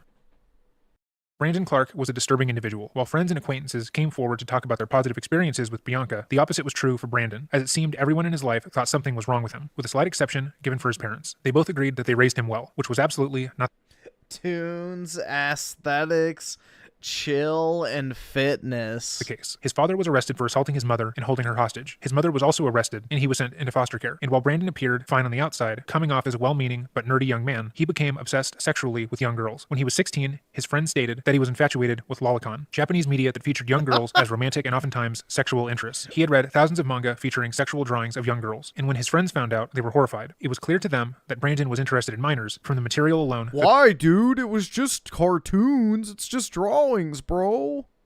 Why would anyone care about that? They were confronting him about. Brandon tried to play it off as being just a preference and reading material and not something he would pursue in real life, until it was found out that he had been texting and grooming a 12-year-old at the same time. Wow, who would have guessed? Trying to get her to be his girlfriend and send him sexual images of herself. After being confronted about his actions, Brandon responded to his friends saying, "Trust me, you're better off not being concerned about the shit I do or think of doing because you won't like what you see." His friends stopped talking to him after that, and it seemed as if they never reported his actions to any kind of authority. Brandon was a predator before meeting Bianca, seeking to groom and be with young women just like her, and through trial and error, he had learned how to come across as the perfect gentleman who only wanted what was best. He had skillfully created a mask that would allow him to gain access to the person he set his sights on, and unfortunately, that person was Bianca. Bianca and Brandon met through Instagram and became fast friends. He was 21 and she had just turned 17, and to him, she was perfect. She was slender and looked young, and because of her sweet, trusting nature, he was drawn to her. He showered her with adoration and attention, something that she mistook as friendship. Given her years of posting on 4chan, he would comment on every post that she made, stating how beautiful she was and how lucky he was to have her in his life. If she posted to her Instagram story, he was in her DMs within seconds, and almost overnight, he had woven himself into the fabric of her life. Bianca was upfront with Brandon about her wants out of their relationship. She didn't feel anything more than platonic feelings towards him, and she often placated his compliments by reminding him that they were just friends, and she wasn't looking to start a relationship with anyone because she was going to be going to college in the fall. She was going to be starting a new chapter in her life, and a boyfriend didn't fit in that picture. They had hooked up a couple of times previously, but Bianca was clear. She saw him as a friend and nothing more. However, Brandon didn't care. He was dead set on her becoming his girl. Oh my god, bro. This picture is just fucking weird. Girlfriend, so much that he had already begun to refer to himself as her boyfriend. Yeah, he like tried to chop her head off. Around her family. Brandon had integrated himself into her life so effortlessly that he had even charmed her mother. Dude, he looks like a Redditor. Upon meeting Brandon, Kim was blown away by how open and honest he was about his life. He told her about his harsh upbringing and how difficult life had been for him, but stopped short of letting her know how obsessed he was with her daughter. After the nightmare that Bianca had gone through with Rob, Brandon seemed like a breath of fresh air. His actions were methodical and pre-planned, as he hoped that by getting close to Kim, she would encourage Bianca to be with him. However, unbeknownst to him, Kim did the opposite. She knew her daughter didn't want to be tied down, and while she trusted Brandon and thought he was an upstanding person at the time, she knew that his feelings clearly superseded Bianca's, and he wanted more than she was willing to give. She encouraged Bianca to be open and upfront with him, and stop accepting gifts from him, as it was giving him the wrong idea. Kim told Bianca that she was unintentionally leading Brandon on, and it would be better if she stopped hanging out with him as much, at least until he found someone else to focus on romantically. But Bianca assured her mother they were just friends. He was okay with them not being together, and when Bianca asked her mother if it would be okay for her to go to her first concert by herself since coming back from St. Anne's, Kim was reassured by the fact that Brandon would be going with her, but there was no way for her to know what he had planned. Prior to the concert, Bianca had been speaking on Discord to a boy who she was interested in. While she wasn't seeking a relationship before going off to college, she thought this boy was cute and sweet, and wanted to get to know him a bit better. He was shy and a bit socially awkward, and she knew that he had never so much as been kissed, which she thought was cute. They had been speaking for about a week prior to the concert, and planned to meet up while there. Bianca was drawn to how sincere and innocent he was, and wanted to be his first kiss. Because Brandon would be driving to the concert, and because she wanted to be honest with him, she told him that she would be meeting up with someone else, someone who she was interested in. She asked him if he would be okay with that, or if it would be a better idea for her to just go by herself, and outwardly, Brandon seemed not to mind. He told her that he would be fine with it, seeing as they weren't together. But that couldn't have been further from the truth. After his conversation with Bianca, he had begun Googling how to find and cut a carotid artery and how to incapacitate someone. He then put a knife, rope, and a large tarp in the backseat of his car and waited, knowing that the day of the concert, he would enact his plan. The day of the concert, Brandon had made a checklist on his phone of things he wanted to do that day, which included him changing his Instagram bio to display his date of death, that being that very day. And the quote, "Just know that I feel no pain now." He also posted a quote from the book Fight Club that states, "This is your life, and it ends 1 minute at a time." He then put his laptop, his computer's hard drive, a can of spray paint, and a lighter in the back of his car with a tarp and the knife. Brandon picked up Bianca from her house, and after saying goodbye to her mom and assuring her he would bring her back safely, the pair left to go to the concert. While on the way, Bianca was chatting with others on her Discord, both in her voice and text chat. She was in high spirits, excited to see one of her all-time favorite artists, and talk to the cute guy who she was interested in, completely unaware of the horror Brandon had in store for her. During the concert, Brandon and Bianca had met up with her Discord friend. According to Bianca's messages, the pair had kissed twice and held hands, which angered Brandon. Bianca knew he was pissed at her for the situation, but thought very little of it, seeing as they had already discussed what was going to happen. She was on cloud 9 and messaged her friend about how amazing the night had been. While driving home, Bianca fell asleep in the backseat of Brandon's car. While she was sleeping, he took this photo while driving and posted it to his Instagram story, which read, "Here comes hell. It's redemption, right?" He then drove to a dead-end road close to where Bianca had gone to high school, and while she was sleeping, got out of the car, went to the trunk, and pulled out a knife, all while filming himself on his phone. He then got back into the car and woke her up, proceeding to ask her about her kissing the other guy. Bianca apologized to him, stating that she didn't mean to upset him in any way, but then proceeded to make it clear that they weren't in a relationship and doesn't see him that way. She also reminded him that they had already talked about this before, and her mind hadn't changed. According to the police who have seen the footage, Bianca made it clear they weren't together and they were never going to be together. Brandon then struck Bianca in the face, causing her to fall backwards, stunned and confused as to what had just happened because Brandon had never been violent towards her before. Bianca threatened to get out of the car and walk the rest of the way home, but But before she could realize the gravity of the situation, Brandon had pulled out his knife and cut her throat. According to those who have seen the video, Bianca had no idea what was coming and didn't have a chance to fight back or defend herself. Brandon then turned the camera off, only to immediately start recording once more, recording her last breath before taking pictures of her body. He then logged onto his Discord and posted a photo of her dead body in his car, under which he wrote, "Sorry fuckers, you're going to have to find somebody else to orbit." He then posted those same photos to his Instagram with the caption, "I am so sorry, Bianca." At first, people didn't know what to make of his posts. The gore was alarming, but some thought it was just that, a terrible joke paired with a disturbing image from a movie thought it meant to was shock. fake Some at of Bianca's first. friends saw the post and tried to reverse image search it, hoping it was a still from a movie or a photo shoot. And when asked where the image was from, Brandon responded, "From my fucking car, I fuck Bianca, dumbass." After which he told them to subscribe to PewDiePie, which was a meme at the time, referencing the subscriber race between PewDiePie and T-Series. It had also previously been said by another person who had live streamed a violent attack. Once people realized what they were looking at and that he wasn't joking, the cops were called. However, they had no idea as to where Brandon was. The story began to pick up steam online, and quickly. Bianca's name started to trend, with people posting her dead body onto Twitter and other social medias. Hashtag RIP Bianca was filled with images of her dead body, with even more people not understanding what was going on and why they were seeing it. News began to spread like wildfire of a young girl who had been killed, and various false reports had been made. Some sites claimed that Brandon was her boyfriend. Others said that he was an online stalker, and various sites tried to blame Bianca herself for the attack, saying that she was leading him on and deserved it. None of the news at the time actually had a grasp as to what had happened, and they would continue to spread false information for weeks after. It wasn't until 7:30 a.m. when Brandon himself called 911, letting them know that he was on Post Street, which was a dead-end road in Utica. He joked to the 911 operator that he had just committed a murder-suicide and had to go, because he had to do the suicide part. It's important to note that he was laughing and joking during this time, which we know because he was still filming himself. Despite saying he wanted to die, it would appear that wasn't quite the case. Instead of killing himself, he started a small fire by the car, burning his laptop and hard drive, most likely because it contained further evidence of him planning the murder and his pedophilic obsession with young girls. He also had spray painted the words, "May you never forget me," on the ground, showcasing how he truly wanted to gain fame and notoriety. He then began to live stream to his Instagram followers while lying on a green tarp that he had placed over Bianca's body. News of what he had done had already broken, so as he laid on the tarp covering Bianca's body, thousands of people watched and recorded, wondering what he would do next. It wasn't until the police arrived on scene that Clark finally tried to kill himself. He put a knife to his throat and tried to cut, but stopped, seemingly after he realized how much it would hurt. After his pathetic attempt to injure himself, he took a selfie showing his wounded throat, captioning it "Ashes to Ashes," and posted it to his Instagram story. The officers on the scene had no idea what they were walking into, how many weapons he had, or what he had planned on doing, so they stayed a respectable distance away, something Brandon clearly hadn't thought of. He had, it seemed, hoped they would immediately disarm him while he tried to injure himself, but instead they just watched as he did so, confused. After Brandon posted the photo, the police called out to him, asking him where Bianca was. He responded, "Where the fuck do you think she is?" before pointing to the small clump of dark hair sticking out of the tarp.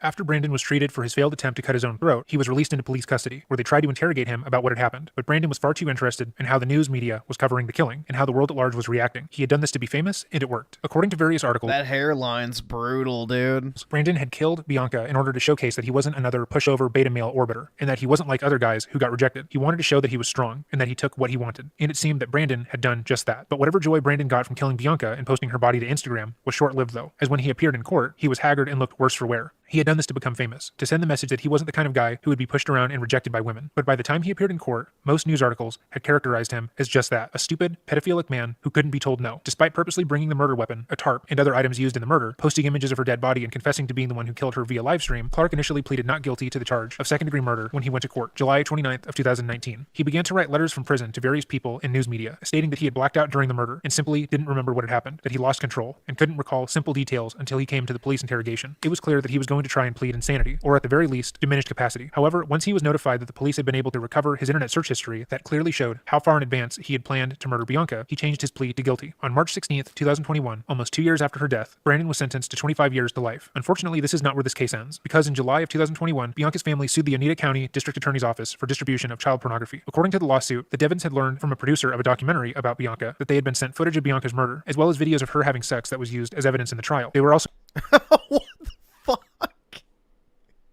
given access to nude photos of Bianca, which all constituted child pornography, given that Bianca had died before she was able to turn 18. These images and videos were also allegedly sent to a YouTuber who had been covering the case, who was one of the people that Brandon had been corresponding with. And while the Freedom of Information Act does allow for evidence to be shared, the Oneida County District Attorney's Office had no right to distribute the video of her death or images of her underage naked body. The trial is still ongoing.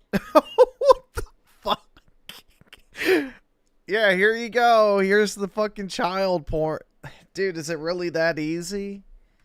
Jesus Christ. You know, you find a child porn case and then you use the Freedom of Information Act in order to get the footage. There you go. What the fuck, bro?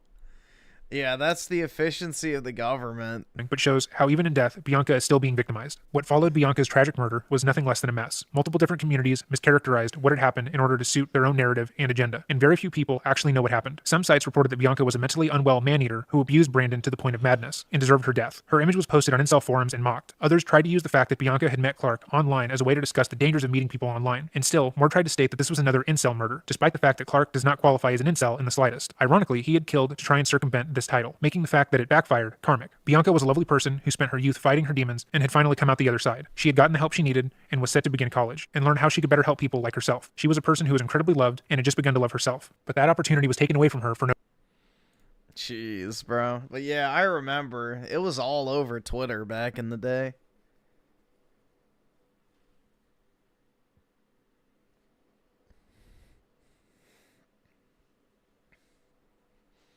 Incel forums just say 4chan. That's why we can't have nice things? I guess so, man. Jesus. Yeah, it was on Instagram too, but that stuff got taken down pretty quick.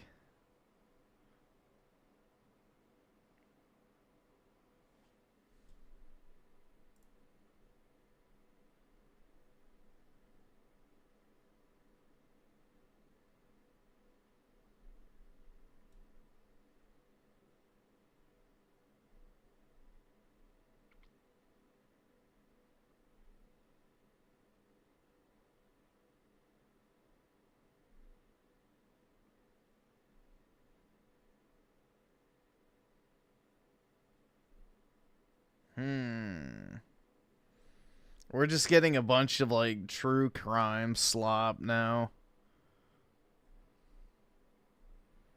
And then the Linus Tech Tips video.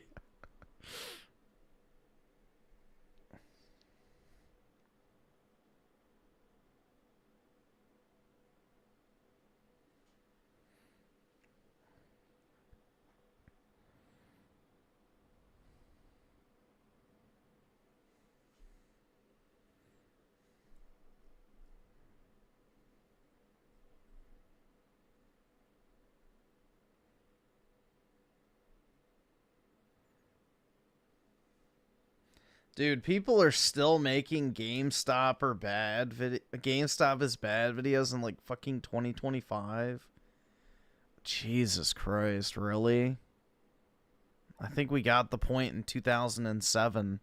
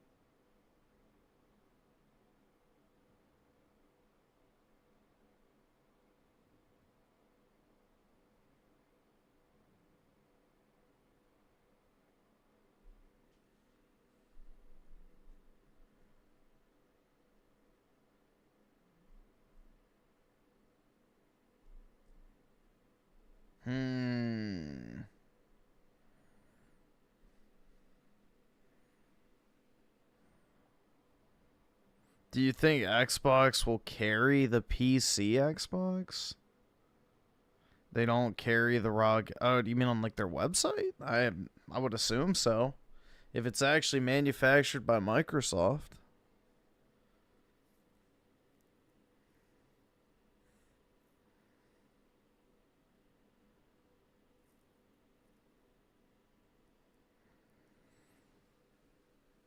Smash Ultimate Midnight Launch. Yeah, the last midnight launch I went to, I think, was for Battlefield 1, if I'm not mistaken. And what was so gay is, like, I pre-ordered the game digital. And they're like, yeah, you can pick it up. And I go there to go pick up my digital fucking code. And they're like, oh, we can't print the code until the morning. It's like, what? That's when I stopped going. Then I got Battlefield 1, and it sucked.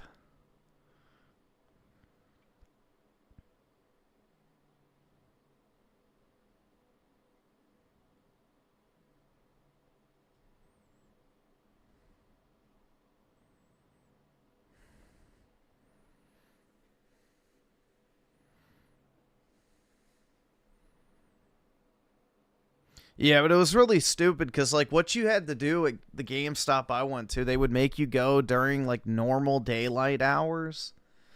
So I had to go, finalize my pre-order, get my pre-order receipt, so that when it was time to pick up at midnight, they would, you know, give you your copy of the game. So I, you know, finalized my pre-order, paid it off. I go back at, like, 11:30, line up. Then at 12, I go in, and they're like, oh, we can't print the code out until we open tomorrow. It's like, why did I need to finalize my It was like the most retarded shit ever. After that, I was done. It's like, yep, I'm good. No more. Goodbye. That shit pissed me off.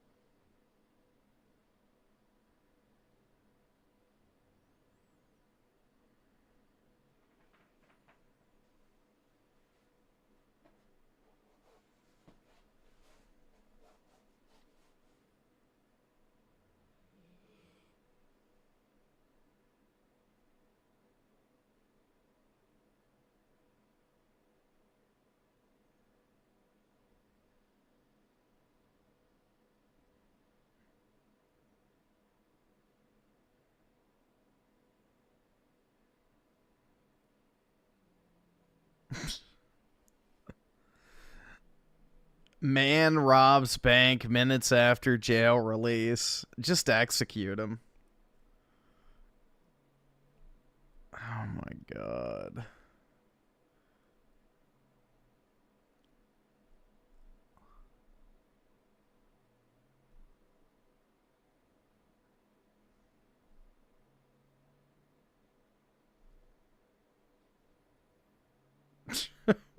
Bruh. What the I am not watching this, but dude, that is a crazy thumbnail. What the fuck, dude?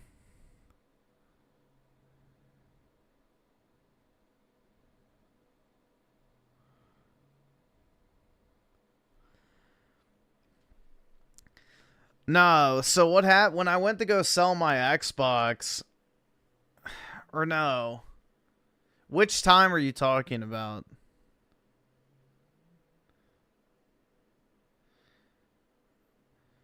So there was one time I went to go trade in an Xbox with someone who was young, like in a lower grade than me at my high school.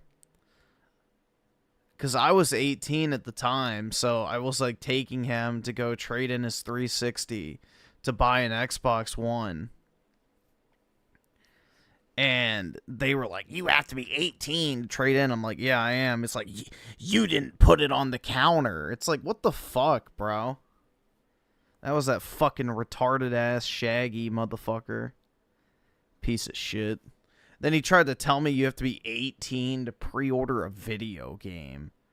It's like, suck my fucking dick. No, you do not. That guy was a fucking piece of shit. Genuinely. But no, the last time I tried to trade something into GameStop was when I traded in my extra Xbox Series X. And because there was dust in the bottom, they were like, oh, well, we have to charge you a refurbish fee. I'm like, are you fucking shitting me? There's dust. So I just went and took some compressed air and just blew the bottom vent. Brought it back, and I'm like, look, no dust. And he goes, okay, I can give you the full value now. So retarded.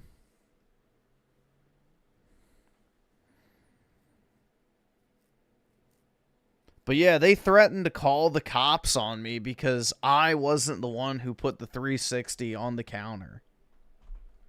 I'm like, what the f... Dude, it is so retarded.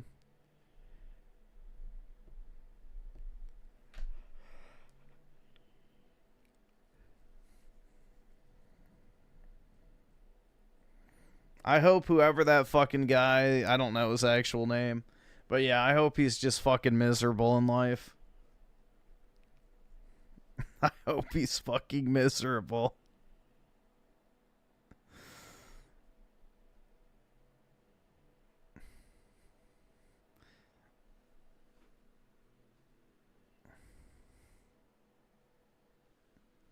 Yeah, that guy was just a piece of shit.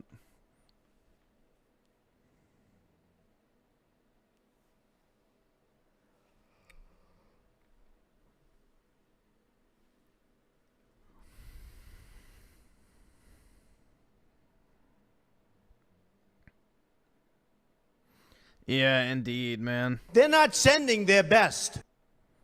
Not at all. Dude, I remember people were like gooning over this chick. The Isabella Janky.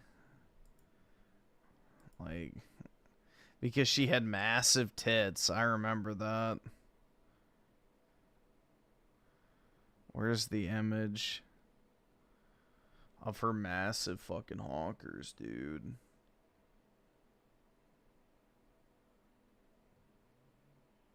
There we go. Yeah. People were gooning over her because she had massive titties.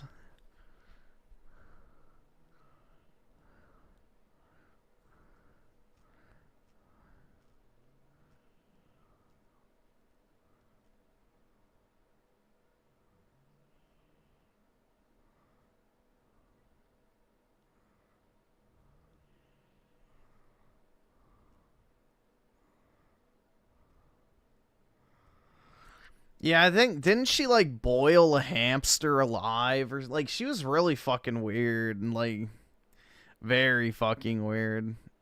Yep, she's the chick that convinced Chris4Chan to fuck his mom.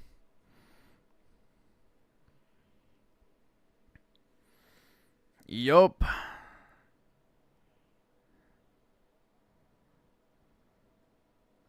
But I think she, like, boiled a hamster alive. Like, a bunch of weird shit, bro.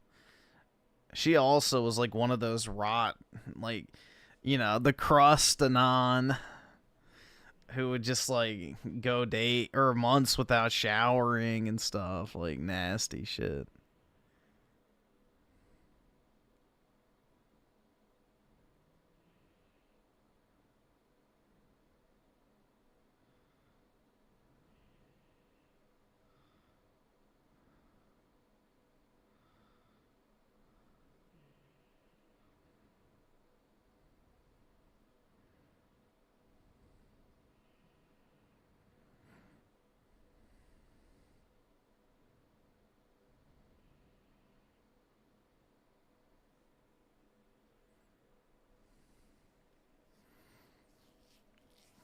Yeah, there's some weird fucking people out there, man.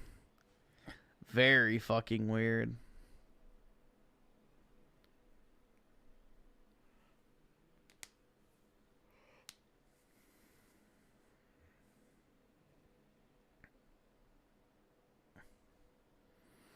Let's see, the most disturbing crimes committed by Discord and Reddit mod. All right, we'll watch These this. are the most disturbing crimes that were committed by Discord and Reddit mods, and as the video goes on, they only get darker. In 2011, Reddit moment was home to several subreddits that openly shared and discussed content that could be described as disturbing and even outright evil. And among the most notorious was r/beating women. The subreddit r/beating women. I'm guaranteed that doesn't exist today. was created in 2011 by a user named David_Berkowitz. But this was not his real name, but the name Berkowitz. Oh, come on, bro. Really? Of an American serial killer who tortured and killed 6 people in the 70s. The caption of the subreddit was, "Because F them C-word." The name alone captured its purpose. It was a space where users posted photos and videos of injured and battered women. And they didn't do this to raise awareness about violence against women. They celebrated it. And the Reddit moderators actively enforced this focus, ensuring that the content— Drunk dyke asking for some... Oh my god. Old favorite woman gets punched trying to take a man's TV.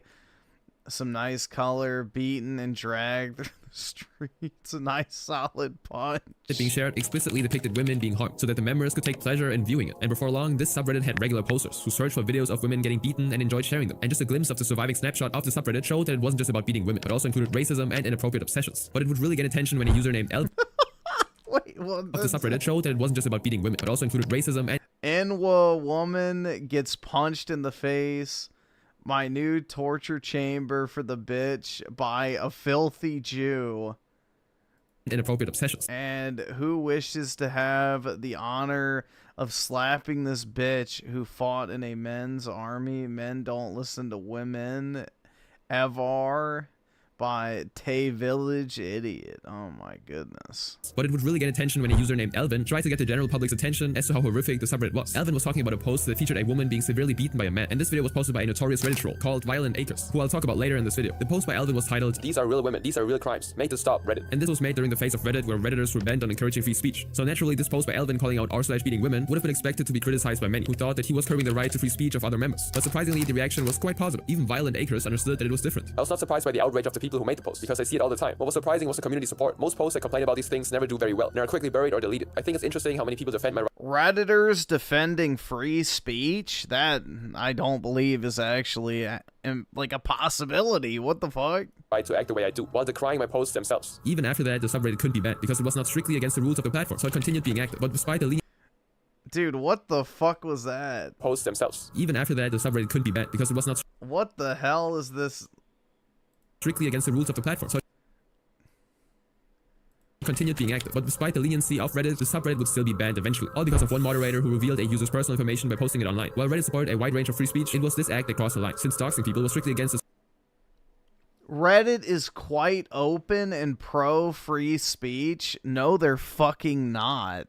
core rules. So Reddit not only banned the subreddit, but also its moderators. But even later on, it was revealed that this wasn't the first time the moderators were doing something like this. An administrator who banned the subreddit, who went by the name Cupcake1713, wrote, "After we banned those individual moderators for their actions, you idiots added them back on new accounts to keep moderating your subreddit. Angel said, your mod list is full of people who have been banned and banned and banned again, and you can't be trusted to keep things on the up and up. This is why your subreddit is banned." But as if already prepared for this ban, the founder, David_Berkowitz, went on to create r/beatingwomen2 and r/beatingwomen3 in no time. But these wouldn't be able to reach the popularity of their original subreddit, and they would also get banned immediately after their creation. But moderators doing what they want isn't just limited to Reddit. This next case will show that Discord moderators could be just as disturbing. All of this started from one mod posting their art, and they didn't get the self-gratification that they wanted, and because of that, everybody has to suffer.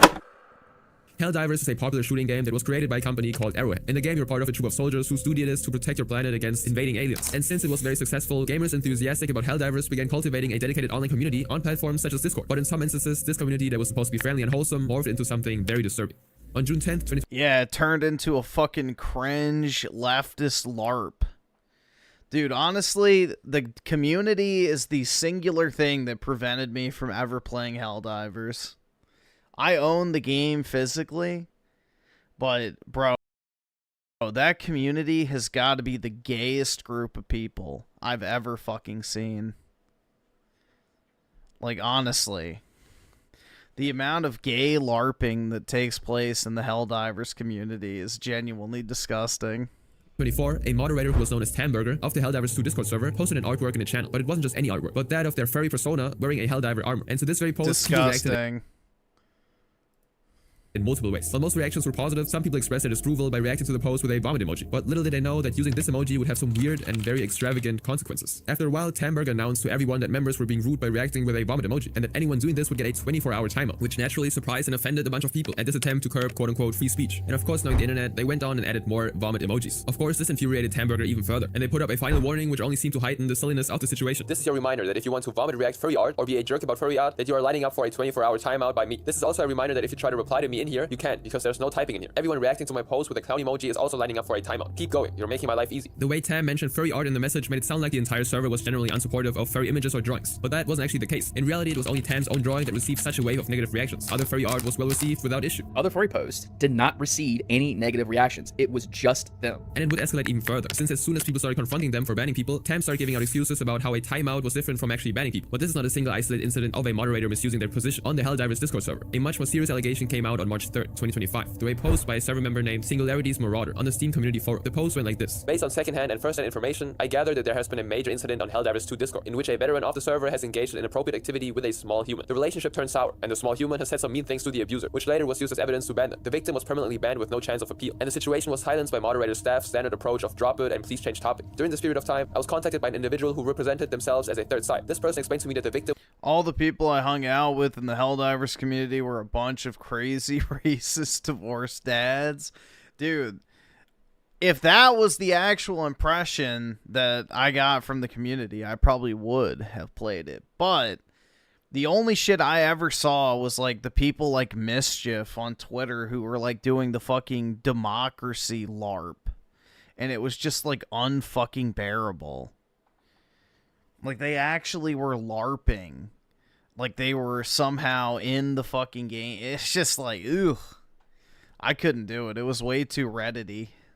was in relationships with many people on the server, and that all the people she had been with apparently had a very bad experience with her. This person was later revealed to me by the victim to be the abuser. The abuser has most likely contacted various individuals. I was a very low-profile person on the server, in an attempt to manipulate people into thinking that the victim deserved to be banned. The Helldivers 2 Discord staff has not addressed the situation, and has simply remained quiet in hopes of preventing further drama. The abuser is most likely still operating on Helldivers 2 Discord server. At least this is how much I know of the situation. I am posting this because I'm tired of Discord moderator staff getting away with absolute ignorance towards the suffering of all the people they trust and their protection. I'm tired of them manipulating situations in order to create an infantile environment in which certain privileged individuals are able to get other ones removed from society and then shunned repeatedly for months on end. For the sake of creating drama content they can then discuss, instead of the latest John Helldiver meme. I would like this information to reach Arrowhead, and I would like them to seriously reprimand their recruited enforcers. The victim has been on the verge of leaving this earth after the emotional abuse she had suffered on the server and the treatment she'd received, including an apparent jury-rigged court in which a lawyer was not present. How can we allow this kind of behavior in the 21st century, let alone on a server directly owned by one of the currently most important gaming companies? How can we find it acceptable that some individuals are playing their own little regimes in hidden chambers, controlling the lives of thousands of people like this without anyone overseeing them? The Discord is as of now not moderated. There's merely a half-asleep artificial intelligence that was designed only to target one specific offense. The company in charge of Discord is not interested in treating actual convoluted cases of abuse, even on servers as large as this one. This is why I'm choosing to post this here.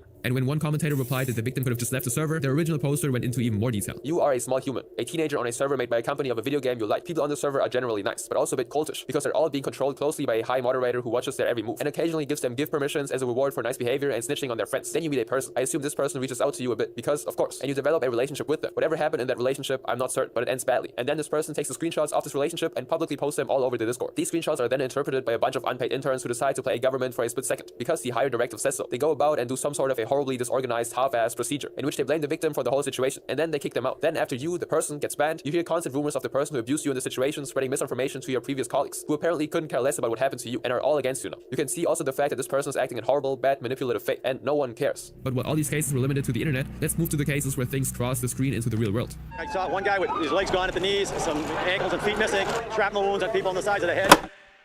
It was a bright Monday afternoon on April 2013 in Boston, when a casual Boston marathon was fatally interrupted by the blast of two pressure cooker bombs, one of which was placed at 671 Boylston Street and the other one at 755 Boylston Street. They didn't just blast at once. The second one exploded 12 seconds after the first one, before people could realize exactly what was happening. In the aftermath, 3 people would be announced dead. But apart from these, around 500 people would be severely injured and some so badly hurt that they needed amputations to even survive. Of course, for such a serious incident, the response was equally serious. But this wasn't in the real world, but also on online forums and platforms like Reddit, where people felt it was their duty to do something to help the government. So a Reddit user named Oops777 with a few other people created a subreddit called r/Find Boston Bombers, with the aim of contributing to the official investigation. Throughout its existence, the moderators of the subreddit were motivated by a sense of duty and a desire to do the right thing, which clearly resonated with people online, since around 3,000 members would join the space in a span of a day. In an interview with Vice, a moderator of the server, rather_confused, described the subreddit in heroic words. I was inspired by all the people who ran straight toward the blast in the video, trying to help out. This subreddit is kind of like that. It's the human spirit fighting back. So when Oops777, the creator of r/Find Boston Bombers, asked me to mod it, I said sure. Despite this passionate attitude, the moderators were sober enough to imagine what could go wrong with such an endeavor, like innocent people getting accused and harassed by people online. So they came up with strict rules. Yup. Where members of the subreddit weren't allowed to name any real-life person. If they did, they ran the risk of getting banned, but no amount of rules prevented the worst from happening. The whole investigative method used by the members of the subreddit was crude and sloppy. For example, some members used to go through pictures taken during the marathon and just circle people who looked suspicious to them. This would often lead to wrong and misguided accusations. A bit of race. Where we heard something like that happen? pretty much any fucking event similar. Racism in this approach became apparent too when a Redditor named u/SoFred proposed the 13-man theory. In this theory, Red claimed that 13 non-white men in the crowd were responsible for the bomb blast. His theory was quickly found to be a racist generalization though, because all those men he's probably right. Were Arabs. The mod, rather confused, clearly saw that this was baseless and dismissed it as he admitted it in the Wire interview. But theories like this would keep popping up on the subreddit, with most of them just being members randomly pointing out people as suspects because they wore real clothes and backpacks. One of the most prominent examples of this is the blue robe guy theory, in which some members claimed that a guy who was wearing a blue robe was a suspect. The reasoning behind this was that he had a backpack that looked similar to the one that actually contained the pressure cooker bombs. But even this assumption was found to be false. Until this point, no actual harm occurred to anyone in real life because of the subreddit, but this would change when the FBI released pictures of the suspects they found to be involved. At approximately 5 p.m. on April 18th, the FBI released photos and descriptions of Suspect 1 and Suspect 2, urging the public to help identify them. This was a very crucial moment because now the members of the subreddit had specific faces to look for, rather than random people in the crowd. Everyone was in the race to correctly identify the men in the photos, and this hurry had devastating consequences. Redditors instantly got obsessed with the pictures and started analyzing everything they could about the two men, but not everyone was interested. Some members expressed their annoyance at how most Redditors were thinking they can actually help professionals like the FBI just by being part of a subreddit. This is starting to hurt my brain. That's right, dude. The Redditors are the real fucking experts. I'm fine with people doing their own investigation for curiosity and fun, but some here think the FBI and professionals are clueless, like they couldn't think of basic stuff, such as checking clothing brands or local stores for purchases. I've seen people saying they want to crack the case before the FBI does. But let's be honest, the FBI identified the subjects on their own without Reddit's help. They're trained professionals. We're just people at home squinting at blurry photos, playing Where's Waldo. But Redditors were unfazed. They continued to flood the subreddits with countless posts, analyzing and digging for information. And even though there was a strict rule against naming people, names still popped up, and the Redditors did nothing about them this time. And one name was Sunal Tripathi. The members thought it might be him because he had the same height as Suspect 2 and was reportedly missing. But his disappearance actually had a tragic reason behind it. Sunal was a normal guy going to college who lived in Boston with his family. He was studying philosophy at Brown University and also played saxophone, but his academic performance would soon be hindered by depression. It became so severe that he had to take a break from his studies to recover, and this is when he disappeared on March 16th, a month before the bombings. A CCTV camera captured him crossing the road at 1 a.m. and disappearing into the darkness. As soon as his family found out about his disappearance, they notified the police because they knew he was suffering from depression. They even posted on Facebook and YouTube, urging people to help them find him. Almost a month would pass before they actually heard someone typing his name under their Facebook posts, but it wasn't what they expected. Watching our Facebook page that we've been helping coordinate our search just get plastered with these baseless allegations. After the bombing, a Twitter user named Greg Hugh tweeted out that one of the suspects, Suspect 2, looked eerily similar to a schoolmate who was none other than Sunal. Then his name got passed around before eventually landing on Reddit. And after digging a bit more and knowing that he'd been missing for more than a month, people on the subreddit started believing their own theories without any doubts. This theory was only disproved when the actual terrorists behind the attack were revealed to be two brothers, Tamerlan and Tohar Snyer from Dagestan. But the damage was already done, even before the What was the 13-man theory? The terrorists behind the attack were revealed to be two brothers, Tamerlan and Tohar Snyer. What was the 13-man theory again? From Dagestan, but the damage was already from Dagestan done. Even before the true terrorists were revealed, people reacted wildly to the claim that Sunal was the suspect and started flooding the Facebook page dedicated to him with hateful comments. And the Tripathi family received loads of calls from mean strangers who hurled racist slurs at them. Between 3 and 6 a.m., we as a family received literally hundreds of phone calls. And while the family was already struggling with the disappearance, this was just another tragedy on top of it. But it didn't end there either, as on April 28th, Sunal's body was found floating in the Providence River, and a forensic dental examination confirmed that it was really him. This news shook everyone who was convinced Sunal was the real suspect. And as they traced the source of this claim, r/FindBostonBombers was the subreddit they stumbled upon. Even Reddit manager Eric Martin acknowledged and apologized for the role of Reddit and mistakenly blaming a student for a crime he didn't commit, and even the moderators of the subreddit would apologize. I'd like to extend the deepest apologies to the family of Sunal Tripathi for any part we may have had in relaying what has turned out to be a false information. We cannot begin to know what you're going through, and for that we are truly sorry. Several users, Twitter users, and other sources had heard him identified as a suspect and believed it to be confirmed. We were mistaken. The events show exactly why there are no personal information until confirmation rule is in place. Out for the respect for Sunal and his family, I ask that users here please remove any and all links about him. Thank you. And soon enough, r/FindBostonBombers would be banned, and it would be a lesson for everybody involved. But while this was just a mistake due to negligence, the next one goes far beyond that. Girl found dead in the trunk of singer David's Tesla. On September 8th, 2025, Los Angeles Department of Transportation visited the very elite neighborhood of Hollywood Hills because of a vehicle with a very strange odor that had been parked for more than 72 hours at one particular spot. Oh, yeah, the fucking rapper guy. Searching thoroughly, they were shocked to find a decomposing body inside the trunk of the vehicle. Immediately, the police were alerted, and forensics experts started to investigate the identity of the body. This was an easy task because the body was almost fully decomposed already. But they went on to narrow their search by going through the list of missing people in LA and stumbled upon Celeste Rivas Hernandez, a 15-year-old girl who had been reported missing for almost a year. By questioning her mother and matching the physical details like tattoos and clothing, they eventually confirmed that it was indeed her. When asked about why she might have gone missing, her mother told the officials that she was involved with someone named David and ran away from home on May 5th, 2024. This proved to be a crucial fact, since the name David appeared at another place in the investigation. The Tesla in which Celeste's body was found was registered in some David's name, and turns out this David wasn't just a random person, but a viral superstar. It was none other than David Anthony Bird, or David, who went viral in 2022 for his song Romantic Homicide. At first, this seemed like a weird coincidence, but soon online fans of David started to pick up some distressing details. You see, when Celeste disappeared, a missing person notice was issued for her, and in that notice it was mentioned that she was wearing Hello Kitty sandals at the time of her disappearance. This fact became very important because people found out that just 2 months before her disappearance, David posted posted a TikTok in which the caption read, "When your car declines at therapy and they bring in that one Hello Kitty girl you met in 2021. But this wasn't even the end of him referencing Hello Kitty. From that time on, he would continue to appear in Hello Kitty merchandise and would post about it on his socials. Adding to this was the lyrics in his most viral hit, Romantic Homicide, which mentioned someone being unalived in the back of his car. Another fact was how one of his leaked songs was titled Celeste. And for some people, this was already enough evidence to start believing that it was really David who unalived Celeste. But this isn't where the story ends either, as David continued to behave even more suspiciously. Celeste and David didn't just have matching tattoos on their fingers saying shh, but also on September 24th, members of David's subreddit started to realize that something weird was going on in the subreddit, which had around 312,000 members. Users started to notice that some posts mysteriously disappeared, and all of these posts were about the lyrics of the leaked song about Celeste. But then things started to clear up when people started looking into the moderation logs, where the users noticed that weirdly there was only one moderator for the whole subreddit, which was none other than David himself, which led to people alleging that David had actually been the person deleting the post against him to portray himself as a more positive character. And as soon as these claims were out in the open, the subreddit went into a full lockdown mode, which meant that no one could post anything for a period of time. And as of now, the subreddit is still on lockdown, and LAPD has currently confiscated David's personal belongings for a deeper search. Officially, the police has not yet confirmed a suspect, and we'll see how well this case actually ages. But this isn't the first time a moderator on Reddit made it to the news. Long before the David case, there was a notorious— Did they ever charge him? Let's see.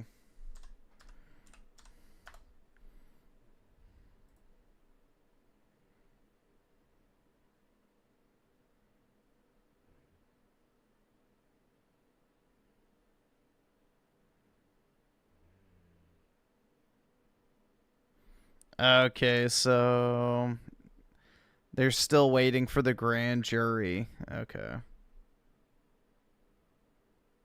Yeah, so the LA grand jury reportedly considers evidence 2 days ago. So, yeah, they're putting it before a grand jury. The grand jury decides if it goes to trial. So, yeah. Moderator on Reddit named Violent Acres. I enjoyed doing that. I liked going in and making people really mad over what amounted to meaningless things.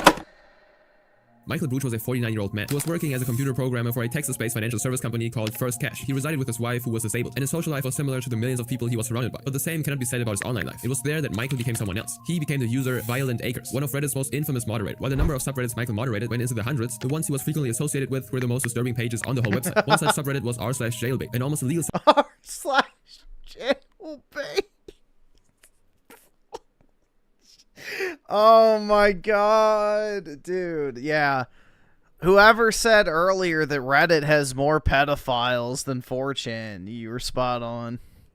subreddit on which people posted inappropriately suggestive pictures of, but this didn't actually seem to offend a lot of people, as r/jailbait was hailed as the subreddit of the year in 2008. Even Eric Martin, Reddit's general manager, defended this unconventional subreddit by saying that we're a free speech site with very few exceptions, and having to stomach occasional troll Reddit like r/picsofdead or morally questionable Reddits like r/jailbait are part of the price of free speech on a site like this. This seemed like Eric dismissed anything that was immoral or disturbing by calling it a troll, but r/jailbait would actually turn out to be a subreddit that would make Reddit go against its own rules of not curbing free speech. At its peak, r/jailbait had around 20,000 members, all of whom were openly posting pictures of questionably aged humans in revealing clothes, and the way they got these images was very disturbing, as these members scoured through Facebook and other social media accounts for these pictures, which they then just posted on the subreddit for others to look at. The other distressing subreddit that Michael moderated was called r/picsofdead, which is pretty self-explanatory, and the names of other subreddits associated with Michael are even more disgusting, so I'm not even going to name them out loud. But there was one question that was on everybody's mind. Why did a platform such as Reddit give a user as disturbing as Michael such an important role in moderating so many subreddits? The reason for Violent Acres' privilege was that for years he'd helped administrators deal with the massive dark side of Reddit, acting as an unpaid staff member who was assigned to deal with all of the NSFW content on the site. But the relationship between Michael and Reddit wasn't always peaceful. In the beginning, even Michael started posting dark and disturbing content, which was even too much for Reddit. But eventually they came to an agreement because they realized that behind all of the filth, Michael was actually an excellent community moderator and could be trusted. Reddit's lead programmer, for example, would go on to admit that once we came to terms, he was actually pretty helpful. He would come to us with things that we hadn't noticed. At the time, there were only 4 of us working, so that was a great resource for us to have. Chris would go on to call him a trustworthy and positive member of the community, and Michael was clearly taking pride in his actions, which was apparent in the fact that he often held IRL meetups with other moderators. In fact, he even went as far as to make a t-shirt with a zombified Reddit logo on it and sell it. He even created a subreddit entirely for him, Violent Acres, where he would post news and updates about himself. In his eyes, he was an invaluable member of Reddit who was ensuring that there was free speech on the platform. This made him a respectable figure that no matter how outrageously he spoke out, it was always considered to be just an attempt to troll people. In fact, in his own words, the reason he trolled everyone was that he enjoyed winding people up. I like winding people up. I always assist and compliment people when they react with good humor, grace, or wit. The ones that bite, I play with them till they drop. I once trolled a guy for so long we broke Reddit. The admins had to make a patch so we could keep going. But not everything he said was to troll people. Sometimes he also admitted to dark facts about his own life without any hesitation. For example, in an Ask Me Anything session, he openly admitted that he did an inappropriate consensual act with his very own 19-year-old stepdaughter. It seemed as if Michael was confident enough that no one would blame him for anything, but this soon was going to change.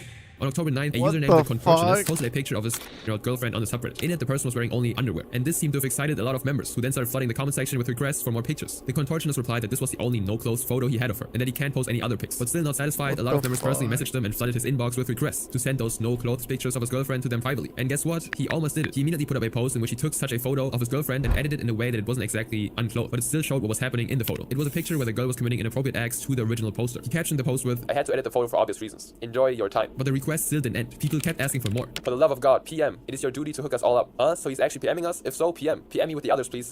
By the way. And unsatisfied Reddit users were not going to let this go. They kept upvoting this post so it would appear on everyone's feed immediately, until big media like CNN started to notice this, and even Reddit managers got apprehensive. They immediately sent messages to all the Reddit moderators that this was going to be looked into, since the actual inappropriate stuff was being transferred through private messages. Eventually, the pressure was too much, and Reddit had to go against its own rules and ban the subreddit. But despite that, Michael was such an important member of Reddit that Eric himself privately messaged him and gave him a heads up about the potential ban. Want to give you a heads up. We're making a policy change regarding jailbait type content. Don't really have a choice. This didn't even trouble Michael, as he went on to create another short-lived subreddit called r/creepshots, where people posted pictures of, again, photographed Bro, what the fuck? in public spaces. This was a whole new level of disturbing content on the platform, and he probably thought he could get away with it. But unfortunately for him, this wasn't going to happen. r/creepshots.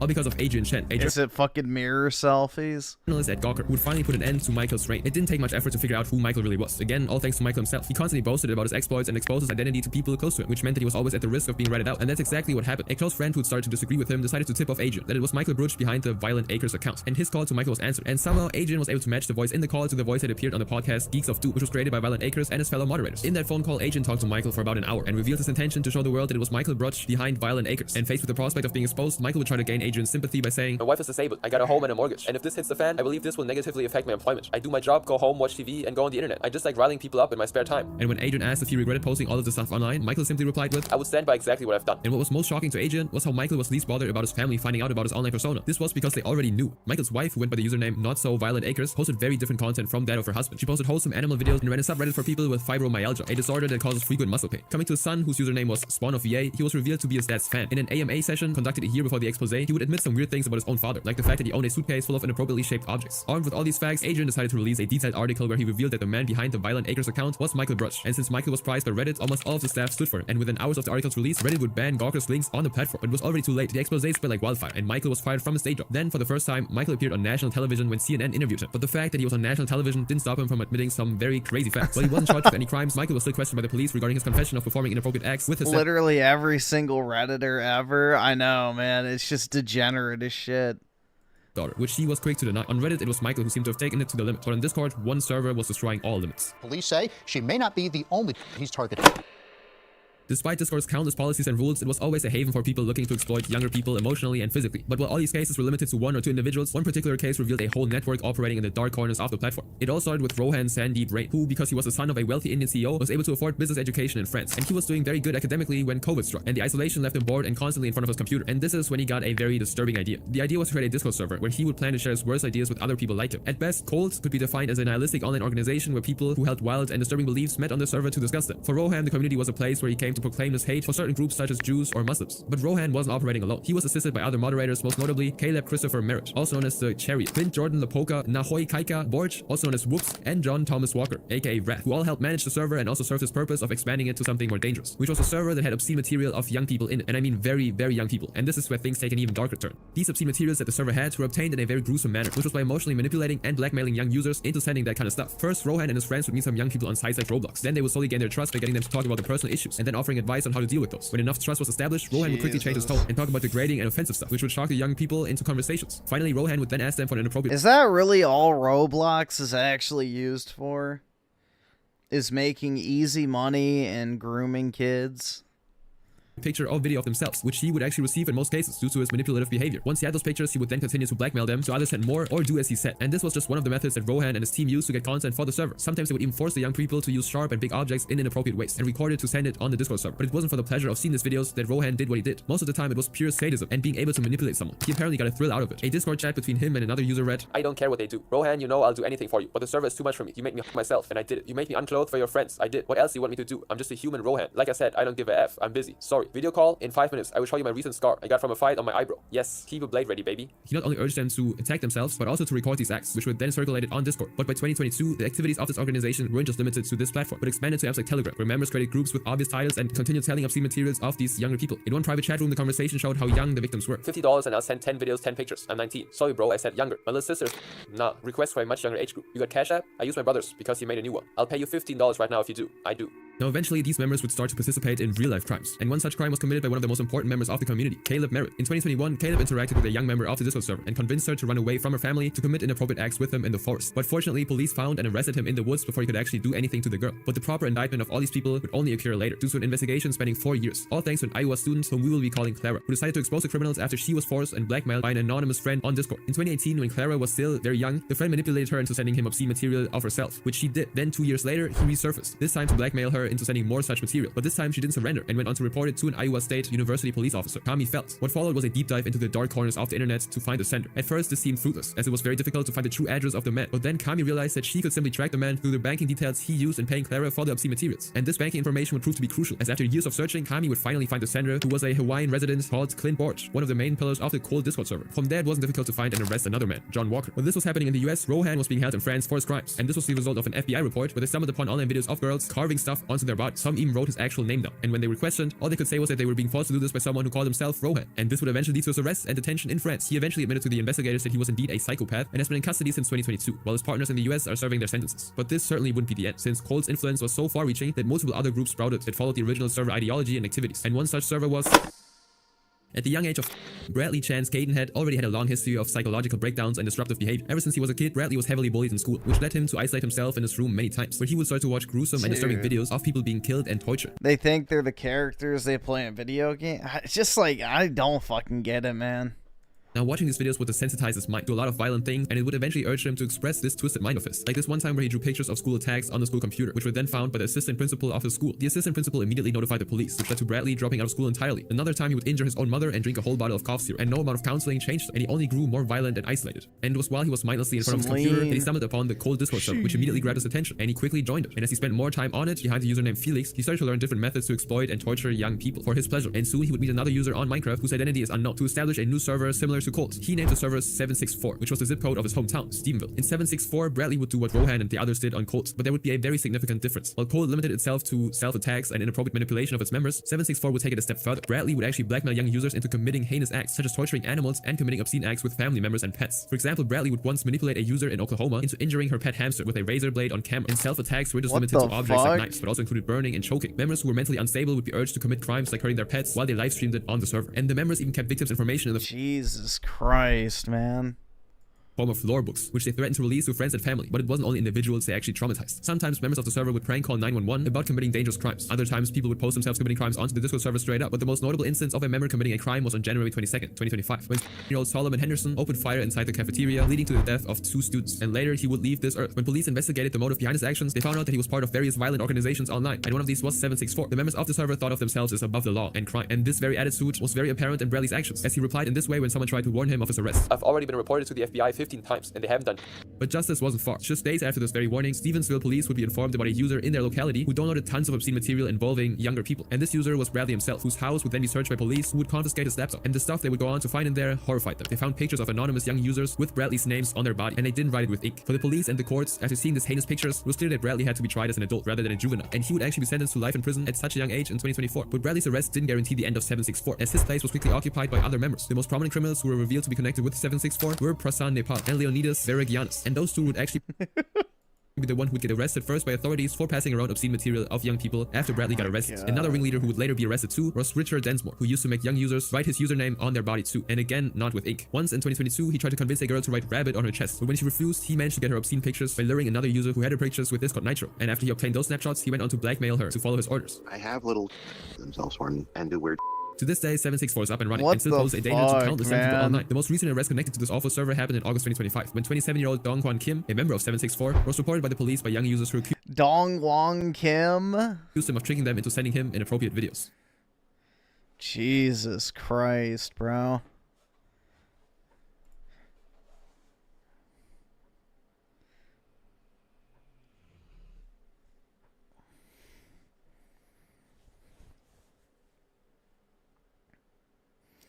It is a fucking freak show out there. Yeah, they all look exactly like you would expect them to look. Like dysgenic freaks. So, yup. They all look like dysgenic freaks.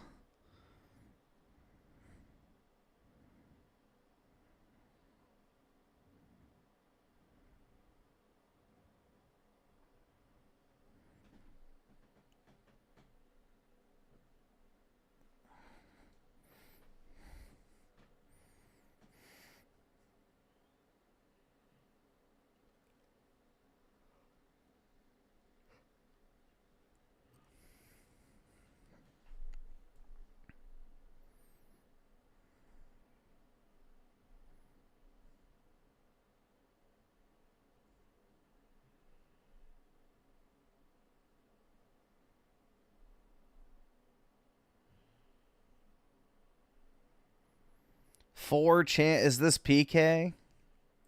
Here's my love, Lily. Here she is. Hi there, Lily, my love. What the fuck? Hi, Lily. I love you, Lily. Meet Timbox, a man so obsessed with cartoons that he once threatened to assault the director's wife, all because his favorite... Bro, who was it that was trying to talk shit that I didn't watch fucking cartoons earlier? cartoon character died in the show. Tim's love for 2D characters gets weirder the more you look into it. He confessed to have wet dreams about Pebble and the Penguin, and even had a crush on the snake from Kung Fu Panda. It's important to mention that he's 21 years old, by the way. But what really made Tim's online presence creepy was his obsession with underage cartoon characters. Most notably, Lily from Dexter's Lab, who he wanted to marry and even made a whole movie about her. Whenever people called him out for being a PDF file or a degenerate, Tim would completely trash out, sending death threats or being straight up racist and homophobic. Today we're gonna have a look at the story of Timothy Robert Mackenzie, one of the most disturbing and delusional lolcows on the internet, better known as Timbox. Timothy was born on the May of 1991 in Baltimore, and was diagnosed with Asperger's when he was just a little kid. Because in Baltimore. Of this, he would develop a very quiet personality and would spend a lot of time home watching TV. And that will later explain his insane obsession with characters from Cartoon Network shows like the Powerpuff Girls, Samurai Jack, or love of his life, Lily from Dexter's Lab, an underage 2D character who really stole Timothy's heart. This was his wifey, you know? And Timothy did in fact post some very disturbing things about her online. He also became kinda racist, but we'll talk about that a little later. Due to his autism and parents taking way too much care of him basically, he didn't really develop any social skills, and he didn't make any friends in school, which only made matters worse. He wasn't able to talk at all until he was like 7 years old, and due to his condition, he was able to finish school only when he was 21. We don't really know much about his school life. The only info we have is from the man himself, from his own autobiography that he later deleted, sadly. We know that he really didn't like studying, instead he was actively trying to impress girls, and he only liked Asian girls. Probably because all his childhood he was watching Lily from Dexter's Lab 24/7. This is Griffin Aerith? No, dude. He tried to flirt by stalking them and showing them his knowledge about dinosaurs. He is also hyperfixated on those as well.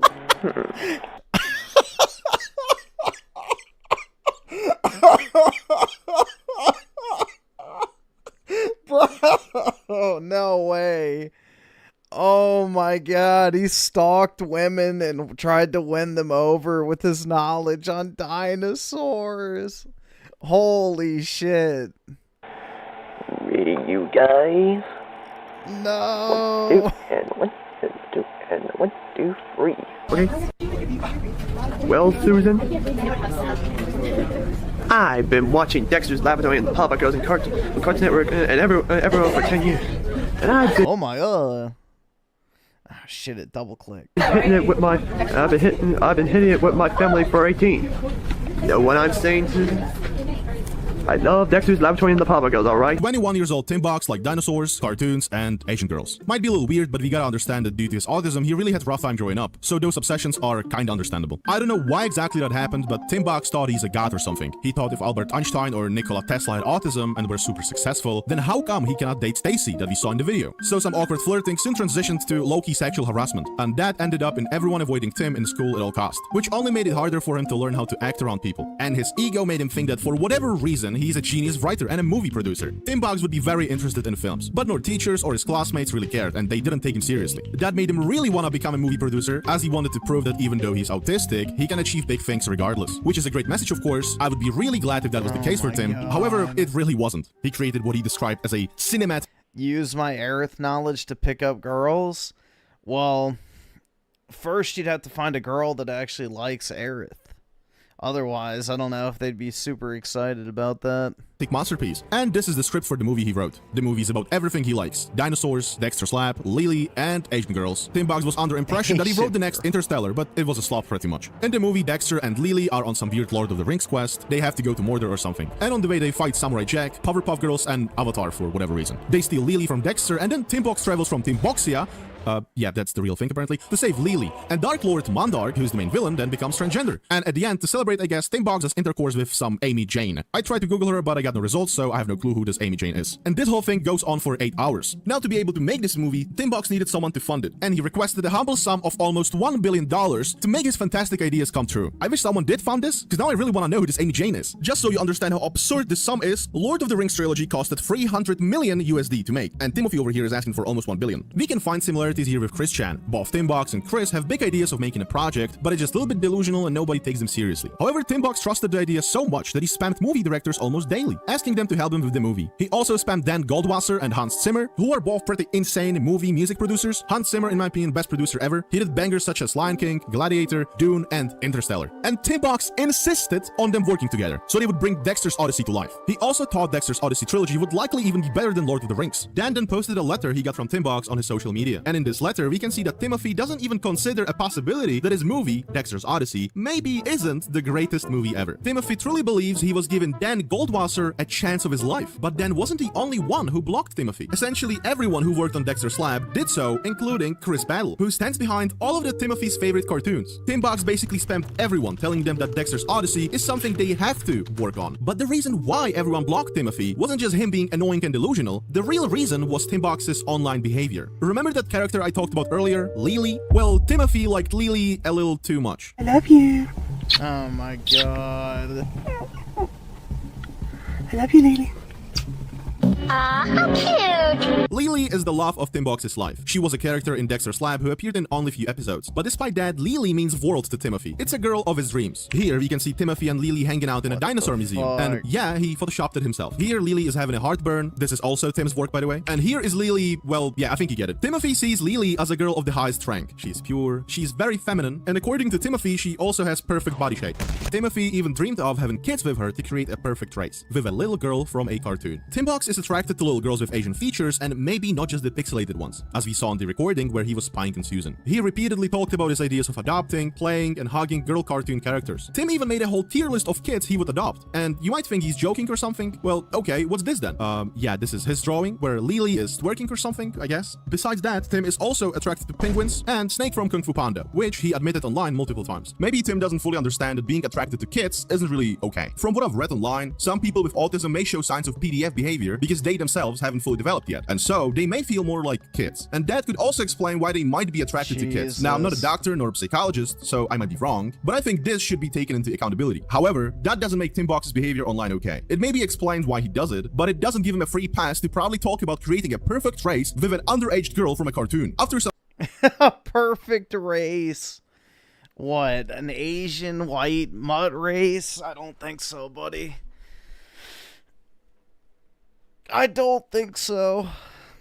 Many have tried before you. Time, pretty much everyone who is associated in the production of Dexter's Lab has blocked Timothy, including the illustrator of Tim Box's favorite cartoons, Chris Battle, since he spammed everyone to work on Dexter's Odyssey with him. But the main reason was his online behavior. Timothy very passionately claims that filthy browner kids stole and destroyed his original ideas. And he also really liked to discuss topics of 9/11 and how it destroyed an American dream. Whatever that means, like I genuinely don't know what that means. Whatever Tim Box does is with the end goal to promote Dexter's Odyssey, and for that, everyone laughs at him, and then he gets blocked or banned. Yep, you are canceled and banned. The only place where he isn't banned yet is DeviantArt, Reddit, and Twitter, where he actually posts of course. Day. And I guess he realized that obsessing over a little Asian cartoon girl isn't really healthy, so now his new waifu is this mouse girl from American Tail. Dear DeviantArt, I have to deactivate my Twitter/X account once again, and for the very umpteenth, I have no idea what it means, time. And why so? Because those hell-raising internet trolls kept on descending on my Twitter/X account for the umpteenth time and attacked me over my obsession with an American Tail's evil sister, Tanya Mauschkewitz, or the Feeble Ghost West version of her, to be very specific. And don't you even dare call me the next Crus4Chan from now on, for I am not. I am an innocent, creative soul trying to find my place in the world and not the internet. I have actually done nothing wrong to warrant such online attacks on me. Is there still any justice for autistic people anymore? If the trolls get ahead of me, I would be good in hell instead of heaven? What I'm going to do now. Just stay away from Twitter/X from now on, from Timbox129. Alright, and just 2 posts before this, he was talking about sexualizing of girls in cartoons, and not necessarily of age. And he ended the post by saying, yeah, that's just my opinion, of course, you know. As the only way to fight hate and trolls, Tim chose to play the victim card. You know, that works all the time, obviously. Just so all of you on the internet will probably know by now, the online portrait of me, myself, and I, as this unhappy, sad, lonely, struggling, troublemaking, socially awkward, and very predatory lolcow of a man on the autism spectrum is actually wrong. Nothing personal, internet, but I actually am a young man on the autism spectrum who actually loved life. Sure, I have had some ups and some downs and even some rough patches within or even outside of the internet or something, but I still do love a very good time. Happy emoji. And so, the online internet portrait of me, Timothy Robert Mackenzie, whom some of you online will know as Timbox, as this sad, lonely, unhappy, struggling, socially awkward, troublemaking, and even very predatory lolcow of man with autism is totally wrong. And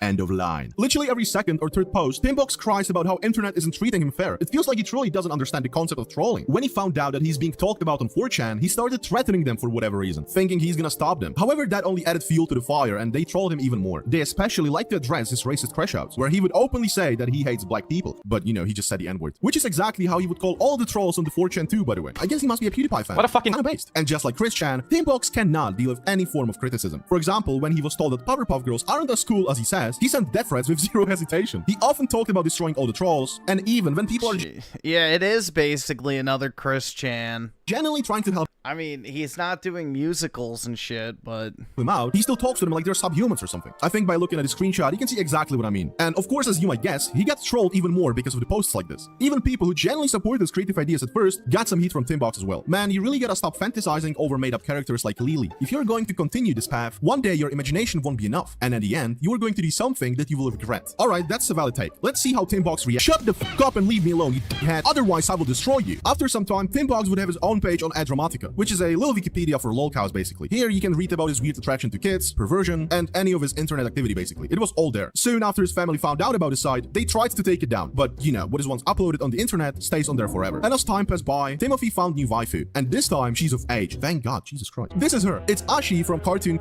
Oh my god. Called Samurai Jack. In the cartoon, Jack and Ashi fall in love with each other. But Ashi betrays Jack, as turns out she's a daughter of Jack's enemy, and Timothy felt to be betrayed as well. Ashi is then killed, and that broke Tim completely. Timothy cries about her death every single day. He goes to DeviantArt and begs people to sign his petition to bring Ashi back, and so creators of the cartoon would resurrect Ashi. But people either didn't care or they just laughed at him. Timothy said that he respects the scriptwriter's decision to kill Ashi. However, deep inside of his soul, he wants to track him down, grape his wife and his daughters, and after he will kill him for Ashi's death. A death of a cartoon character made Tim stalk and send death threats to everyone involved in production of the Samurai Jack cartoon. He even apologized to the voice actor of Ashi for masturbating to her character. His obsession with the cartoon was so strong and powerful that production team had to address the situation and release a statement, as they were so tired from getting numerous petitions, messages, and whatnot. But that just made Timothy more angry. And at the end of the day, he declared a goddamn war to the director of the cartoon, Tartakovsky. He threatened his family, his friends, colleagues. Well, yeah, all that just to look like a complete idiot. And all because of love to a character made from pixels. And I think the best way to end the story is to read how Timbox actually sees himself in this situation. Stop it, you assholes. I'm all right. I'm not an animal. I'm not a faggot. And I'm not even an acne-ridden pick idiot moron either. I'm just an autistic, intelligent, and good young man. And so, I ask you kindly, would you please stop mocking me ever and stop calling me names that my family and I don't like. Ever, ever, ever. And like thousands. Yeah,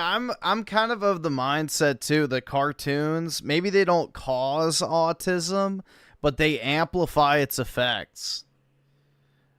You know, I can't really say I disagree with that sentiment.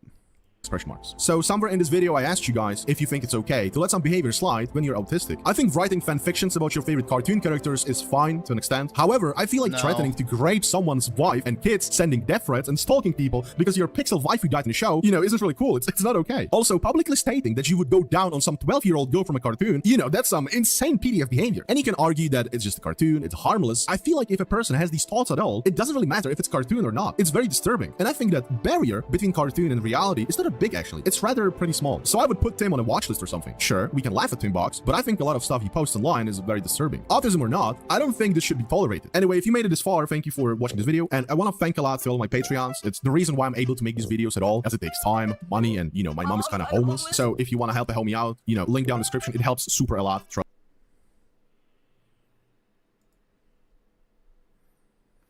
New Tismos will attach to anything? No, so the thing is like cartoons have over exaggerated like facial, you know, animations. It makes emotion. It's like why the autists love anime is because everything's overdone. Like there's no like subtlety. It's just like there. And you know, because of that, the brain never learns to adapt. They just consume that shit constantly and constantly and constantly and constantly and constantly. So I can see how it would amplify the effects. I don't think it causes it. I think that, you know, it might progress the symptoms in a negative way.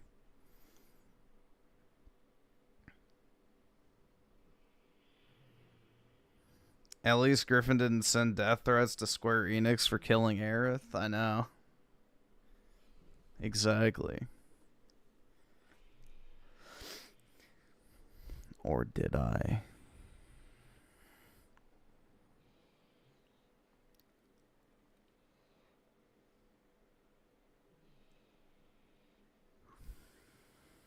Or did I?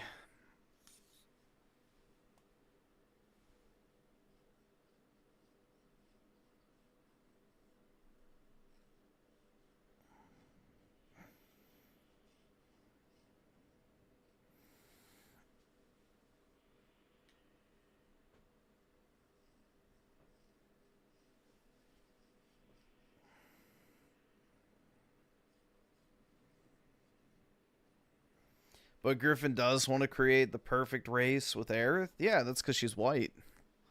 It already exists.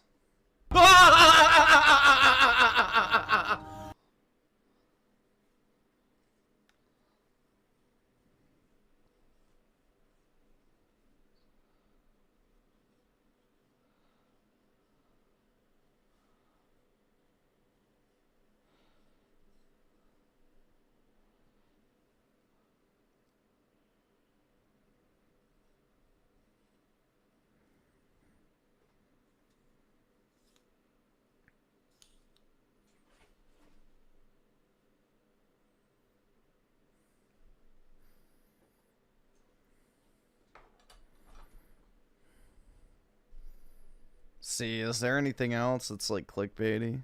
It is almost 7.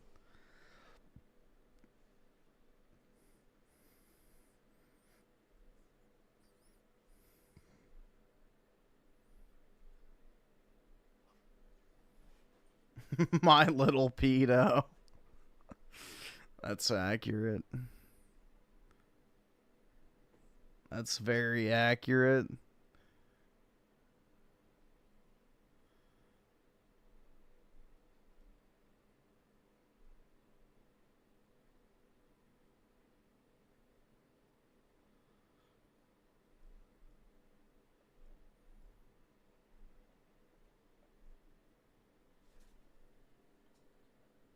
Why are you...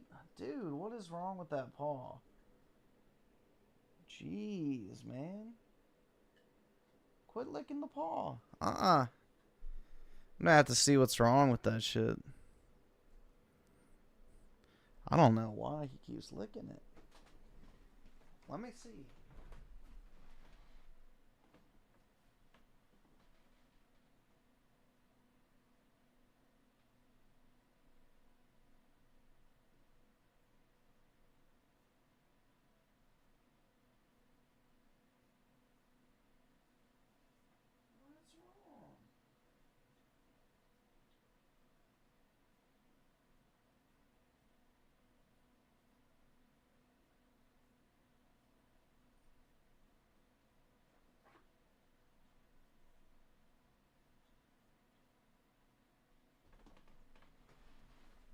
I don't know what's wrong with them. It must be like itching or something. I don't know. There's nothing wrong with this paw from a visual standpoint.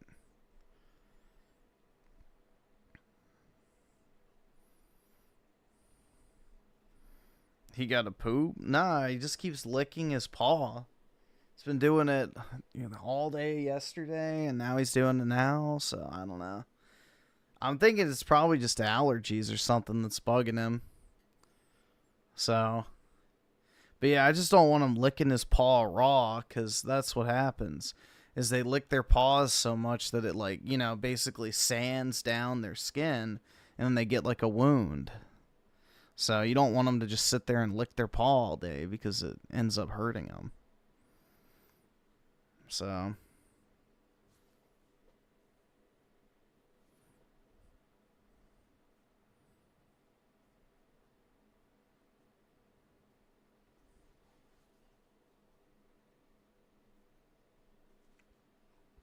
But yeah, he's got nothing wrong with his paw.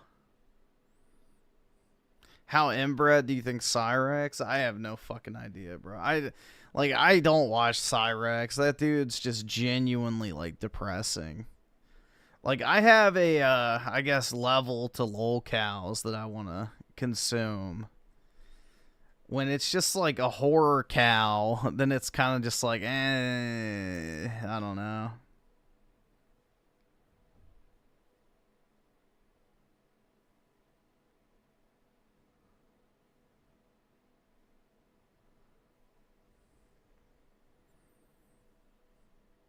No, he doesn't have fleas or ticks, because, you know, he takes flea medicine and tick medicine, so should be fine. He's not, like, biting at it or anything. It's just, like, a slow, like, lick. So, very, very, like, slow, soft lick.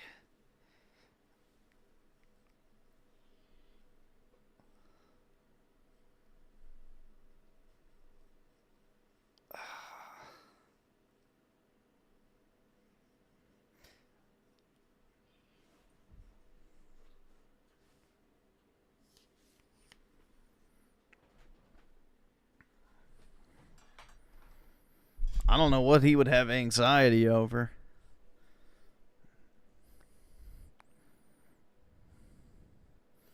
Click the Discord video, the down bad side of Discord. All right, we can watch this. That's fine. I wanted to lose my faith in humanity, so I went on the internet's most depraved website, TikTok, and I searched for Discord server, and whether I like it or not, I was about to dive into the most horrendously down bad, horned out side of Discord I have ever seen. Because in the video results, as I was scrolling, there was something that caught my eye, and let me know if it catches yours. Now, unfortunately for my sanity, I know my audience best, and this TikTok here probably caught your eye. Now, it's just a woman doing some weird, awkward dance, but it says, "You won't regret leaving this server." We have tags like Discord for you know, Discord Hub. Oh, that's a good thumbnail idea. Now, I actually found a lot more TikToks like this. Another woman, best server for the boys if you know, best Discord server if you know, with a spicy pepper, and these are teenagers in a school bathroom stall. If it wasn't obvious already, these TikToks are appealing to teenagers. Now, looking at this TikTok, it says, look in the comments. So I decided to look in the comments, and there's a very big trend. All these people in the comments are spamming /invite links and saying that they're better, which is kind of strange. This person's definitely trying to catfish someone. But this isn't only on this TikTok. It turns out if I go back to every single one, people are still saying that some Discord server is better than others. And genuinely, I thought these are bot comments, and I had to figure out what was going on. So what I did is I copied every single Discord server invite link, and I put it in a server, and I joined every single one. Now, before I absolutely deplete my sanity and make the worst choice of my life by visiting one of these Discord servers, I want to point out something that should be pretty obvious. Whether we like it or not, Discord and TikTok have young people on them, and young people are going to see these TikToks to join this Discord server, and they're going to endure the pain that you and I are about to endure. Now, I want to point out that when we're looking at these servers, look how many people are in it. This one has 161,000 members, which, to be honest, most likely are bot accounts, but we also have 27,000 members, 4,000, 26,000, 2,000, 5,000, 14,000. There are a lot of people that are joining these servers. Now, I think it's time to dive into one of them. Now, in my notes, it literally says,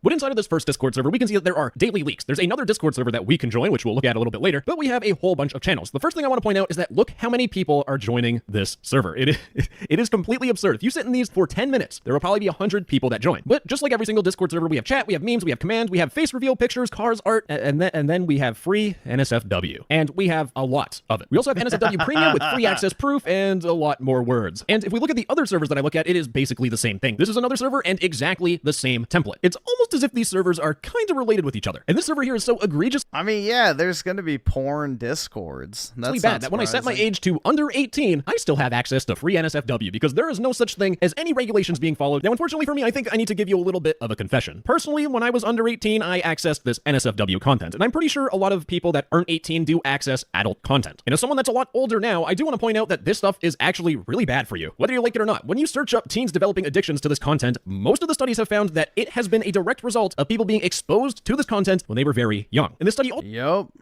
That's why it's pushed so hard. also notes that sadly, 12 to 17-year-old teens are the largest group of internet viewers of this content in America. And it's not just one study, by the way, it is a lot. Yep. You can literally go through Google and just read your heart out about this topic. But despite all these studies showing you that this could potentially become a problem when you get older, people are still going to look for this content. And you probably are too. Like, let's be honest, this isn't going to stop you from watching these videos if you've already watched them. But I want to make it clear that Discord is not the place to do this. The thing I'm concerned about is that Discord moderation sucks. We both know that. They randomly ban people, they don't appeal people properly, they have no idea what they're doing. It's like a circus, and their favorite magic trick is doing absolutely nothing. Whereas if you go on an adult website, they are going to moderate that content better, because that's all they have to moderate. A banker knows how to deal with bank stuff. The hub knows how to deal with this type of video content. Discord, they don't know what they're doing. All right, I'm gonna wrap up my rant of me trying to be your father figure that doesn't exist, but I want to point out that I had that question. What's with all those TikTok comments of people saying that this server is better? Why do people care this much about these NSFW Discord servers? Well, it's because of verification. Now, there's two verification methods. There's this verify one, which I'll talk about later, but if we want the premium stuff, we can actually get free access by, and thank goodness I can scroll to crop this image, but we can get free access by commenting discord.gg/the invite link on 10 videos named Discord NSFW on TikTok. So what this means is that if you want this premium content, then you will need to spam TikTok with all those invite links like all of these down bad individuals have. All of these are screenshots of people literally showing that they spam this Discord server invite link. And by the way, it's not just this one Discord server. Let's go to this one here. Free access? Oh, the same thing. Yeah, they are fucking... Dude, everything is porn now. Twitch is literally just basically the gateway drug to OnlyFans. Instagram, gateway to OnlyFans. Twitter, literally just loaded with fucking porn. I mean, everything. Discord, fucking Roblox, Minecraft, Fortnite, all of it's just fucking gooner shit. The entire economy is propped up on fucking porn online. That's it. Everything is a funnel to porn or gambling. And it's the same photo I have to crop. Oy vey. Gotta put a big black box over that image. So these people are tricking minors into advertising their NSFW servers to get even more minors on the server. Are you disgusted? Well, let me make things worse. In this Discord server, it is mainly teenagers, because adults will go on the proper websites because they have a frontal lobe that does exist. But we have teenagers on an NSFW Discord server, and they have a face reveal channel. This is a recipe for a grooming disaster. And do you want to know what's disturbing about all of this? Discord genuinely does the absolute bare minimum so they don't get sued. First off, Discord has a privacy and safety feature that is enabled by default for people that are under 18, specifically the sensitive media filter. If you have an adult account, you can change all these settings, but if you're under 18, then every single message from your friends or from others or server channel messages, if it's labeled as sensitive media... Whose porn is on Minecraft? Bro, there's so many fucking grooming servers on Minecraft. It will be blurred, or you can change the setting to block it. Now let's give this feature... Minecraft is the OG child grooming game. A run for its money. And by the way, it is a beta, so I'm not expecting a whole lot. May contain sensitive content, that's good. May contain sensitive content. The Minecraft community has the reputation that it has for that reason. Have to blur that one out, have to blur that one out. This is the visual representation of the Oxford Dictionary of Procreation. But that's not all, because Discord has another safety feature called age-restricted channels, where if you make a channel and it's age-restricted, it will give you a warning saying that it's NSFW, and it's just a simple toggle that you can enable on a channel. So when you make your Discord account, if you set your age to under 18, you will be blocked from accessing these NSFW channels, which, by the way, the easiest way to differentiate them is that a normal channel looks like this, an NSFW channel looks like this, and it says age-restricted. This little warning triangle is going to be very important for my next point. With these age-restricted channels, there are two massive issues with them. The first one is that this can actually be easily bypassed with a Vencord plugin. Good job, Discord. Really great security. And the second issue is actually a lot easier than that, and it's way more prevalent. I have this Discord server where literally every single channel on this server has NSFW in a non-NSFW server. When I click on one of these images, 100% I have to censor it. I have to censor it. Oh, what's that? You're feeling like Latin America? Click on this one. Boom, I have to censor it. Pick your poison. You want Asian? Click on it. I gotta censor it again. And this one is a video of someone doing the deed. Sending NSFW videos in a non-age restricted channel actually goes against the Discord mod Bible, the community guidelines. Let me put on my nerd reading frameless glasses so I look like an old man reading glasses goggles. Do not make explicit content available to anyone under the age of 18. You must apply an age-restricted label to any channels that contain explicit content. This is a blurred video of the Grinch. I don't know how to make an analogy for what's going on here, but this directly breaks Discord's rules, and if you go through the painstaking effort of reporting the message, and you report it as unwanted adult images, if you submit the report, it will not go anywhere. I have reported plenty of channels for breaking this exact rule, and no server has ever been terminated from my reports. It literally does nothing. And here's the thing, the Discord community guidelines even covers more issues with these servers. For example, we have homemade, and the thing with this homemade content is that chances are it's something called revenge P, where basically you're sharing explicit content of someone without their knowledge and consent. And I am 99% certain that all of these videos and images of homemade content, the people in them did not consent to having their images in Discord. And believe it or not, the nice thing about this is that Discord might do something if you're really lucky, but at the end of the day, it does nothing. So this is on my alt account, and I reported this Discord server, Nuds18+. Yeah, and it's not before everybody downloads the shit too. Like, that's the thing as well. Is, yeah, they might remove it, but it's like, how many people have already fucking downloaded it by that point? Now, this was a scam server. It asked you to verify on their server where you needed to scan a QR code, and if you scan the QR code with your Discord app, it would steal your Discord account. But it got taken down not because it was a scam, but it was because the scammers that made the server messed up by adding in this revenge P stuff. So remember how I said Discord's moderation sucks? This is your prime example. And also, there's one final clause of the community guidelines where you're not allowed to share content that violates anyone's intellectual property or other rights. And these OnlyFans servers where they give you OnlyFans leaks is distribution of pay-gated content. But in the extremely rare cases where a Discord server that shows NSFW actually gets terminated, it does absolutely nothing. Discord is letting this problem continue because of two main oversights. And this first one you actually saw at the very beginning. When I joined this Raisin Discord server, I'm calling it Raisin, like those dehydrated grapes that really suck unless you have chocolate on them. But this Raisin server is the main server. They do everything by the book. They follow the rules so that they can't get terminated. But then they'll make another Discord server, in this case Daily Adults, where they can get a little more rambunctious. Like this one here has non-age-gated channels of actresses like Belle Delphine, which I do have to censor that.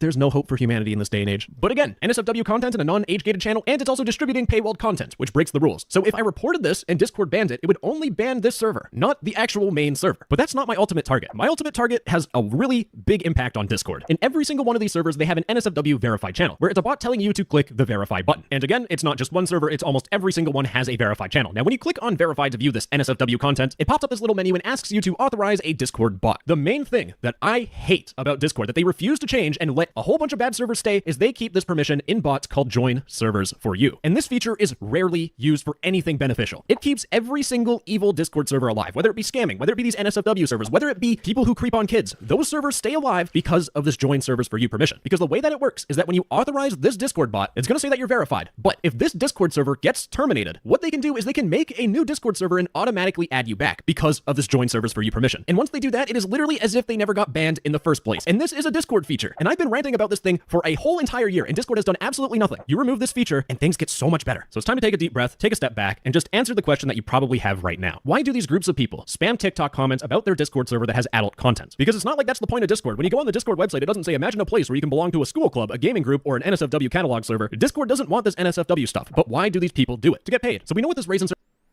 Discord does want this type of shit, because all they care about is harvesting user data. So, trust me, they're probably selling the shit to the porn companies. Server that they ask people to post the invite on TikTok so that they spread the word and they get more members. And with those new members, when they see the server, they see this Daily Leaks channel. And when you go to the Daily Adults Discord server and you click on a model, like Kylie Jenner, for example, you will see this link. And if you were to visit this link in an incognito tab, it will pop up with this page here. To reach the target page, please complete the following steps. You need to accept notifications. And this will just give you a whole bunch of ads in your Chrome and annoy you. This is called a content locker, where they will lock the destination website behind some sort of thing you have to do so you get shown advertisements or you have to complete surveys. They get paid every single time you or someone else does that. And to make things even more clear, if we go to one of these OnlyFans servers and we click on one of their links, it will open up a website called Linkvertise. And Linkvertise does exactly what you think it'll do. It's going to show you ads everywhere. It's going to try and make you download random crap that will probably infect your computer with adware. But if we go to Linkvertise homepage, the whole point of it is that you share a link and you earn money on every visitor who clicks on your link. So at the end of the day, Discord is hosting servers that upload NSFW content for teenagers to see. And when teenagers see this content, they develop addictions to it, which is horrendous for your mental health. And when people make servers like this, what they do is they profit off of it, and Discord will maybe, hopefully, or maybe after 3 weeks, get this server banned. But if the server gets banned, it means absolutely nothing, because again, they have a bot where if you verify, it will join servers for you. So if this Discord server gets terminated, you will automatically join it back as if it never got banned in the first place. Anyways, gamers, that's all I got. Thank you for making it to the end. It was a big rant, hoot, holler, and a half. I don't know how. Zoomers are probably just as bad as computers, or just as bad with computers as boomers are when it comes to the spam. I don't know. I don't know about that. Alright, I do need to hop off because it is 7, so I got to get ready to start waging. Unfortunately. The holiday weekend is over, so it's back to the wage cage for me.